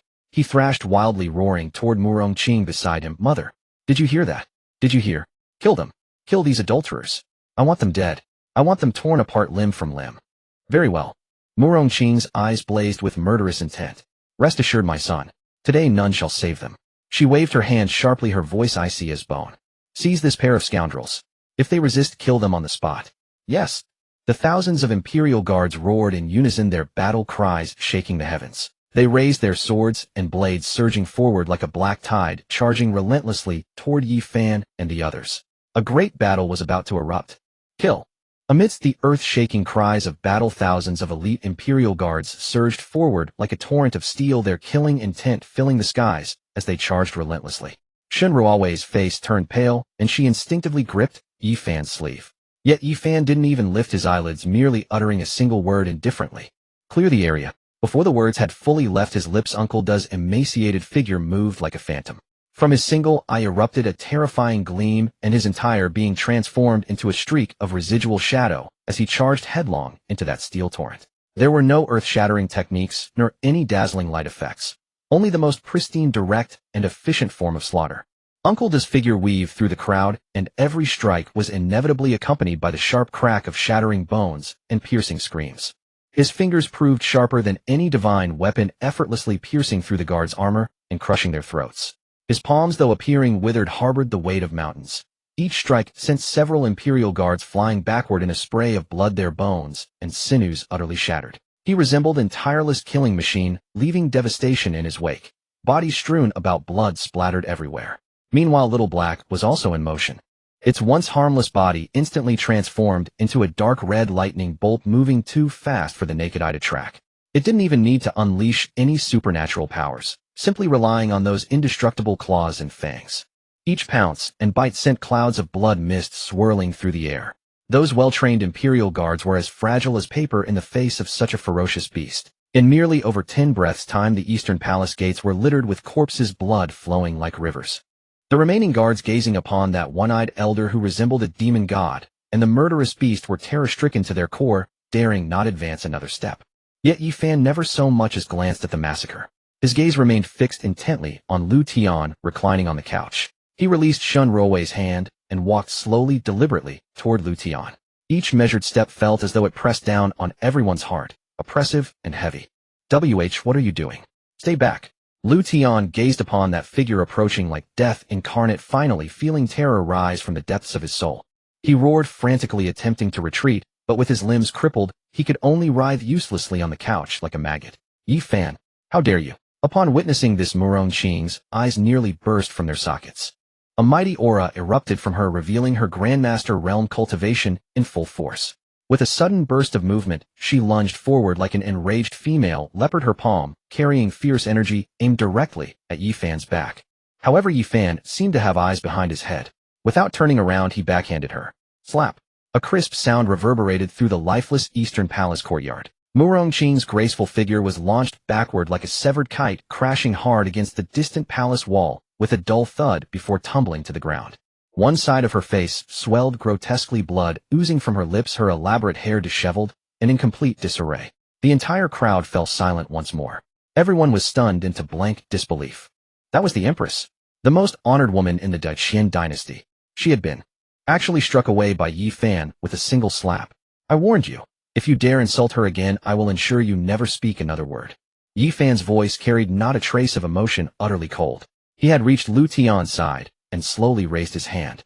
Just then, two pillars of terrifying pressure, far surpassing Murong Qing's by countless times, descended from the heavens like invisible mountains, crushing down upon Yi Fan with relentless force. Presumptuous brat! How dare you! With a thunderous shout, two aged figures materialized beside Murong Qing, as if through teleportation. They were two elderly men clad in gray brocade robes, their hair and beards completely white, their faces gaunt. Yet their eyes burned with the piercing intensity of falcons. Merely standing there, they made the surrounding air congeal. Purple Mansion realm. Moreover, one at the 4th level, the other at the 3rd. These were the Grand Elder and Second Elder of the Murong clan, having rushed over from their estate. Uncle Da. Yi Fan's expression darkened as he felt the overwhelming pressure threatening to crush him. You shall not harm the young master. Uncle Da roared, his single eye blazing with murderous intent, his body surging forward to come to his aid. Your opponent is me. The Murong Second Elder sneered, his figure flickering as he intercepted Uncle Da's path, and the two immediately clashed in battle. Meanwhile, the Murong Grand Elder, whose cultivation surpassed his counterpart, fixed his icy gaze entirely upon Yi Fan. Such ruthless malice in one so young. Cruel-hearted and merciless in method. Today I shall administer heavenly justice and cripple you, you demon. Before his words even finished echoing, his withered palm came crashing down toward Yi Fan's crown with devastating force. Though the strike appeared slow, it sealed off every escape route. Even before his palm made contact, the terrifying wind pressure forced Yi Fan's bones to groan. Yi Fan! Shinruowei cried out in horror, her face drained of color. Little Black sensed the lethal threat and let out a roar, transforming into a crimson streak as it lunged forward. But it was a fraction too late. At that critical moment between life and death, a fierce light flashed in Yi Fan's eyes. No longer holding back, he unleashed his technique, Soul Annihilation Piercer. An invisible force of spiritual consciousness erupted from his mind, taking the form of a razor-sharp spear that drove deep into Grand Elder Morong's consciousness. Ugh! Grand Elder Morong's body suddenly stiffened, his attack coming to an abrupt halt.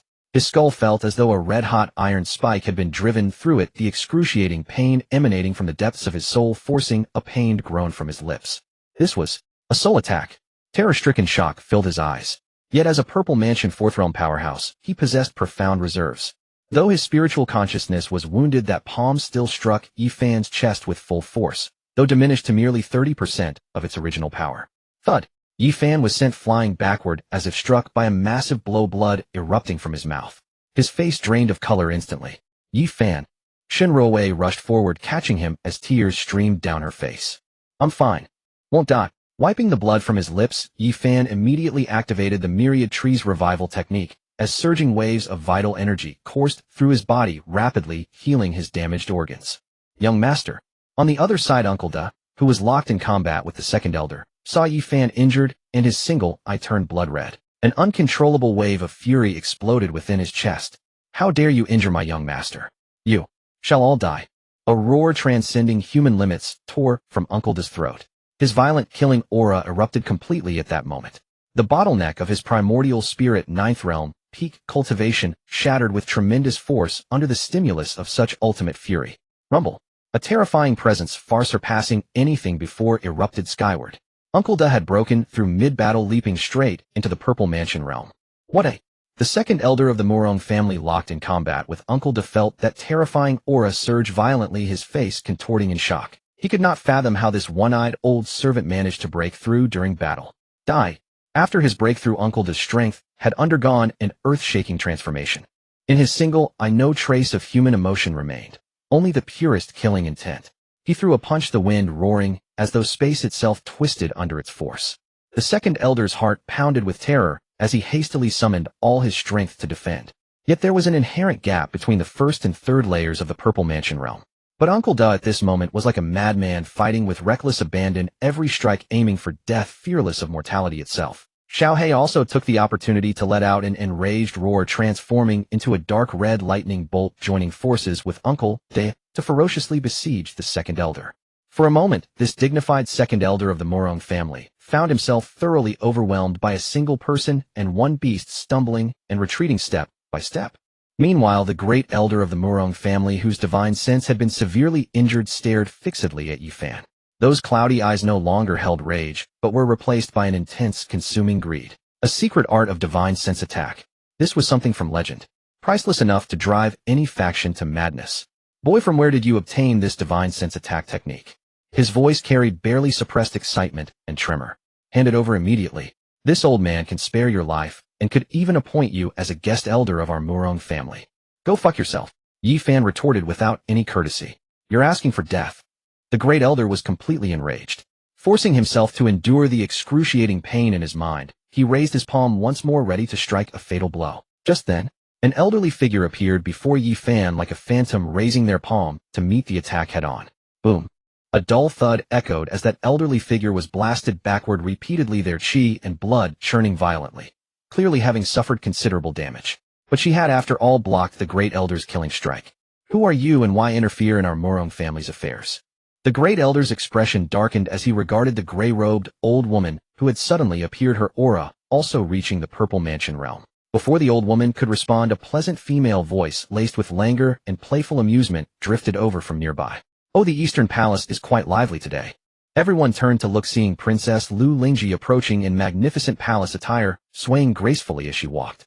A captivating smile graced her lips, as if the bloody carnage before them were merely an amusing drama. "Princess, why have you come?" Murong-Qing saw Lu Lingji, and his brow tightened. Lu Lingji walked into the center of the arena, her narrow phoenix eyes sweeping across the crowd before settling on Murong-Qing, the smile on her face fading slightly. "Your Majesty, the Empress, the 10 kingdoms of the northern region are currently attacking our great Qin borders. The Prince of Jinbei and his troops are fighting desperately on the front lines to protect the people of our great Qin. Yet here in the capital, you mobilize the imperial guards attempting to assassinate the legitimate grandson of the Prince of Jinbei. If this were to spread, it would chill the hearts of our soldiers on the front lines. It would also bring disgrace upon our Lu imperial clan in the eyes of the world." Her words struck at the very core of the matter. Murong-Qing's face darkened. "This Yi Fan has committed adultery with the crown princess and harmed the crown prince. He deserves death 1,000 times over. I am purging the royal family of traitors." "Is that so?" Lu Lingji laughed lightly. "But I heard it was the crown prince who first devised the scheme to frame him, then spent money to place a bounty on young Master Ye's head, and even tortured and imprisoned his own crown princess. Young Master Yi merely happened to pass by and save the crown princess's life. Lu Lingji, are you determined to oppose me?"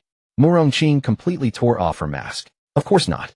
The smile on Lu Lingji's face vanished, replaced by icy coldness. "With His Majesty away from the palace, I merely fear your Majesty might make some reckless decision that could affect the stability of our great Qin." After speaking, she beckoned to Yi Fan. "Young Master Yi, once this matter is settled, follow me." "I forbid it," Murong-Qing shouted sternly. Lu Lingji glanced back at her, a hint of disdain curling her lips. She gently clapped her hands. Swish, swish, swish. Over 1,000 elite soldiers clad in black combat uniforms wielding specially crafted crossbows emerged like phantoms from all directions, completely surrounding the Eastern Palace. The fierce killing intent radiating from them was no less than that of the Imperial Guards. You dare secretly maintain private troops within the capital. Lu Lingji, are you attempting to rebel?" Murong-Qing's heart churned with shock as she gazed upon this suddenly appearing force. Lu Lingji simply looked at her coldly without speaking, but that gaze had already said everything. In the end, Murong-Qing still compromised. She knew that with Lu Lingji's assistance, she could not kill Yi Fan today. However, Yi Fan did not follow Lu Lingji away. He slowly shifted his gaze back to the figure trembling with fear on the soft couch, Lu Tian. The very next instant, Yi Fan's figure vanished from where he stood. Void traveling dragon step. In an instant he appeared before Lu Tian, and before anyone could react, he seized his jaw and forced his mouth open. Then with a vicious yank, a scream shrill beyond human capacity was abruptly cut short, replaced by incoherent gurgling. A blood-soaked tongue was torn completely free by Yi Fan. At that moment the entire venue fell deathly silent. Yi Fan looked at Lu Tian with cold indifference. "I said it.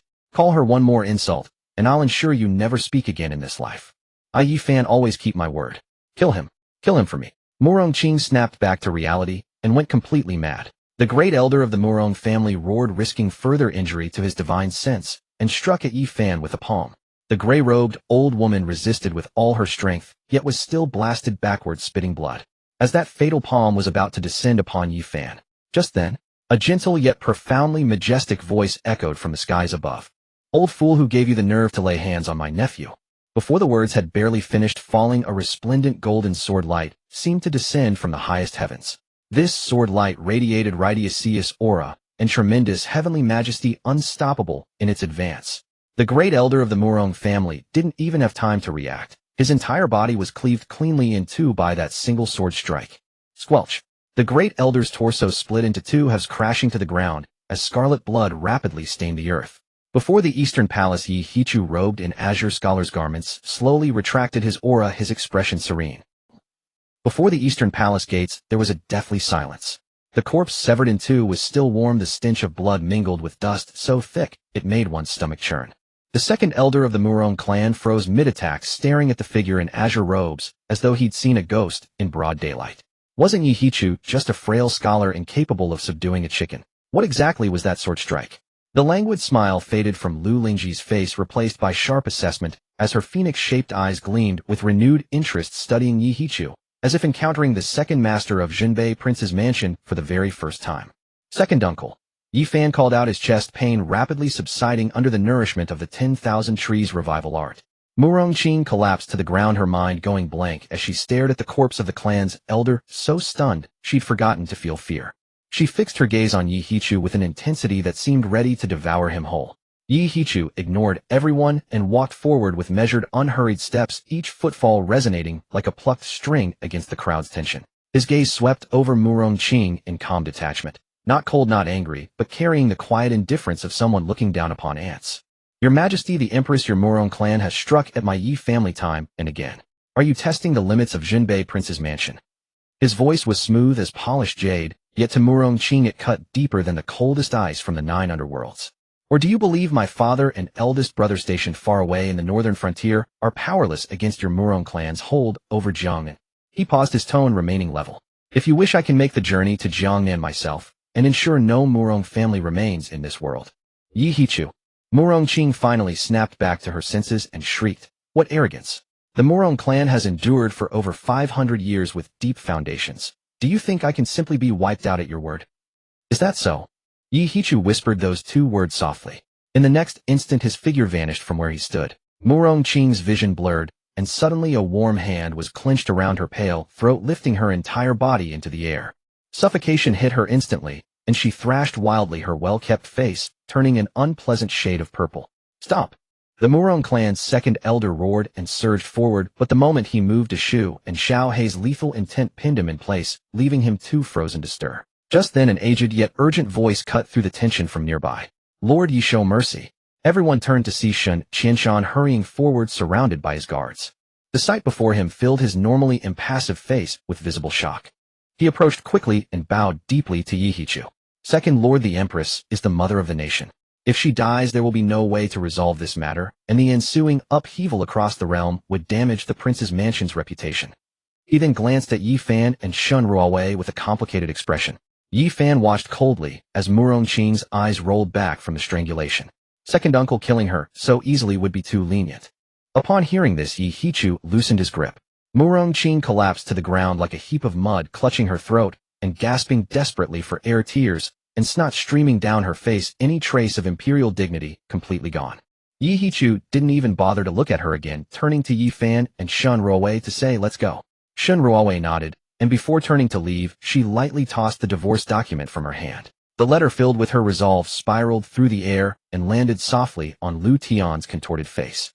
Lu Tian, from this moment on, I, Shun Ruowei, sever all ties with you in this Eastern Palace. Between you and me, all obligations are severed. Her voice was quiet, but carried clearly to everyone present. Shun Qianshan watched his daughter's resolute departing figure, his lips trembling as he struggled to find words, yet none came. Shun Ruowei never once looked back at her father. Oh, Aya! Lu Tian screamed frantically, his cries echoing like a beast's lament, brimming with endless resentment and unwillingness. Murongqing scrambled toward her son, clutching him and wailing heartbreakingly, my son. My child. Just then the young physician who had been lurking in the shadows emerged, swaying unsteadily. Murongqing seized upon her like a drowning woman grasping a reed, looking up and pleading desperately, little physician, please, I beg you, save my son. The young physician tilted her head, assessing the disheveled mother and son before curling her lip in disdain. I'm sorry, Your Majesty. She shrugged with an innocent expression. But I've suddenly realized that saving him might be a waste of my time. You'd best find someone more capable. With that she skipped away without looking back. Murongqing couldn't hold back any longer, spurting a mouthful of blood from her heart, her entire body collapsing in weakness. Your Majesty, compose yourself. The second elder quickly stepped forward to support her, his eyes gleaming with venomous hatred. This grievance our Murong clan will surely exact revenge for. Outside the Eastern Palace, Lu Lingji arrived with her entourage. For today's matters, I thank the eldest princess for her assistance. Yi Fan returned the gesture with a salute. Lu Lingji's captivating phoenix eyes swept between Yi Fan and Yi Hichu before she broke into laughter. It seems even without me you would have faced no danger. The Jinbei prince's mansion truly hides extraordinary talents. Yi Fan smiled politely. Regardless, I won't forget this favor. By the way, Your Highness mentioned the emperor has left the palace. Where did he go? Lu Lingji's smile faded slightly as she lowered her voice. My esteemed brother has gone to the Imperial Mausoleum. The Imperial Mausoleum? Yi Fan paused, startled. Yes. Lu Lingji nodded, her expression growing grave. Within the mausoleum of our Lu imperial clan lie not only the remains of our ancestral forebears. There also reside elders of the clan who have turned their backs on worldly affairs, devoted entirely to breaking through in martial arts. Each one is a creature of hundreds of years. It appears he's been cornered by you and plans to summon those old monsters from retirement. The Liu clan elders. Those 4 words pressed down like an invisible boulder upon the atmosphere. Yi Fan's brows furrowed involuntarily. If these elders were formidable enough to earn Lu Lingji's description as old monsters, their power was beyond imagining. It seemed Lu Qian had truly decided to burn all bridges, willing to pay any price to eliminate him. "Thank you for the warning, Your Highness," Yi Fan said once more. "Between us there's no need for gratitude." Lu Lingji flashed him a flirtatious glance, her voice dripping with velvet warmth. "I have great hopes for you. Don't die too soon. I still need your help to claim the throne." With that, she departed gracefully, swaying elegantly as she went. Yi Fan watched her receding figure, touched his nose, and thought this woman was quite the enchantress. Upon returning to the Jinbei prince's mansion, he immediately locked himself in his quarters and announced his seclusion. Though the battle at the Eastern Palace had been thoroughly satisfying, it had also made him painfully aware of his own limitations. Facing a cultivator at the Purple Mansion realm without a trump card like the soul-annihilating thorn, he likely wouldn't have survived a single exchange. And ahead lay an even greater threat, the Liu clan elders, far more terrifying than the Murong patriarchs. He had to grow stronger without delay. Time flowed like water, and before long 10 days had passed. On the surface the capital remained tranquil, but beneath it turbulent undercurrents surged. What transpired in the Eastern Palace could not remain buried forever. The secrets swiftly circulated among the capital's most prominent noble houses. The formidable presence of the Jinbei prince's manor, Yi Fan's brazen disregard for authority, and Yi Hichu's earth-shattering sword strike all became the favored topics of idle gossip. Meanwhile, the imperial palace maintained an eerie silence as though nothing had occurred. Yet everyone knew this was merely the calm before the storm. Within Yi Fan's chamber at the Jinbei prince's manor, a thunderous resonance echoed as a formidable aura suddenly erupted from his body, sweeping across the entire courtyard. Yi Fan slowly opened his eyes, a sharp glint flashing within his gaze. The peak of the 9th layer in the innate realm. After 10 days of secluded cultivation aided by the Yin-Yang Creation Pagoda, he had finally stabilized his breakthrough at this stage. He was now merely a step away from breaking through to the Grandmaster realm. Clenching his fist, he felt the true chi within his body, several times denser than before, and a satisfied smile graced his lips. At that precise moment, a far more terrifying and violent aura suddenly shot skyward from another courtyard within the prince's manor. That aura irradiated sheer dominance and lethal intent, as though a ferocious beast slumbering for a millennium had suddenly awakened. "What is this?" Startled, Yi Fan blurred into motion, racing toward the source. By the time he arrived at the remote courtyard, Yi Hichu and Uncle Da were already there. In the center of the yard stood a white-haired man, his head thrown back in a mighty roar. His bare torso revealed muscles corded with old scars brimming with explosive power. A terrifying pressure that transcended the golden core realm spiraled outward from his body, shattering the courtyard floor into a web of cracks. It was Xiaosu. Thanks to Yi Qingyun's treatment and 10 days of recuperation, not only had his injuries fully healed, but most of his cultivation had also returned. What a formidable aura! Yi Fan couldn't help but remark. After his roar subsided, Xiaosu slowly retracted his energy. Turning around, he spotted Yi Fan, his once lifeless eyes now burning with fierce combat intent. He dropped to one knee, his voice ringing with strength. "Xiaosu thanks the young master for his rebirth. Rise." Yi Fan stepped forward to help him up and patted his shoulder. "It's good that you've recovered." Xiaosu nodded, taking a deep breath as a flash of maddened hatred crossed his eyes. "Young master, Before he could finish, the chi and blood within his body surged violently. He attempted to mobilize the power hidden deep within his bloodline. However, the very instant it was stirred, Xiaosu violently spat a mouthful of blood, collapsing to one knee with his face drained of color. His mighty frame trembled violently. Beneath his skin, streaks of black patterns slithered like living creatures, threatening to tear him apart. "Xiaosu, are you alright?" Yi Fan hurried over to support him. "I'm fine." Xiaosu gritted his teeth, squeezing out the words. "It's merely that I triggered that seal and suffered backlash." Watching his pain, Yi Fan said solemnly, "Rest assured I will find a way to break this seal for you." Just then the perpetually silent Yi Hichu spoke up. "The seal within your body is far from ordinary." His gaze seemed to pierce through flesh and bone, laying bare the curse concealed at the deepest roots of his bloodline. The one who cast the seal must possess strength at least equivalent to the Nirvana realm. The Nirvana realm. Yi Fan's heart trembled violently at the words. That was an existence far more terrifying than the Dharma image realm, rare even across the entire Dongzhou region. Xiaosu looked up at Yi Hichu, his bloodshot eyes filled with shock. "Indeed," he nodded with difficulty. A flicker of understanding passed through Yi Hichu's eyes. "It seems your identity is far more complex than I imagined." Just then, without warning, Yi Fan's heart skipped a beat. An overwhelming sense of dread crashed over him like a tidal wave. Yi Fan's expression darkened instantly. He trusted his instincts. At his current cultivation level, a martial artist's spiritual awareness far surpassed that of ordinary people. It would never be mistaken. Something had happened. A major incident must have occurred, something he was entirely unaware of. Almost simultaneously, Yi Hichu, who had been standing with his hands behind his back in quiet composure, suddenly turned his head. His gentle eyes now revealed a sharp sword-like edge. "Toward the ghost market," he said in a low voice. Such intense combat aura. The ghost market. Those two words struck Yi Fan's mind like lightning, dispelling the fog. "Fine. Second uncle, I'll be right back." Without a second thought, Yi Fan's voice barely faded as his figure became a blur, darting out of the manor. By the time Yi Fan arrived at the entrance of the ghost market, it had devolved into utter chaos. The normally fearsome stallkeepers and desperate smugglers, now pale with terror, were frantically pressing toward the exit, as though some primordial monster hunted them from behind. "Make way!" Yi Fan's explosive shout sent his peak ninth layer innate realm aura radiating outward, carving a path through the panicked crowd. The deeper he ventured, the heavier the stench of blood became. Streets that were once bustling now lay in ruin. Stalls were overturned, merchandise scattered across the ground stained with dark crimson blood. When Yi Fan rushed before the familiar pavilion, his pupils contracted sharply. Its doors and windows lay in shattered pieces, and spiderweb cracks crawled across the walls. The four envoys of the netherworld lay sprawled in a pool of blood at the pavilion's entrance, each lifeless. Yi Fan's heart sank heavily. Stepping inside, the scene grew even more grim. A tall figure knelt half-crouched amid the rubble, propping herself up with a broken longsword to keep from falling. It was Bayan. Her black form-fitting dress was marred by several deep, bone-revealing wounds, blood dripping from the hem to pool on the ground. The silver spider lily mask upon her face had split along a seam, a thin trail of blood slowly sliding from the crack to the corner of her lips. Bayan's aura was in complete disarray. Opposite her stood two men clad in blood-red robes.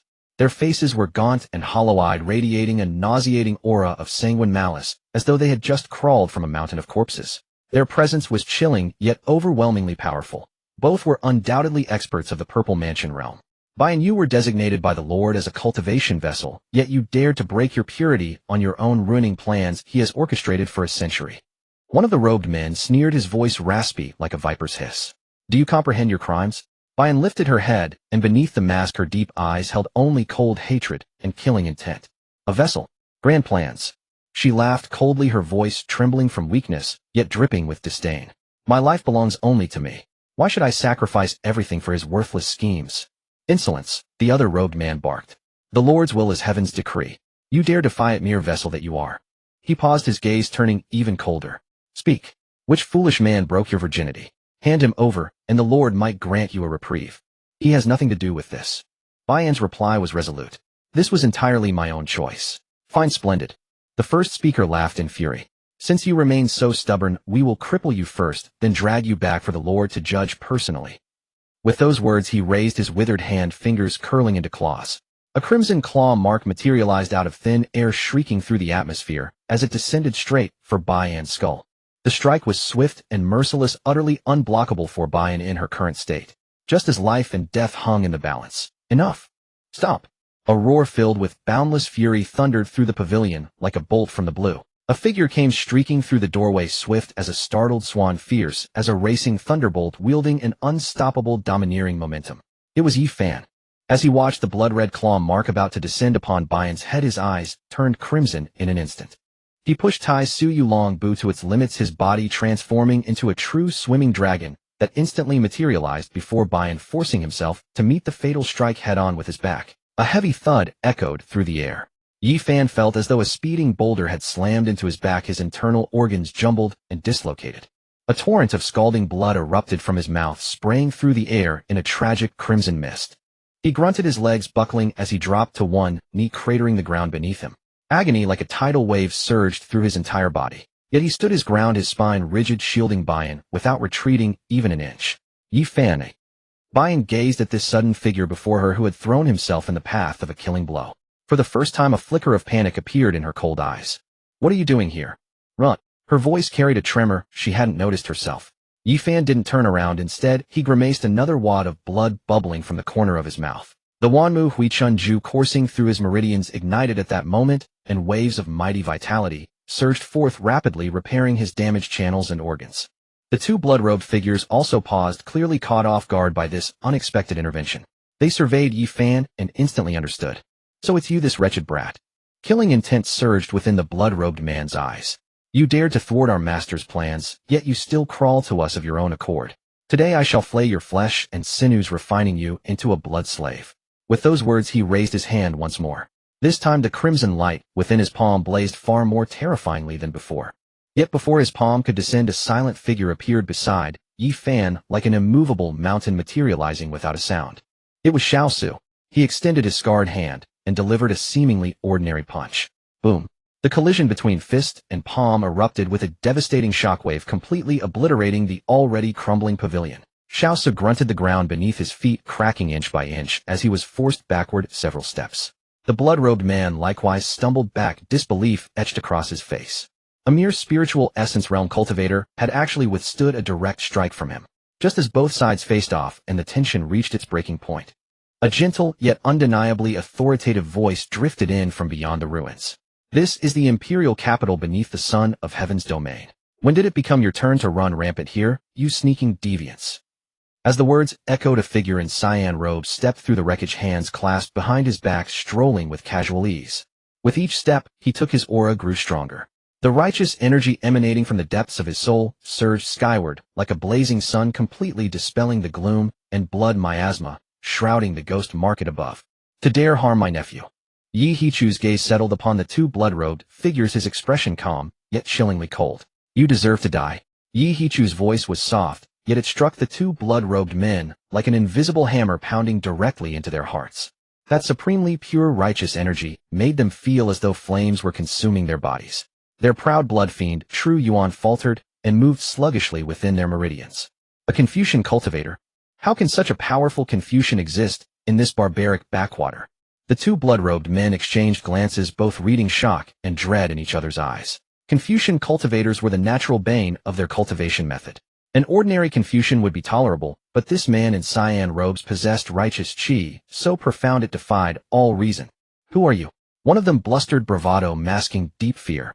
Our identity is not ordinary. You'd best stay out of this or face the consequences yourself. Regardless of who you are, a cold curve touched Yi Hichu's lips. Harm my nephew, and you will all die. He wasted no more words. Forming his fingers into a sword, he pointed at one of them from afar. There was no earth-shattering spectacle. Only a thread of concentrated golden light flashed past. The blood-robed man's face drained of color. He could feel all his chi locked down by that single finger with no possible escape. Sea of blood. He roared, his entire body erupting in crimson light as a blood shield forged from essence blood materialized before him. However, that slender golden finger gleam carried an unconquerable power capable of shattering all evil. Sizzle. A soft sound like a hot blade cutting through butter. The blood shield shattered instantly, and the golden finger continued its momentum, piercing straight through the blood-robed man's forehead. The blood-robed man's body went rigid. The arrogant killing intent in his eyes was quickly replaced by terror and disbelief. He opened his mouth as if to speak, but ultimately collapsed into a withered corpse with a heavy thud. His essence blood vaporized in an instant upon contact with the righteous qi. One finger, and a powerful blood-robed cultivator was eliminated. The remaining blood-robed man was terrified out of his wits. He finally realized what terrifying opponent he had stumbled upon. You? Who exactly are you? Such Confucian cultivation. Could you be from the Jixiao Academy? His voice trembled, barely able to believe his own eyes. The Jixiao Academy was the sacred ground of Confucian cultivation throughout the entire eastern province, and only its great scholars could wield such formidable righteous qi. Yi Hichu did not answer his foolish question, he merely raised his hand again. Seeing this, the blood-robed man had lost any shred of fighting will. A manic determination flashed across his eyes, and he bit his tongue sharply. Blood escape technique. Poof! His entire body suddenly exploded into a dense cloud of blood mist. The blood mist emitted a nauseating stench, scattering in every direction at an incredible speed. Wanna leave? Yi Hichu snorted coldly, his wide sleeve sweeping outward. Wind come. In an instant, fierce gales erupted from the ground. A storm wind formed from condensed righteous qi materialized out of nowhere, like a colossal cage that instantly enveloped the fleeing blood mist entirely. A piercing scream rang out from within the blood mist. The righteous qi gnawed at his demonic body like maggots devouring bone. I'll fight you to the death. Realizing escape was impossible, the blood-robed man grew desperate. The blood mist contracted violently, finally transforming into a churning crimson ocean surging downward toward Yihichu. This blood sea represented his lifetime of cultivation, vile beyond measure, capable of corroding not only the flesh, but also corrupting the soul itself. Yet Yihichu merely watched the blood tide bearing down upon him, his expression unmoved in the slightest. He spoke slowly, his voice quiet, yet resonating with the truths of heaven and earth, deafening and thunderous. All things within heaven and earth possess a righteous essence manifesting in myriad forms. As Yihichu's words fell, silent strands of golden archaic characters flew from his lips and converged above his head, coalescing into a magnificent radiant text of overwhelming moral power. That assembled text blazed with golden radiance, exuding an aura of sacred majesty. Each character seemed to embody the power to quell all demonic forces across the mortal realm. Beneath that all-encompassing golden light, the churning sea of blood dissolved like snow confronted by its natural adversary, emitting a sharp hissing as it rapidly melted and evaporated at speeds visible to the naked eye. No, this cannot be. Is this the power of speech manifesting immediate law? A desperate scream erupted from the blood sea, brimming with boundless terror. He never could have imagined witnessing the supreme realm of Confucian Taoist legend with his own eyes. Unfortunately, he would have no opportunity to ponder further. When the final crimson wave dissolved into pale smoke beneath the golden radiance, this blood-robed figure was entirely erased from existence, body and spirit utterly annihilated. Only after completing all this did Yihichu suppress his aura, as though he had merely performed some insignificant act. He turned toward Yi Fan, his fierce majesty vanishing in an instant, once again becoming the refined and amiable second uncle. "Xiao Fan, are you all right?" He strode forward with concern etched on his face, reaching toward his robes to produce some pills. "Second uncle, I'm fine." Yi Fan shook his head. Thanks to the powerful restorative effects of the 10,000 Trees revival technique, most of his injuries had healed, though his complexion remained somewhat pale. Yet as he observed his second uncle, profound shock surged through him. This level of power must surpass even grandfather's abilities. How much strength was his family truly concealing beneath their surfaces? Meanwhile, Bayan stood transfixed, utterly stunned. Supporting herself on her broken sword, she rose slowly, her gaze toward Yihichu, filled with both awe and trepidation. This man was far too powerful, so formidable that it sent a shiver of fear through her. She had always believed the strongest in the Jinbei prince's mansion was either the war hero Jinbei Wang or the ruthless Yi Wudao, who commanded the northern frontier. Yet she never expected this seemingly harmless second lord to conceal such extraordinary power. Her gaze returned to Yi Fan, and she noticed that despite having absorbed a devastating strike from a Dao Palace realm expert, he had recovered remarkably within such a short time. How could every member of the Yi family be so unnaturally gifted? Just then Yihichu's attention shifted to Bayan. He studied her up and down, his piercing gaze seeming to look straight through to her heart. To see our Xiao Fan charge so recklessly to save you, he suddenly smiled, that expression carrying the teasing warmth of an elder. It seems your connection runs deeper than either of you admits. Bayan stiffened imperceptibly at his words. She was about to respond when Yi Fan stepped forward and with natural ease pulled her into his arms, letting her lean against him. He flashed a wolfish grin at Yihichu, his tone leaving no room for argument. "She is my woman." The room fell deathly silent.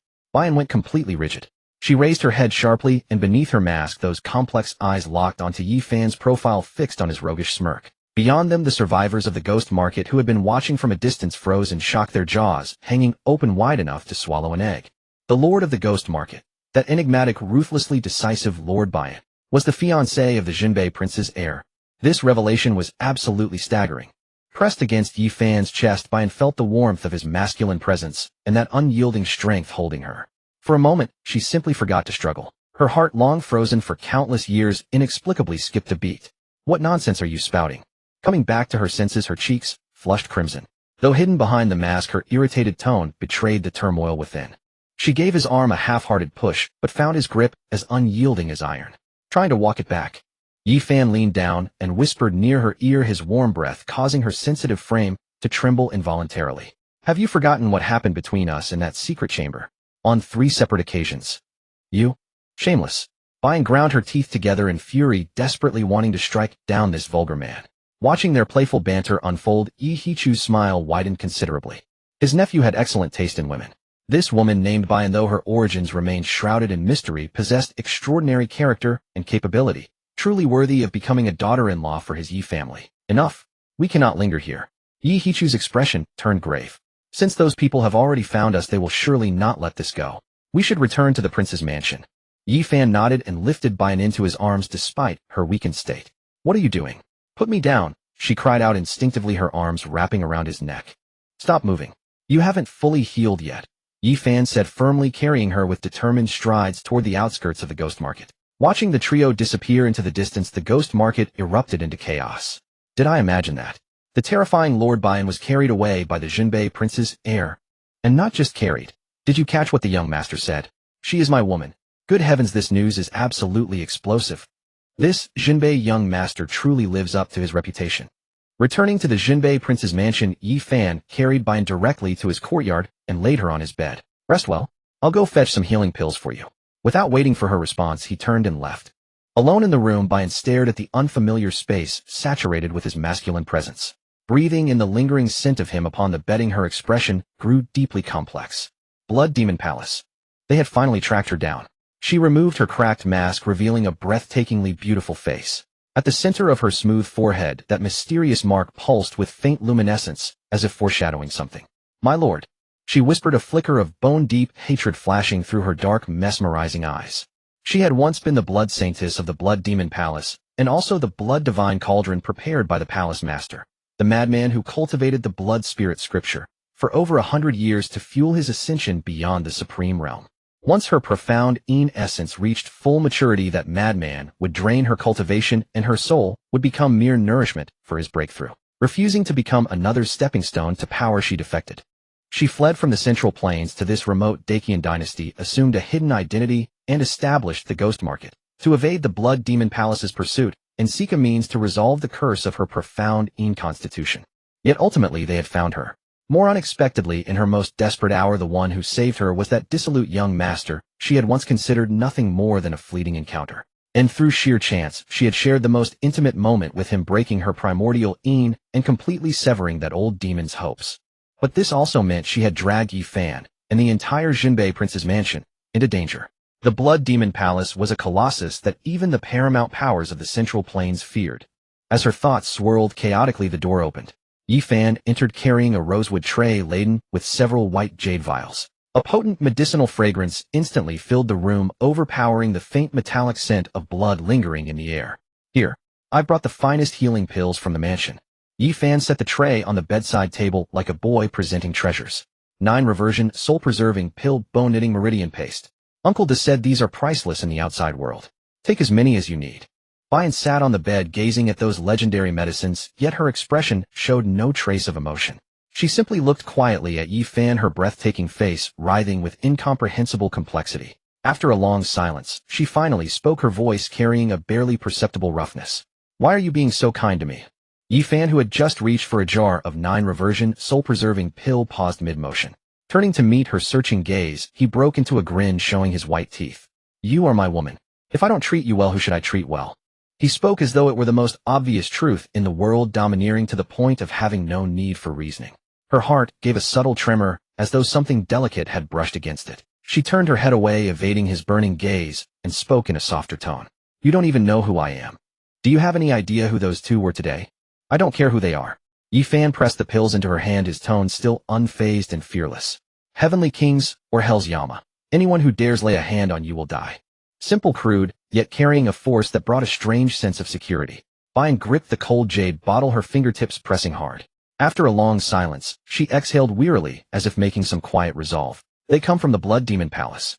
The Blood Demon Sect. Yi Fan repeated the name, a sense of evil radiating from it. The Blood Demon Sect is an extremely ancient power in the Central Province, infamous for its ruthless nature and terrifying reputation. Bian's voice turned icy, a bone-deep hatred flashing in her beautiful eyes. I was once the sacred maiden of the Blood Demon Sect. She revealed her entire background, without holding anything back. Central Province. Yi Fan immediately caught on to that word.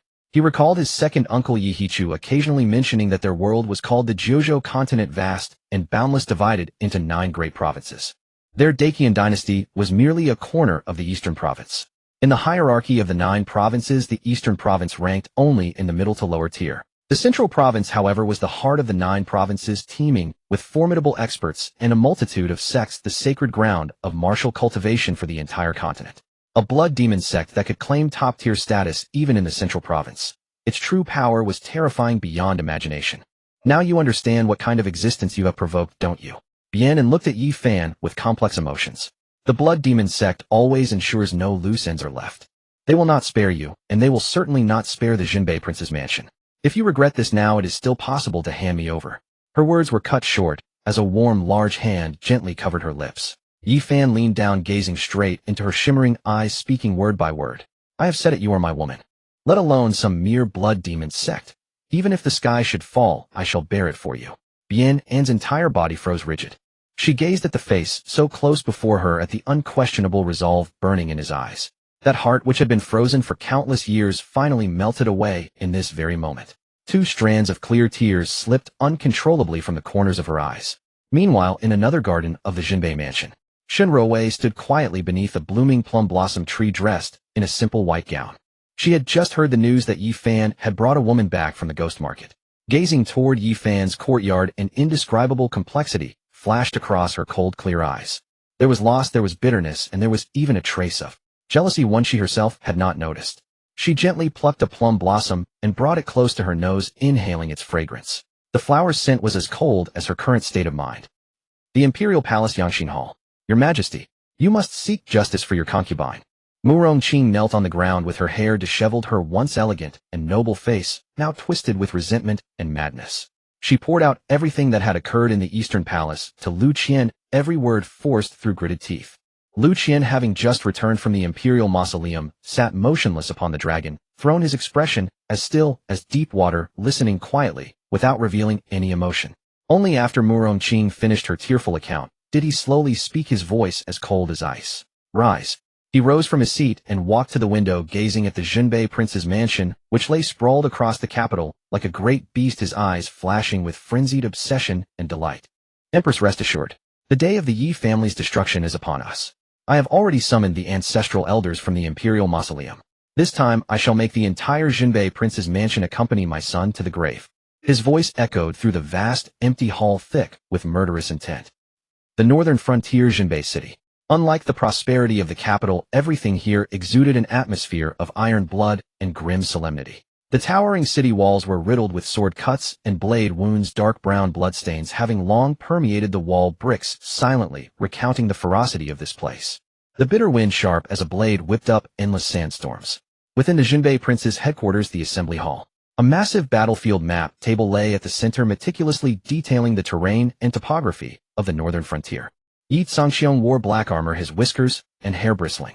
His fierce tiger-like eyes flashed with sharp brilliance, exuding an aura of formidable authority that commanded respect without need for anger. He stared at the map table, his brows tightly knitted. Beside him stood a middle-aged man in similar armor, his expression stern and cold. Merely standing there, he emanated a killing intent so dense it seemed almost tangible, like a peerless, lethal weapon drawn from its scabbard. This was none other than Yi Fan's father, the #1 god of killing of the Dacian Empire, Yi Wudao. Father, the 10 kingdoms of the northern region have grown increasingly aggressive lately, and our forces have suffered heavy casualties. Furthermore, those scum from the 10,000 Demons Cave operate like rats in the sewers, specializing in surprise attacks and assassination impossible to guard against. Yi Wudao's voice was low and resonant, carrying the metallic texture of weapons. A bunch of despicable creatures unworthy of appearing on the grand stage. Yi Zhangxiong snorted coldly and slammed his fist onto the desk. Issue the order, full military alert. Any who dare invade again shall be beaten to death. Just then the sound of hurried footsteps approached. A burly man in black armor carried a heavy broadsword on his shoulder and strode swiftly into the hall, unable to suppress the excitement on his face. Father, elder brother, we found it. The newcomer was Yi Fan's 7th uncle, Yi Pajuan. We have finally located the nest of those brats from the 10,000 Demons Cave. Oh. Yi Zhangxiong suddenly raised his head, terrifying light erupting from his tiger-like eyes. Where? It lies 300 li outside the city in the Black Wind Valley. The terrain there is treacherous and easily defensible. They have hidden themselves deeply. If not for 6 brothers' specially crafted soul-chasing incense, we might never have found them. Good. Yi Zhangxiong slapped the battlefield table, causing the entire map to jump. You refuse the path to heaven, but choose to enter the gates of hell. This time I shall personally uproot those brats to their very foundation. The dormant, surging, killing intent that had long lain dormant within him erupted violently, dropping the temperature throughout the entire hall by several degrees. Father. Yi Wudao stepped forward, blocking his path. You should remain and hold Jinbei City. Why use an ox to slaughter a chicken? To deal with these sewer rats, your son alone is sufficient. That's right, father. You stay in command, while brother elder and sixth brother, and I will handle it. Yi Pujuan chimed in. Yi Sanxiong fell silent for a moment before finally, nodding, his voice growing extremely grave. Notify fourth uncle and fifth uncle to keep a close watch on the armies of the 10 kingdoms of the northern region. Before we wipe out those brats from the 10,000 demons cave, not a single one of them is to cross the boundary. The 10,000 demons cave acts in cunning and devious ways. Be vigilant in all matters. Your son shall obey. Half an hour later, the massive gates of Jinbei City slowly opened. Yi Wudao led the vanguard, wielding a pitch-black dragon spear, with Yi Pujuan and Yi Qingyun riding alongside him. Behind them came 30,000 elite northern frontier cavalry, each radiating a fearsome killing intent, their eyes like wolves.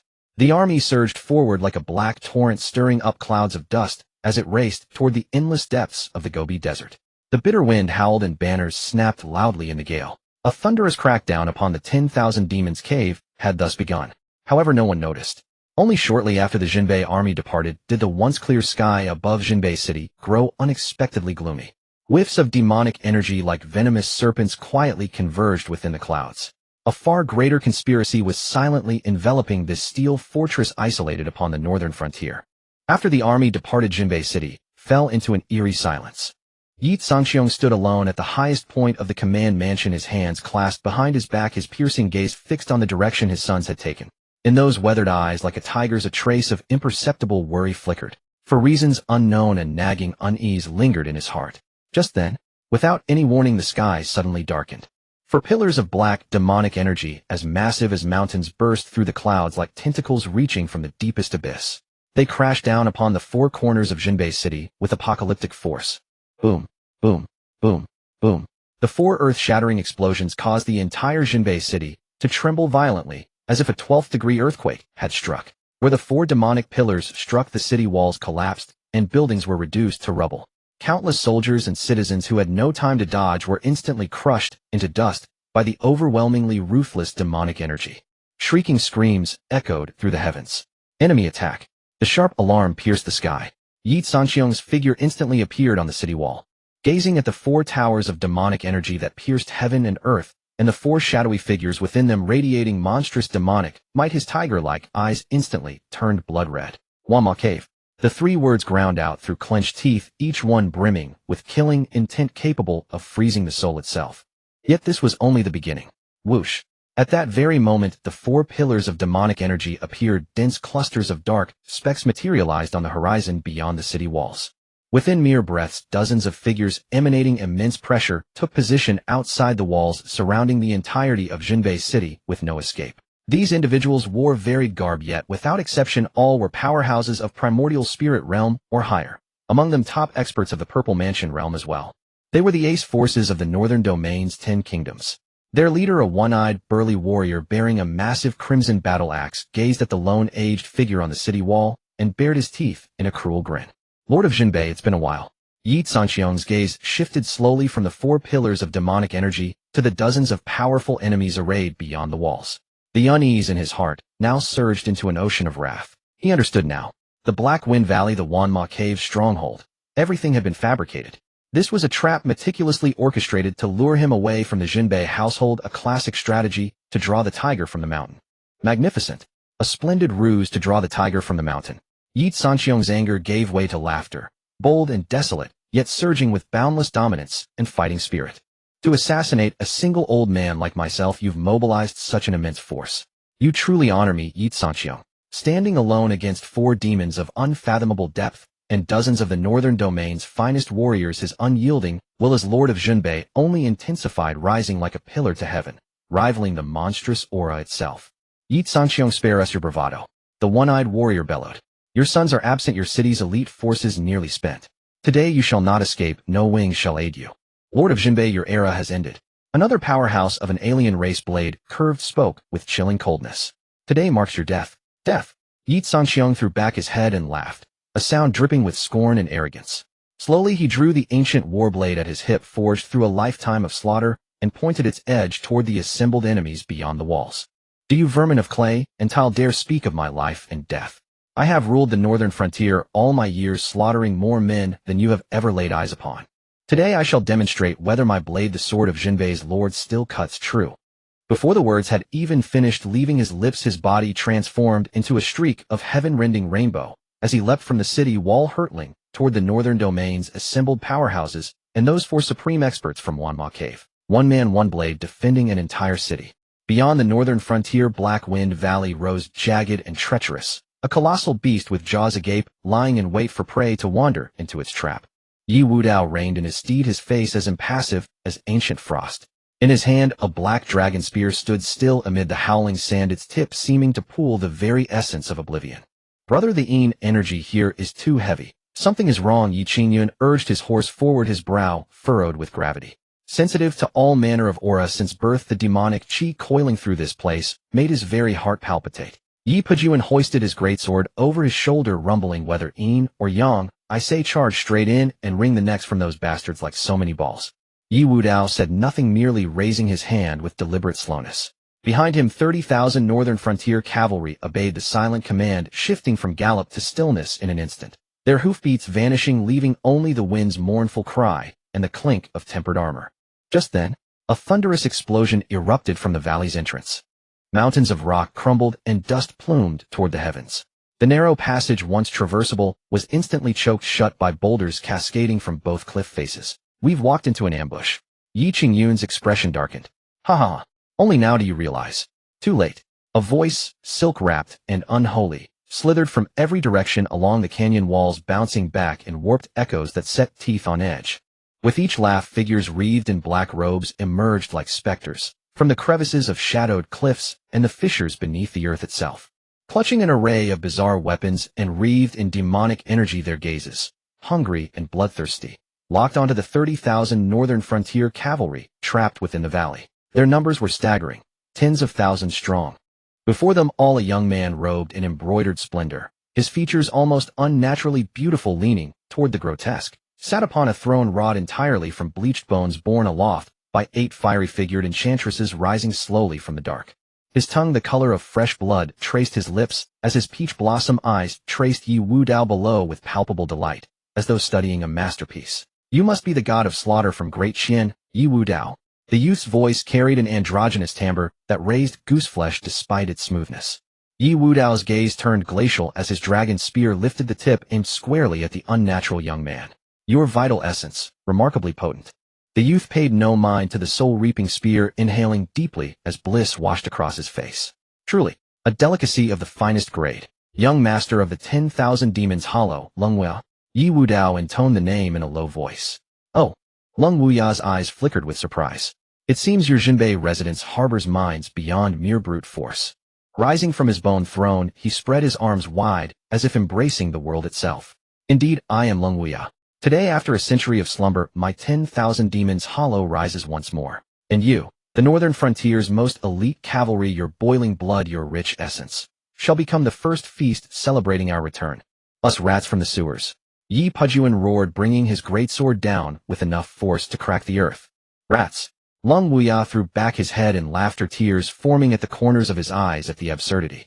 Then, as suddenly as it had come, his smile vanished, and his once beautiful features twisted into something monstrous. Then let us show you ignorant mortals the true power of rats. He swept his hand through the air, his voice cutting like ice. Kill them all. Leave none alive. Roar. Countless demonic cultivators unleashed earth-shaking roars, surging like a black tidal wave from all directions toward the Jinbei army entrenched in the valley below. Kill. Yi Wudao wasted no words, forcing out a single syllable from his throat. He kicked his spurs into the horse's flanks, and the jet-black warhorse beneath him neighed, transforming into a bolt of black lightning as it charged headlong into the endless tide of demonic cultivators. Formation-breaking spear. Yi Wudao barked, and his dragon spear became 10,000 phantom thrusts, each one precisely piercing a demonic cultivator's throat. Alone with his spear, he carved into that black demonic horde like a red-hot blade, tearing open a bloody chasm through sheer ferocity. Welcome. 2 golden core demonic generals wielding enormous battle axes and standing as broad as iron towers closed in on him from both flanks simultaneously. Yi Wudao did not even glance at them. His dragon spear trembled, the shaft bending at an impossible angle before snapping back straight, sweeping strike across 1,000 armies. Bang! Bang! The enormous axes in the hands of both demonic generals shattered on impact. That overwhelmingly forceful power surged up through the shafts and into their bodies. Both men's chests collapsed inward as if crushed tomatoes, and they were launched backward, turning into lifeless corpses midair. Sixth brother, hold the formation. Yi Wudao's voice cut through the chaotic battlefield. Got it, big brother. Yi Qingyun formed hand seals as streams of azure radiance shot forth from his palms, settling upon the wounded soldiers and visibly sealing their wounds. Seventh brother, charge with me. I'd. Yi Pujuan laughed uproariously, heaving his heavy broadsword onto his shoulders as he followed right behind Yi Wudao, a living siege beast whose every swing brought forth clouds of bloody carnage. The three brothers formed a triangular vanguard, an unbreakable spearhead, holding firm against the foremost surge of the demonic horde. Behind them, 30,000 northern frontier cavalry stood locked in battle formation. Not a flicker of panic showed in their ranks. These hardened veterans who walked the razor's edge of life and death daily had faced enemies far more ferocious than these demonic cultivators. Kill! Kill! Kill! They roared in unison, their spears driving forward and drawing back in perfect synchronization. Each thrust cost a line of demonic cultivators their lives. For a time, Black Wind Valley echoed with the cacophony of battle cries, agonized screams, and clashing steel. Blood soaked the earth crimson, while severed limbs rained across the field. This place had become a veritable abattoir. Lung Wuya watched the fight below with keen interest, making no move to intervene, simply observing the slaughter with detached fascination. Yi Wudao truly lives up to his reputation, an elder in black robes beside him murmured gravely. Alone he has stymied nearly half our assault. It matters not. Lung Wuya's lips curled into a cruel smile. A prey must struggle for the hunt to be entertaining. I shall see how long he can sustain this breath. Time passed slowly amidst the bloody slaughter. Before long, night fell. A blood-red crescent moon ascended silently into the sky, casting an eerie crimson glow over the abattoir. Though the Jinbei army was elite, they were fundamentally at a severe disadvantage in strength. Moreover, these demonic cultivators fought without fear of death and employed bizarre tactics. Under such pressure, the army's formation began to falter. A young soldier was ambushed by a demonic cultivator whose razor-sharp bone claws pierced straight through his chest. With eyes wide open and blood gushing from his mouth, he still clutched his spear with death grip, and in his final moment drove it through the demonic cultivator, pinning him to the ground. Such scenes played out continuously across every corner of the battlefield. Big brother, we can't continue like this. The brothers can barely hold on. Yi Pujuan was drenched in blood, his heavy armor riddled with cracks. Several deep wounds, some reaching to the bone, oozed fresh blood. Yi Wudao said nothing. He merely glanced back at the comrades who had already suffered nearly half their numbers, and his cold eyes flashed with a frosty, murderous intent. With a violent sweep of his spear, he sent several demonic cultivators flying, then raised his head. His gaze shot through the darkness like lightning, locking onto Lung Wuya atop his throne high above. Capture the ringleader first. He took a deep breath, and his inner energy began burning at an unprecedented rate. A killing aura far more terrifying and violent than anything before erupted from his body with explosive force. Lung Wuya, come down and meet your death. Night deepened. Yet the Jinbei prince's mansion was livelier than ever during the day. In Yi Fan's courtyard, every lantern burned bright. Bayan leaned against the headboard, her mask already restored to conceal her peerless beauty and the complex emotions lurking in her eyes. Thanks to Yi Fan's relentless application of spirit pills and miraculous medicines, her wounds had healed significantly, though her qi still fluctuated weakly. Meanwhile, Yi Fan sat arrogantly by the table, idly twirling a teacup as he exchanged casual remarks with her. He knew full well that whatever secrets she guarded ran deeper than the blood demon temple itself. But that was fine, plenty of time to gradually pry open her defenses. Just then, hurried footsteps approached from a distance. Your Highness the Crown Prince.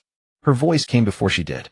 Red Sleeve burst through the doorway in a crimson dress, blazing like a fire. Spotting Bayan on the bed, she paused briefly before casually shifting her gaze back to Yi Fan with a grave expression. Something has happened. Yi Fan raised an eyebrow. Has the sky fallen? Worse than that. Red Sleeve handed him a gold-stamped scroll.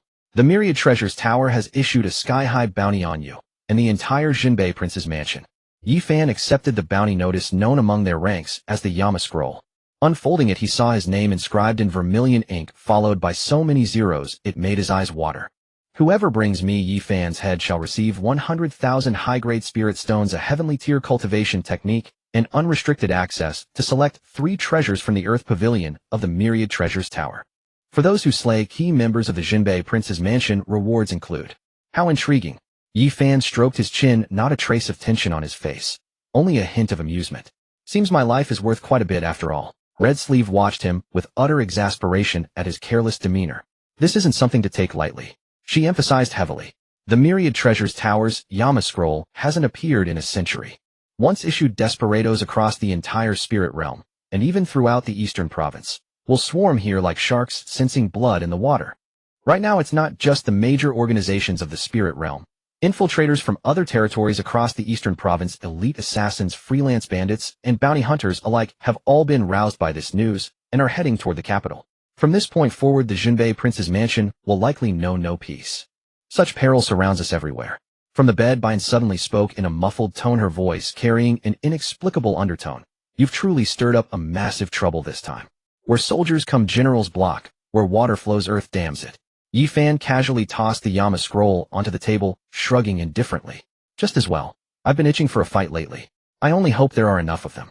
Before his words had even finished echoing, zip, zip, zip. A series of wind-splitting sounds suddenly erupted from every direction around the prince's mansion.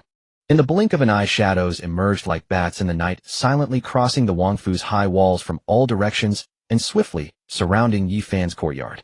Their movement was uncanny, their aura suppressed, each one radiating an intense, killing intent and the stench of blood. Speak of the devil. Yi Fan rose to his feet, twisting his neck with a sharp crack. Hong Xiu's expression turned gravely serious. She scanned the figures emerging from the shadows, her face darkening with each familiar face. Tan Lang of the Northwest 13, Wol's a master of throwing knives who never misses his mark at 100 paces. The renegade from the Five Poisons sect in the southern frontier, an expert in poison whose victims vanish without a trace. And there's that thousand-faced ghost Shadow, a master of disguise and assassination par excellence. 10 or more golden core experts have fallen to his hand. Her voice grew increasingly grave. Any of these individuals were fearsome figures with notorious reputations throughout the spirit domain, yet here, they were clustered together like common vegetables at a market. At that moment, two figures emerged, one clad in black, the other in white, moving like the yin and yang symbols, slowly stepping from the crowd. A man and woman stood before them. He wore black, his expression cold, with a massive sword strapped to his back, like a door panel. She wore a white dress that accentuated her enchanting figure, a charming smile on her lips, as she toyed with two curved blades as thin as cicada wings. The aura radiating from them seemed to quietly overshadow everyone else present. The black and white demons. Hong Xiu cried out in shock, deep dread in her eyes. How did they come here too? These two madmen have even assassinated powerhouses at the Purple Mansion realm. The woman in white studied Yi Fan from head to toe with her enchanting eyes, letting out a giggling laugh with a voice so soft it sent shivers down his spine. You must be the Prince of Jinbei that Wanbao Tower has placed a heavy bounty on. TSK Tisk, you're quite handsome. Your big sister almost feels reluctant to hurt you. The man in black said nothing, merely spitting out a single cold word. Kill. Yi Fan scanned the area, taking in every expression. He smiled. So you're all here to kill me for the bounty. But I'm afraid your lives aren't tough enough. Arrogant. A diminutive dwarf in the crowd let out a strange cry. He dissolved into the earth like a mole, and before anyone could react, a gleaming black claw erupted from the shadow beneath Yi Fan's feet, aiming straight for his ankle. Yet the claw never reached him. A foot, unremarkable in appearance, but moving at impossible speed, stamped down with crushing force. Squelch. The sound echoed like bursting watermelon. The ground shook violently as blood and brain matter erupted from the shadow in a gruesome spray. The assassin, renowned for his earth-entering technique, was crushed to death before he could even scream. An instant silence fell over the entire courtyard. All were stunned by Yi Fan's swift, brutal strike. In that deathly quiet, a gentle voice slowly emerged. Who gave you the audacity to cause havoc on Yi family grounds? Yi Hichu, dressed in scholarly blue robes, appeared at the courtyard entrance, as if from nowhere. Behind him stood Uncle Da with his single eye radiating killing intent like a drawn sword, while Qing'er and Xiao Su had also arrived. Beyond them, lined rows of Wangfu guards in heavy armor wielding crossbows, forming a solid wall that completely surrounded the courtyard. Second uncle, what brings you here? Yi Fan asked with a smile. With all this commotion, how could I not come? Yi Hichu replied, his gaze sweeping over the assassins with an expressionless calm. Kill. Without hesitation, Uncle Da struck first, charging into the enemy ranks like a tiger among sheep, each blow claiming a life. Kill them all. The Wangfu soldiers roared in unison, their crossbows unleashing a storm of arrows. The small courtyard transformed into a bloody slaughterhouse. You fools courting death.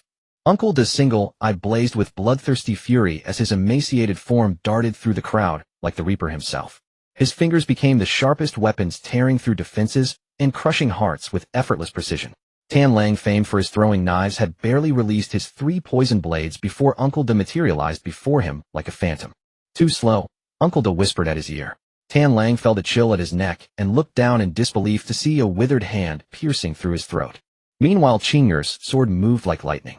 Her petite figure danced through the clash of blades, each thrust carrying unstoppable fierce intent that left blooms of blood in its wake. Thousand-faced Ghost Shadow had disguised himself as a Wang Fu guard attempting to blend into the crowd and find an opening to assassinate Yi Fan. But the moment he drew near, a cold voice reached his ears. "Your disguise is pathetic." Yi Hichu appeared behind him unseen and snapped his neck with a single gesture. Hong Xiao and Bian also entered the fray. Hong Xiao's movements were unpredictable, her twin soft swords striking like vipers from angles that proved fatal. Bian's injuries had not healed, yet her combat experience was unmatched. Rather than engaging directly, she circled the edges of the battlefield, her deep eyes discerning every weakness in her opponents. Each strike found its mark with perfect timing, and with each movement of her ghostly grace another assassin fell silently.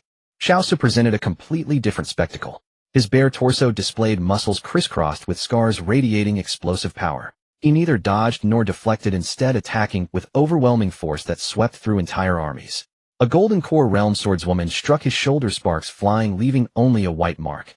Xiaosu grinned, revealing teeth that gleamed like bone, then delivered a backhand punch that shattered the swordswoman's head like a melon. Thrilling.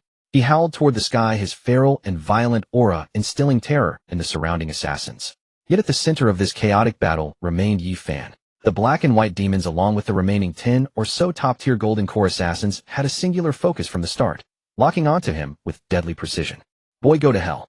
Black Fiend's greatsword descended with the force of splitting mountains and shattering rocks, while White Fiend's curved blades became two eerie arcs of light, sealing off all escape routes. Tai Su Yulong step. Yi Fan uttered a low shout, his body moving like a swimming dragon, barely dodging the attacks of the black and white twin fiends. The sight left the black and white twin fiends visibly startled, their inner thoughts racing.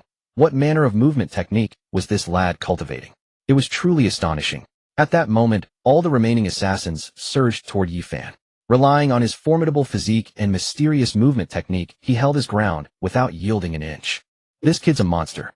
As Yi Fan evaded, one assassin seized the opening and thrust his sword straight for Yi Fan's back.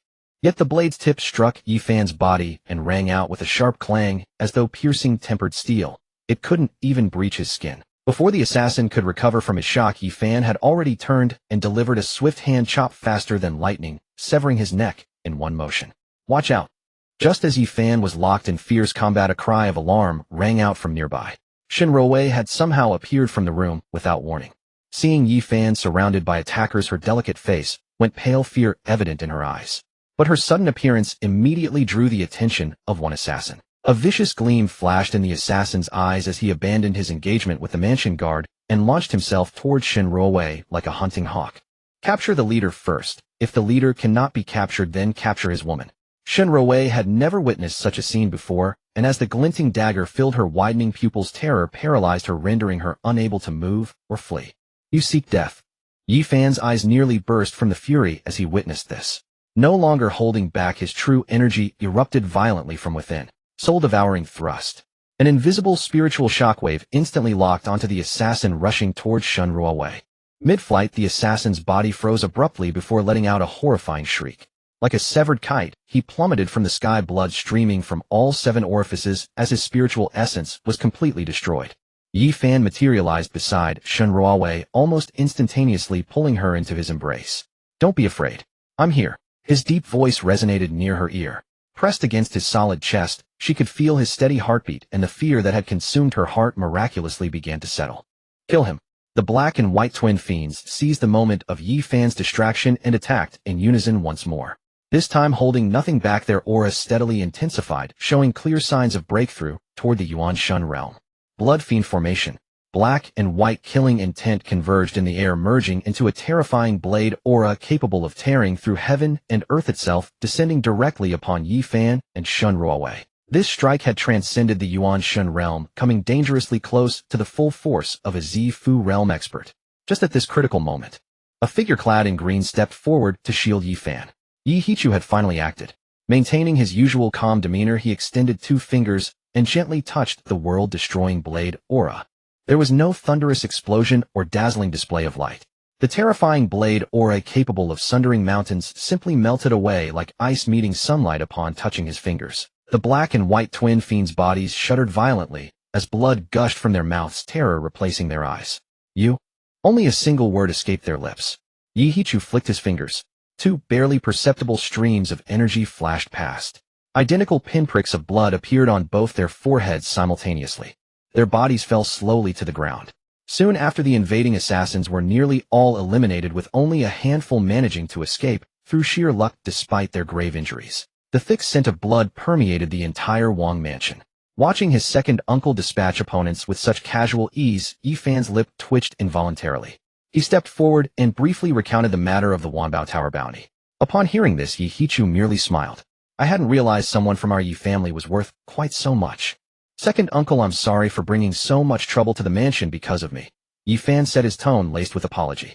What nonsense are you talking about? Yihichu patted his shoulder. They're mere clowns, not worth mentioning. Let them come. We'll kill them all. Despite his gentle tone, an undeniable aura of dominance radiated from him. With that, the storm passed.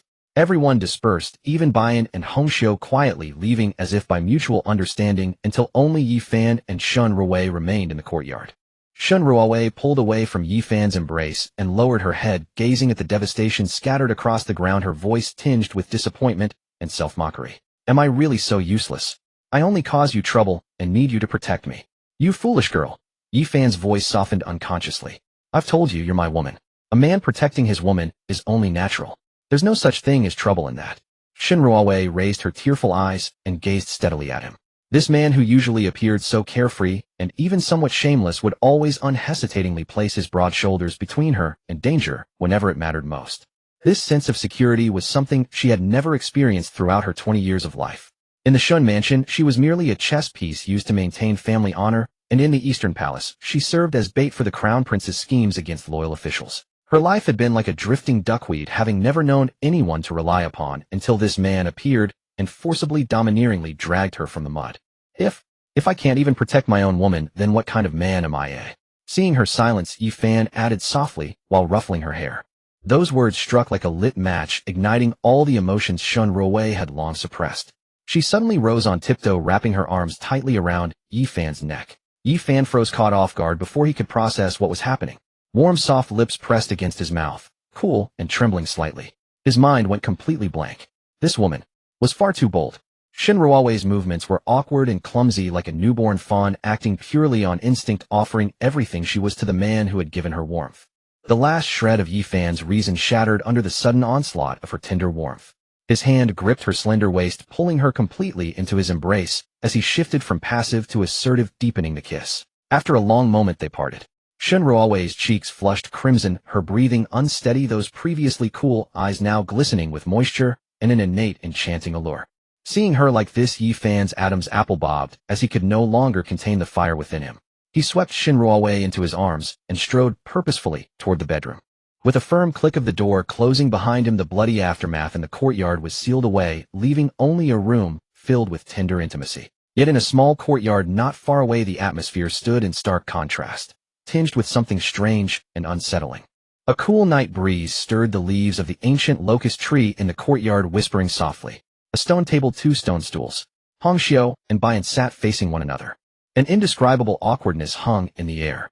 Hongxiu poured herself a cup of tea, sipped it demurely, yet her peripheral gaze kept drifting toward Bayan's silver mask. Bayan, however, sat immovable as a mountain, like an emotionless ice sculpture. Only her fingers resting lightly on the stone table and tapping its surface betrayed the turbulence beneath her composure. At that moment, a faint yet piercing sound drifted intermittently from the direction of Yi Fan's courtyard. The sound began as suppressed breathing, gradually melting into melodic cries.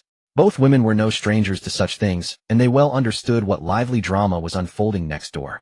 A flush rose to Hongxiu's cheeks. She cleared her throat, awkwardly attempting to disguise her embarrassment with a gesture of drinking tea. Bayan's fingers tapping the table froze suddenly. Beneath the mask, those profound and beautiful eyes flashed with an intensely complex emotion, shame, jealousy, and a bitterness she refused even to acknowledge in herself.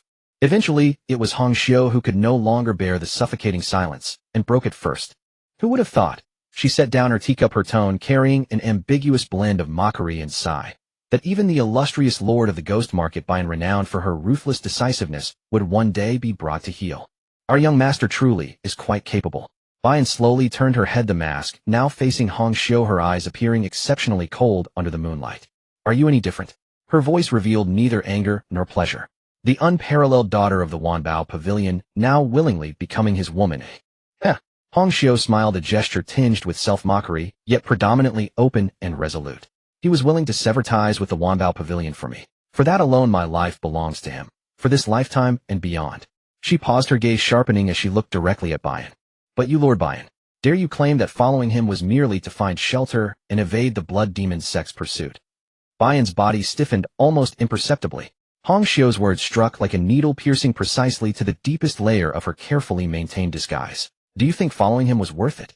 Bayan did not answer Hong Xiu's question. Instead, she deftly turned the subject and posed an equally sharp question in return. Worth it? Hong Xiu laughed as though hearing something absurd. She rose from her seat, walked to the ancient locust tree in the courtyard, and ran her hand along its rough bark. Back at the Wanbao Pavilion, everyone told me what was worth doing and what was not. They measured everything by profit and value, including affection itself. She turned back to look at Bayan, her eyes shimmering with a light never before seen. But he is different. He never asks whether something is worth it. He only asks whether he desires it. Therefore this question is not yours to ask me. Hong Xiu's gaze drifted once more toward the direction from which the sound came, a tender curve gracing her lips. You should ask your own heart. Bayan fell silent. Watching Hong Xiu's face vivid even in the moonlight and listening to the increasingly passionate melody from next door, a strange uncertainty stirred within her for the first time. Her own heart. That heart had died long ago the moment she was reduced to nothing more than a furnace vessel. Yet why, when she heard that man dominantly declare her as his woman, did that long-frozen dead heart skip a beat against its will? The night deepened still. Only those languid sounds persisted, ceaselessly stirring the quiet darkness. The following morning, while Yi Fan was still lost in slumber, urgent knocks rattled his door. Uncle Da's voice came from outside. Young master, the second master awaits you in the main hall. There is urgent business to discuss. Yi Fan rubbed his brow and threw on his robes. Glancing at Shun Ruwei still sleeping beside him, he rose quietly and stepped out. In the main hall, Yi Hichu stood with his hands clasped behind his back, his usually gentle countenance now clouded with grim shadows. Second uncle, what has happened? Yi Fan strode forward. Yi Hichu turned and handed Yi Fan a blood-stained letter. Urgent news from the northern frontier. The myriad demons cave and the 10 kingdoms of the north have joined forces, employing a diversionary tactic. Father has been surrounded and gravely wounded. His heart plummeted. Taking the letter, his eyes scanned its contents swiftly. The 4 supreme masters of the myriad demons cave, joined by dozens of experts from the 10 kingdoms. Grandfather, Yi Fan's voice grew hoarse. That is not all. Yi Hichu continued. Eldest brother, 6th brother, and 7th brother are trapped in Black Wind Valley, surrounded by the myriad demons cave's elite forces. Though eldest brother eventually slew Lung Wuya, the young master of the myriad demons cave, and broke through their encirclement, they fell into the grip of the 10 kingdoms army. Though they ultimately annihilated them, all of them suffered injuries. In this battle, the myriad demons cave and the 10 kingdoms lost all their elite forces in the northern frontier, yet the garrison army also suffered heavy casualties. Yi Fan drew a deep breath, his killing intent so intense it seemed nearly tangible. Myriad demons cave. The 10 kingdoms of the north. These damned scum. If I get the chance, I will tear them out by their roots. His expression then turned worried. Grandfather and father, they. Before he could finish, Yi Hichu patted his shoulder. Do not worry. With your 6th uncle there, they will be unharmed. The matter in the northern frontier is temporarily settled.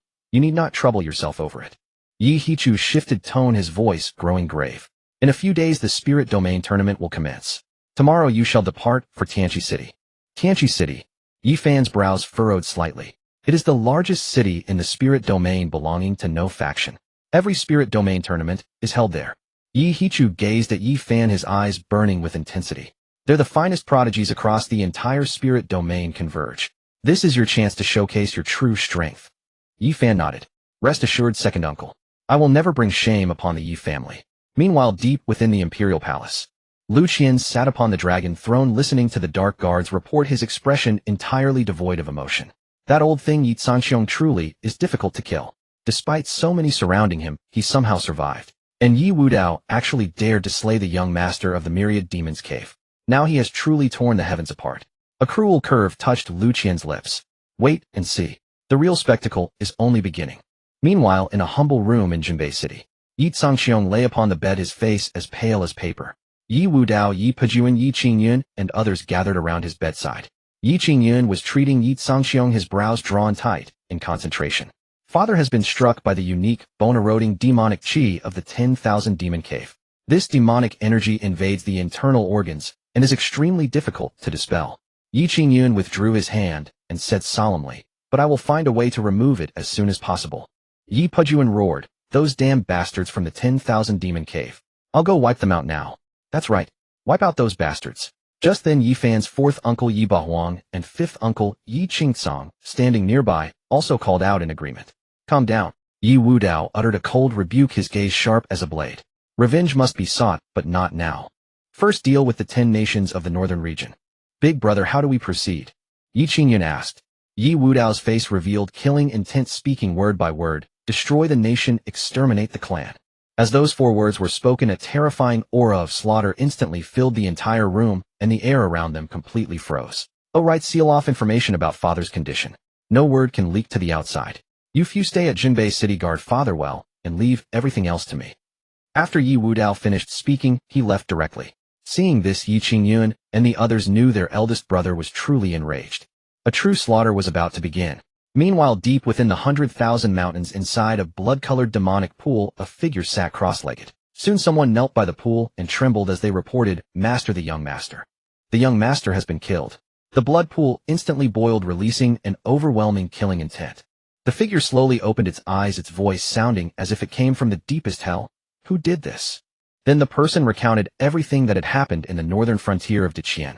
Immediately the figure's eyes seemed to gather a sea of blood, and it said coldly, "Those who dare kill my son must pay the price. Send the order. Make all of Deqian accompany my son in death."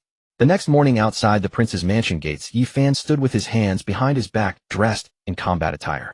Beside him stood Hongxiu Bayan and Shun Ruowei. Shun Ruowei had changed into a neat pale cyan dress today. Though her face carried traces of worry, her gaze was remarkably resolute. "I."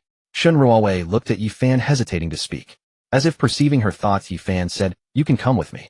Instantly a flicker of joy appeared in Shun Ruowei's eyes, and then Yi Fan turned to Bayan and Hongxiu, saying, "You too come as well." Bayan and Hongxiu didn't say much about this, but Hongxiu asked, "Your Highness, may I bring my younger sister along?"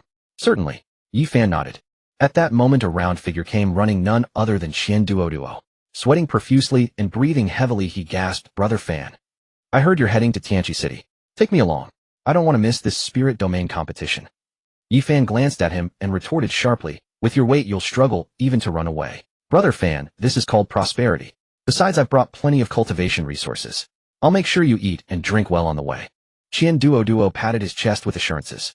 Qing'er Xiaosu and Xiao He were all ready, as well, naturally accompanying Yi Fan on his journey. Then Yi Hichu approached and warned Yi Fan, "Tianqi City is a chaotic mix of all sorts of people with various factions intertwined. Remember, stay low-key when you get there, but if anyone dares to oppress us, don't disgrace the Yi family." "Don't worry, second uncle." Yi Fan bowed respectfully. "Oh right, I need to remain at the capital, so I won't accompany you. But I'll have uncle to follow along with you." After Yi Hichu finished speaking, he snapped his fingers. Immediately several eagle cries echoed from the sky, and massive flying demons descended from above, settling outside the prince's mansion as their wings stirred fierce gusts of wind. "This?" Yi Fan was taken aback. Yi Hichu explained, "The journey to Tianqi City is long and arduous. These flying demons will save you considerable trouble." "Thank you, second uncle," Yi Fan said excitedly, and the group leaped onto the flying demons. With several piercing cries, the massive figures soared into the sky, cutting through the heavens as they raced toward Tianqi City in the spirit domain. Mounted on the demon beast, Yi Fan sat cross-legged, feeling the biting cold wind at high altitude with a thoughtful expression. "What are you thinking about?" Bayan's voice reached his ears. She still wore that mask, but her beautiful eyes held less coldness than before. "I'm wondering if the world is about to fall into turmoil." Yi Fan sighed softly. "Heroes emerge in chaotic times," Bayan said calmly. "Your current strength is insufficient, not just in this eastern province, but even within the spirit domain. If you want to survive, you must grow stronger." Yi Fan smiled naturally. "I wouldn't want to be killed before I even take you as my wife." Bayan's face beneath the mask flushed slightly, and she turned her head away, choosing to ignore him. Shen Ruowei watched their interaction from the side. Though a pang of sadness touched her heart, she understood that in this world where the weak are prey to the strong, only power was truly reliable. At that moment, she suddenly felt a fierce desire to grow stronger. Meanwhile, within the Jinbei prince's mansion, Yi Hichu stood upon the high terrace, gazing in the direction the demons had departed, his eyes gleaming with thought. "Second Lord." A figure in black clothing appeared behind him without warning. Are we really letting the young master go to Tianqi City like this? The Wanbao Pavilion's bounty order is still active. The journey ahead will likely be unsafe. He must grow stronger as soon as possible to shoulder the heavy responsibilities of the Yi family. Yi Hichu withdrew his gaze. Have your people follow secretly in the shadows. Do not intervene unless the situation becomes critical. The figure in black nodded, then vanished from sight. Meanwhile, at the border of Tianyan Kingdom in the northern 10 nations, the thunderous sound of hooves echoed across the land. A massive army clad in black armor numbering in the hundreds of thousands surged forward, led by Yi Wudao wielding a dragon spear. Yi Wudao gazed upon Tianyan Kingdom before him, his expression impassive as he commanded, "By my order, all who belong to Tianyan Kingdom shall be slain without mercy. Today I will render Tianyan Kingdom barren and desolate, leaving not a blade of grass standing." Barren and desolate. Barren and desolate. Barren and desolate. The hundreds of thousands of soldiers from the Jinbei army behind him roared in unison, their voices thundering with overwhelming vengeance. And so a bloody revenge began immediately.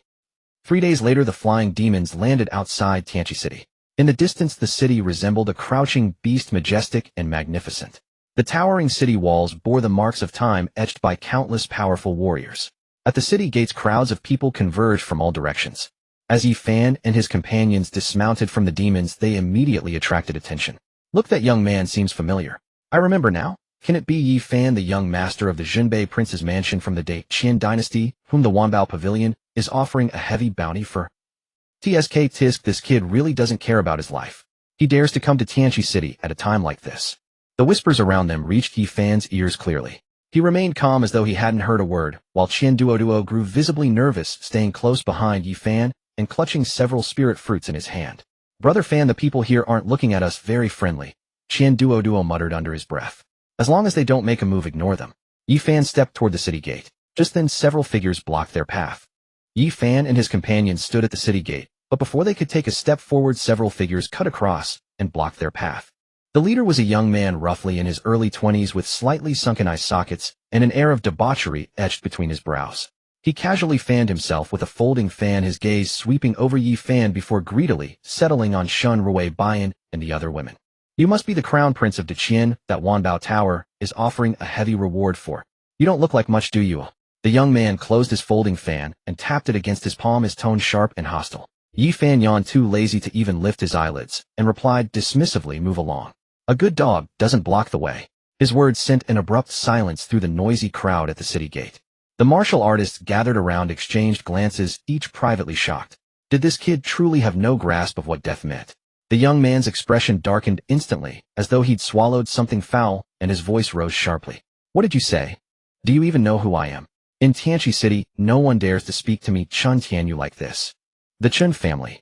The Chun family, one of the 4 great families of Tianqi City. Startled gasps echoed through the crowd, with many instinctively stepping back, dreading involvement in what came next. Chun Tianyu observed the crowd's reaction, a smug smile curling his lips as arrogance filled his expression. Pointing at Yi Fan's nose, he sneered, "In Tianqi City, my Chun family is the law. Since you're worth 100,000 high-grade spirit stones, I'll gladly accept. Strike. Break this boy's legs first." The guards behind him erupted with spiritual pressure, all possessing innate stage cultivation, their chi surging as they moved to close in. Yi Fan shook his head, muttering under his breath, "So much empty talk." Before the words finished leaving his lips, he vanished from where he stood. He wielded the heavenly void swimming dragon step to its utmost limit, leaving only a blurred afterimage trailing through the air. A sharp slap reverberated through the dead silence of the city gate. Chun Tianyu was sent spinning through the air like a severed kite, tumbling 3 full rotations before crashing onto the bluestone pavement. His face swelled instantly on one side like risen dough, and several bloodied teeth flew through the air. "I don't care who you are." Yi Fan stood where Chun Tianyu had been, lightly dusting off his hands with an indifferent gaze like one might regard a pile of refuse. The entire crowd froze in place at the scene. Is this guy insane? He actually dared to strike the Chin family heir. An old martial artist rubbed his eyes, his expression one of utter disbelief. To assault someone from the Chun family in Tianqi City was akin to plucking hairs from a tiger's rear. "Young master." Realizing what had happened, the guards surged forward with a mixture of shock and fury, roaring toward Yi Fan. Yet before they could close the distance, Uncle Da, who had been silent behind Yi Fan, let out a cold snort. The sound wasn't loud, but it struck those guards' chests like a devastating hammer blow. An overwhelmingly violent pressure radiated outward from Uncle Da in a sweeping ring. Thud, thud, thud. Those innate stage guards never even touched the hem of Yi Fan's robes before they were blasted backward, blood spurting from their mouths as they collided violently, with the hard city walls dying on the spot. Uncle De retracted his aura and resumed his position as an unremarkable old servant, standing quietly behind Yi Fan. Let's go. Enter the city. Yi Fan strode forward without so much as a backward glance. Qian Duo shrank his neck and hurried to catch up with quick steps, muttering under his breath, "Brother Fan, your temper really never lets you find peace anywhere." At the city gate, the bounty hunters who had been itching to make their move now stood frozen in place, watching Yi Fan and his party stride openly through the entrance, none daring to stir. That single slap had not only shattered Chen Tianyu's face, but also crushed any greed these onlookers might have harbored. Inside Tianqi City, the prosperity far surpassed that of the capital. The streets were broad and lined with shops on both sides, with martial artists of formidable aura visible everywhere. Soon Yi Fan and his group arrived at a restaurant called Jushin Tower. The establishment was remarkably large, standing 5 stories tall, with vermilion pillars carved with dragons and phoenixes. The entrance was packed with luxurious carriages of every description.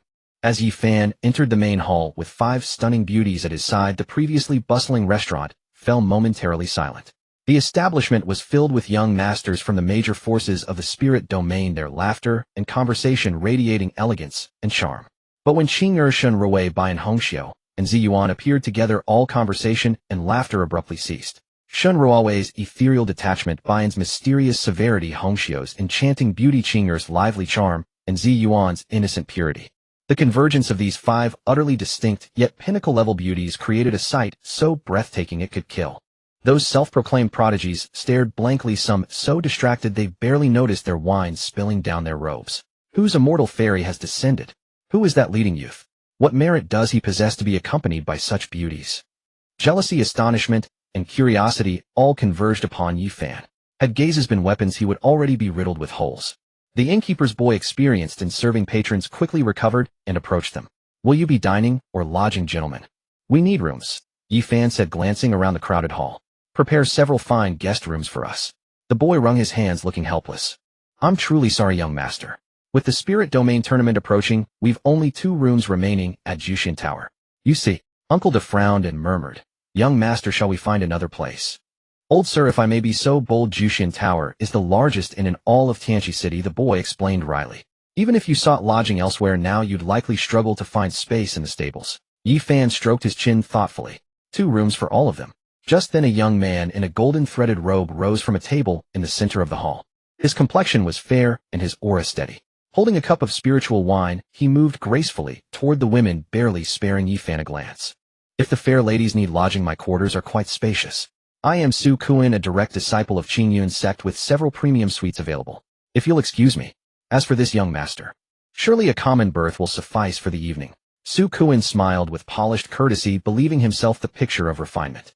Yi Fan laughed softly. "That's actually a rather clever suggestion," he remarked slowly to Su Kuan. Contempt flickered across Su Kuan's eyes. As expected, a braggart parading with beautiful women would crumble with a bit of bribery or intimidation. "Since you agree, then." "Waiter," Yi Fan interrupted, turning to the innkeeper's boy. "How many rooms did they book?" The boy hesitated a moment before answering automatically, 7 rooms for the Qingyun sect guests, sir." "Perfect then." Yi Fan pointed at Su Kuan, then gestured toward the Qingyun sect group. "Vacate all their rooms. We'll be staying." Yi Fan pointed at Su Kuan, then gestured toward the Qingyun sect group. "Vacate all their rooms. We'll be staying. Clear out all their rooms for us." With these words, the air in the tavern grew thick, and still once more. The smile that had been plastered on Su Kuan's face froze, then twisted into a rage born of humiliation. "Who do you think you are, little one, daring to ask our Qingyun sect to yield our rooms?" Yi Fan said nothing more. His figure shifted, moving so fast it was barely visible to the naked eye. Su Kuan hadn't even registered the threat before an icy hand clamped around his throat. His spiritual energy had scarcely begun to circulate when an overwhelming force crushed it back into his dantian. "Let go of senior brother Su." The disciples of Qingyun's sect at that table sprang to their feet, the sound of drawn blades ringing in unison as a terrifying aura tore through the hall. "Enough noise." Xiao Su took a single step forward. An invisible killing intent, accompanied by a pressure that surpassed the golden core realm, swept through the entire hall like an awakening beast of slaughter. The Qingyun sect disciples felt as though a heavy hammer had struck their chests. Their accumulated momentum shattered instantly, and they collapsed back into their seats, faces drained of color. Yi Fan carried Su Kuan as easily as one might lift a chick, strode to the entrance of Jushin Tower, and tossed him aside. Thud. Su Kuan rolled across the ground for nearly a dozen loops, dusty and disheveled, any trace of sect elder dignity utterly gone. Xiao Su, clean up the rest of this trash. Yi Fan dusted off his hands. Xiao Su nodded, his figure dissolving into afterimages. Immediately after, a series of heavy thuds echoed throughout the tavern. The entire group of Qing Yun sect disciples along with their luggage was tossed onto the street by Xiao Su like garbage. Yi Fan turned his head and looked at the stunned innkeeper. All settled now. You may give us their rooms. The entire crowd stood dumbfounded. This went beyond arrogance. It was sheer banditry. This really isn't appropriate. The waiter's forehead beaded with cold sweat, his words faltering and stammering. At that moment, a middle-aged innkeeper with a goatee hurried out from the back hall. His deep gaze rested upon Yi Fan for a moment before he turned and snapped at the waiter. What are you standing there for? Hurry and escort this young master upstairs. Once Yi Fan and his party had ascended, the innkeeper turned on his heel and quickly entered a secret chamber in the rear. Inside the chamber, a woman sat primly behind a folding screen, idly playing with an exquisite white jade cup. Miss, do you know these people? The innkeeper asked respectfully. The woman chuckled softly, her voice clear and melodious. The Crown Prince of Jinbei, whom Bai Wankai has placed a heavy bounty upon. Do you think I wouldn't recognize him? The innkeeper's heart trembled. It's him, the one who killed Bai Wancai's son. A faint curve appeared at the corners of the woman's lips, a glint of amusement flashing in her eyes. This young man is rather interesting. An hour later, outside Juxian Tower, a commotion shattered the tranquility. Chun Tianyu led dozens of Qin family guards and stormed into the tavern with fierce intentions, his face bruised and swollen. Clearly still reeling from the humiliation he had just suffered. Waiter, where's that Yi Fan? Get him out here now. Chun Tianyu bellowed, his long sword drawn, and pointed directly at the main hall. Soon Yi Fan descended the stairs at a leisurely pace. Observing the other's furious state, his expression remained utterly calm. What? Want to be beaten again? Chun Tianyu gritted his teeth and waved his hand. Attack! Whoever cripples him shall be rewarded with 1,000 spirit stones. Hearing this, greed flashed in the eyes of the guards, who drew their weapons and charged toward Yi Fan. Just then a cold voice rang out. Hold! The innkeeper of Juxian Tower stepped out quickly and interposed himself before Yi Fan. Young Master Qin, violence is forbidden within Juxian Tower. That is the rule. Rules. In Tianqi City, the Qin family, I the rule. Chun Tianyu sneered. A mere tavern innkeeper dares to block me. I'll have you shut down this establishment. Is that so? A cool voice drifted from the back hall of the tavern. The woman who had been behind the screen emerged slowly, her golden yellow gown flowing, her bearing noble and regal, her eyes carrying the calm composure of one long accustomed to authority. I'd like to see how the Chun family manages to force my Juxian Tower out of business. Chun Tianyu narrowed his eyes, his tone arrogantly mocking. And just who might you be? The woman produced a crystal-clear purple-gold token and gave it a casual flick in her hand. Her voice remained placid. Wanbao Tower, the Jiang family, Jiang Ingwe. An utter silence fell over the crowd. Chun Tianyu's arrogant expression froze instantly, and cold sweat broke out across his forehead in dense beads. One of the 4 deputy masters of Wanbao Tower, the only daughter of Vice Master Jiang. With such a background, not only would a young Master Qin show respect, even his own father would need to treat her with courtesy. And Miss Jiang. A misunderstanding, it was all a misunderstanding. Chun Tianyu changed his tune faster than flipping pages, hastily bowing before leading his people out of the tavern in disgrace. Jiang Ingwe turned her head and looked at Yi Fan, a cordial smile gracing her features. Pardon the disturbance to your rest, young master. Yi Fan stared back at her, his gaze profound. You are with Wanbao Tower. There is no need for concern, Master Yi. Jiang Ingwe smiled. The bounty placed upon you was the personal act of Bai Wankai. I am not aligned with him. Yi Fan understood immediately. It seemed the internal factions of Wanbao Tower were equally divided. Hongxiu leaned close to Yi Fan's ear and whispered, My lord, the 4 deputy masters of Wanbao Tower each harbor their own designs, fighting fiercely for the position of succession to Tower Master. Jiang Ingwe then looked at Yi Fan and asked, Might I trouble you for a drink? Yi Fan nodded in agreement. Within an elegant room of Juxian Tower, Jiang Ingwe produced 2 jars of fine wine sealed with mud. As soon as the seals were broken, an intoxicatingly rich fragrance immediately filled the air. This is Drunken Immortal Brew, a top-grade vintage I painstakingly acquired. Please, Master Yi. Yi Fan did not decline, lifting his cup and drinking it all in one draught. The wine slid down his throat like a ball of raging fire, spreading through his entire body, before transforming into surging pure spiritual energy that coursed wildly through his meridians. He sensed that the bottleneck blocking his path to the Grandmaster realm had begun to waver. Yi Fan set down his cup and looked at Jiang Ingwe. You invited me for wine, but surely there is another purpose. Jiang Ingwe smiled faintly. Master Yi has come here to participate in the spiritual domain grand competition, has he not? Say what you mean directly. Yi Fan replied. I wish to propose a partnership to Master Yi. Jiang Yingyue stated plainly. Cooperation. Yi Fan's fingertips lightly traced the rim of his wine glass, amber liquid inside rippling with faint concentric circles. Jiang Yingyue raised her glass, clinking it with Yi Fan's from afar, her movements elegant, yet carrying the decisiveness of a seasoned businessman. Precisely. Her red lips parted to reveal words laced with chilling menace that belied her gentle appearance. I need you, Lord Yi, to kill someone for me at the spiritual domain competition. Who? By Yujing. Jiang Yingyue spoke each syllable deliberately, her beautiful eyes devoid of emotion as she mentioned the name, as though discussing a corpse. White Wansai's most valued eldest son, his only hope. The Bai family has invested countless resources in raising him. He's come to the spiritual domain competition seeking first place and the qualification to enter the spiritual domain's secret realm. Hearing this, Yi Fan suddenly smiled. He set down his glass, leaned back lazily, and looked at Jiang Yingyue. Miss Jiang, does it feel to you like you're using me? This is called mutual exploitation. Jiang Yingyue set down her glass and leaned forward slightly, a delicate fragrance wafting toward him. Once Bai Yujing is dead, White Wankai will surely lose his composure. At that point, I will help you deal with him. She gazed at Yi Fan, her tone dripping with temptation. Do you really want to be hunted by his endless bounties forever? As long as White Wankai lives, the King of Hell's warrant won't be revoked. No matter where you go, trouble will follow. Yi Fan rubbed his nose. This woman had a point. Though he wasn't afraid of trouble, being stalked by vultures all day was indeed annoying.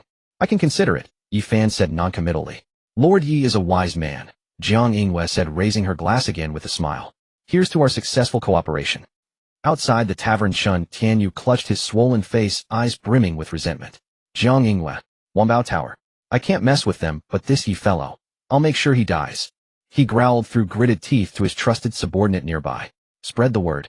Tell everyone that Yi Fan, the Prince of Jinbei, who White Wankai is offering a heavy reward for, has arrived in Tianqi City. I want every desperate soul in the spiritual domain to know where this prize lies. Yes, young master. Night fell quietly. Tianqi City shed its daytime splendor under the night sky, revealing a dangerous undercurrent of hidden threats. Inside Yi Fan's room at the Jushin Tower, he sat cross-legged on the bed, absorbing the powerful medicinal effects of the drunken immortal brew as he pressed against the bottleneck of reaching Grandmaster realm.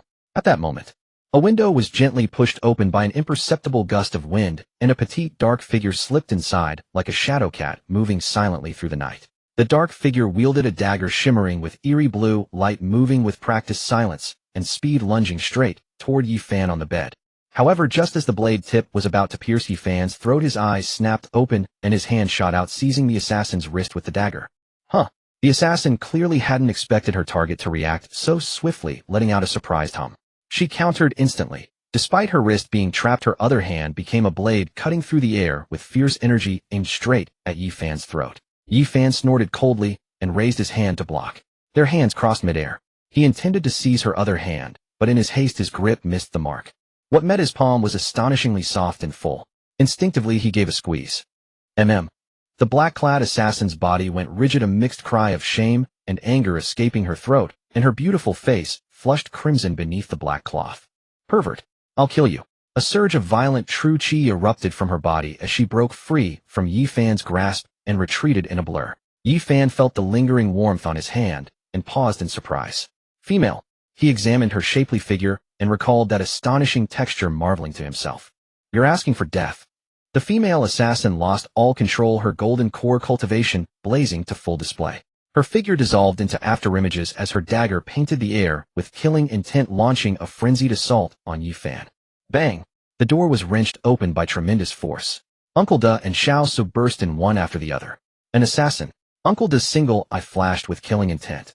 With a single step he appeared behind the female assassin and struck toward her back with a pointed finger. Sensing the lethal threat behind her, the female assassin panicked and hastily turned to block. But Uncle Da's power was terrifying. Her hasty defense was no match.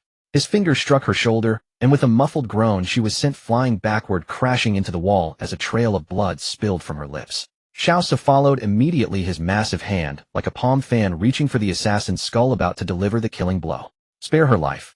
Yi Fan's voice rang out in time. Xiao Su paused, and instead seized the assassin's wrists. Yi Fan strolled over leisurely, and before the furious, humiliated glare of the female assassin, he tore away her black face-covering cloth. A face no older than 17 or 18 with a hint of baby fat, but delicate as a porcelain doll, was revealed to everyone. Now this pretty face was filled with anger and humiliation, her watery eyes blazing with fire. "Tsk tisk, quite beautiful," Yifan commented, stroking his chin. "Speak, who sent you? Also for that 100,000 top-grade spirit stones. Kill me if you dare, spare me the chatter." The maiden stiffened her neck, playing the part of a martyr, though her quivering eyelashes betrayed her inner tension. "Killed." Yifan smiled, reaching out to gently lift the girl's chin, with his fingertips feeling silky smooth. "Such a lovely beauty, what a waste to kill. How about, let this young lord play with her first?" You dare." The maiden's expression shifted dramatically, fear finally dawning in her eyes. "Do you know who I am? If you lay a hand on me, my father the emperor will not spare you." "Oh." Interest piqued, Yifan asked. "Which emperor is your father? Do tell. Let's see if I'm frightened." The girl seemed to regain some courage, puffing out her still-developing chest, as she declared proudly, "I am Li Qingli, the 7th princess of the Dali dynasty in Xinjiang Domain, Eastern Province. My father is the emperor of Dali." "Princess?" Yifan was taken aback, interrupting her. "A princess like you? Why abandon the palace to come to Tianqi City and try to assassinate me? For what?" At this, Li Qingli's bravado deflated instantly. Her gaze flickered evasively as she stammered, I ran away from home." "Yifan." "Uncle Da." "Xiaosu." An awkward silence fell. And then, "Oi." Yifan pressed on. Li Qingli's voice grew softer with each word, her cheeks reddening further. "Then, the money I brought from the palace. It's almost gone. I happened to see your bounty notice in Tianqi City, so I thought I'd try." "That's it." Yifan's lips twitched. He felt his intelligence was being insulted. He scrutinized this so-called princess up and down, disbelief etched across his face. A golden core realm princess who, after running away from home and spending all her money, decided to become an assassin. How does her mind even work? "Wait, you're a proper princess. What's with the running away from home act?" Yifan couldn't hold back his retort. "None of your business." Li Qingli bristled like a cat, with its tail stepped on, pouting indignantly. "My father insists on marrying me off to some worthless young master of the Flame Sun sect. I refused, so I had no choice but to run." Hearing this, Yifan understood. Another political marriage drama. Looking at this stubborn, yet somewhat naive little princess before him, an idea suddenly occurred to him. "In that case, you might as well come with me," Yifan said. Li Qingli immediately eyed him warily, her hands instinctively crossing over her chest.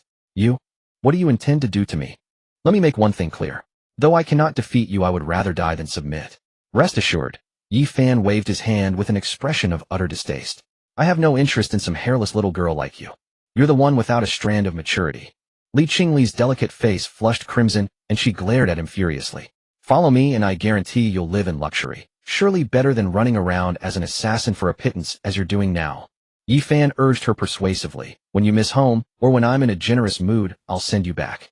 Li Qingli tilted her head, seemingly pondering his offer seriously. She was broke and alone in this world. Following this fellow did seem like a reasonably sound choice. Though his tongue was sharp and his nature dubious, he didn't appear to be entirely irredeemable. Gurgle. Just then an untimely sound escaped from Li Qingli's stomach. Her face flushed scarlet, in an instant burning all the way to her ears. She had not had a proper meal in 2 days. Watching her plight, Yifan could not help but laugh aloud. He called out toward the doorway. "Qing fetched some food from the kitchen. Make it plenty."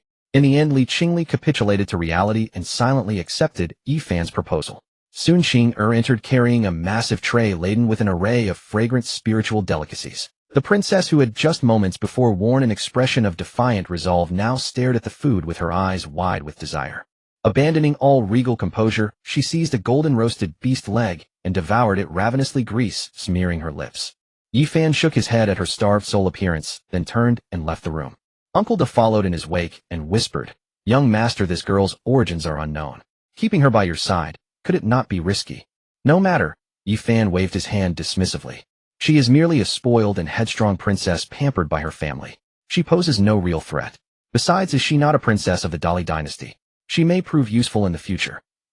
The following day, the day of the spiritual domain grand competition. As Yifan and his party stepped out of Jushian Tower, they were stunned by the sight before them. The entire street beyond the tavern was packed shoulder to shoulder. A dark sea of hundreds of people, each radiating a fierce aura, and hostile glances brandished an assortment of weapons. They had all come for the 100,000 high-grade spirit stone bounty. "Brother Fan, this scale is far too massive, isn't it?" Qianduoduo's legs turned to jelly, hiding behind Yifan and trembling. "Yifan, you cowardly turtle, finally daring to show your face. Selflessly present your own head and spare yourself the torture. The women beside him are exquisite too. Capturing them would fetch a handsome price. A relentless stream of obscenities erupted from the crowd. Yi Fan's expression gradually turned cold. He glanced at Uncle De beside him. Understanding the gesture, Uncle De stepped forward. "You ants dare to chatter in my presence." A murderous intent as terrifying as an overflowing deluge burst forth from his withered frame, exploding from within his lone eye. The crushing pressure of a purple mansion realm expert. How horrifying it was.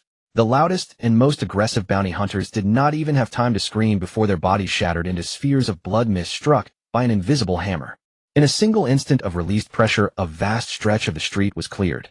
The remaining individuals fled in sheer terror, scrambling and cursing, desperate to escape before suffering the same fate. Uncle De retracted his aura and resumed his guise as an ordinary old servant, bowing to Yi Fan. "Young master, the path is clear." Yi Fan nodded and strode forward his group, making their way toward the martial arts square at the center of Tianqi City. Tianqi City Central Martial Arts Square. The grounds were extraordinarily vast, capable of accommodating hundreds of thousands. At the square's center stood a colossal arena forged from 10,000-year dark iron, its surface inscribed with mysterious array runes that exuded an ancient and formidable aura. The spectator stands surrounding the square were already overflowing, packed beyond capacity. Banners of the great dynasty's top sects and millennium-old noble families of the spiritual domain fluttered proudly in the wind. Upon Yi Fan's arrival, countless gazes immediately locked onto them. It was unavoidable. His retinue of companions was simply too striking to ignore. "Look, that's Yi Fan, the heir to the Jinbei king. He actually dares to appear here. What incredible audacity. That one-eyed old man beside him is terrifying." Outside Jushin Tower, a single glance was enough to kill over 100 golden core experts. Amid the murmurs, Yi Fan and his party proceeded directly to the seats reserved for the Dacian dynasty. No sooner had they taken their places than a gaze thick with venomous hatred fixed upon them from nearby. Yi Fan followed the feeling and saw Su Kuan from the Qingyun sect seat staring at him with such murderous intent that he seemed ready to devour him alive. Beside Su Kuan sat a young man with an even deeper aura and a cold, austere countenance. His gaze lingered on Yi Fan for a moment before he leaned down and whispered something to Su Kuan. That young man was Zhao Tiangu, the senior disciple leading the Qingyun sect delegation. A genuine prodigy at the 8th layer of the ancestor realm. "Senior brother, it's that very lad. It was he who humiliated us at Jushin Tower yesterday." Su Kuan ground his teeth as he spoke.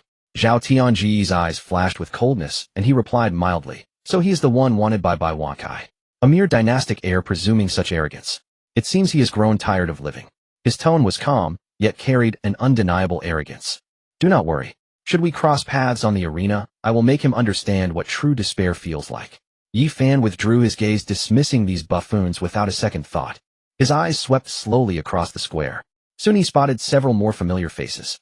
In the beast-taming sect section, Lin Xian regarded him with a grim expression, flanked by several powerful elders. In the Chun family's seats, Chun Tianyu's face remained swollen, his glare toward Yi Fan brimming with both resentment and trepidation.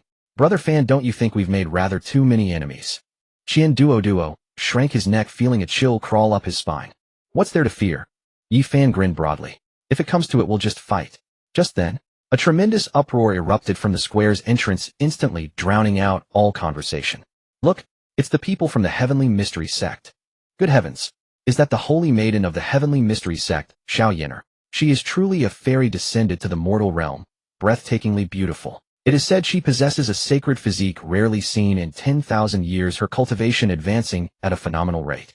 The championship of this spiritual domain grand competition surely belongs to her." Accompanied by gasps of awe, every pair of eyes turned simultaneously toward the entrance. Tianxue sect master Murong Shui, clad in an elegant palace gown, slowly entered the square, surrounded by a retinue of elders. Beside her walked a woman in a simple silk dress, her lotus steps light, as though a fairy descending from a painting untouched by mortal dust. Her beauty was peerless, cold, and pristine like the moon. A faint golden aura seemed to envelop her form, and where she passed, the spiritual energy in the air appeared to dance with joy. She merely walked in quiet composure, yet naturally became the center of attention, outshining everyone present. It was Xiao Yin'er. Her presence now was far more formidable than before, having clearly entered the 7th level of the primordial realm. The unique pressure radiating from her sacred body made countless young heroes who prided themselves on their talent feel deeply inadequate. So beautiful, so powerful, as expected of one born with a sacred physique. Such elegance is beyond our reaching. I heard the young master of the Jun family holds her in high regard. With this tournament, the championship crown is undoubtedly hers to claim. Praise, awe, and jealousy rose in waves around her. Yet Xiao Yin'er remained unmoved by it all, her cool gaze fixed steadily forward, as though nothing in this world could stir her composed demeanor. Yi Fan's eyes fell upon that breathtaking figure, his gaze sweeping over her without restraint. She is indeed quite handsome. Yi Fan's lips curled into a slight smile as he remarked casually, "It's a pity. Her nature is too cold, like wood itself, utterly boring." Just as he was studying her, those icy eyes suddenly shifted toward him. Their gazes met. "Yin'er, what's wrong?" Morong Shui noticed her anomaly and followed her line of sight. "It's him." Elderly also spotted Yi Fan, her expression darkening instantly. Pointing at him with a shrill voice, she said, "Sect Master, that is Yi Fan, the reckless young master from the Prince Jinbei's mansion." Morong Shui's gaze hardened as she sharply turned toward Yi Fan. Yi Fan. Hearing those words, Xiao Yin'er's expression shifted slightly. Watching Yi Fan, her previously tranquil mind stirred with the faintest ripple of curiosity. So this was her fiancé. The third elder standing nearby revealed murderous intent in his cold tone. This worthless trash dares to come here. Does he still think he can compete in the spirit domain tournament? Absolutely absurd. Master, what's happening? Xiao Yin'er noticed the harsh tones of the elders and couldn't help but ask. Morong Shui then recounted to Xiao Yin'er how she had sent Elder Li to the Prince Jinbei mansion to annul the engagement, only to be driven away by Yi Fan along with the matter concerning Zhao Wuji. Xiao Yin'er's expression shifted slightly upon hearing this. Just then Yi Fan rose, and before everyone's watching eyes strode confidently toward the Tianxue sect's formation. "You? Stop right there."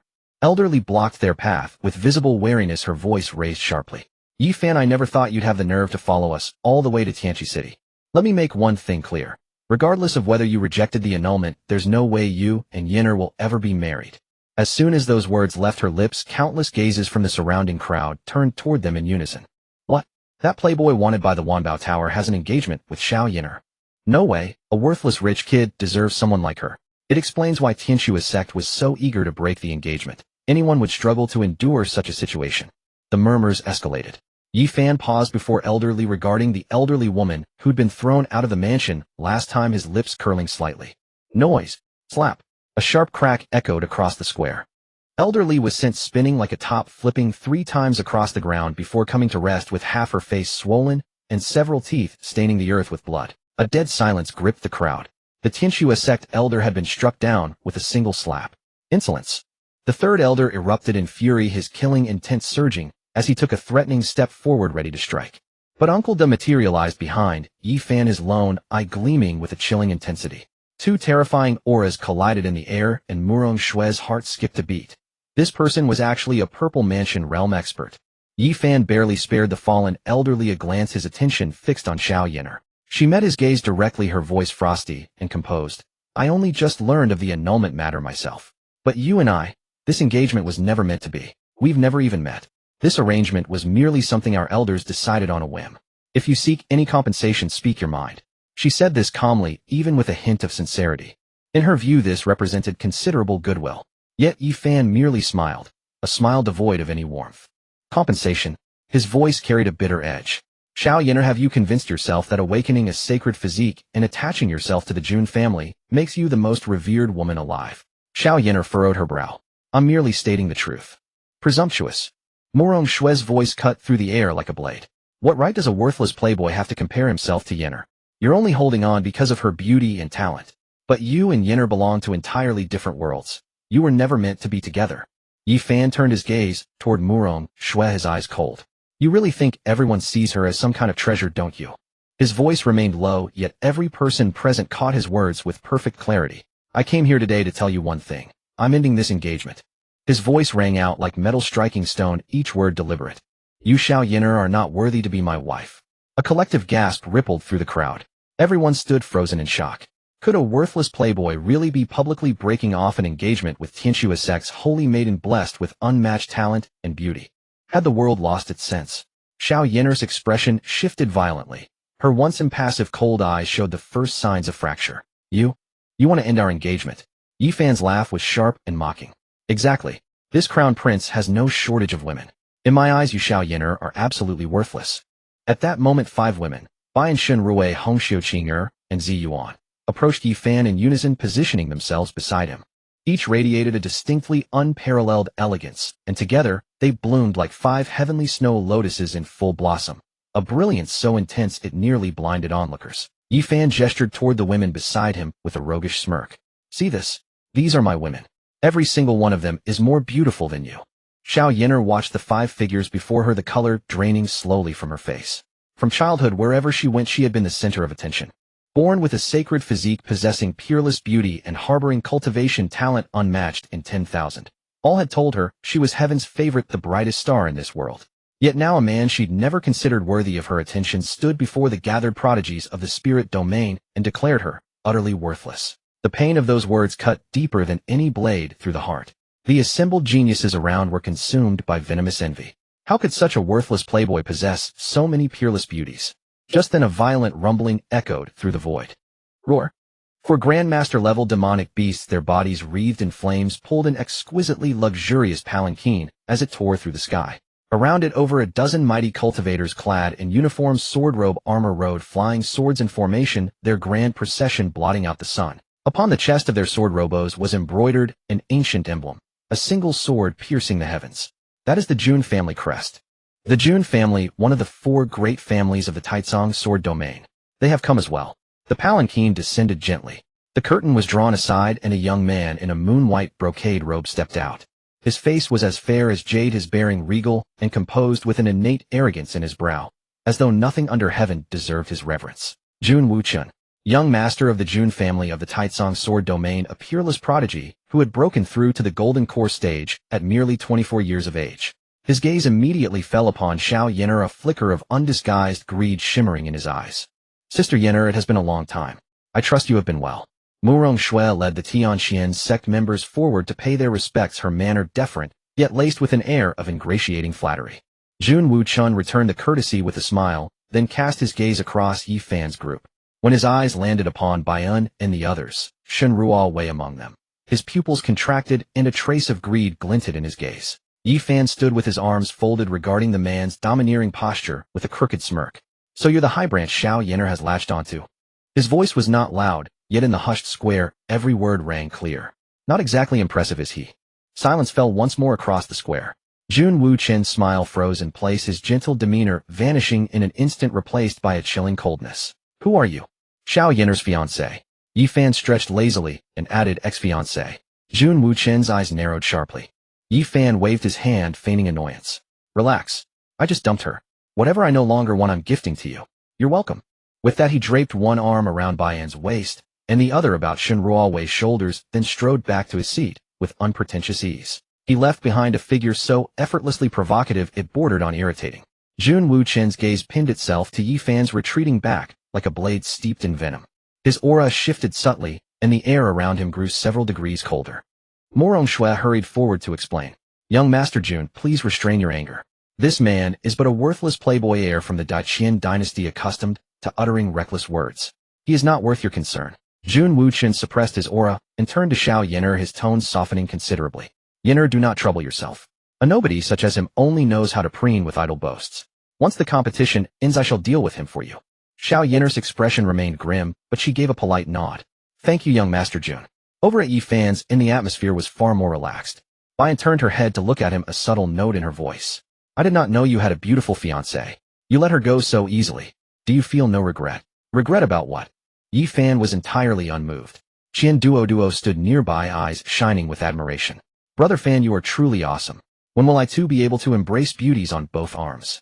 Li Qingli muttered from the side. How does this guy attract so many women? At that moment, Ling Heir's soft voice echoed within Yi Fan's sea of consciousness. Master, it would be a true pity to let the innate sacred body slip away. That physique is the key to unlocking the second floor of the Tower of Destiny. What is the rush? She will not escape, Yi Fan replied within his heart. Before the words had even settled, a figure materialized before him. Clad in white robes as pure as snow, his face was cold and stern, his aura restrained yet profound as a deep still pool. You must be Yi Fan. Yi Fan raised his eyes. And who might you be? Baiyu Jing. The stranger spoke 3 words with absolutely no emotional inflection. I did not expect you to deliver yourself to my doorstep. You killed my younger brother Baiyu Fan. I shall make you pay for that debt. His gaze then shifted to Hong Xiu, a coldness blooming in his eyes. And as for you, traitor. Without another word, Baiyu Jing turned and departed, decisive and abrupt. Yi Fan watched his retreating back, stroking his chin. So that is Master Bai Wan Kai's precious son. Be careful, young master. Baiyu Jing is no ordinary opponent. Hong Xiu's expression grew grave. Just then a bright ringing voice came from the side. Hey, big brother, we meet again. Yi Fan turned and saw the young girl he had encountered in the ghost market running toward him with a grin. How did you end up here? Yi Fan asked in surprise. Little medical fairy pouted. All because of you. I was originally invited by the Morong family to treat your Daqian crown prince, but you injured him so severely that even I could not heal him. What a wasted trip. Then feeling bored I came to Tianqi City to watch the spectacle. Yi Fan paused. You know medicine, eh? Little medical fairy placed her hands on her hips, pride radiating from her. I am Little Medical Fairy Junior sister to the Valley Master of Medicine King Valley. Do you really think I would not know? Medicine King Valley. Yi Fan's expression shifted slightly. Hong Xiu whispered softly. Young Master Medicine King Valley is the most preeminent sacred realm of medical arts in the Eastern continent. Its status is transcendent. Even Wan Bao Lu would afford them a measure of respect. Yi Fan's gaze toward Little Medical Fairy instantly changed. The girl came from no small background. Just as the group chatted idly. Dong. A deep muffled bell toll echoed across Tianqi City. In the center of the square, a dignified, middle-aged man in dark robes stood suspended in midair, followed by a woman of graceful bearing and tranquil elegance. It is Qin Tiangong, the city lord of Tianqi City. Beside him stands his daughter, the most beautiful woman in Tianqi City, Qin Ruoxi. Qin Tiangong's gaze swept across the tens of thousands gathered below, his voice thunderous. The Spirit Realm Grand Competition, held once every 10 years, begins today. The rule is simple. He pointed toward the 10,000-year mystic iron arena at the square's center. Within half an hour, all under 30 may ascend the platform. Yet on the arena, no more than 10 may stand at any given time. When the half hour expires, the 10 remaining upon the platform shall claim the top 10 positions of this Spirit Realm Grand Competition, earning qualification to enter the Spirit Realm's secret domain. Should more than 10 remain at that time, those standing shall settle the matter among themselves and eliminate the surplus. Life and death on the arena are your own responsibility. The moment those words fell, the entire square erupted in uproar. One round decides all. No brackets, no elimination rounds. This rule is far too ruthless. One must not only withstand the attacks of countless experts, but also eliminate them. This is no martial contest. It is a battlefield of Azuras. Yi Fan's eyebrows rose and the corners of his mouth curled into a faint smile. Now this competition was interesting. At this moment in the plaza, with the announcement of the competition rules, the entire crowd erupted. Discussion rose and fell from the various faction seating areas. Some were excited, some frowned, and more were calculating their chances of victory. Over at Tianxian Sec's area, Murong Shue's brows furrowed deeply. Why has the rule changed? In previous years, wasn't it always a group elimination format? This free-for-all mode makes one far too vulnerable to coordinated attacks. She turned to look at Xiao Yenner, a hint of concern in her eyes. Xiao Yenner's expression was calm as she gazed at the 10,000-year mystic iron arena ahead, her voice cold and pure. Rest assured, Master. This time in the great competition, this disciple will certainly claim first place. There was not a trace of hesitation in her tone as she spoke these words. The pride of her innate sacred body meant she had never known how to write those 4 characters that mean doubt oneself. Only that pair of clear, cold eyes could not help but cast a glance toward where Yi Fan sat. The man's words from earlier had taken root like a thorn in her heart, impossible to remove no matter how hard she tried. Complete bullshit. Those 4 words were the first evaluation Xiao Yenner had ever heard spoken by another person in her 20 years of life. Registration begins.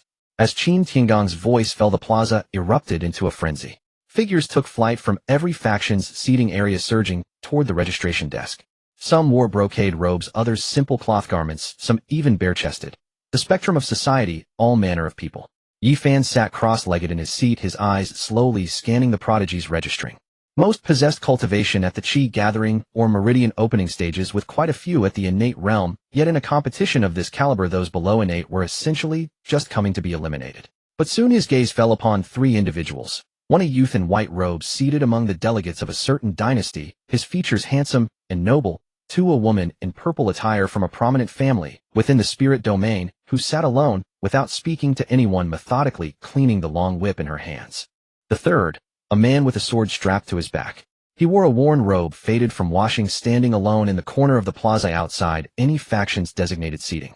He had no attendants, no banner bearing his name, and not a single soul could recall his identity. Yet Yi Fan's instinct told him these 3 were far from ordinary. Young Master. Hong Xiu leaned close to Yi Fan, her voice barely above a whisper, her delicate brows knitting together. This competition rule works entirely against you. The bounty posted by Wanbao Tower still stands, and I fear once these people step onto the arena, you will be the first target they pursue. Yi Fan twisted his neck, joints cracking sharply. A bunch of ants.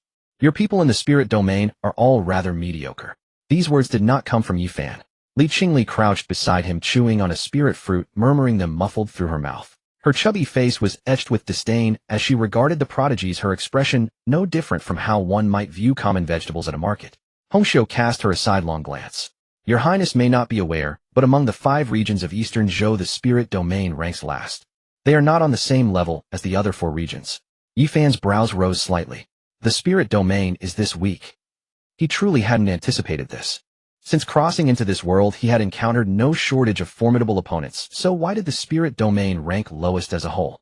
Hongxiu sighed. The spirit domain once stood as the head of the 5 regions. But a century ago the calamity at the 10,000 Demons Ravine uprooted many supreme factions, obliterating countless prodigies and elite warriors. The spiritual vitality of the region was shattered, and it has yet to recover to this day. She spoke lightly, yet Yi Fan could sense the sheer devastation of that catastrophe. A single massacre a century ago had directly caused the former leader of the 5 regions to fall to last place. 10,000 Demons Ravine. Those same 3 characters again. Yi Fan recalled the battle reports from the northern frontier, and a chill began to radiate from his eyes.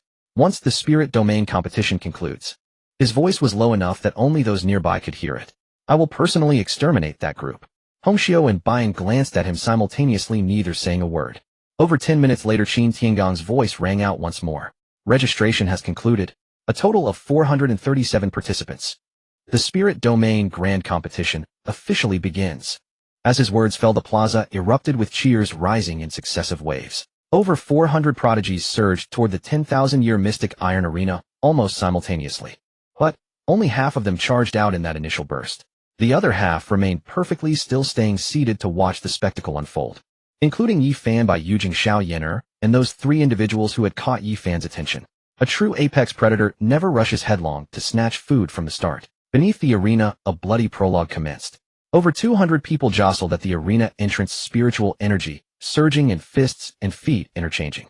Some were kicked off before they'd even landed, others stumbled and took 3 punches before finding their balance, blood spraying from broken noses. In a chaotic brawl like this, the first ones up are actually the targets. Bian's voice came from behind Yi Fan. I know, Yi Fan replied, tilting his head to watch the chaos with keen interest. The free-for-all lasted less than 5 minutes before the situation on the arena began to separate into distinct factions. The first to gain a foothold was Zhao Tiange, the senior disciple of Qingyun sect. His sword aura swept outward, sending everyone within 3 zhang flying with a single strike.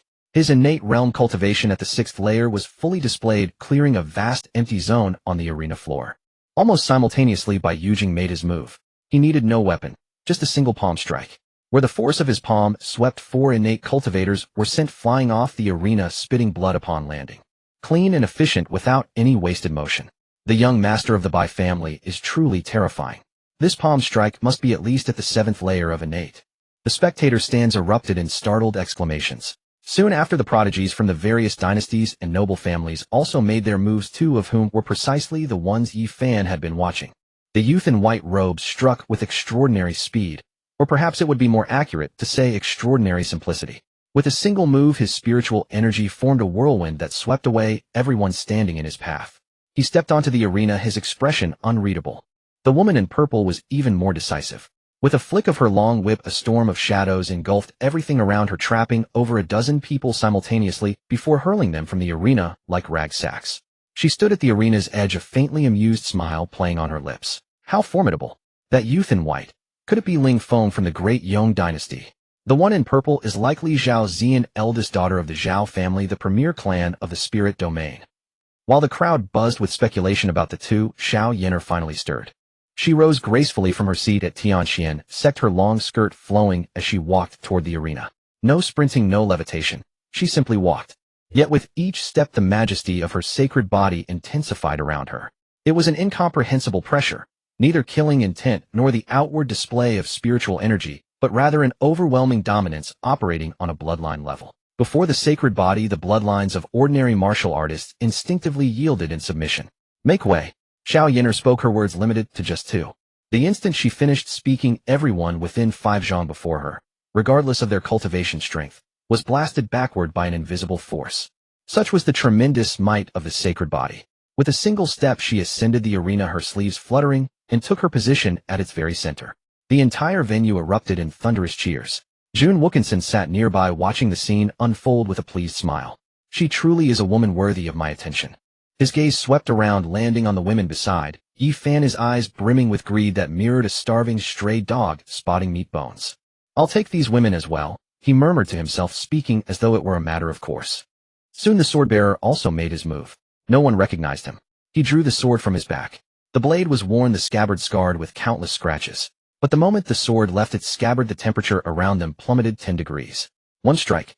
The 7 men blocking his path were simultaneously sent flying backward, their chest garments sliced open by the sword's aura in neat gashes, bloodlines spreading across their bodies.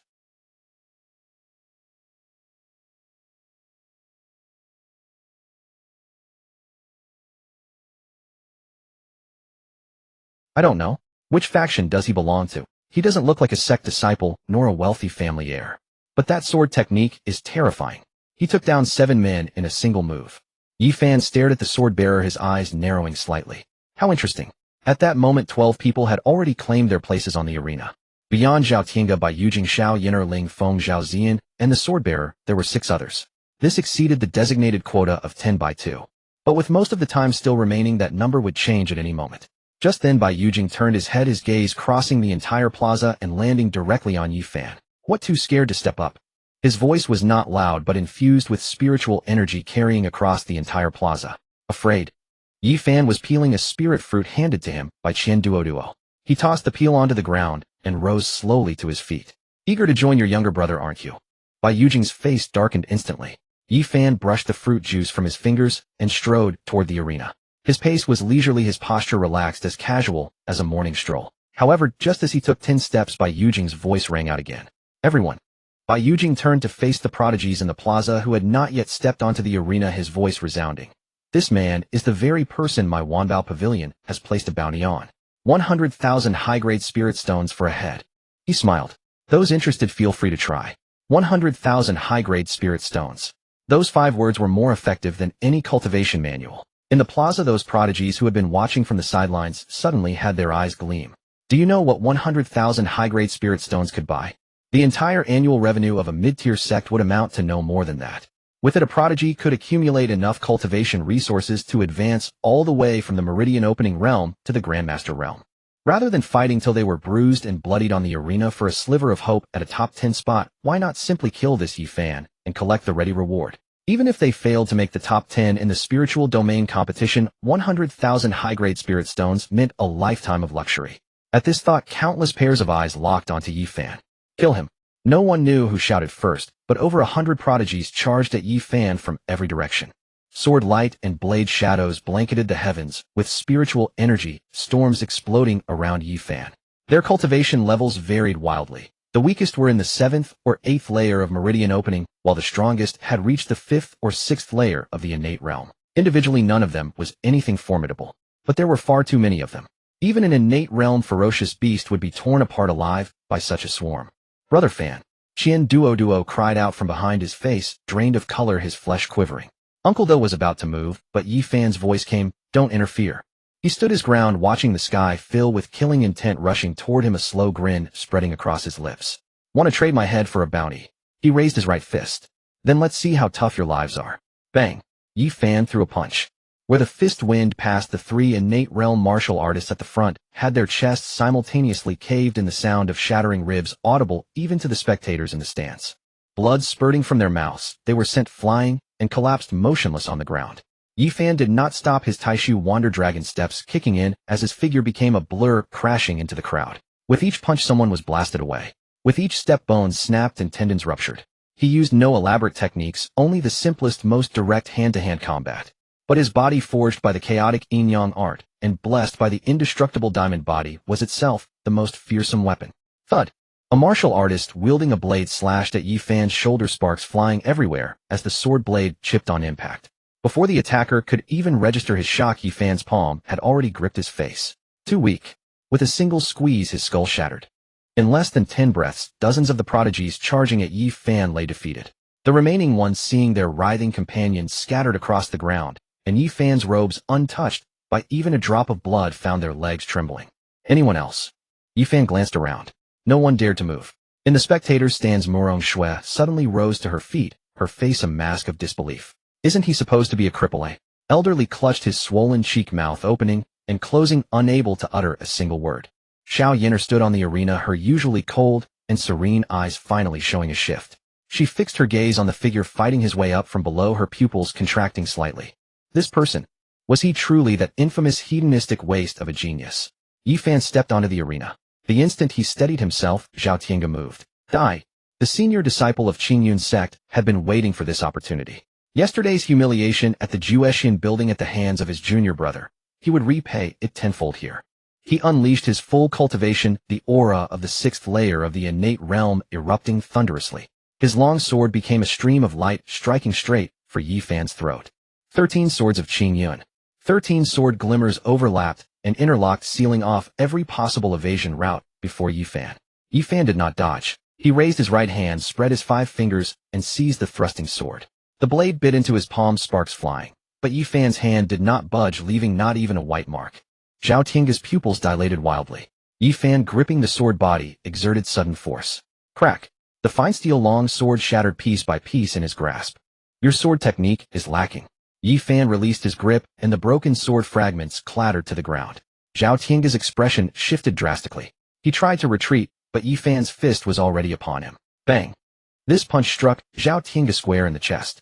His body instantly curled like a shrimp as he was blasted off the arena. Blood arced from his mouth mid-flight, and he crashed heavily 30 zhang away, smashing a large pit into the ground. His breath stopped. An eerie silence fell over the entire venue. Zhao Tiange is dead. The senior disciple of Qingyun sect at the 6th layer of innate realm, taken out with one punch. On the Qingyun sect, seating an elderly man with white hair and beard suddenly rose, his entire body trembling, his eyes brimming with terrifying fury. Yi Fan, you dare kill my Qingyun sect disciple? I will never forgive you. Yi Fan did not even glance at him. His gaze settled on Bai Yujing. You were the one who said I was too scared to step up, weren't you? He walked toward Bai Yujing step by step, his tone as casual as if making small talk. Now I'm here. You can die. Facing Yi Fan's provocation, Bai Yujing did not show anger, but instead said coldly, I underestimated you, but you will still die today. Boom. In the next instant, the true qi within his body surged, and a terrifying aura exploded from his form. 9th stage of the innate realm. So powerful. Bai Yujing has actually reached the 9th stage of the innate realm. 10 Treasure Tower truly lives up to its reputation. Such talent would earn core disciple status in any sect. Suddenly, the spectators began discussing among themselves. In the current spiritual domain, reaching the 9th stage of the innate realm already classifies one as a top genius. Bai Yujing immediately unleashed a palm strike, gathering his entire cultivation base into a gust of wind that roared toward Yi Fan. Yi Fan met it with a single punch. Boom. The two collided head-on, sending a visible shockwave rippling outward from the impact point and forcing everyone else on the platform back several steps. Bai Yujing's body shuddered violently as the dark iron floor beneath him cracked. Yet Yi Fan remained completely motionless, emitting the same 9th stage innate realm aura. Innate. 9th stage. Morong Shui's voice trembled. He has actually broken through to the 9th stage of the innate realm. How is this possible? At that moment, all the elders of Tianxin sect stood utterly stunned. The frivolous wastrel they had once scorned had suddenly transformed into someone whose cultivation realm surpassed even their sect's saintess. A devastating blow to their pride. Meanwhile, Xiao Yin'er on the platform breathed noticeably faster, unable to conceal the shock in her eyes. 9th stage of the innate realm. 2 full stages above her own. How could this be? Yet at that moment, Jiang Yingyue's lips curled into a faint smile. Interesting. On the platform, Bai Yujing's shock was no less profound than anyone else's. Still, as a prodigy carefully cultivated by 10 Treasure Tower, he quickly steadied. In one swift motion, he retreated 3 steps, reached to his waist, and drew a short sword of pure black hue gleaming with a cold, eerie light. The blade was inscribed with dense spiritual runes that hummed faintly. A spiritual weapon. That's a spiritual weapon. Good heavens, Bai Yujing actually possesses a spiritual weapon. Only a soul forging master could craft such an artifact. Grasping the spiritual weapon, Bai Yujing's aura surged dramatically. His 9th stage innate realm cultivation combined with the weapon's enhancement elevated his presence to a level capable of slaying a sect master. Yi Fan prepared to die. He shot forward like an arrow, the spiritual weapon carving a black arc through the air, so fast the atmosphere itself couldn't sound in time. The blade's tip struck Yi Fan's chest with deadly precision. Every onlooker held their breath, hearts suspended, until a sharp metallic clang echoed through the air. The weapon's point pressed against Yi Fan's chest, completely immobilized. Not even his clothing had been pierced. Bai Yujing's eyes bulged in sheer disbelief. Yi Fan glanced down at the spiritual weapon embedded in his chest, then looked back at Bai Yujing's shocked expression. Is that all? Two simple words landed like slaps across Bai Yujing's face. The weapon in Bai Yujing's hand still pressed against Yi Fan's chest, the blade trembling slightly, not from stored energy, but from his own shaking hands. A full-strength strike amplified by a spiritual weapon should have pierced through an innate realm master in one blow, yet it couldn't even tear his clothing. Impossible. Bai Yujing rasped. Yi Fan, impatient with further words, seized the weapon's blade and thrust it forward violently. Bai Yujing stumbled forward, his body dragged by the momentum, when Yi Fan's knee drove hard into his stomach with a dull thud. Bai Yujing arched his body and flew upward as Yi Fan closed the distance instantly, his left fist smashing into the ribs, while his right fist hammered into the face. Every strike connected with brutal efficiency. The protective aura shattered on the first impact, 3 ribs broke from the second strike, and the third punch collapsed his nose bridge entirely. Blood erupted from Bai Yujing's mouth and nose as his body tumbled, like a ragdoll across the platform, rolling over multiple times. Yi Fan stepped forward and pressed his foot against his chest. When your brother died, he probably looked exactly like this. Bai Yujing's eyes burned red with fury, opening his mouth to curse, but only blood froth escaped. Yi Fan raised his right hand, gathering spiritual energy, when suddenly a dark figure shot from the spectators stands at blinding speed, delivering a palm strike aimed directly at his skull. The attacker's spiritual realm aura exploded without restraint. This sudden development caught everyone completely off guard. Young master. Hongxiu and the others cried out in alarm as Uncle De tried to intervene too late. But at the last critical moment, a golden palm seal descended from above, intercepting the figure perfectly. Qin Tiangang hovered in midair, his expression deeply grave. During the tournament, outsiders are not permitted to interfere. Are you attempting to break the rules before me, City Lord? The shadow revealed itself as a gaunt old man, the 10 treasure tower expert secretly safeguarding Bai Yujing. One palm strike from Qin Tiangang forced him back, his face turning ashen as he dared not act rashly again. Yet his gaze fixed on Yi Fan as he snarled, "Brat, if you dare harm so much as a hair on the young master's head, 10 treasure tower will never forgive you." Is that so? Yi Fan grinned wickedly, looking down at Bai Yujing beneath his foot as if passing death's judgment. Then died. Yi Fan immediately kicked hard toward Bai Yujing's chest, but at that instant a blinding cyan light erupted from Bai Yujing's chest as an item activated. A close-fitting spiritual armor materialized, automatically activating its defensive properties. Bang! Yi Fan's kick slammed into the armor with terrifying force, sending Bai Yujing flying clear out of the platform. He carved a long arc through the air before crashing onto the ground below. The spiritual armor shattered partially, but it had saved his life. Some student really does have excessive equipment for their skill level. Yi Fan muttered with a scoff, withdrawing his foot. Below the platform, the gaunt old man hurried forward to help Bai Yujing to his feet. Though his body was drenched in blood and half his face was swollen out of shape, he continued spewing curses. Yi Fan. You. Wait. Cough. 10 treasure tower won't let you off. Yi Fan's lips curled upward into a demonic smile. A soul-piercing strike. An invisible wave of spiritual force shot forth without a sound. Bai Yujing's voice cut off abruptly. His body went rigid, pupils dilating rapidly as blood began seeping from all his orifices. Thud. He fell straight down, the last expression frozen in his eyes, pure terror and disbelief. He was dead. The entire crowd fell deathly silent. The gaunt old man stared down at the lifeless body of Bai Yujing in his arms, his frame going completely still for 3 full seconds. He suddenly lifted his head, his gaze sharp as blades locked onto Yi Fan on the platform. It was you. Yi Fan waved his hand dismissively with an expression of innocent confusion. I didn't do anything. You? The old man sputtered in fury but couldn't bring himself to act against Yi Fan, while many in attendance watched in bewildered silence, wondering how Bai Yujing had actually died. Qin Tiangong's gaze swept over Yi Fan with a hint of astonishment. Then Yi Fan's attention shifted to the remaining competitors on the platform. Including himself, 11 people remained on the platform. The rules were clear. Only 10 would advance when the half-hour elapsed. The extra person had to be eliminated. Then Yi Fan's eye settled on Xiao Yin'er, and he spoke each word deliberately. You may leave now. You can get out of here. Those 7 words rang clearly through the extraordinarily silent plaza, reaching every person's ears. Xiao Yin'er stood at the opposite end of the arena, a golden halo shimmering faintly around her body. As she gazed at Yi Fan, her usually cold eyes revealed a flicker of genuine seriousness for the first time. You are indeed strong beyond my expectations. Her voice remained calm, but her cadence was half a beat slower than usual. But you still fall short of surpassing me. Yi Fan snorted coldly. Is the heaven-tempered sacred body so impressive?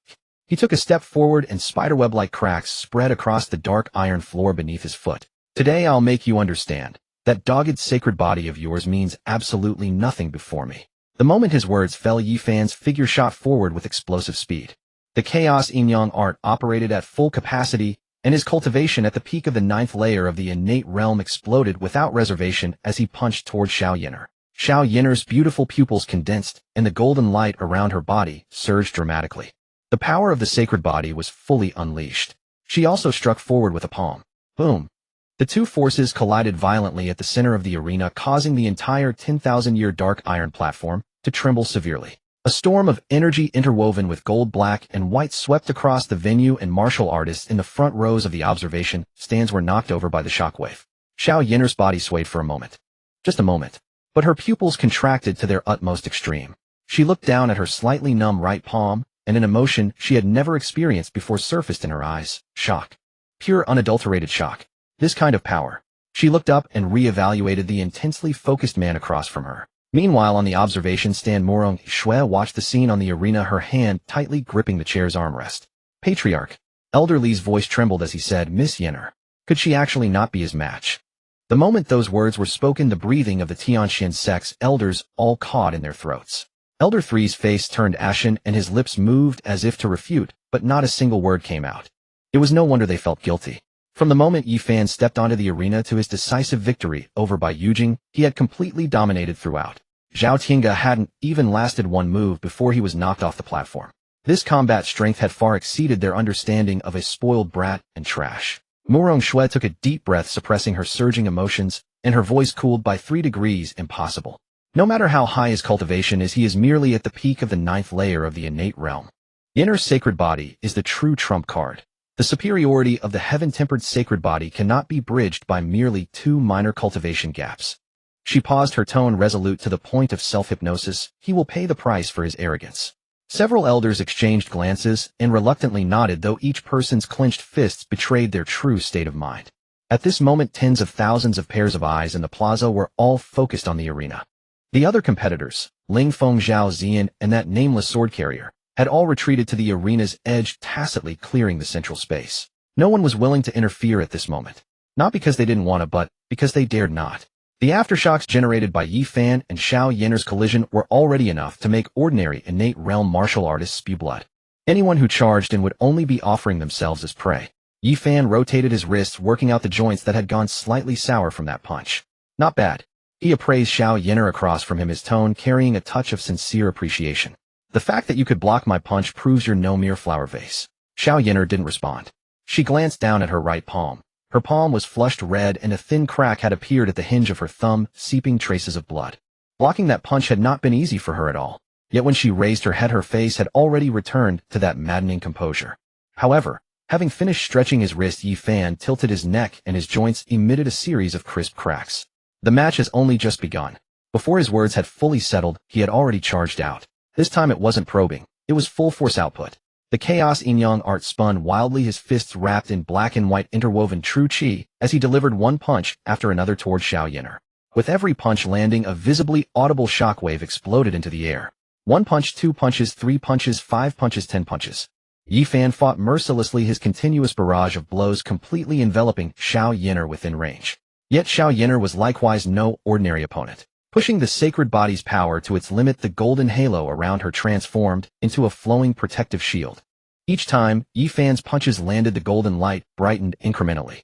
She retreated half a step to deflect the impact, then immediately counterattacked with palms like blades precisely targeting Yi Fan's openings. The pace of their exchanges grew faster and faster. By then, most spectators on the stands could no longer discern their movements. They could only see 2 figures constantly intersecting at the arena's center, with black, white, and golden lights colliding frantically like 2 ferocious beasts locked in mortal combat. Bang, bang, bang, bang, bang. After dozens of consecutive collisions, both parties retreated simultaneously. Yi Fan retreated 3 steps, Xiao Yin'er retreated 2.5. Could Xiao Yin'er actually be gaining a slight edge? As expected of the heaven-tempered sacred body. Although Yi Fan is strong, the sacred body's reserves are truly profound. Whispers erupted again from the stands. Many who had previously favored Yi Fan began to look uneasy. On the raised platform, Qin Tiangong stood with his hands behind his back, his gaze heavily fixed upon the arena. The sacred body is truly terrifying, he remarked, his tone carrying an old veteran's appreciation for innate talent, at her age already possessing such strength. Given time, this young woman will be too great for even the eastern province to contain. Father, you misjudge. Qin Ruoshi suddenly spoke from beside him. Qin Tiangong raised his eyebrows and turned to look at his daughter. Qin Ruoshi's gaze rested on the arena, but not on Xiao Yin'er. It was fixed on Yi Fan. Though the sacred body is formidable, that prince of Jinbei, I fear he may be even stronger. Oh, Qin Tiangong's interest was piqued. You believe he can win? Qin Ruoshi did not answer directly. Her eyes remained locked on Yi Fan, her lips moving slightly, as if speaking to herself. He's smiling. Qin Tiangong froze, then followed his daughter's gaze. Indeed, a barely perceptible smile played at the corners of Yi Fan's mouth. Not a bitter smile, nor a manic one, but a amused smile. Would a man pressed to a standstill, even slightly disadvantaged against his opponent, smile? Either he was mad, or he hadn't yet exerted his full strength. Qin Tiangong's gaze shifted. On the arena, Yi Fan had pushed the chaos yin-yang art to its absolute limit, his true qi surging through his meridians like two black and white, coiling jade dragons. His attacks grew increasingly ferocious, his fist techniques faster and faster, yet Xiao Yin'er's golden sacred body barrier remained unbroken. Not that it couldn't be shattered. Rather, at each moment of imminent fracture, the sacred body would spontaneously repair itself, dissolving his attacks into nothingness. This was the terrifying nature of the heaven-tempered sacred body. Its unreasonable self-repair and defensive capabilities, paired with equally absurd offensive bonuses, were essentially cheating. After exchanging dozens more moves, Xiao Yin'er suddenly retreated a full step, creating distance. She looked at Yi Fan and spoke first for the first time. If this is all your strength. Her tone held no mockery, not even much emotion, merely stating what she believed to be a fact, then the match can end here. As her words fell, she formed a seal with both hands. A golden radiance several times more potent than before erupted from within her body. This was not merely a burst of true qi. It was a deeper, more fundamental power, the power inherent to the sacred body itself. Heavenly Sacred Seal. In the void, a massive golden palm seal materialized out of thin air. The palm seal spanned fully 3 zhang in diameter, covered with profoundly mystical patterns, emitting an oppressive aura that made one's soul tremble. Beneath this palm seal, any martial artist below the 7th stage of Grandmaster would be reduced to powder. The power of the 7th stage Grandmaster. She's merely at the 7th stage of the innate realm, yet she unleashed an attack matching the 7th stage Grandmaster. This is the power of a saint body. Good heavens, this has transcended an entire major realm. All across the spectator stands, countless people rose to their feet, their faces etched with utter astonishment. Morong Shui finally broke into a smile. Do you see now? This is the power of a saint body. She turned to glance at those elders who had been so anxious moments before, her tone carrying an unshakable conviction. No matter how powerful Yi Fan may be, he cannot withstand this move. This match is over. However, her smile lasted only 3 seconds. On the arena, facing that golden palm seal that blotted out the sun, Yi Fan did not dodge. He didn't even step back. Prince. Hongxiu suddenly stood up, her beautiful face draining of color. Shin Ruowei covered her mouth with both hands, her fingertips trembling. Qing'er tightened her grip on her sword hilt. Li Qingli's chewing of the spirit fruit halted, and Qianduo's eyes seemed ready to pop out. Only Bian remained seated where she was, her eyes behind the mask, completely, still showing not a ripple. He won't lose so easily. She spoke so softly that only Hongxiu beside her could hear.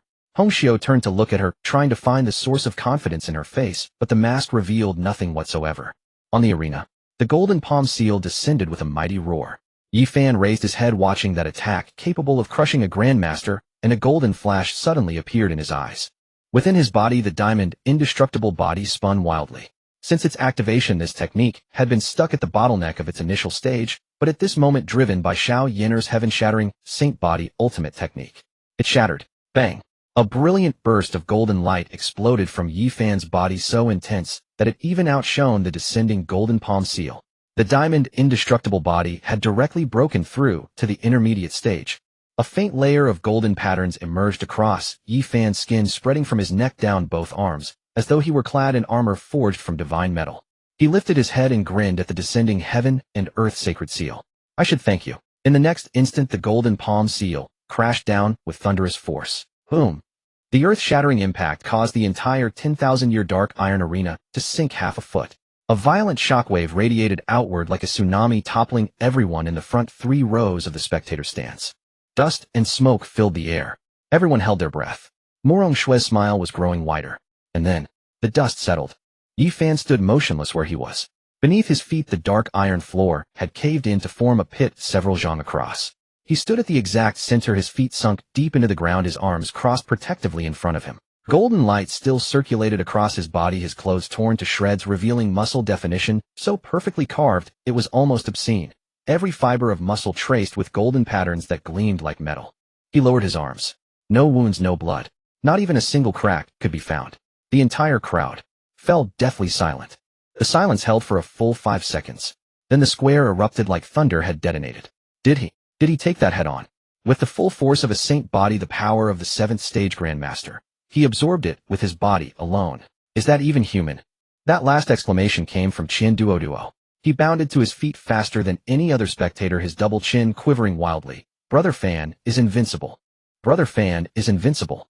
Li Qingli finally swallowed her spirit fruit, her wide eyes fixed on the arena as she managed to gasp. Good heavens, he can take a beating better than I can. Hongxiu's hand loosened, and she realized her palm was drenched in sweat. Beside her, Shinruowei let out a long exhale, her chest rising and falling heavily, those few seconds feeling like a lifetime. As for Bian, she showed no reaction at all. Yet beneath the mask her pupils contracted for a moment before returning to normal. Only Hongxiu, pressed close to her side, noticed her fingers resting on her knees. The slightest lift, then pressing back down. On the arena, Xiao Yinner's expression had completely transformed. Not fear, not panic. Confusion. From the moment she began cultivating, she had never encountered anything like this. The Heaven and Earth Sacred Seal was her saint body's most devastating technique, yet a martial artist at the innate stage had actually blocked it with his bare flesh. How is this possible? Those 4 words escaped her lips before she even realized how quietly she had spoken them.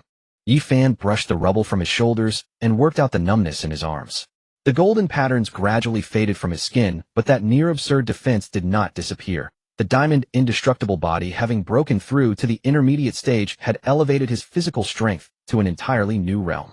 He looked up at Xiao Yinner, a teasing glint in his eyes. Thank you for helping me break through my bottleneck. Xiao Yinner's eyebrow twitched. Yi Fan gave her no time to think. Now it's my turn. The moment those words left his mouth, his entire figure vanished from where he stood. He activated the void swallowing dragon step to its fullest, his afterimages merging into a continuous stream. Xiao Yinner's pupils contracted sharply.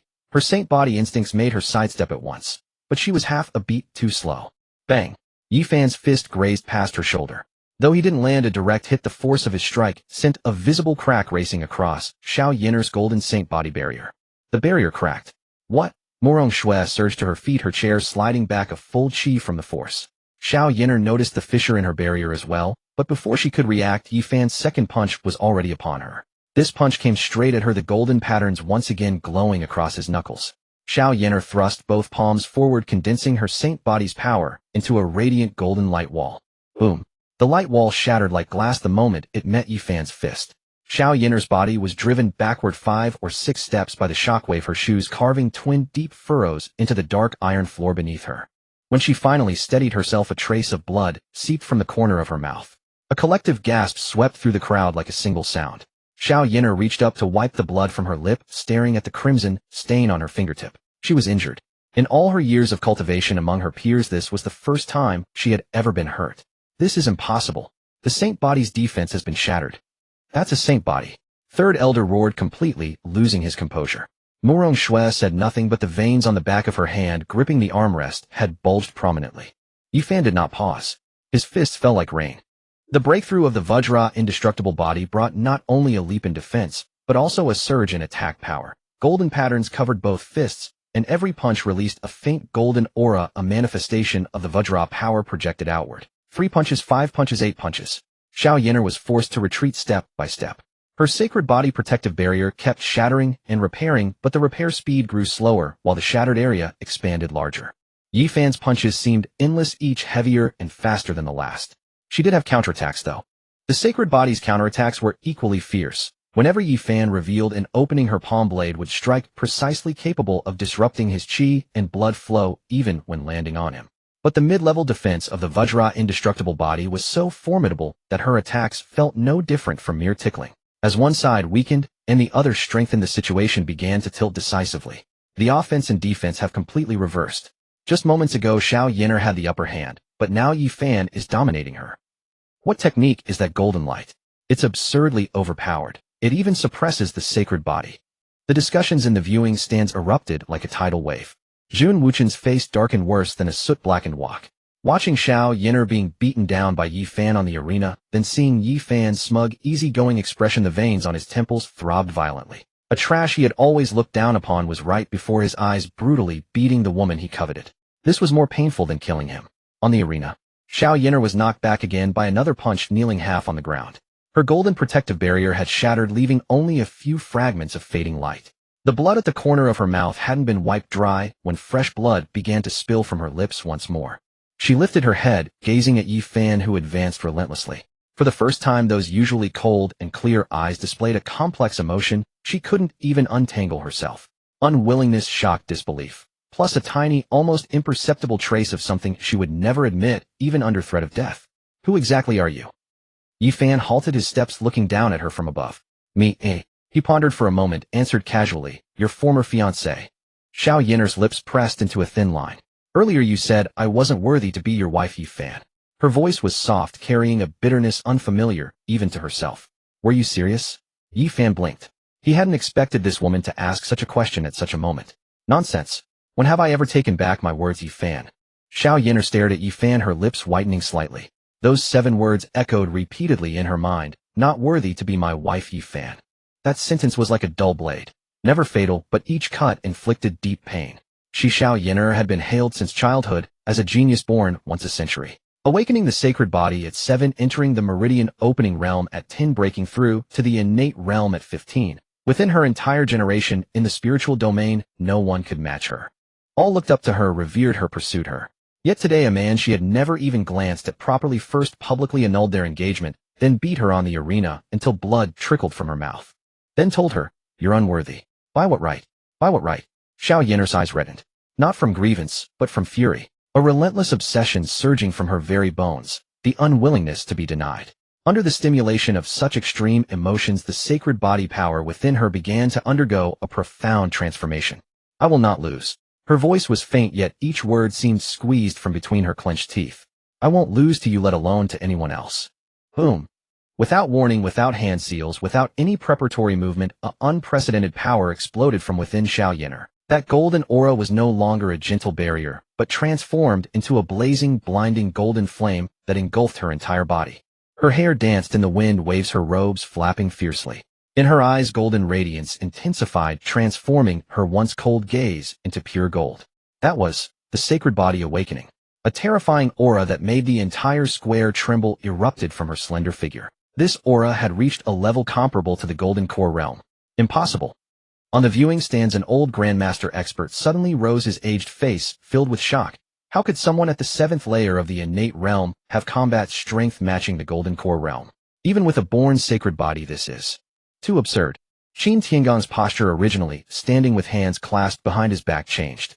He leaned forward slightly, his gaze locked on Xiao Yin'er, a hint of gravity added to his eyes. The sacred body is truly terrifying, Qin Ruoshi murmured. Jun Wuchen watched Xiao Yin'er, the light in his eyes nearly overflowing. Is this the true power of the innate sacred body? He licked his lips. As expected of my woman, Jun Wuchen. Meanwhile, Murong Shui exhaled a long breath of turbid air, releasing her tightly clenched hands. Good. Yin'er has finally revealed her true trump card. With this power, Yi Fan certainly cannot withstand it. On the arena, golden flames lifted Xiao Yin'er half a foot off the ground, making her float, and gaze down upon Yi Fan. She raised both hands, palms facing each other.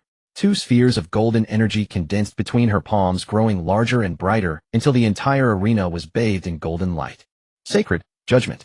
The 2 words spilled from her lips, her palms pressed together and pushed forward. Those 2 energy spheres merged into one, transforming into a golden light pillar over a zhang in diameter, bearing heaven-shaking, earth-destroying momentum crashing down upon Yi Fan. The destructive power of this strike was not merely 10 times stronger than the previous heaven and earth sacred seal. The others still standing on the arena all underwent dramatic changes in expression at the instant this aura wave crashed towards them. Everyone else on the arena, retreat immediately. Qin Tiangong's furious shout pierced through the entire venue. He formed hand seals with both hands, and a ring of ancient runes ignited on the ground beneath his feet. The previously dim formation patterns on the arena suddenly activated, and a semi-transparent light barrier rose from the arena's edge, enveloping the entire arena within. This was a restriction to prevent energy leakage. If this restriction weren't activated, the afterwaves from this strike would have been enough to annihilate all those in the front 10 rows of the viewing stands. Within the light barrier, the golden light pillar descended with a howl. Yi Fan raised his head, looking at the attack capable of flattening a mountain peak, his eyes devoid of fear. Instead, there was excitement. Pure primal excitement, like a beast encountering a formidable enemy. Good, he roared, and every golden pattern on his body surged to its maximum limit simultaneously. The power of the Vajra indestructible body was driven to full exertion. The primordial Yin-Yang scripture spun wildly, draining his cultivation at the peak of the 9th layer of the innate realm to the very last drop. He did not dodge, did not retreat. Raising both fists, he charged directly head-on into that golden light pillar. Boom! The entire Tianqi city shuddered at that moment. Within the light barrier, the golden radiance surged to its limit, so dazzling that no one could open their eyes. The power of this strike exceeded everyone's expectations. Inside the light barrier, the golden energy storm lasted for fully over 10 breaths before beginning to dissipate. Xiao Yin'er knelt half on the arena, her face pale, without a single trace of color. Her sacred body radiance had completely extinguished. Her clothes were torn, her hair buns scattered, not a single part of her body untouched by trembling. That strike had nearly drained all her power. No, truly drained it, not a single drop remaining. She panted heavily, her breath so weak she could barely stand. But her eyes fiercely fixed on the direction where the golden energy had not yet fully dissipated. There was Yi Fan's standing position. The entire arena fell into a deathly silence. Tens of thousands of gazes converged upon the dissipating energy. From the Tianxian sect's seating area. He's as good as dead. Third elder slammed his thigh, a long-suppressed satisfaction rising to his face. A strike comparable to a golden core expert. No body forged like diamond could withstand it. That arrogant upstart is finally dead. Elderly covered his still swollen face, his tone mean-spirited. He dared to speak such hubris and publicly humiliate our Tianxian sect. Now look, he's not even left with ashes. Morong Shui also breathed a slight sigh of relief, a faint smile finally gracing her lips. She understood the power of the sacred body all too well. The destructive force of that strike would have made any ordinary golden core cultivator step back in fear. A person at the 9th layer of the innate realm, no matter how monstrous their talent, simply could not. KH. Suddenly a coughing sound emerged from the golden residual energy. Morong Shui's smile froze. Third elder's hand was still pressed against his thigh, his entire body rigid. Elder Li's mouth hung open, unable to close. The golden light dissipated bit by bit. A figure came into everyone's view. Yi Fan stood where he was. His hair was disheveled, his clothes tattered nearly beyond recognition, revealing large patches of solid muscle. Golden patterns still flickered faintly on his skin, slowly fading away. A thin trace of blood welled from the corner of his mouth, from internal organs damaged by the impact. But except for that, no single external wound marred his body. Not a scratch. The plaza went silent for 3 seconds. Then, fuck me. Qian Duoduo's voice exploded first, his entire body bouncing high, fat, jiggling like a drum. Brother Fan, are you made of iron? He isn't dead. A prince from a certain dynasty dropped his teacup, shattering it on the ground, his mind blank with shock. A strike comparable to a golden core expert, and he doesn't even flinch. What kind of monster is this? From the Tianxian sect's seating, third elder withdrew his hand from his thigh, his triumphant smile completely crumbling. Morong Shui's fingers gripped the armrest once more. Elder Li's mouth finally closed, unable to utter a single word. On the arena platform, Yi Fan spat out the blood-tinged foam from his mouth, rotated his neck, and his joints cracked audibly. He privately felt grateful. What a narrow escape. The indestructible Vajra body had just broken through to its intermediate stage, and he had immediately faced a full-force golden core strike. Had it still been at the initial stage, he would likely have truly met his end here. As for the soul-devouring thorn, he had indeed considered ending the battle with it directly, but he had already used it once when killing Bai Yujing. The expenditure of his divine sense was enormous, making it impossible to employ again so soon. He had no choice but to endure it. Fortunately, he had withstood it. Within Yi Fan's body, the 10,000 trees revival art quietly activated, surging vitality, flowing through his meridians, repairing those organs damaged by the internal shock. He walked toward Xiao Yin'er. 1 step, 2 steps, 3 steps. With each stride, his aura grew more stable and grounded. Xiao Yin'er knelt on the ground, craning her neck to watch him approach step by step. She had thrown her all into it. Sacred body awakened, wielding combat power equivalent to a golden core expert. Everything she could muster was channeled into that final strike. And then, it had been useless.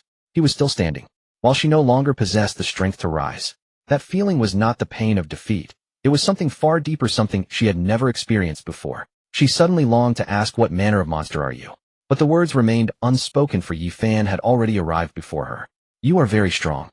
Yi Fan spoke, his tone casual, as if commenting on the fine weather. Xiao Yin'er gazed at him dumbfounded. But it is not enough. As the words fell, Yi Fan raised his right hand. A single crisp slap flew out. Smack! The sharp report exploded within the barrier dome, reverberating several times. Xiao Yin'er's body was sent flying sideways, tumbling from the platform's edge and crashing onto the ground below. She lay prone, gurgling mouthfuls of fresh blood, trying twice with her arms to push herself up, but failing. Yin'er. Murong Shui was the first to dash forward, helping Xiao Yin'er sit up and pressing 2 fingers to her wrist. Meridian disruption, spiritual energy depletion, sacred body power overdrawn. The injuries were severe. Her gaze slowly lifted to the arena platform. Yi Fan stood at the edge, looking down at Xiao Yin'er with an expressionless countenance. To be my wife, you are no longer qualified. The entire crowd fell silent. He paused, tilted his head, as if seriously considering, then added, Of course, if you're willing to serve as a bedwarming maid for me, I wouldn't object. Silence. Deathly silence. Then the plaza exploded. What the hell? Is that something a human being would say? The natural-born sacred body, reducing herself to a maid for him. Is this kid insane? But he did win. Doesn't he have the right to say such things? Qian Duo laughed until his belly hurt, leaning on the railing and slapping his thigh. A spiritual fruit nearly lodged in Qing Lily's windpipe, causing her to cough until her face flushed red. Yi Fan, you dare show such presumption? Murong Shui's roar drowned out all the surrounding chatter. She handed Xiao Yin'er to elderly, her figure exploding upward with condensed spiritual energy in her hands, intent on striking Yi Fan directly. An aura exceeding the Purple Mansion realm erupted in full force. Just then a terrifying presence locked onto Murong Shui, followed by Qin Tiangong's cold voice. Sect Master Murong, the rules of combat are clear. No outsiders may intervene. You wish to break the rules as well. Murong Shui felt the horrifying pressure of that aura, her face flushing crimson, her chest heaving violently, yet she dared not cross the boundary. Qin Tiangong's strength was undeniable. She could not afford to provoke him. Beneath the platform, supported by elderly, Xiao Yin'er trembled all over. Bedwarming maid. Those 4 words were like 4 nails, each one driven into her mind. Uft. Another mouthful of blood gushed from her lips, her breathing growing even more chaotic. Elderly was alarmed. Yin'er, don't get agitated. Your qi is already unstable, you must not. Xiao Yin'er did not hear him. A ringing filled her ears, and the world before her spun. For 20 years of her life, she had never been humiliated so thoroughly. Never. Boy, you are courting death.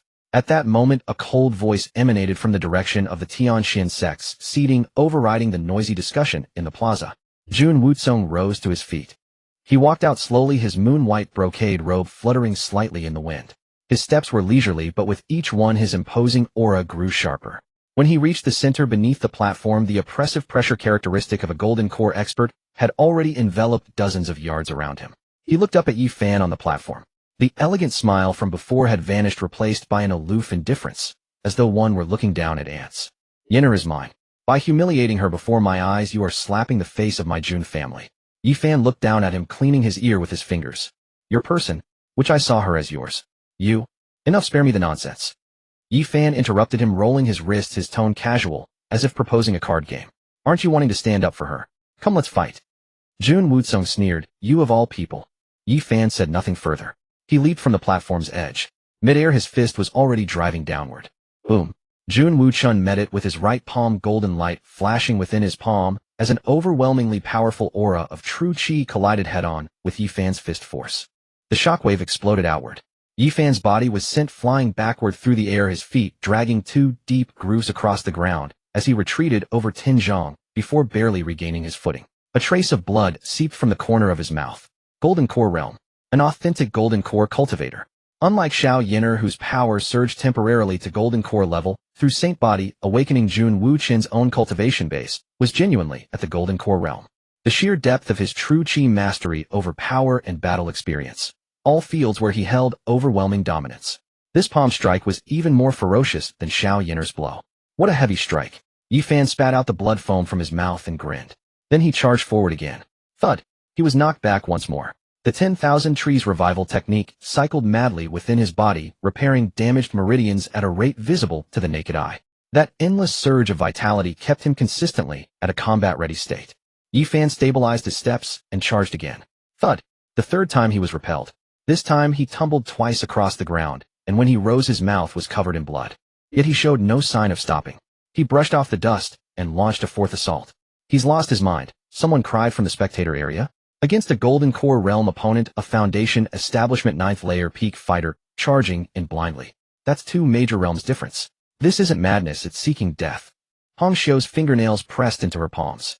Shen Ruowei's complexion paled, both hands gripping the edge of her garment, her knuckles cracking audibly, and sat untouched in his place, but beneath the mask his breathing grew heavier than usual. Uncle De Single, I narrowed slightly his withered hand, already raised ready to strike at any moment. But Yi Fan had said, don't intervene. Boom, boom, boom. Once, twice, thrice, 5 times, 10 times. Yi Fan was like an unkillable cockroach scrambling to his feet after each knockback and immediately charging forward again. The recovery pace of the 10,000 Trees revival technique proved astonishing. Any injuries sustained from being blasted away mended within moments, allowing him to rise and press forward again despite his bloodied form. Jun Wuchen's expression shifted from early scorn to irritation, then into something beyond description. What manner of creature was this youth? You persist in your foolishness. Jun Wuchen unleashed another palm strike, blasting Yi Fan away for the 12th time. Yi Fan rolled twice on the ground before pressing his hands into the earth to rise. His ascent this time was noticeably slower, blood flowing from his lip in a steady stream pooling on his chest and darkening the already ragged fabric to a deep crimson. Yet he smiled again. That particular grin stirred something unnameable within Jun Wuchen's chest. Because within Yi Fan's eyes there was no despair, no fear. Only an intense, almost intoxicating excitement. Appreciated. Yi Fan spat out the last wad of blood from his lips. The bottleneck that had long blocked his advancement within his body shattered, forged through countless cycles of Golden Core power breaking him apart, and the 10,000 Trees revival technique rebuilding him again and again. Boom. A brand new surge of power erupted from the depths of his dantian. The nature and quantity of his true chi underwent complete metamorphosis at that moment. The previously surging yet crude innate true chi began to condense, compress, and elevate, ultimately transforming into a profound and stable master true chi as deep as an abyss and as weighty as a mountain. Master Realm. Yi Fan had broken through to the Master Realm. He broke through. The murmurs across the plaza fell abruptly silent as though severed mid-breath, then erupted into chaos louder than ever before. Breaking through during combat. He achieved it while clashing with a Golden Core realm opponent. He's weaponizing his enemy's strikes against his own limits. Genius or madman? This guy wasn't recklessly endangering himself back there. He was borrowing their strength. The final words drew sharp intakes of breath from many in the crowd. Harnessing Golden Core realm strikes to temper his flesh and bone, achieving rebirth through destruction at the razor's edge of life and death. On paper, any strategist could conceive of this approach. But who in their right mind would actually attempt it? One misstep, and his body would shatter to pieces. Yet Yi Fan not only attempted it, he succeeded. Qian Duoduo's voice had already gone hoarse from shouting, yet she continued to howl. Brother Fan is amazing. Brother Fan reigns supreme. Li Qingli stood with her mouth agape, speechless for a long moment before finally stammering. How is this even possible? Little immortal doctor stood nearby, her eyes gleaming like lamps as she clicked her tongue in wonder. Interesting, very interesting. His flesh body's recovery speed is quite peculiar. What cultivation method could yield such results? Beneath the fighting arena, Xiao Yenner was supported by Elderly as she looked up toward the figure at the center of the plaza, his body coated in blood, yet his aura surging violently. A complicated surge moved through her gaze. She couldn't name what it was, nor did she wish to dwell on it. Only one question echoed repeatedly in her heart. Just how many hidden cards was this man still concealing? In the center of the square, after Yi Fan's presence stabilized, his overall condition underwent a tremendous transformation. The true chi of the Master Realm circulated through his meridians. Working in harmony with the diamond indestructible body and the chaos yin-yang art, he could distinctly feel his combat strength had multiplied at least dozens of times over. He cast his gaze upon Jun Wuchen. Again, Jun Wuchen's pupils contracted slightly. He finally understood. This person was neither a madman nor a reckless fool. He was a genuinely dangerous opponent. You think breaking through to Master Realm makes you my equal, eh? Jun Wuchen sneered, but the earlier ease in his smile had vanished. Why not try and see? Yi Fan advanced with his steps, his Master Realm aura erupting in full force, and paired with the Grand Void swinging dragon step, his speed surpassed previous levels by far more than just one notch. Thud. This time Jun Wuchen couldn't receive the blow as easily. His body slid backward half a step. Just half a step, yet his countenance shifted. Impossible. Yi Fan denied him even a moment's respite, his fists and feet descending like a violent storm. Each strike was layered with both the diamond's power and master true chi, making his force exponentially greater than before his breakthrough. Bang bang bang. After a flurry of over 10 punches, Jun Wuchen was forced to keep backing away. This. In the viewing stands the faces of Jun Wuchen's entire retinue had transformed. Their young master, a golden core realm genius, was being pressured and beaten by someone who had just broken through to the master realm. Damn it. Jun Wuchun was thoroughly provoked at last. How dare a mere youth who just broke through to the master realm dare to oppose him? He suddenly swung forth an exquisite spirit sword of remarkable grade, its blade crystalline clear, and emitting an aura of sharpness that struck fear into one's heart. Heavenly sword art. His right hand wielding the sword slashed through the air, and instantly, sword energy flew in all directions, cutting the space within 10 zhang into fragments. This was the Jun family of Taitsong, sword domain's closely guarded secret. Combined with Golden Core's second stage cultivation and the heavenly sword art, this strike's power was enough to slay a Golden Core 5th stage expert. Sword light descended like a tidal wave. Yi Fan crossed both fists before him, and golden patterns flared across his arms. The impact sent him stumbling backward 7 or 8 steps, blood seeping from his palm, yet he managed to withstand the sword strike through sheer force. The mid-level defense of the diamond indestructible body revealed its terrifying might at that moment. Yi Fan steadied himself, staring at his bleeding palm with a grimace. This stings somewhat.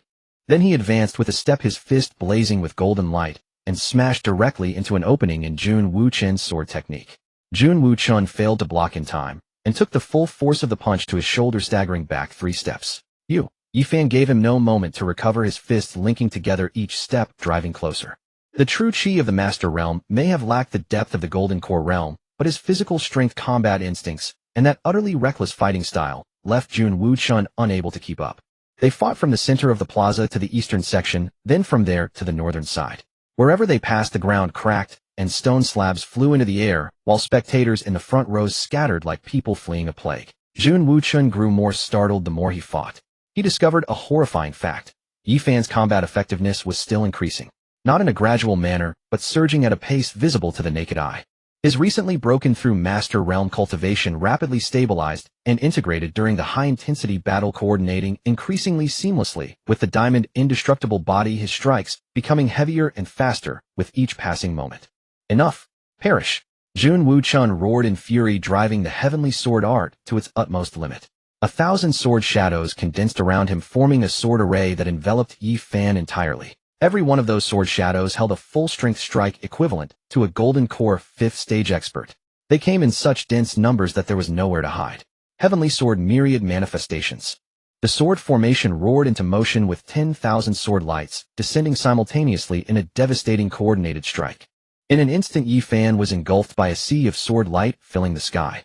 The golden patterns of his Vajra indestructible body blazed at their peak limit, the clash of steel, creating an unbroken symphony of ringing impacts.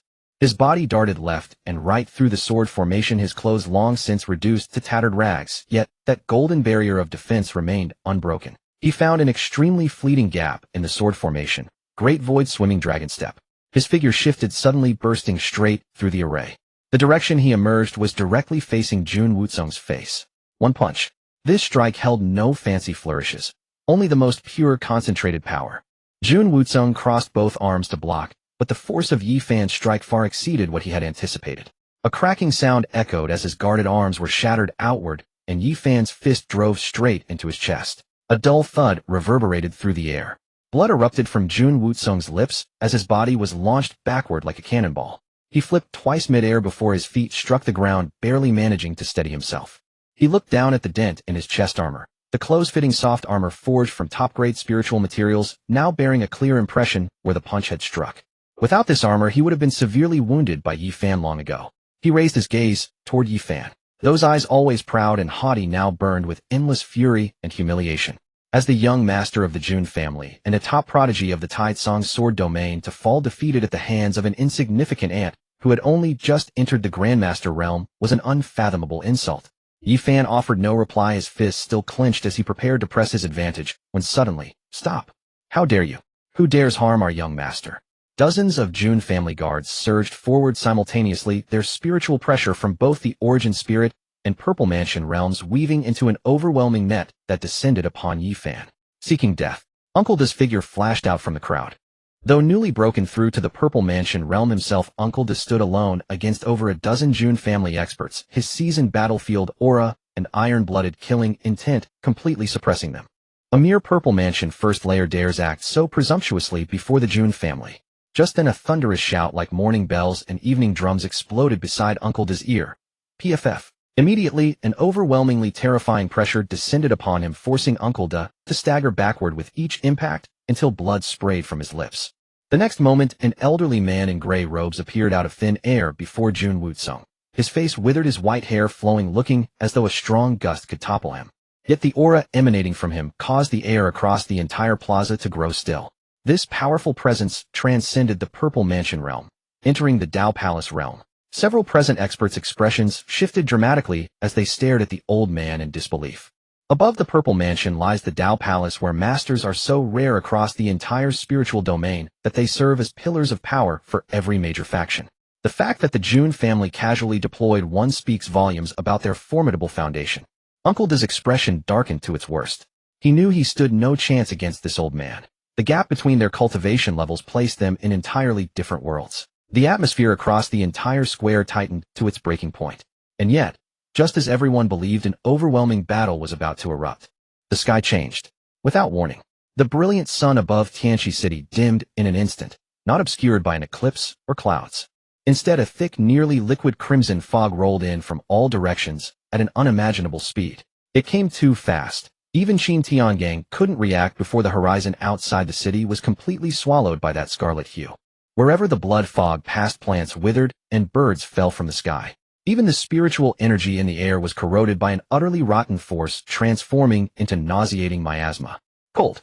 A chilling dampness seeping from the very marrow enveloped the entire city. In the plaza, the roaring voices of tens of thousands vanished completely within mere breaths. Everyone sensed what lay within that blood fog, killing intent. Overwhelming and all-encompassing, directed at all living beings. What is this blood fog? How can there be such intense killing aura? My true chi. It's weakening. Panic began spreading through the crowd. Those cultivators with lower realms were already affected by the malevolent chi. Faces turning cyan, lips purpling, bodies swaying on the verge of collapse. Qin Tiangong's expression shifted the moment he saw the blood fog into something Yi Fan had never witnessed on his face before. Not anger, not shock. It was grave seriousness. Unprecedented intensity. Father. Qin Ruoshi also sensed that aura, her voice tightening.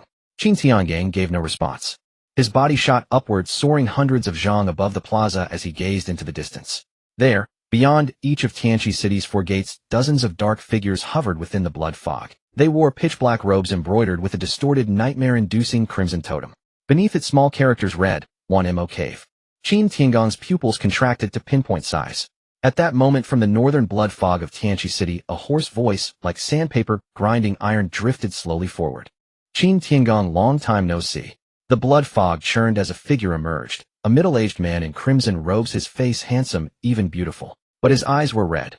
Not from congestion, but entirely consumed by a bizarre crimson, no pupil, no sclera, just pure scarlet. He smiled. That smile caused the nearest Tianqi City guards to bleed from all their orifices and collapse. 100 years ago, my 1mo Cave was driven into the barbaric wastes. 100 years later, we have returned. He spread his arms as if embracing the city. Tianqi City, the heart of the spiritual domain. Today, the greatest young prodigies from all major factions of the spiritual domain have gathered here. What a perfect opportunity. He lowered his arms, his crimson eyes scanning the dense crowd in the plaza before licking his lips. Kill them all, and the future of the spiritual domain will be severed at its roots. Therefore, his voice suddenly rose, laced with a manic fervor. Tianqi City today shall cease to exist. The square erupted into chaos. The myriad demons' cave, it's their people. How can they be here at Tianqi City? This is the heart of Lingyu. It's all over. A century ago, the myriad demons' cave nearly destroyed the entire Lingyu region, and now they've returned. Fear spread through the crowd like a plague. Many cultivators with low realms had already collapsed to the ground, trembling all over. Even some seasoned experts at the nascent Soul or Purple Mansion realms saw the color drain from their faces after sensing those terrifying auras emanating from the blood mist. Over at Tianxian, Sect Morong Shui clutched Xiao Yin'er tightly, her face deathly pale. Elder, what should we do? The third elder's voice trembled. Morong Shui did not answer. Her gaze remained locked on the crimson-robed man, those weathered eyes filled with deep dread. The gray-robed elder stood as a shield before Jun Wukong, his cloudy old eyes fixed upon the blood mist, his expression grave. Meanwhile, Yi Fan stood at the center of the square, feeling the blood-colored killing aura permeating the heavens and earth. He remembered the words Yi Hichu had once spoken, the myriad demons' cave is a nightmare. Now the nightmare had arrived. Brother Fan. Qian Duo could barely form coherent sentences, his teeth chattering.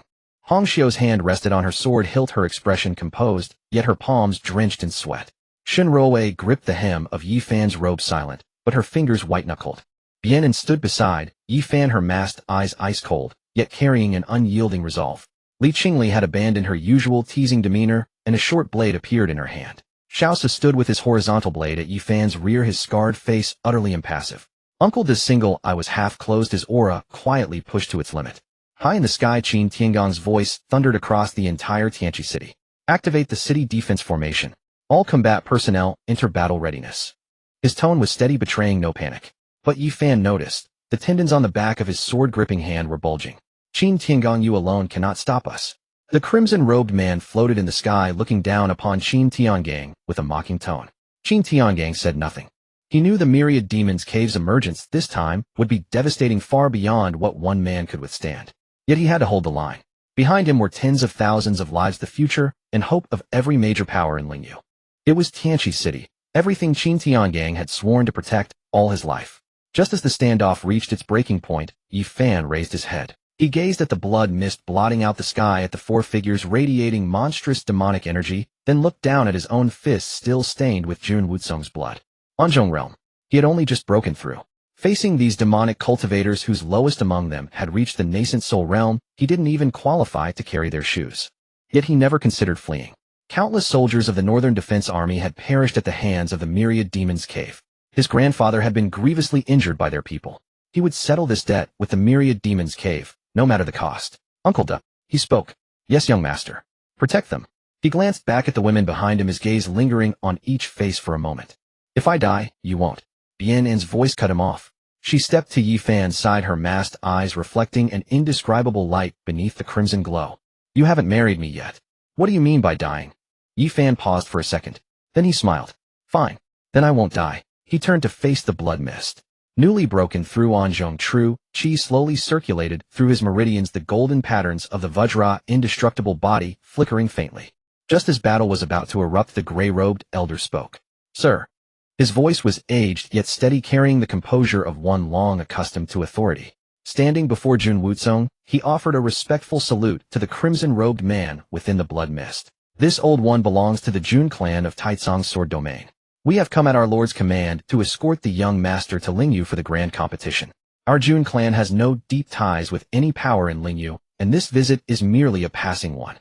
He paused, his tone neither humble nor arrogant. The grudge between the myriad demons' cave and Lingyu does not concern our Jun clan. Might we ask for your mercy and allow us to depart? The words were flawless, his posture deliberately low. That old fox, so insufferably arrogant when facing Yi Fan earlier, was now entirely a different person. Yi Fan observed coldly, finding it deeply amusing. Cowardly as he was, one had to admit this old man's instinct for self-preservation was exceptional. The crimson-robed man tilted his head, sizing up the gray-robed elder for a long moment. His red eyes, pupilless, revealed nothing. Then he smiled. That smile made the gray-robed elder's spine stiffen instantly. Taicang's sword domain, Jun clan. The crimson-robed man leisurely repeated the title, his grin widening. You think the myriad demons' cave emerged this time merely to deal with an insignificant Lingyu? He raised his hand and pointed toward the heavens. The 5 domains of Eastern Continent. Those 4 words fell from his lips lightly, yet they chilled everyone present to the bone. Taicang sword domain, Yaoling domain, Tianhuang domain, Xintian domain. Not a single one will escape. The gray-robed elder's pupils contracted sharply. What are you saying? The crimson-robed man lowered his hand and looked down at the gray-robed elder as one might regard a buzzing mosquito. Since your Jun clan people have come, you may stay as well. Killing one is no different from killing 100 to me. Jun Wucong's face darkened to its worst. He stepped forward, forcing himself to maintain the bearing of a young master, and roared. You dare lay a hand on me. Do you know who I am? My Jun clan has flourished in Taicang's sword domain for 1,000 years, and we have a Dharma manifestation realm ancestor guarding us. If you dare harm a single hair on my head today, can the myriad demons' cave bear the wrath of our Jun clan? Such words under normal circumstances would certainly work. The name of the Jun clan carried enough weight that few powers across the 5 domains of Eastern Continent would dare ignore it. But after hearing this, the crimson-robed man uttered only 2 words. Annoying. He raised his hand. 1 palm strike. No technique, no wind-up, just a casual backhand. Yet the demonic energy woven into that strike sent every soul on the square into a frenzy of terror. The gray-robed elder's pupils quaked violently. Pushing his Daogong realm cultivation to its absolute limit, he thrust both palms forward, condensing a bluish-gray energy barrier before him. Bang! The energy barrier shattered the instant it made contact with that palm. It broke cleanly, lasting not even a breath. The gray-robed elder's body was launched as if struck by a war chariot. His chest caved inward, the sound of snapping ribs audible even from 100 zhang away. He flew backwards, spitting mouthfuls of blood before crashing heavily onto a stone platform at the square's edge. A Daogong realm expert severely wounded by a single palm strike. The entire square fell deathly silent. Jun Wucong was dumbfounded. For the first time, genuine terror appeared on his handsome face. Not the anger he felt toward Yi Fan, not the irritation of being mocked, but the raw, visceral fear of confronting death itself. The crimson-robed man flicked the non-existent dust from his hand, not even deigning to glance at Jun Wucong. At that moment, Qin Tiangong's voice exploded outward. City defense formation, activate. An ancient tremor echoed from deep beneath the foundation of Tianqi City. The formation patterns dormant within the city wall's foundation for centuries suddenly flared to life. A massive cyan gold barrier rose from the four corners of the city, converging overhead to envelop the entirety of Tianqi City. The city defense array. This was Tianqi City's final line of defense. For generations, the Qin family had amassed countless spirit materials and invested the labor of master formation arrangers to forge this premier protective barrier. With the array activated, the crimson fog filling the skies was repelled beyond the barrier. The oppressive aura within the city noticeably diminished, and many low-ranking martial artists who had collapsed from exhaustion finally drew breath again. Yet the man in blood-red robes gazed at the barrier with complete detachment. Block me. He raised a hand and pointed. Go. Behind him, hundreds of black-robed demonic cultivators from the 10,000 demon caves struck in unison. Hundreds of dark energy pillars thundered toward the city defense array. The apocalyptic power interwoven in black and crimson blanketed the heavens and turned the entire sky blood-red. The defense array shuddered violently, its luminous surface cracking under the assault. Qin Tiangong's expression darkened considerably. All present, increase your spiritual energy and maintain the array. His voice rang across the city. Every cultivator of the major factions present acted without hesitation. At that moment, everyone understood. The moment the array fell, all present would perish. In the face of survival, every sect, rivalry, and faction dispute meant nothing. Morong Shui moved first, channeling her qi directly into the array. She was swiftly followed by the powerhouses from each dynasty, aristocratic house, and sect. Hundreds of cultivators simultaneously exerting their strength, streams of multicolored qi converging into the city defense array. The barrier stabilized once more. Cracks began to seal. But it lasted only 3 breaths before the man in blood-red robes shook his head, as if deriding ants attempting to halt a flood. He extended his right hand, fingers spread wide. Something flew forth from his sleeve, a banner. The banner's surface was as black as ink, its embroidered patterns twisted and grotesque. When it unfurled in the wind, all could clearly see what was depicted on it. Countless skull heads packed densely together, each skeletal eye socket burning with ghostly green flames. The 10,000 Souls banner. As the banner unfurled, countless shrieks and wails echoed across heaven and earth. Those cries did not come from living throats, but from the mouths of the skulls upon the banner itself. The agonizing screams of countless souls sealed within denied eternal peace. The man in blood-red robes gripped the banner pole, his eyes surging with crimson light. Shatter. The 10,000 Souls banner coiled toward the city defense array. A torrent of demonic energy interwoven with ghostly green and crimson erupted from the banner, carrying the grievances of millions of dead souls as it crashed violently against the barrier. This sound was faint, yet everyone heard it. The barrier shattered.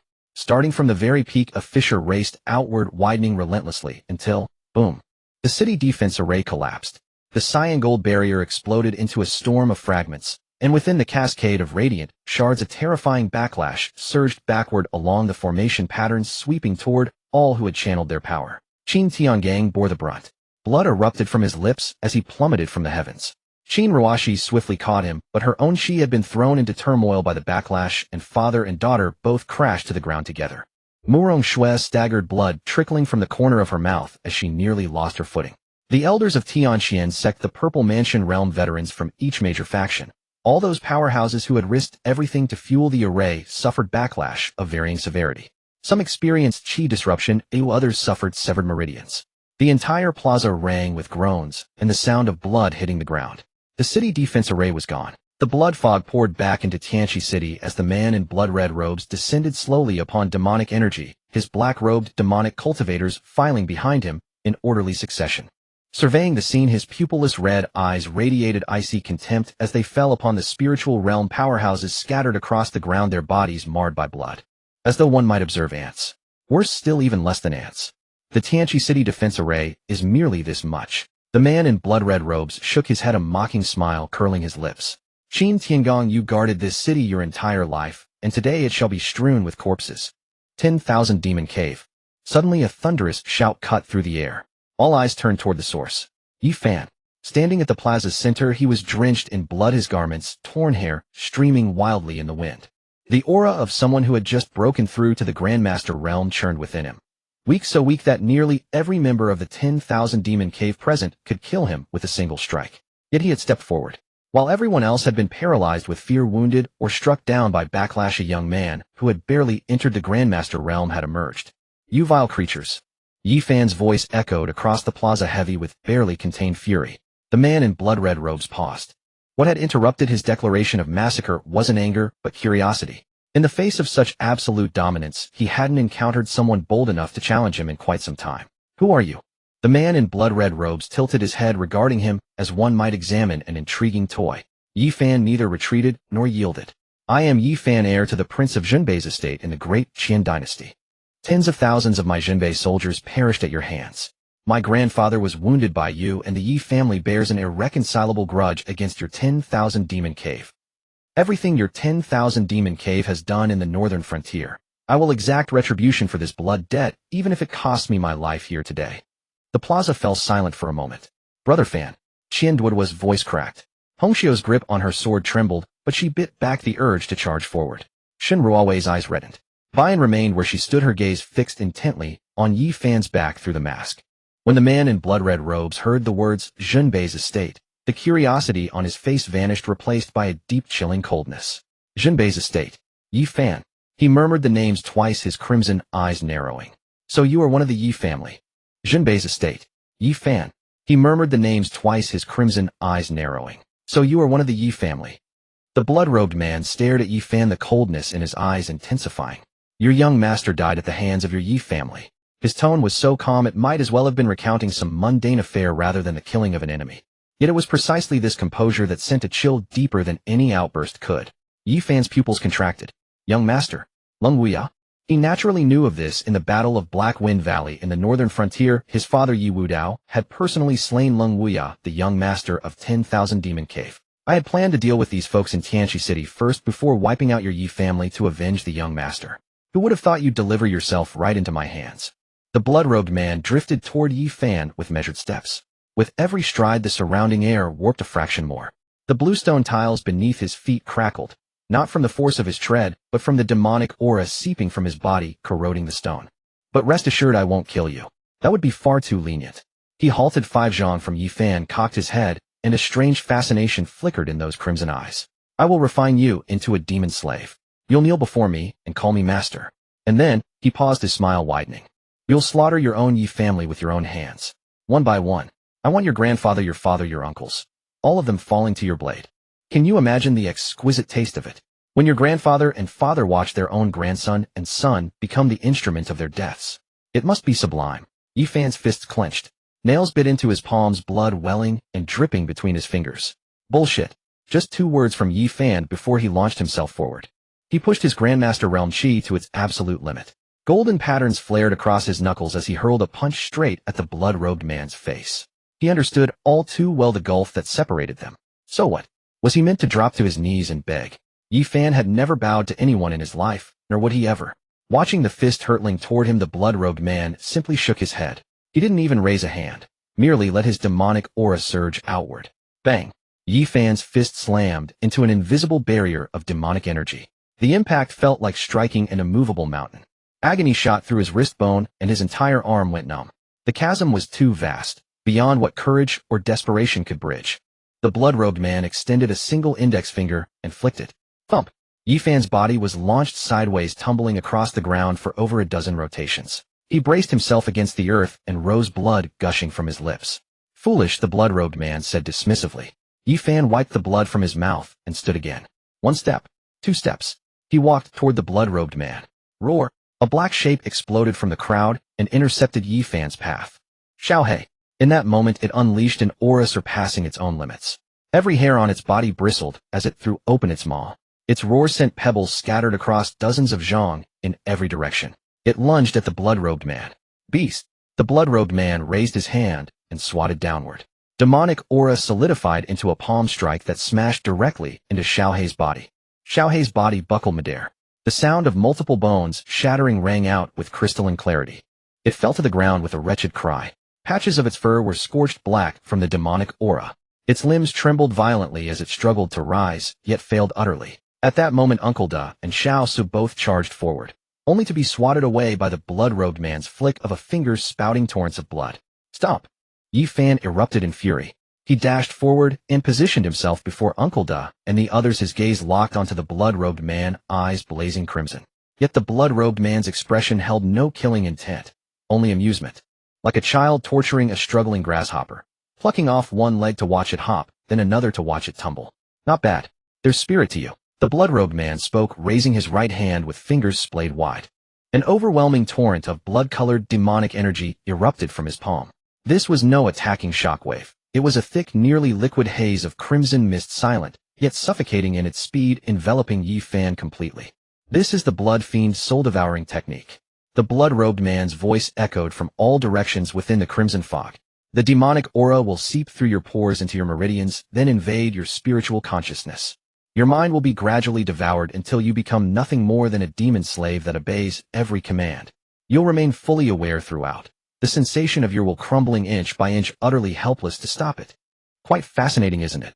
The blood-colored demonic energy churned, compressing inward from every direction around Yi Fan. Onlookers in the square watched this unfold, some shut their eyes. Hong Xiu could bear it no longer. Drawing her sword, she surged forward, but Bayan gripped her firmly. You're going to throw your life away. Bayan's voice was hoarse. I don't care. Hong Xiu struggled desperately, her eyes red-rimmed. Shun Ruowei clenched the hem of her garment so tightly that her fingertips left bloody indentations. Qing'er gripped her sword hilt, trembling. Fear, yes, but more so the rage of powerlessness. Qian Duoduo was already weeping tears, and snot streaming down her chubby face, yet she dared not make a sound. Li Qingli clutched her short blade, her lips bitten to blood. She was a princess of a kingdom weathered great storms. But this crushing, hopeless oppression, she had never known such a thing. Meanwhile, over at Tianxian Sect, Xiao Yina leaned on Elderly for support. Her body still shook, her qi nearly exhausted, making even standing a struggle. Yet her gaze remained locked onto the figure shrouded in blood mist. The man who had publicly broken their engagement, thrown her from the platform, and called her worthless, was being consumed bit by the blood fiend demonic energy. She couldn't name the tangle of emotions within her. Within the blood fog, Yi Fan could feel the demonic energy, the serpentine currents burrowing through his pores, winding along his meridians, gnawing at his spiritual consciousness. Cold, decay, and a burning pain like 10,000 insects devouring him from within. What dense demonic energy! Yi Fan gritted his teeth, veins bulging on his forehead. For an ordinary person, there would be no escape but death. But Yi Fan was no ordinary person. He possessed a cultivation technique within his body. A heavens-defying art from the Yin-Yang Creation Tower, one that defied all natural law.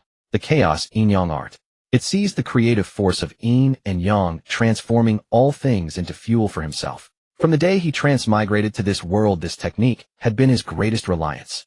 Absorbing pure Yin energy, refining all manner of power. That was the very essence of the chaos Yin-Yang art. And the blood fiend demonic energy ultimately was merely another form of energy. Yi Fan closed his eyes. The chaos Yin-Yang art began to circulate. Within him, the intertwined black and white dual vortex accelerated suddenly. A formless suction erupted from his dantian and spread through every inch of his body along his meridians. The blood fiend demonic energy that had burrowed into his pores came to a halt. It writhed violently within his meridians for an instant, then was sucked backward. Not repelled, not resisted, absorbed. The chaos Yin-Yang art devoured the invading demonic energy, strand by strand, like a black hole, breaking it down, refining it, and converting it into the purest form of cultivation energy before injecting it into his dantian. In Yi Fan's dantian, his recently condensed Grandmaster realm, qi, surged upward at an impossible rate under the influx of this external energy. Grandmaster second stage. Grandmaster third stage. Meanwhile, outside the blood mist, the blood-robed man's smile froze. He looked down, watching the blood fiend demonic energy he constantly poured into Yi Fan slow to a crawl, and then saw it form a vortex on Yi Fan's surface, actively drawing inward. Not passively enduring, actively absorbing. This For the first time, shock flashed across the blood-robed man's face. He had lived for centuries, refined countless demon slaves, and never once failed. The demonic energy of the blood fiend's soul-devouring technique was unique, matchless in all creation. No technique in existence could resist it, let alone reverse the process and absorb it. How was this boy accomplishing this? The blood mist was visibly thinning. That dense, sky-darkening, blood-colored demonic energy was being devoured by Yi Fan's body at an incomprehensible speed. Black and white light intertwined and burst from Yi Fan's body. The chaos Yin-Yang art operated at full capacity, decomposing, refining, and assimilating every wisp of invading demonic energy. Yi Fan's aura skyrocketed wildly. The blood-robed man furrowed his brows into a tight knot. He increased his demonic energy output, flipping his right palm as a torrent of crimson blood-slaying chi surged from his body, a raging red river pouring frantically into Yi Fan. Yet this demonic energy did not devour Yi Fan. Instead, it became fuel for his explosive cultivation breakthrough. Like pouring oil onto a blazing fire. Master Stage 6th level. Master Stage 7th level. Master Stage 8th level. Impossible. The blood-robed man abruptly withdrew his palm, cutting off the blood-slaying demonic energy mid-flow. He stared unblinkingly at Yi Fan. This was his first loss of composure all day, and for the first time in nearly 100 years he had shown such an expression before a junior. Yi Fan opened his eyes. His pupils swirled with black and white with a faint crimson undertone deep within, that lingering trace from absorbing vast amounts of blood-slaying chi. But as the chaos Yin-Yang art churned, that sliver of blood red was swiftly refined away, vanishing without a trace. He exhaled a cloud of turbid chi. It struck the ground and corroded a small pit into the stone slab beneath his feet. Terrible taste, Yi Fan wrinkled his nose. But at least there's plenty of it. He stretched his limbs and joints. True chi at the Master Stage 8th level surged vigorously through his meridians, brimming with overwhelming power. In the square. Silence. A full 5 seconds of it. The first to break it was Qian Duo. What the hell? He wiped tears from his face and stared with bulging eyes. Brother Fan, you actually ate that damn thing. He was not alone. Tens of thousands present were utterly dumbfounded. The blood-slaying, soul-devouring technique of the 10,000 Demons Cave was a demonic art that had sent the entire spirit domain into terror a century prior. Those caught in its grasp would have their soul and spirit obliterated, reduced to mindless wanderers. No one in history had ever withstood it, let alone absorbed it. Who the hell could absorb demonic energy? Demon disciple.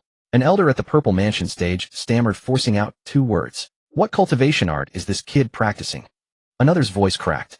Meanwhile, the robed, demonic cultivators of the 10,000 Demons Cave regarded Yi Fan differently now, no longer with contempt, but with wariness. No, something more than wariness. Several weaker demonic cultivators instinctively stepped back half a pace. Their lifeblood, demonic energy, was nothing more than a tonic to this man. This terrified them far more than any display of brute strength. High in the Tianxin sect seats, Xiao Yin'er locked eyes on that figure, her lips parting several times before she stayed silent. She had sparred with Yi Fan at length on the arena floor earlier, confident she had gauged his strength accurately. Formidable beyond ordinary mortals, yes, but still within the realm of the natural stage to master stage. Now she realized how wildly wrong she had been. This man's true arsenal extended far beyond sheer physical power. The blood-robed man stood motionless, staring at Yi Fan for 3 full breaths. Then he smiled. Not the predator's grin from before, but another kind. Like a hunter who had just spotted an exceptionally rare beast. Interesting. He stepped forward. A physique capable of refining blood-slaying, demonic chi. In 100 years I have only read of such a constitution in ancient texts. I never imagined witnessing it on a green boy like you. A flicker of greed flashed through his crimson eyes. Your body holds greater value than my original plan. Forget about making you a demon slave. This physique of yours I will take. Yi Fan ignored his ramblings. He crouched down and glanced at Xiaohe behind him. The black dog lay on the ground, fractures visible in several places, blood pooling everywhere, yet those eyes still stared fixedly toward the blood-robed man, low whines rumbling in his throat. Yi Fan patted its head. Wait. 2 words, spoken for Xiaohe, but also for himself. He rose to his feet, facing the blood-robed man and the hundreds of 10,000 Demons Cave cultivators behind him. Master Stage 7th level. The weakest among them surpassed his own strength. There was no chance of victory, not even the slightest. Yet Yi Fan's eyes lit up. Not the final flicker before despair, but the birth of an extraordinarily reckless idea. Blood-slaying demonic chi could be absorbed by the chaos Yin-Yang art. Then what if he did not merely absorb the blood-robed man's supply, but drew in the demonic energy from every cultivator present? Where exactly lay the limit of the chaos Yin-Yang art? He did not know, but trying would not kill him. Well, actually it very well might. Still, it hardly mattered. Without trying, death was certain anyway. Yi Fan took a deep breath. The black and white vortex within his body suddenly accelerated, pushing the chaos Yin-Yang art to unprecedented levels. In his sea of consciousness, the Yin-Yang Creation Pagoda trembled with vibration, and a young girl's voice cried out urgently. "You idiot master! Have you lost your mind? Your current physique cannot handle such massive absorption. You'll explode." "Then I'll take the gamble," Yi Fan replied inwardly. The next instant he spread his arms wide. A terrifying suction erupted from his center, blasting outward in all directions. This force precisely targeted the category of demonic energy. The blood mist permeating the air, the demonic chi seeping from the bodies of the 10,000 demons cultivators, even the residual blood chi corroded into the ground, all surged toward Yi Fan. My! The blood-robed man's brow twitched. He sensed his outer layer of demonic chi protection being siphoned away by an external force. The amount stolen was negligible to him, less than a drop in the ocean. But that passive loss of power made him profoundly uncomfortable. And the lower-ranked black-robed demonic cultivators fared far worse. Several spirit transformation stage cultivators shifted uneasily. Their surface demonic chi was visibly dwindling, their true chi defenses wavering noticeably. Yi Fan had no time to spare them. A flood of demonic chi poured into his body. The chaos Yin-Yang art worked desperately, refining and transforming, but the influx far outpaced his ability to process it. His meridians began to swell with pain. Not ordinary distension, but a tearing sensation as though they might burst. Ugh! Yi Fan groaned, beads of sweat instantly forming on his forehead. The diamond indestructible body activated automatically, golden patterns spreading across his entire frame, reinforcing his meridians and flesh, bearing the crushing impact head-on. Simultaneously, the 10,000 trees rejuvenation art churned, repairing every meridian damaged by the demonic assault. 3 cultivation techniques operated in concert. Absorb, refine, repair. The 3 formed a cycle of extreme danger. Yi Fan's cultivation continued to climb. Master stage, 8th level, 9th level, 9th level peak. His body was glowing. Black, white, and golden light interwove around him, forming an eerie vortex across his surface. The blood-robed man finally realized something was gravely wrong. This youth was not merely enduring. He was plundering, stealing the 10,000 demons cave's demonic chi to fuel his own growth. Damn it! Kill him! The blood-robed man roared, and over a dozen purple mansion stage cultivators behind him surged forward in unison. A dozen or so demon cultivators at the Purple Mansion realm burst forth simultaneously, their black-red demonic energy converging in mid-air to form a dense shroud that completely enveloped Yi Fan's position. Yi Fan was operating the chaos Yin-Yang art at full capacity with no freedom to attend to the surrounding threats. He had absorbed an enormous amount of blood-fiendish chi, and his inner energy was at a critical juncture of renewal and transition. The bottleneck of the 9th peak of the Grandmaster realm was already teetering on the verge of collapse. One more step, and he would break through to the Golden Core realm. But that step required time, even if it was merely a matter of dozens of breaths. A razor-sharp force slashed horizontally through the air. No, it was not a sword intent, but a palm strike. Pure and condensed to the extreme, that palm force was sharper than any legendary weapon. Vine had acted. Her figure skimmed over Yi Fan's head, white robes fluttering in the blood-tinted light, while cold, piercing eyes beneath her mask locked onto the 3 Purple Mansion cultivators charging at the forefront. One palm strike. No elaborate technique, no earth-shattering spectacle. Simply a single palm. Yet in the moment that palm landed, all 3 Purple Mansion cultivators froze mid-air. Then their chests caved in simultaneously, blood gushing from every orifice. 3 corpses crashed to the ground, sending up a spray of blood. Palace Dao realm. The remaining demon cultivators behind them paled collectively, their steps halting in unison. A woman possessing the Palace Dao realm cultivation. Interesting. The blood-cloaked man's gaze finally shifted from Yi Fan and fell upon Bayan. He tilted his head, studying for 2 seconds, his crimson eyes rolling. I was wondering why none of these ants could put up a fight. He took a step forward as demonic energy churned around him. So you were hiding here. Who are you? Bayan offered no response. She shielded Yi Fan behind her, pulling her aura to its peak as her Palace Dao cultivation radiated outward, a chilling presence that seeped into the very bones spreading around her. The true chi saturated by Xian Cha's Yin energy was worlds apart from the blood-fiendish chi of the myriad demons cave. One was supremely cold, the other supremely wicked, emitting a hissing sound when they collided in the air. Regardless of your origin, Bayan's voice emerged from behind her mask, calm as still water. Whoever moves against him today will die. The blood-cloaked man's lips curled into a sneer, and with a sudden kick the ground shattered. His speed was absurd. Closing dozens of zhang in a single blink, he appeared before Bayan. A bony hand wreathed in blackened demonic energy slammed downward toward Bayan's face. She sidestepped, transforming her palm into a claw that grabbed for his wrist. Their hands clashed in midair. A shockwave erupted, fracturing the ground within 10 zhang in every direction. Bian slid backward 3 steps, a thread of blood welling at the corner of her mouth. The blood-cloaked man shook his hand, looking thoroughly unsatisfied. Palace Dao first layer. Not bad, among the best in the spirit domain. Pity, his sentence remained unfinished. A golden sword flash struck from an unexpected angle, aimed at the back of his head. Qin Tiangang, the lord of Tianqi City, had entered the fray at that precise moment. A golden longsword gripped in his hand, its blade inscribed with ancient runes that shimmered with brilliance. His aura surged to its zenith in that single instant of drawing the sword. Also at the Palace Dao realm, but surpassing Bian's cultivation. Mad dog of the myriad demons cave, even if I die today, I will never let you lay a hand on any of them. Qin Tiangang showed no mercy, delivering rapid successive strikes that coordinated with Bian's attacks, sandwiching the blood-cloaked man between them on either flank. 3 figures dueled above the plaza, each clash unleashing gale-force winds that swept debris and blood mist skyward. Yet despite being pressed by 2 opponents, the blood-cloaked man remained effortlessly in control. His myriad soul banner planted at his waist, he parried their assault, while periodically casting glances toward Yi Fan. Clearly he had not abandoned his designs upon him. On the opposite side of the plaza, the remaining myriad demons cave cultivators, after a moment's shock, swarmed toward Yi Fan's position. Protect the young master. Uncle Da roared, killing intent blazing from his single eye as his rusted blade flashed from its scabbard. His purple mansion aura, wreathed in iron-blooded fury, crashed straight into the demon cultivator ranks. Xiaosa followed in his wake, wielding his horizontal blade with such ferocity that each strike carried the sound of shattering bone. Back to back, they carved out a bloody clearing amidst the cultivator assault. But the enemy numbers were overwhelming. A dozen purple mansion cultivators alone, plus no fewer than 20 or 30 at the nascent spirit realm. While Uncle Da and Xiaosa held part of the force, more than half flanked around them. Hong Xiu drew her sword to intercept, with Qing Air pressing close behind. Their blades interlaced beneath the blood-red sky, throwing everything into holding back the remaining demon cultivators. But their cultivation levels limited what they could achieve. They could only buy time. Shun Ruowei stood 10 paces behind, Yi Fan, her face ashen, both hands gripping a broken sword she had picked up from the ground. She possessed no martial ability, or rather her humble foundation was utterly useless against foes of this caliber. Yet she made no attempt to flee. Qian Duo huddled behind a massive boulder with Xiao He clutched to her chest, tears and snot streaming down her face, muttering desperately, "Brother Fan, you absolutely cannot die." At the plaza's center, Yi Fan sat in meditation.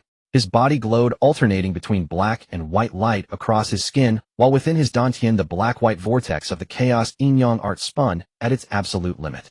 A great quantity of refined demonic energy converted into pure, true qi, relentlessly battering against the barrier between the Grandmaster Peak and the Golden Core realm.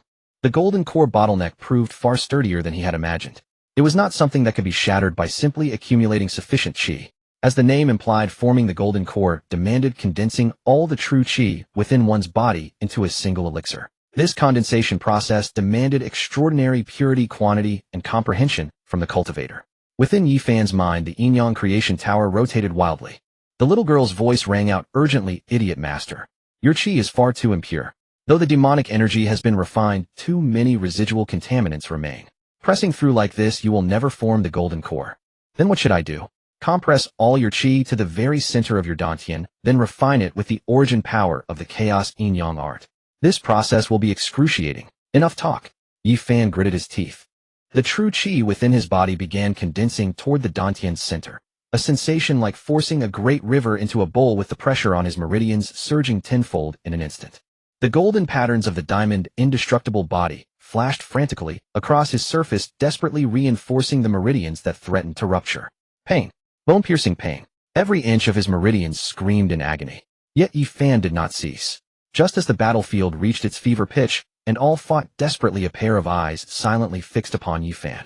Jun Wukong, standing at the plaza's edge, his wounds had been stabilized by pills administered by the gray-robed elder. Though the elder had been severely struck by the blood-cloaked man, he still drew breath and sat in meditation, nursing his injuries. Jun Wukong watched Yi Fan's steadily rising aura with an expression shifting between dark and light.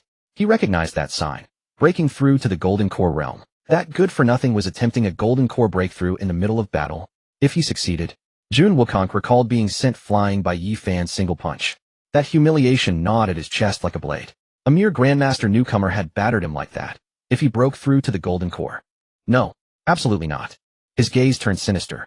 Everyone's attention was fixed on the myriad demons cave cultivators. Qin Tiangang, and Bai engaged the blood-cloaked man Uncle Da, and Xiao Su were swallowed by the demon ranks Hong Xiu and Qing Heir could barely fend for themselves.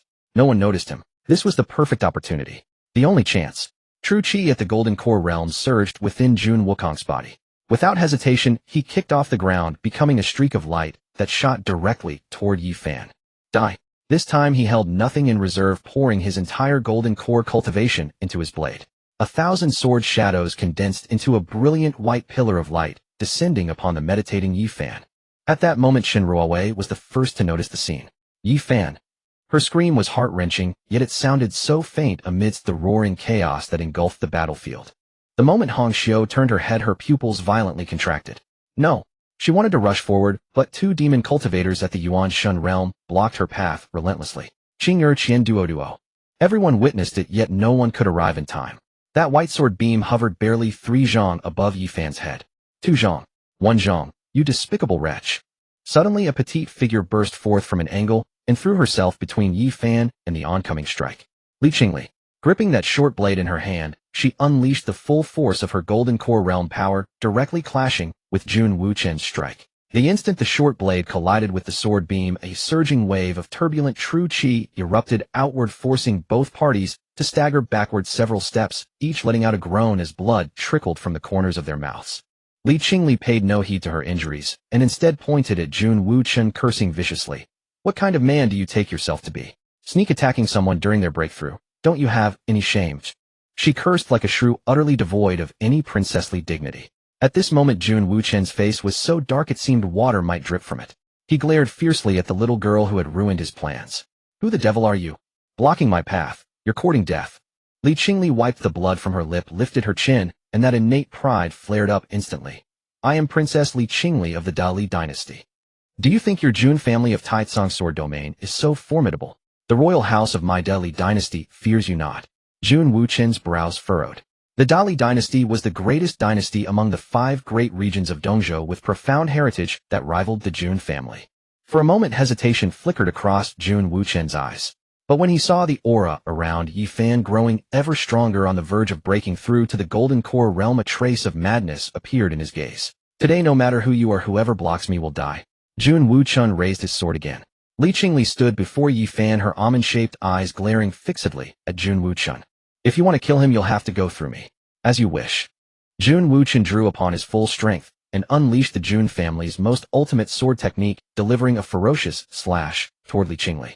But just as that sword stroke was about to fall, a terrifying aura erupted from within Yi Fan's body. It was not an attack, but rather the leakage of spiritual energy during his breakthrough.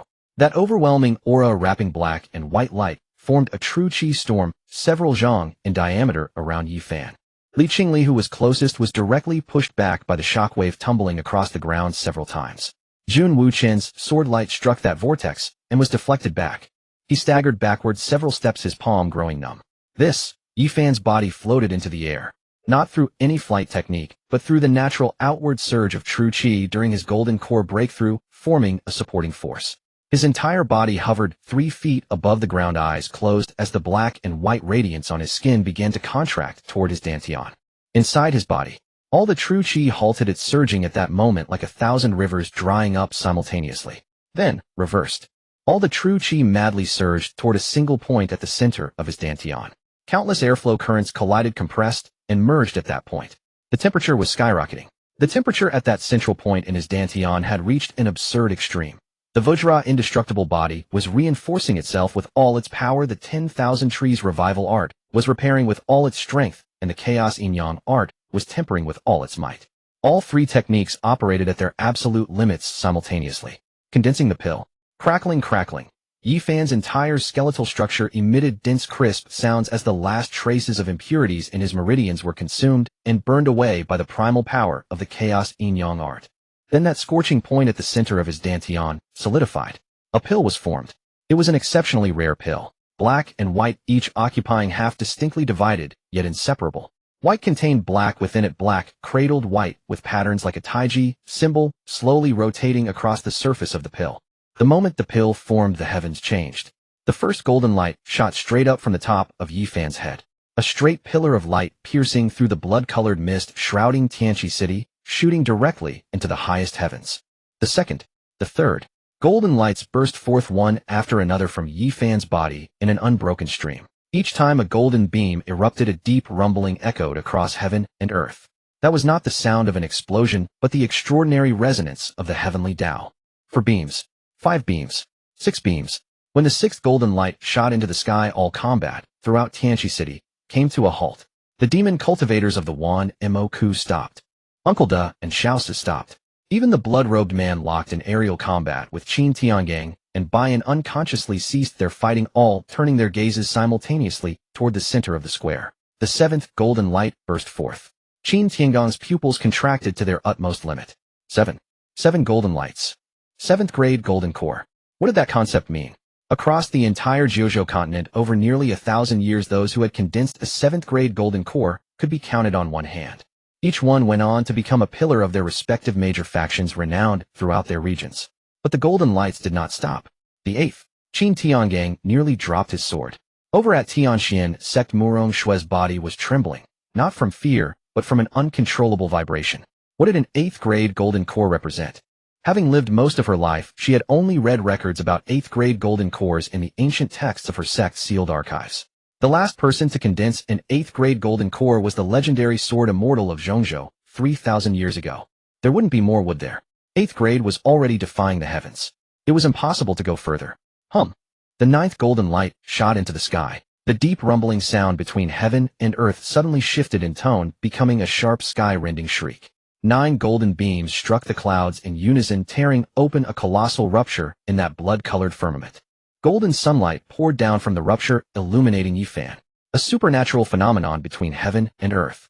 Golden light pierced the sky's winds and clouds, changed color, and spiritual energy from within a 100-li radius frantically converged toward Tianqi City, forming a massive spiritual energy vortex visible to the naked eye. The entire venue, dead silence. This silence lasted for a long time. Long enough that even the sound of wind became remarkably clear. Then Xian Duo spoke, his voice trembling. Brother Fan. 9 beams. He could not continue. An elder from a mid-tier sect beside him finished for him, 9th grade golden core. The elder's voice cracked, his aged face contorted with sheer disbelief. He has condensed a 9th grade golden core. Those 4 words were like a stone thrown into a pot of boiling oil. Every expression on the faces of everyone in the square shattered at the same moment. Impossible. A 9th grade golden core only exists in ancient legends. A 9th grade golden core, the kind that even the top prodigies of Zhongzhou might not be able to condense according to legend. A crown prince from a minor border state of Dongzhou. The demon cultivators of the Wan Moku wore the most astonishing expressions. They had come to slaughter the city, yet they personally witnessed a scene worthy of being recorded in history. High in the sky, the blood-robed man stared at the 9 golden rays above Yi Fan's head, his crimson eyes revealing an emotion other than solemnity for the first time. Greed. Extreme greed. 9 grade golden core. He licked his lips, his voice so quiet only he could hear it. I was right. This body, I must have it. Bayan had been wounded on her right shoulder by that palm strike. A crack split her mask, revealing a stretch of fair jawline. She pressed her hand to her shoulder and looked toward Yi Fan. The light in her eyes behind the mask outshone all 9 golden rays. Meanwhile, within the Tianxian sect's seating area, Xiao Yinner's body trembled violently. 9 grade golden core. She had always believed her innate saint physique was heaven's greatest blessing, that no one in this world was closer to the title of child favored by heavenly Tao. Then Yi Fan, through 9 golden rays, told her, "You were wrong. Dead wrong." Too many things flashed through her normally clear, cold eyes. Not worthy to be Yi Fan's wife.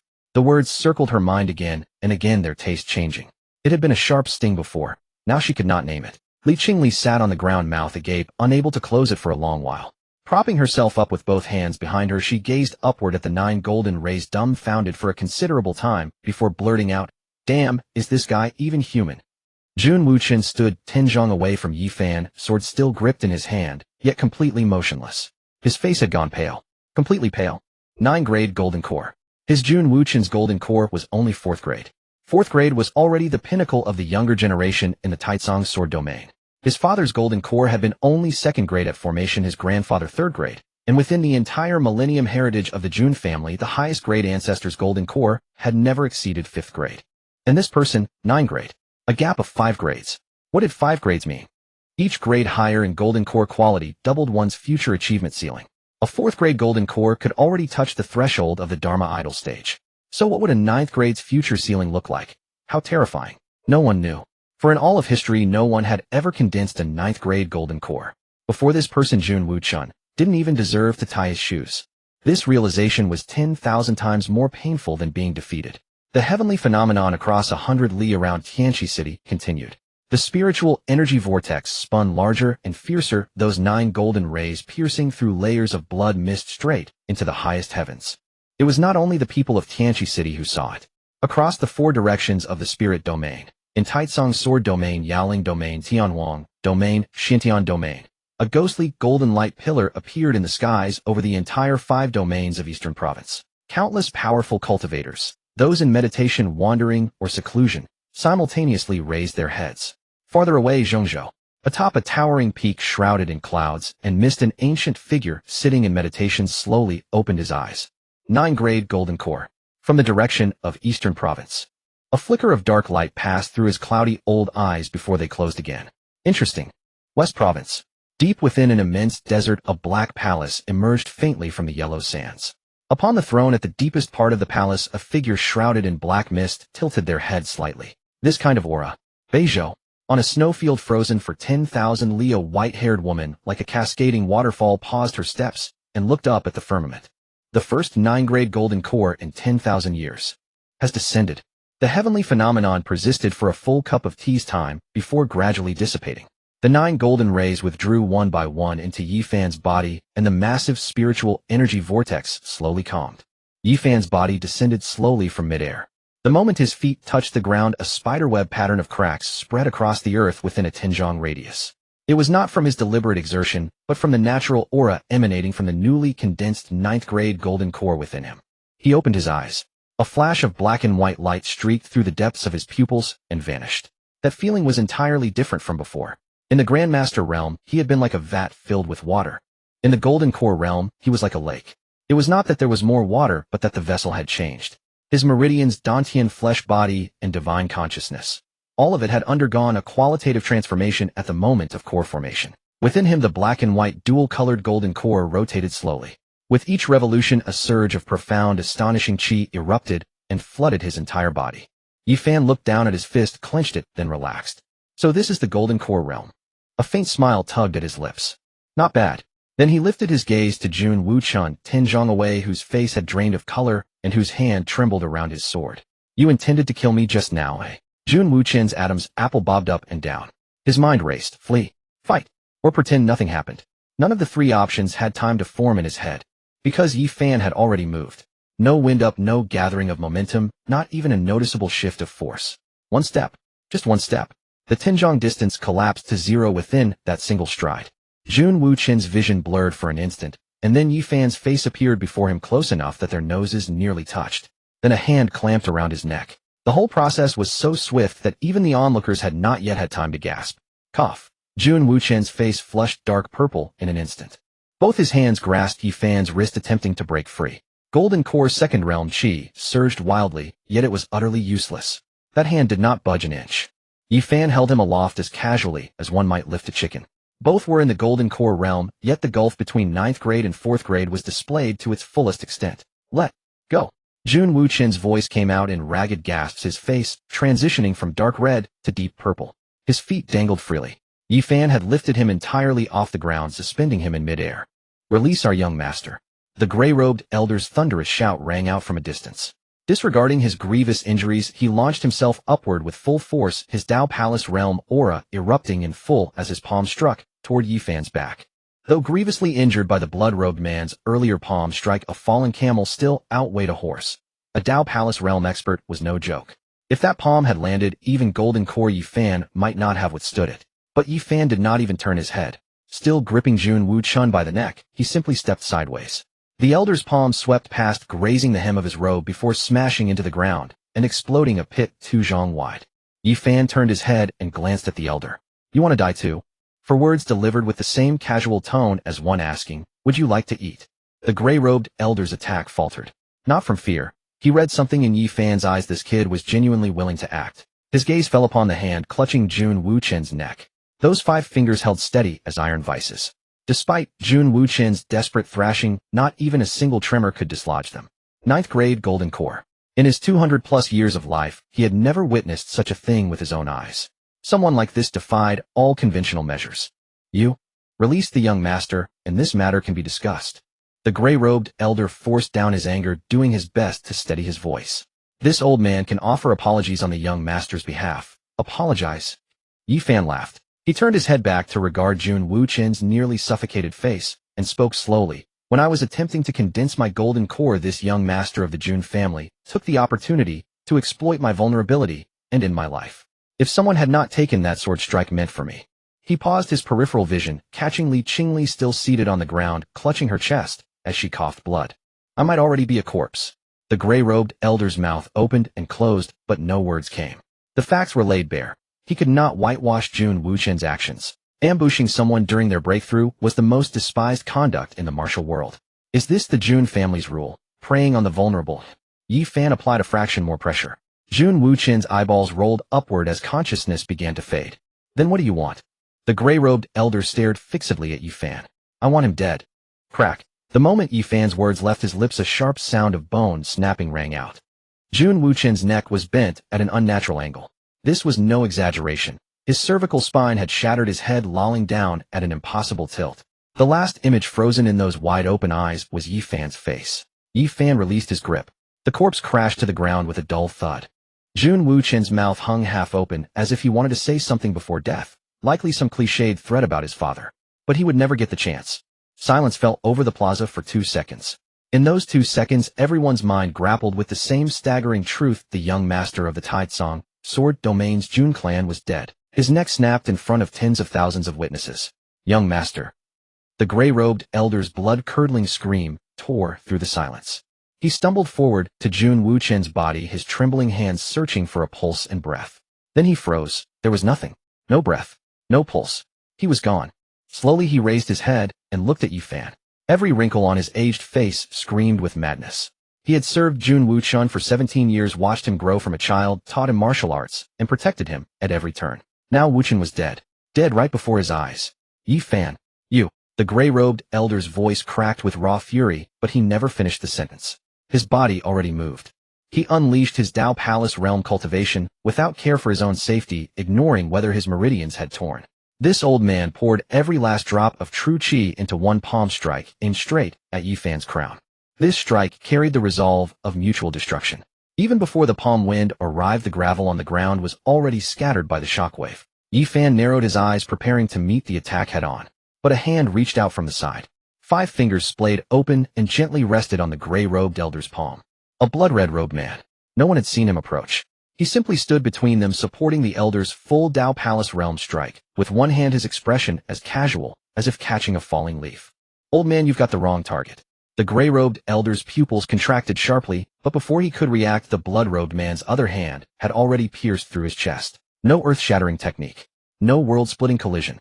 Just one hand, clean and ruthless, thrusting inward and pulling back out. Between his fingers, a still-beating heart. The gray-robed elder looked down at the fist-sized hole in his chest, his expression shifting from madness to bewildered emptiness. He opened his mouth, but not a single word came out. His legs buckled, and he collapsed beside Jun Wuqian's body. Master and servant laid to rest together. The blood-robed man flicked the blood from his hand, casually tossing the heart aside. It rolled twice and came to a stop. Tisk. He turned his crimson eyes back to Yi Fan, his gaze thick with greed that threatened to spill over. Such a peerless prodigy killed by some half-decayed old man. What a colossal waste. He began walking toward Yi Fan. A 9th-tier golden core, a physique that can absorb demonic energy, and that unfathomably bizarre technique. Boy, do you have any idea what your body is worth. Yi Fan took a step back.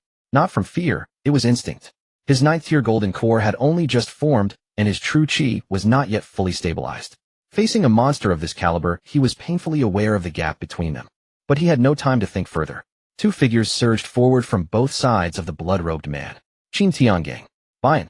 Qin Tiangang's golden sword carved a luminous arc through the air, slashing toward the blood-robed man's neck. Bian struck from the opposite side, her injured right hand still channeling Dao Palace realm palm power, driving a strike toward the blood-robed man's back. Their coordination was seamless, attacking from front and back, trapping the blood-robed man between them. The blood-robed man paused. Then he spoke. One word. Scram. His myriad souls banner flew from his waist and unfurled midair. On that pitch-black banner, countless skulls opened their mouths, simultaneously unleashing a cacophony of wailing souls. The sound did not enter through the ears. It split straight into the divine sense. Qin Tiangang and Bai Yan's attacks stuttered mid-strike. The Yin wind, stirred by the myriad souls banner, erupted into two black torrents, slamming into both of them. Qin Tiangang was sent flying 30 zhang, crashing into a city wall and toppling it. Bai Yan's mask shattered completely. She staggered back dozens of steps, clutching her chest as blood spattered across her garment.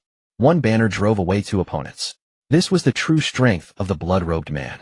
He folded away the myriad souls banner and reappeared before Yi Fan, close enough that Yi Fan could smell the putrid, overpowering stench of blood on him. Boy, come with me. The blood-robed man loomed over Yi Fan, his tone almost affable. Yi Fan stared at him. Go to hell. For words crisp and uncompromising, leaving no room for negotiation. The blood-robed man's smile vanished. Insolent wretch. He raised his hand to seize him. Blood-colored, demonic energy swirled between his 5 fingers. This strike was not meant to kill, but to capture alive. Yi Fan did not retreat. Retreat would have been useless. The speed differential was far too great. He made a choice that shocked everyone. He charged forward. His 9th-tier golden core spun furiously, the black and white pill at the center of his dantian, blazing with unprecedented radiance. Every ounce of true qi, every single drop, surged outward. Simultaneously, the indestructible diamond body was pushed to its absolute limit. Golden patterns spread beyond his skin, threading through his bones, fascia, and meridians in a dense network of shimmering gold. The two forces converged, and Yi Fan's aura skyrocketed in that instant, soaring to an utterly impossible level.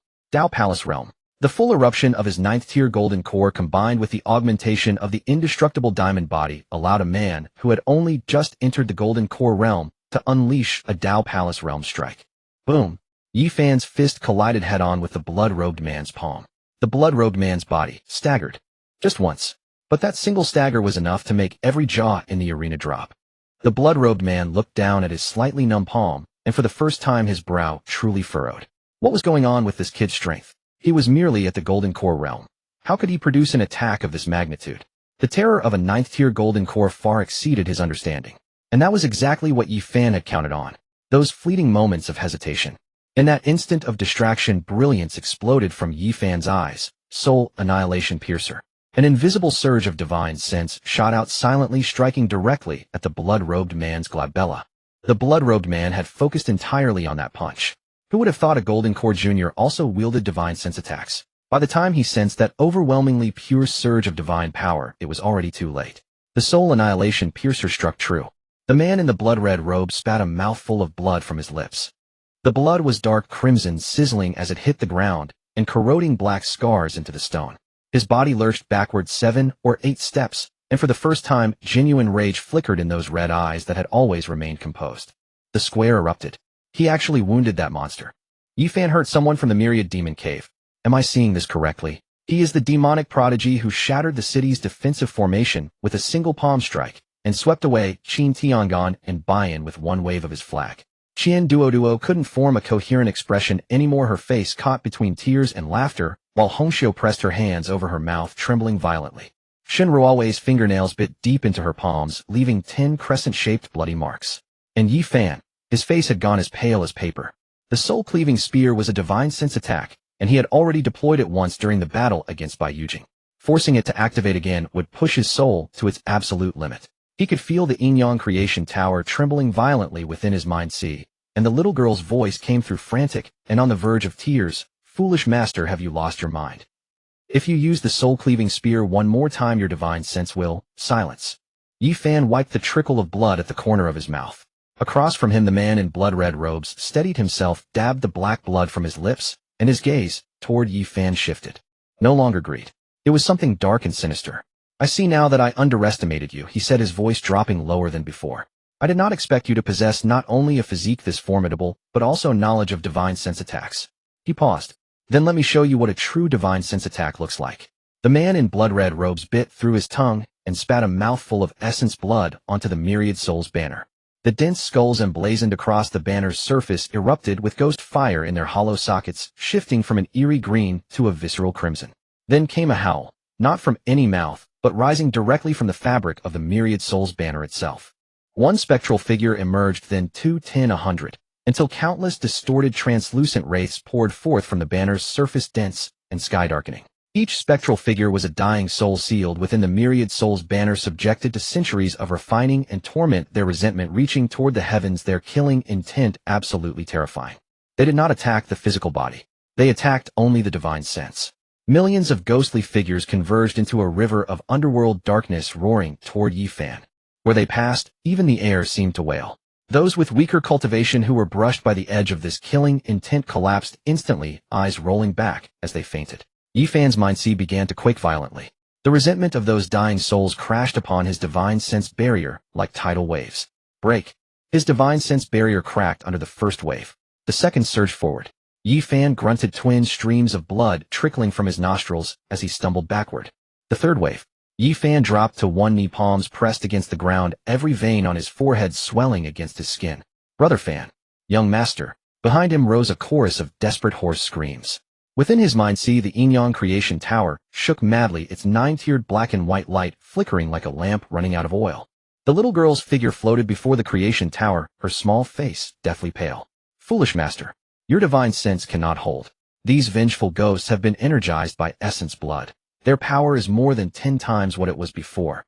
Then activate the Creation Tower. You. The little girl's eyes widened. Your cultivation is still so weak. Forcing the Creation Tower to activate will cause severe harm to your body.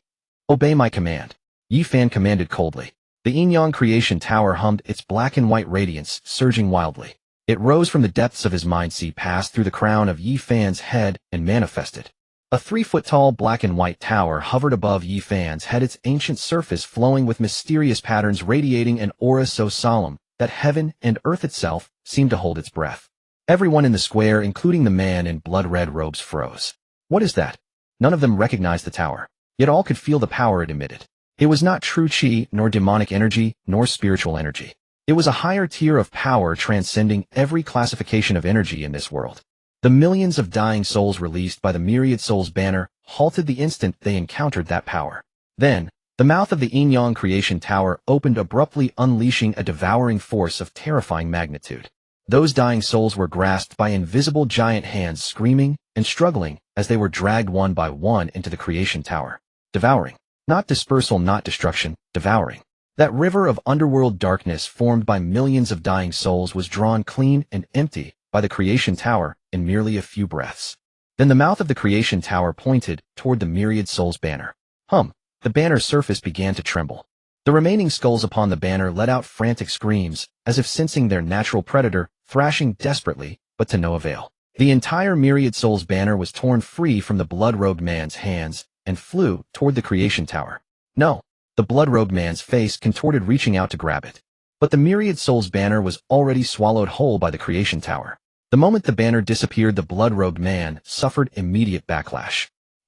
The blood-robed man spat a massive gush of black blood, staggering backward dozens of steps, his complexion turning ashen beyond measure. And Yi-Fan was no better off. At his current cultivation level, forcing the Yin-Yang Creation Tower to activate had inflicted equally severe backlash upon his own body. Yi-Fan knelt upon the ground, gasping heavily, blood streaming down half his face, the world before his eyes beginning to double. But he was still smiling. His lips curled back, revealing a row of blood-stained teeth. The air in the square fell so silent that one could hear blood dripping onto the stone tiles. Everyone was stunned. Those from the myriad demon cave, those from the spirit domain, even the low-level martial artists who had already despaired. The man in blood-red robes steadied himself. He looked down at his empty right hand, where the myriad souls banner should have been. The myriad souls banner was the myriad demon cave's supreme treasure entrusted to him by his master. And now it was gone. He raised his head and fixed his gaze upon Yi-Fan. Those red pupils churned with murderous intent, surging like tidal waves, his facial muscles twitching slightly. Well done, Yi-Fan. His voice was brutally hoarse, each word accompanied by a thin stream of black blood seeping from the corner of his mouth. This one truly underestimated you. In that moment he longed to tear Yi-Fan's sinews and bones apart, to slake his burning hatred.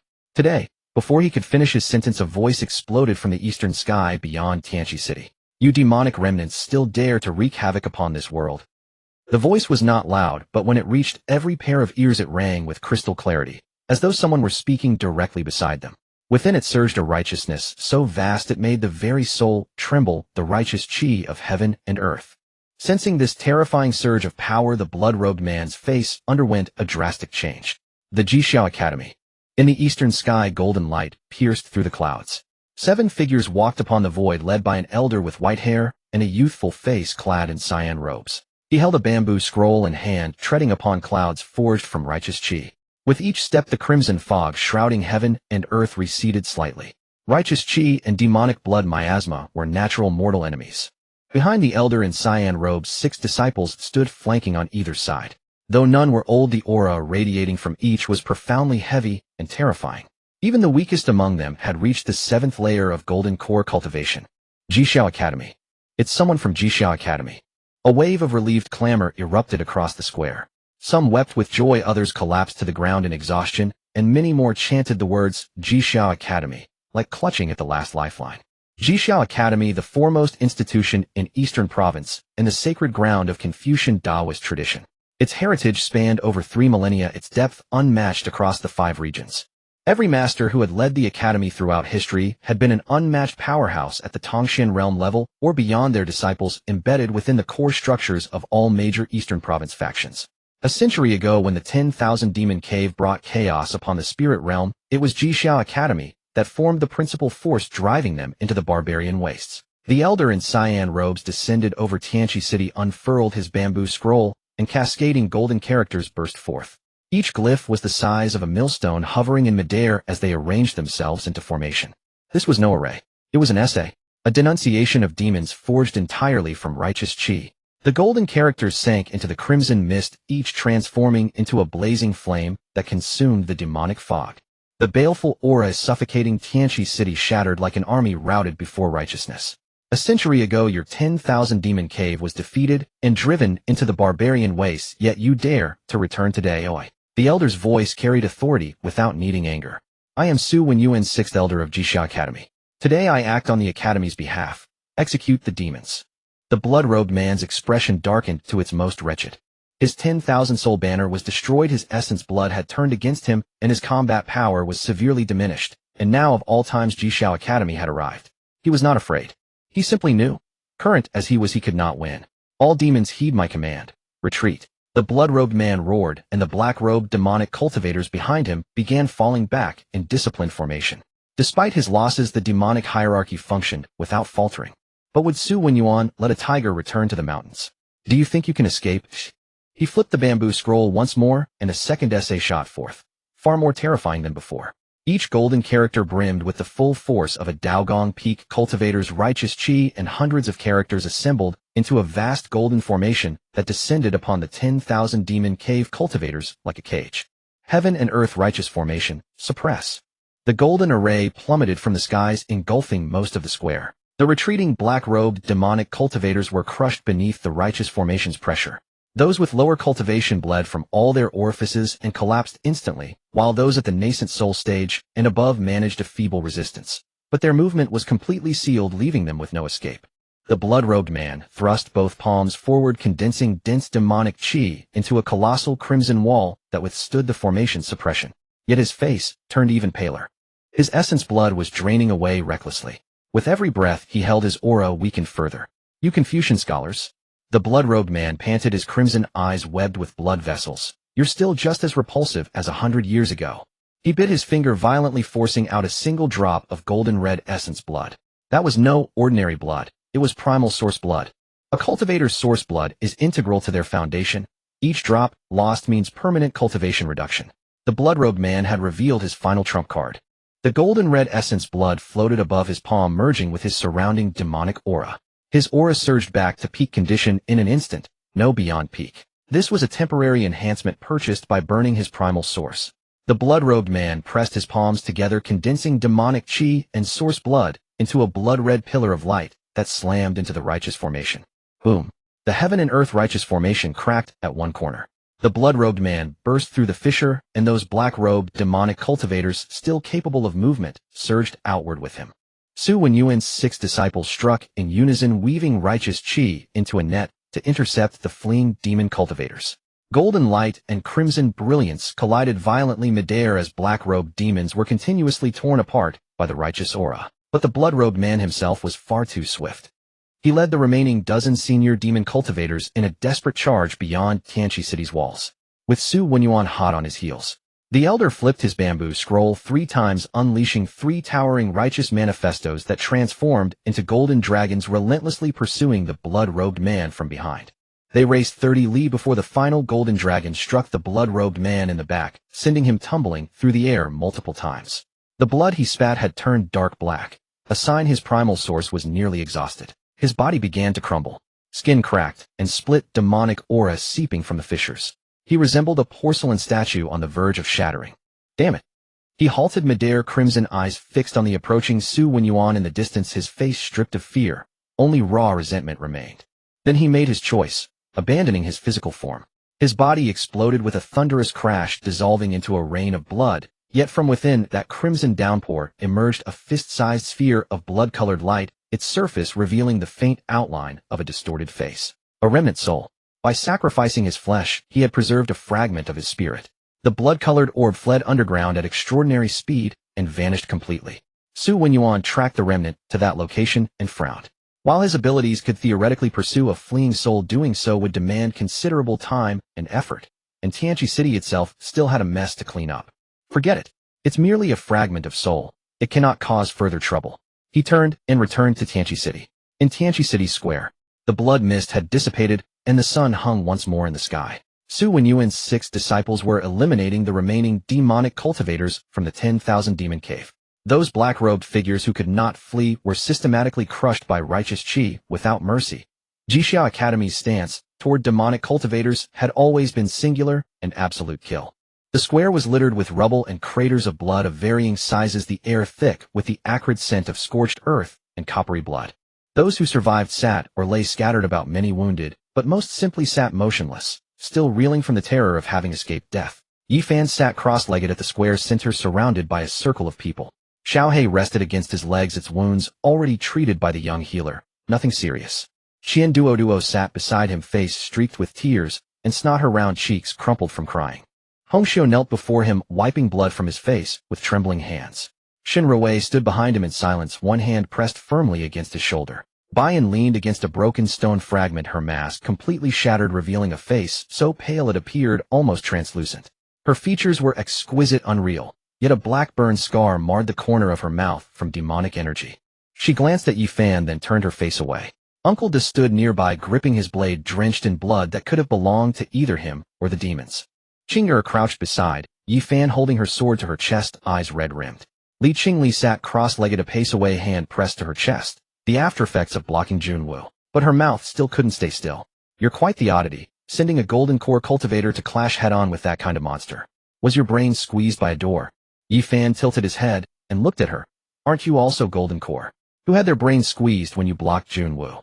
Li Qingli was speechless. That's different. I was. Howie. I just thought you looked pleasant enough, all right. She turned her head away, her ears turning crimson. Qian Duo sniffled and muttered quietly. Princess, are you telling the truth? Get lost.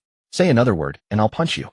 Qian Duo shrunk her head into her shoulders in fright. Just then Su Wenyuan returned to the square with his disciples overhead. He landed in the center of the square, his gaze sweeping over the devastated battlefield, and let out a slight sigh. Then his eyes searched the crowd, finally settling on Yi Fan. Or rather settling on Yi Fan's dantian. Su Wenyuan walked toward Yi Fan. He did not stride hastily, but each step was as steady as though pressed upon a weighing scale. Behind him 6 disciples naturally dispersed, clearing a space around them. Hongxiu and Qing'er instinctively stepped in front of Yi Fan to shield him, while Uncle De's hand tightened upon the hilt of his blade. Su Wenyuan halted 3 paces away, studying Yi Fan from head to toe for a long moment. 9th grade golden core, he said, his voice calm, and even as though remarking upon something entirely commonplace. I have lived for 237 years, and scoured the 3 millennia archives of Jixia Academy, yet I have found only 4 references to the 9th grade golden core. 3 of these came from fragmented ancient scrolls, their accounts vague and uncertain. The sole relatively detailed record originated from a fragmentary stone stele inscription dating back 12,000 years. He paused. The inscribed stele reads, when the 9th grade golden core is forged, the heavenly Tao bestows its favor, and all Dharmas come to pay homage. The way he looked at Yi Fan carried neither greed nor covetousness, but a pure scholarly curiosity, like gazing upon a rare solitary ancient manuscript. How should I address you, young friend? Yi Fan, replied Yi Fan without hesitation. Yi Fan. Su Wenyuan nodded and stroked his beard. Might I ask, young friend, whether you would be interested in joining our Jixiao Academy? The very air in the plaza seemed to shift. Every faction, still catching their breath and tending their wounds, turned their heads in unison. Jixiao Academy. Personally recruiting. An elder extending the invitation in person? Good heavens. A sect master of a mid-tier clan nearly swallowed his own pill whole. In the entire history of the Eastern Province, there may be only a handful who have ever received a personal recruitment from a Jixiao elder. If this Yi Fan enters Jixiao Academy, then his future prospects. Whispers erupted from all sides. Many faces wore nothing but envy. To the people of the Eastern Province, Jixiao Academy was the sacred pinnacle of martial cultivation itself. Entering it was an honor far surpassing, even placing among the top 10 in the Spirit Domain Grand Competition. Yet Jixiao Academy's recruitment standards were extraordinarily stringent. Only 1 in 10,000 geniuses could hope to gain entry. Across at the Tianshan sect camp, Morong Shui was channeling true qi to stabilize Xiao Yinner's injuries when she heard these words, and her hands faltered for a moment. Xiao Yinner leaned against Elder Li, her face utterly drained of color. The after effects of overextending her sacred body's power could not be mended in a short, while yet at the mention of Jixiao Academy her eyelids lifted slightly. After a few seconds of silence, Morong Shui spoke. Jixiao Academy's selection process is 100-fold stricter than how we chose our sanctus. This Yi Fan. She left the sentence unfinished and turned to look at Xiao Yinner. Xiao Yinner's gaze was not upon her. Those exceptionally clear eyes, stripped of their sacred golden radiance, passed through the crowd and settled upon the bloodied man sitting motionless in the center of the plaza. Yinner. Xiao Yinner came back to herself. What did you say, master? Morong Shui glanced at her and said no more. At the center of the plaza, having listened to Su Wenyuan's words, Yi Fan replied, I apologize, but I have no interest in joining Jixiao Academy. The moment those words left his lips, the murmurs across the plaza were seized by an invisible throat, choking for a single second before erupting with even greater ferocity. What did he just say? He refused. The 6th elder of Jixiao Academy extended a personal invitation, and he refused. Has this lad's mind been corrupted by demonic energy? Jixiao Academy, the foremost institution in the Eastern Province. A place countless cultivators would break their heads trying to enter. Absolute madness. Across every faction, faces contorted in bewildered expressions. Some dumbstruck, some shaking their heads, most wearing the expression of, have young people in this era really become this arrogant? Qianduoduo's tears still clung to her cheeks, her mouth gaping wider than a fist fan. Brother Fan, are you serious? Li Qingli pressed a hand to her chest and turned her head sharply. Is your mind intact? Yi Fan ignored them both. Su Wenyuan, however, showed no offense. His weathered expression shifted from surprise to quiet amusement, and his gaze grew markedly more interested as he studied Yi Fan. But the 6 disciples behind him were far less composed. The leading youth among them, tall and lean with sword-like brows arching toward his temples, appeared to be in his mid-20s. His plain white academy robe was splattered with the blood of demonic cultivators, and a jade sword hung at his waist. His name was Lu Qingyun, a Golden Core Realm cultivator at the 9th stage, chief disciple of Su Wenyuan, and ranked among the top 10 of Jixiao Academy's younger generation. He stepped forward one pace. Presumptuous. The 2 words were neither loud nor harsh, yet they carried an unmistakable tone of condescension. Jixiao Academy's 3 millennia lineage and orthodox Confucian tradition. When the 6th elder extends a personal invitation for you to enter as a disciple, what manner of honor is that? Across the entire Eastern Province, those who have received such an extraordinary privilege can be counted on the fingers of both hands. And you, a mere heir to a border principality, refuse outright without so much as a thought. Lu Qingyun's gaze settled upon Yi Fan, his lips curving into a thin line. A 9th-grade golden core is indeed rare, but can a golden core yet to fully mature truly warrant such arrogance? Several of his fellow disciples behind him also darkened in expression. A round-faced youth snorted. Senior brother speaks truly. A tiger unready to hunt is nothing more than a common cat. Another tall, lean youth shook his head. How utterly oblivious to the heights of heaven and the depths of earth. Yi Fan, still seated upon the ground, tilted his head and regarded Lu Qingyun for 2 seconds. What was your name again? Lu Qingyun's brow twitched. I am Lu Qingyun, chief disciple of 6th elder Su Wenyuan of Jixiao Academy. Lu Qingyun. Yi Fan nodded slowly. So what you're saying is, I am unworthy of refusing you. What I mean is, then let me rephrase it. Yi Fan cut him off. Jixiao Academy is simply not worthy of my joining. Is that clear enough for you? The moment Yi Fan spoke, the square fell deathly silent for a beat. Then Qianduoduo muttered under his breath, we're done for. Brother Fan is showing off again. Lu Qingyun's face darkened. Not from anger, but from being driven to laughter by exasperation. At 26 years old, he had spent 18 years cultivating at Jishuo Academy, always treated with reverence wherever he went as a favored son of heaven. When had anyone ever dared to look him in the eye and say, "You are unworthy"? Very well. Lu Qingyun stepped forward, his aura of righteous qi surging upward as he released the full pressure of his golden core cultivation at the 9th stage. Since young Master Yi deems my Jishuo Academy unworthy, then I would like to witness firsthand just what abilities a 9th grade golden core truly possesses. His hand rested on his jade sword, which hummed within its scabbard. The oppressive force radiated outward, sending shattered stones tumbling within a 5-zhang radius. Uncle De beside him stiffened his long blade, half drawing from its sheath. Bian pushed himself up from the rubble, the spiritual pressure of his Dao Palace realm beginning to stir. Hongxiu and Shao Su moved simultaneously. But then, an invisible force erupted from Su Wenyuan, weightless, yet omnipresent, pressing down on anyone who dared intervene like an immovable hand. Uncle De's blade refused to budge. Bian's steps froze mid-motion. Hongxiu and Shao Su found their bodies locked in place by that overwhelming spiritual pressure. Su Wenyuan remained silent, standing with his hands clasped behind his back, his gaze shifting between Yi Fan and Lu Qingyun with quiet calculation in his eyes. He did not intervene. Uncle De's single eye narrowed, fury surging within him. Clearly, he wanted to seize this moment to test the true power of Yi Fan's 9th grade golden core. "You damn old man," he muttered under his breath. Su Wenyuan pretended not to hear. The crowd in the square began buzzing with murmurs. Well, this is it. Picking a fight with someone from Jishuo Academy over stubborn pride. Lu Qingyun ranks among the top 5 young cultivators at Jishuo Academy, Golden Core Realm 9th stage. Yi Fan only just formed his core. This is practically begging for a beating. So what if his golden core is 9th grade?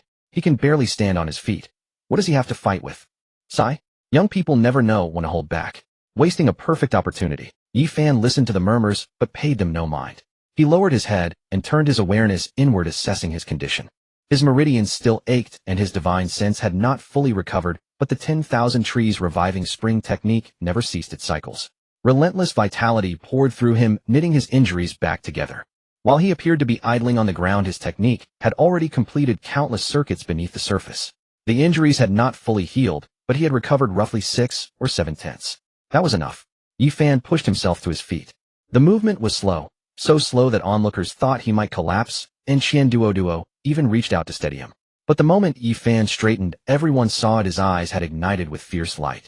Not the glimmer of a weakening man clinging to his last strength, but the sharp gleam a hunter sees when prey comes into view. Lu Qingyun's brow furrowed. He felt the shift in Yi Fan, the breath growing stronger, subtle, yet steady, climbing upward incrementally. The 10,000 trees reviving spring technique continued its work. But Yi Fan was done waiting. Come. A single word. Lu Qingyun needed no further provocation. His jade sword flashed free of its sheath. The blade's radiance blazed, riding upon waves of righteous qi. One thrust, unadorned and direct. A strike defined solely by speed, so fast it seared a white phantom through the air. This was a full power strike from Golden Core Realm at its 9th stage. Yi Fan's feet dug into the ground, and he shifted laterally 2 paces, letting the sword edge whistle past. The grand void swimming dragon step surged to its zenith, his figure drifting like a fish slipping through water. He did not merely dodge. While sidestepping the blade, his right fist hammered outward. Golden patterns flared across his knuckles as the true energy of his 9th grade golden core flooded through them. Boom. His fist met the flat of the blade. A shockwave erupted, sending both men skidding backward. Yi Fan retreated 3 paces. Lu Qingyun 4. The square fell dead silent. Those who had just called Yi Fan a fool for seeking a beating now stared with their mouths shut. Lu Qingyun glanced down at his palm. It was red, not broken but numb from the shock. He lifted his gaze and locked eyes with Yi Fan.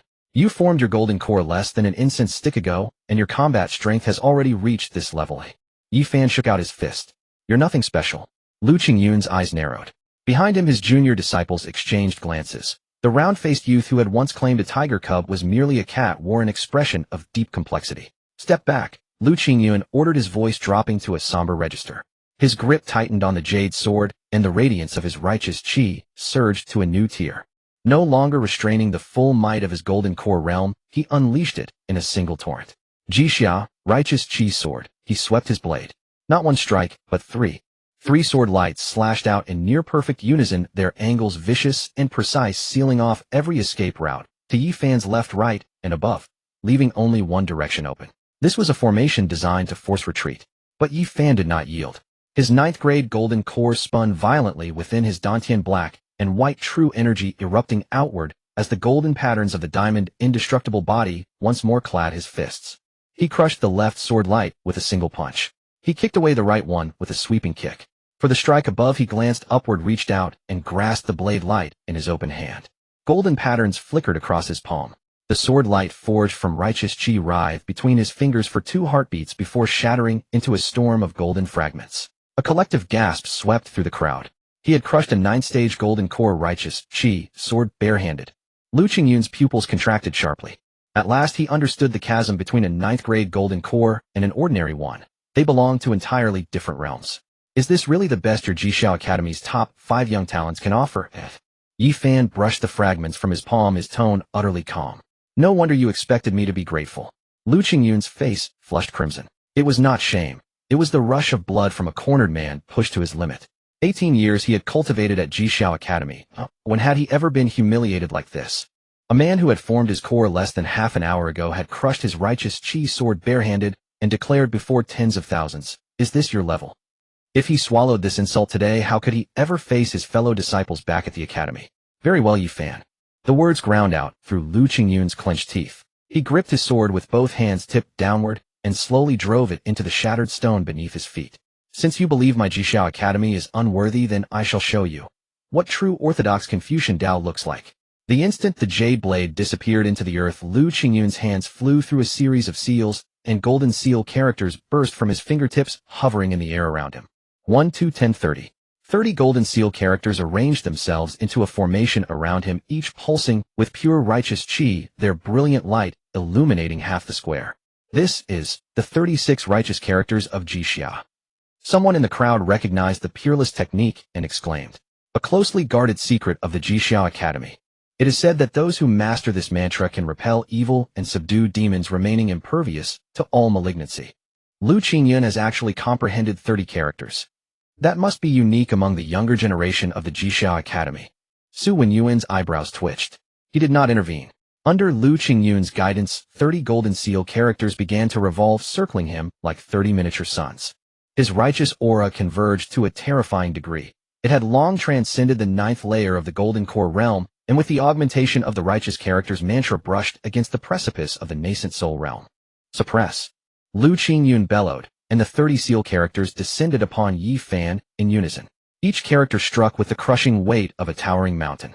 30 characters together meant 30 mountains. Rumble. The square trembled violently, and a vast portion of the ground caved in. Spectators were tossed about by the shockwave, rolling and scrambling, while the front 3 rows were outright swept off their feet. "Brother Fan." Qianduo's cry was swallowed by the deafening roar.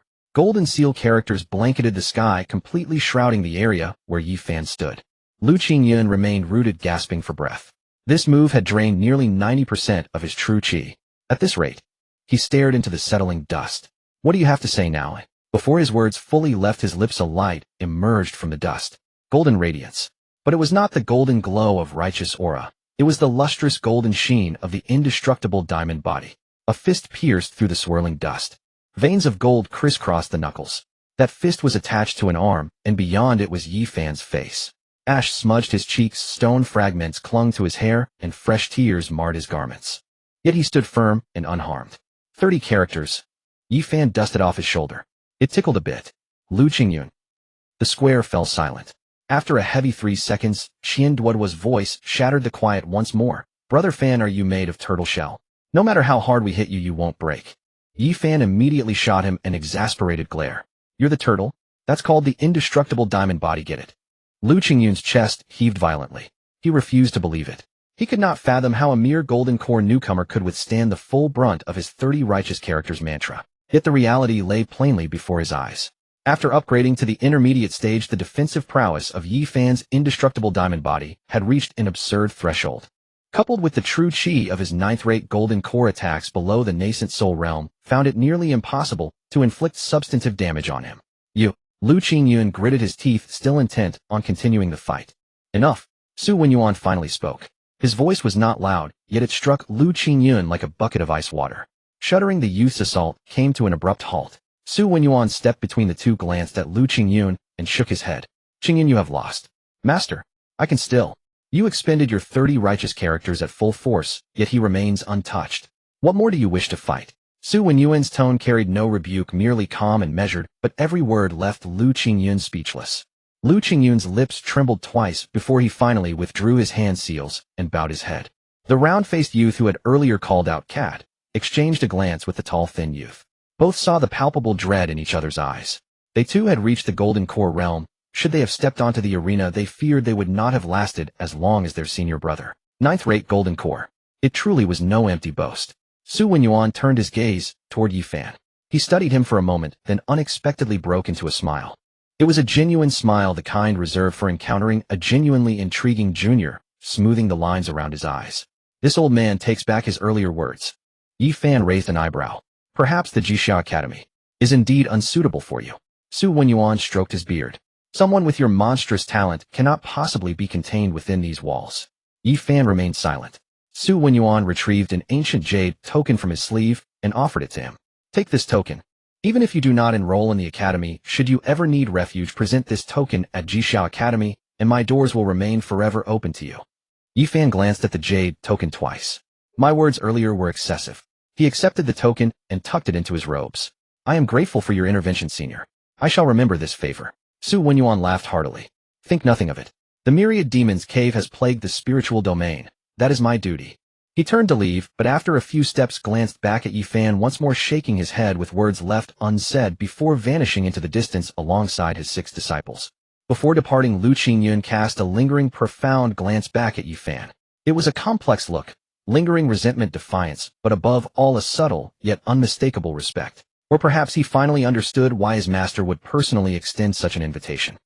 The members of the Jixia Academy departed, and the tension in the square began to ease. Qin Tiangang approached, leaning on Qin Ruoshi's support. His complexion remained pale. The backlash from the collapse of the city's grand formation had inflicted severe injuries upon him. Yet he still managed to reach Yi Fan, clasping his fists in a martial salute. Young Master Yi, I shall forever remember today's events. Yi Fan waved his hand dismissively. You are too kind, City Lord.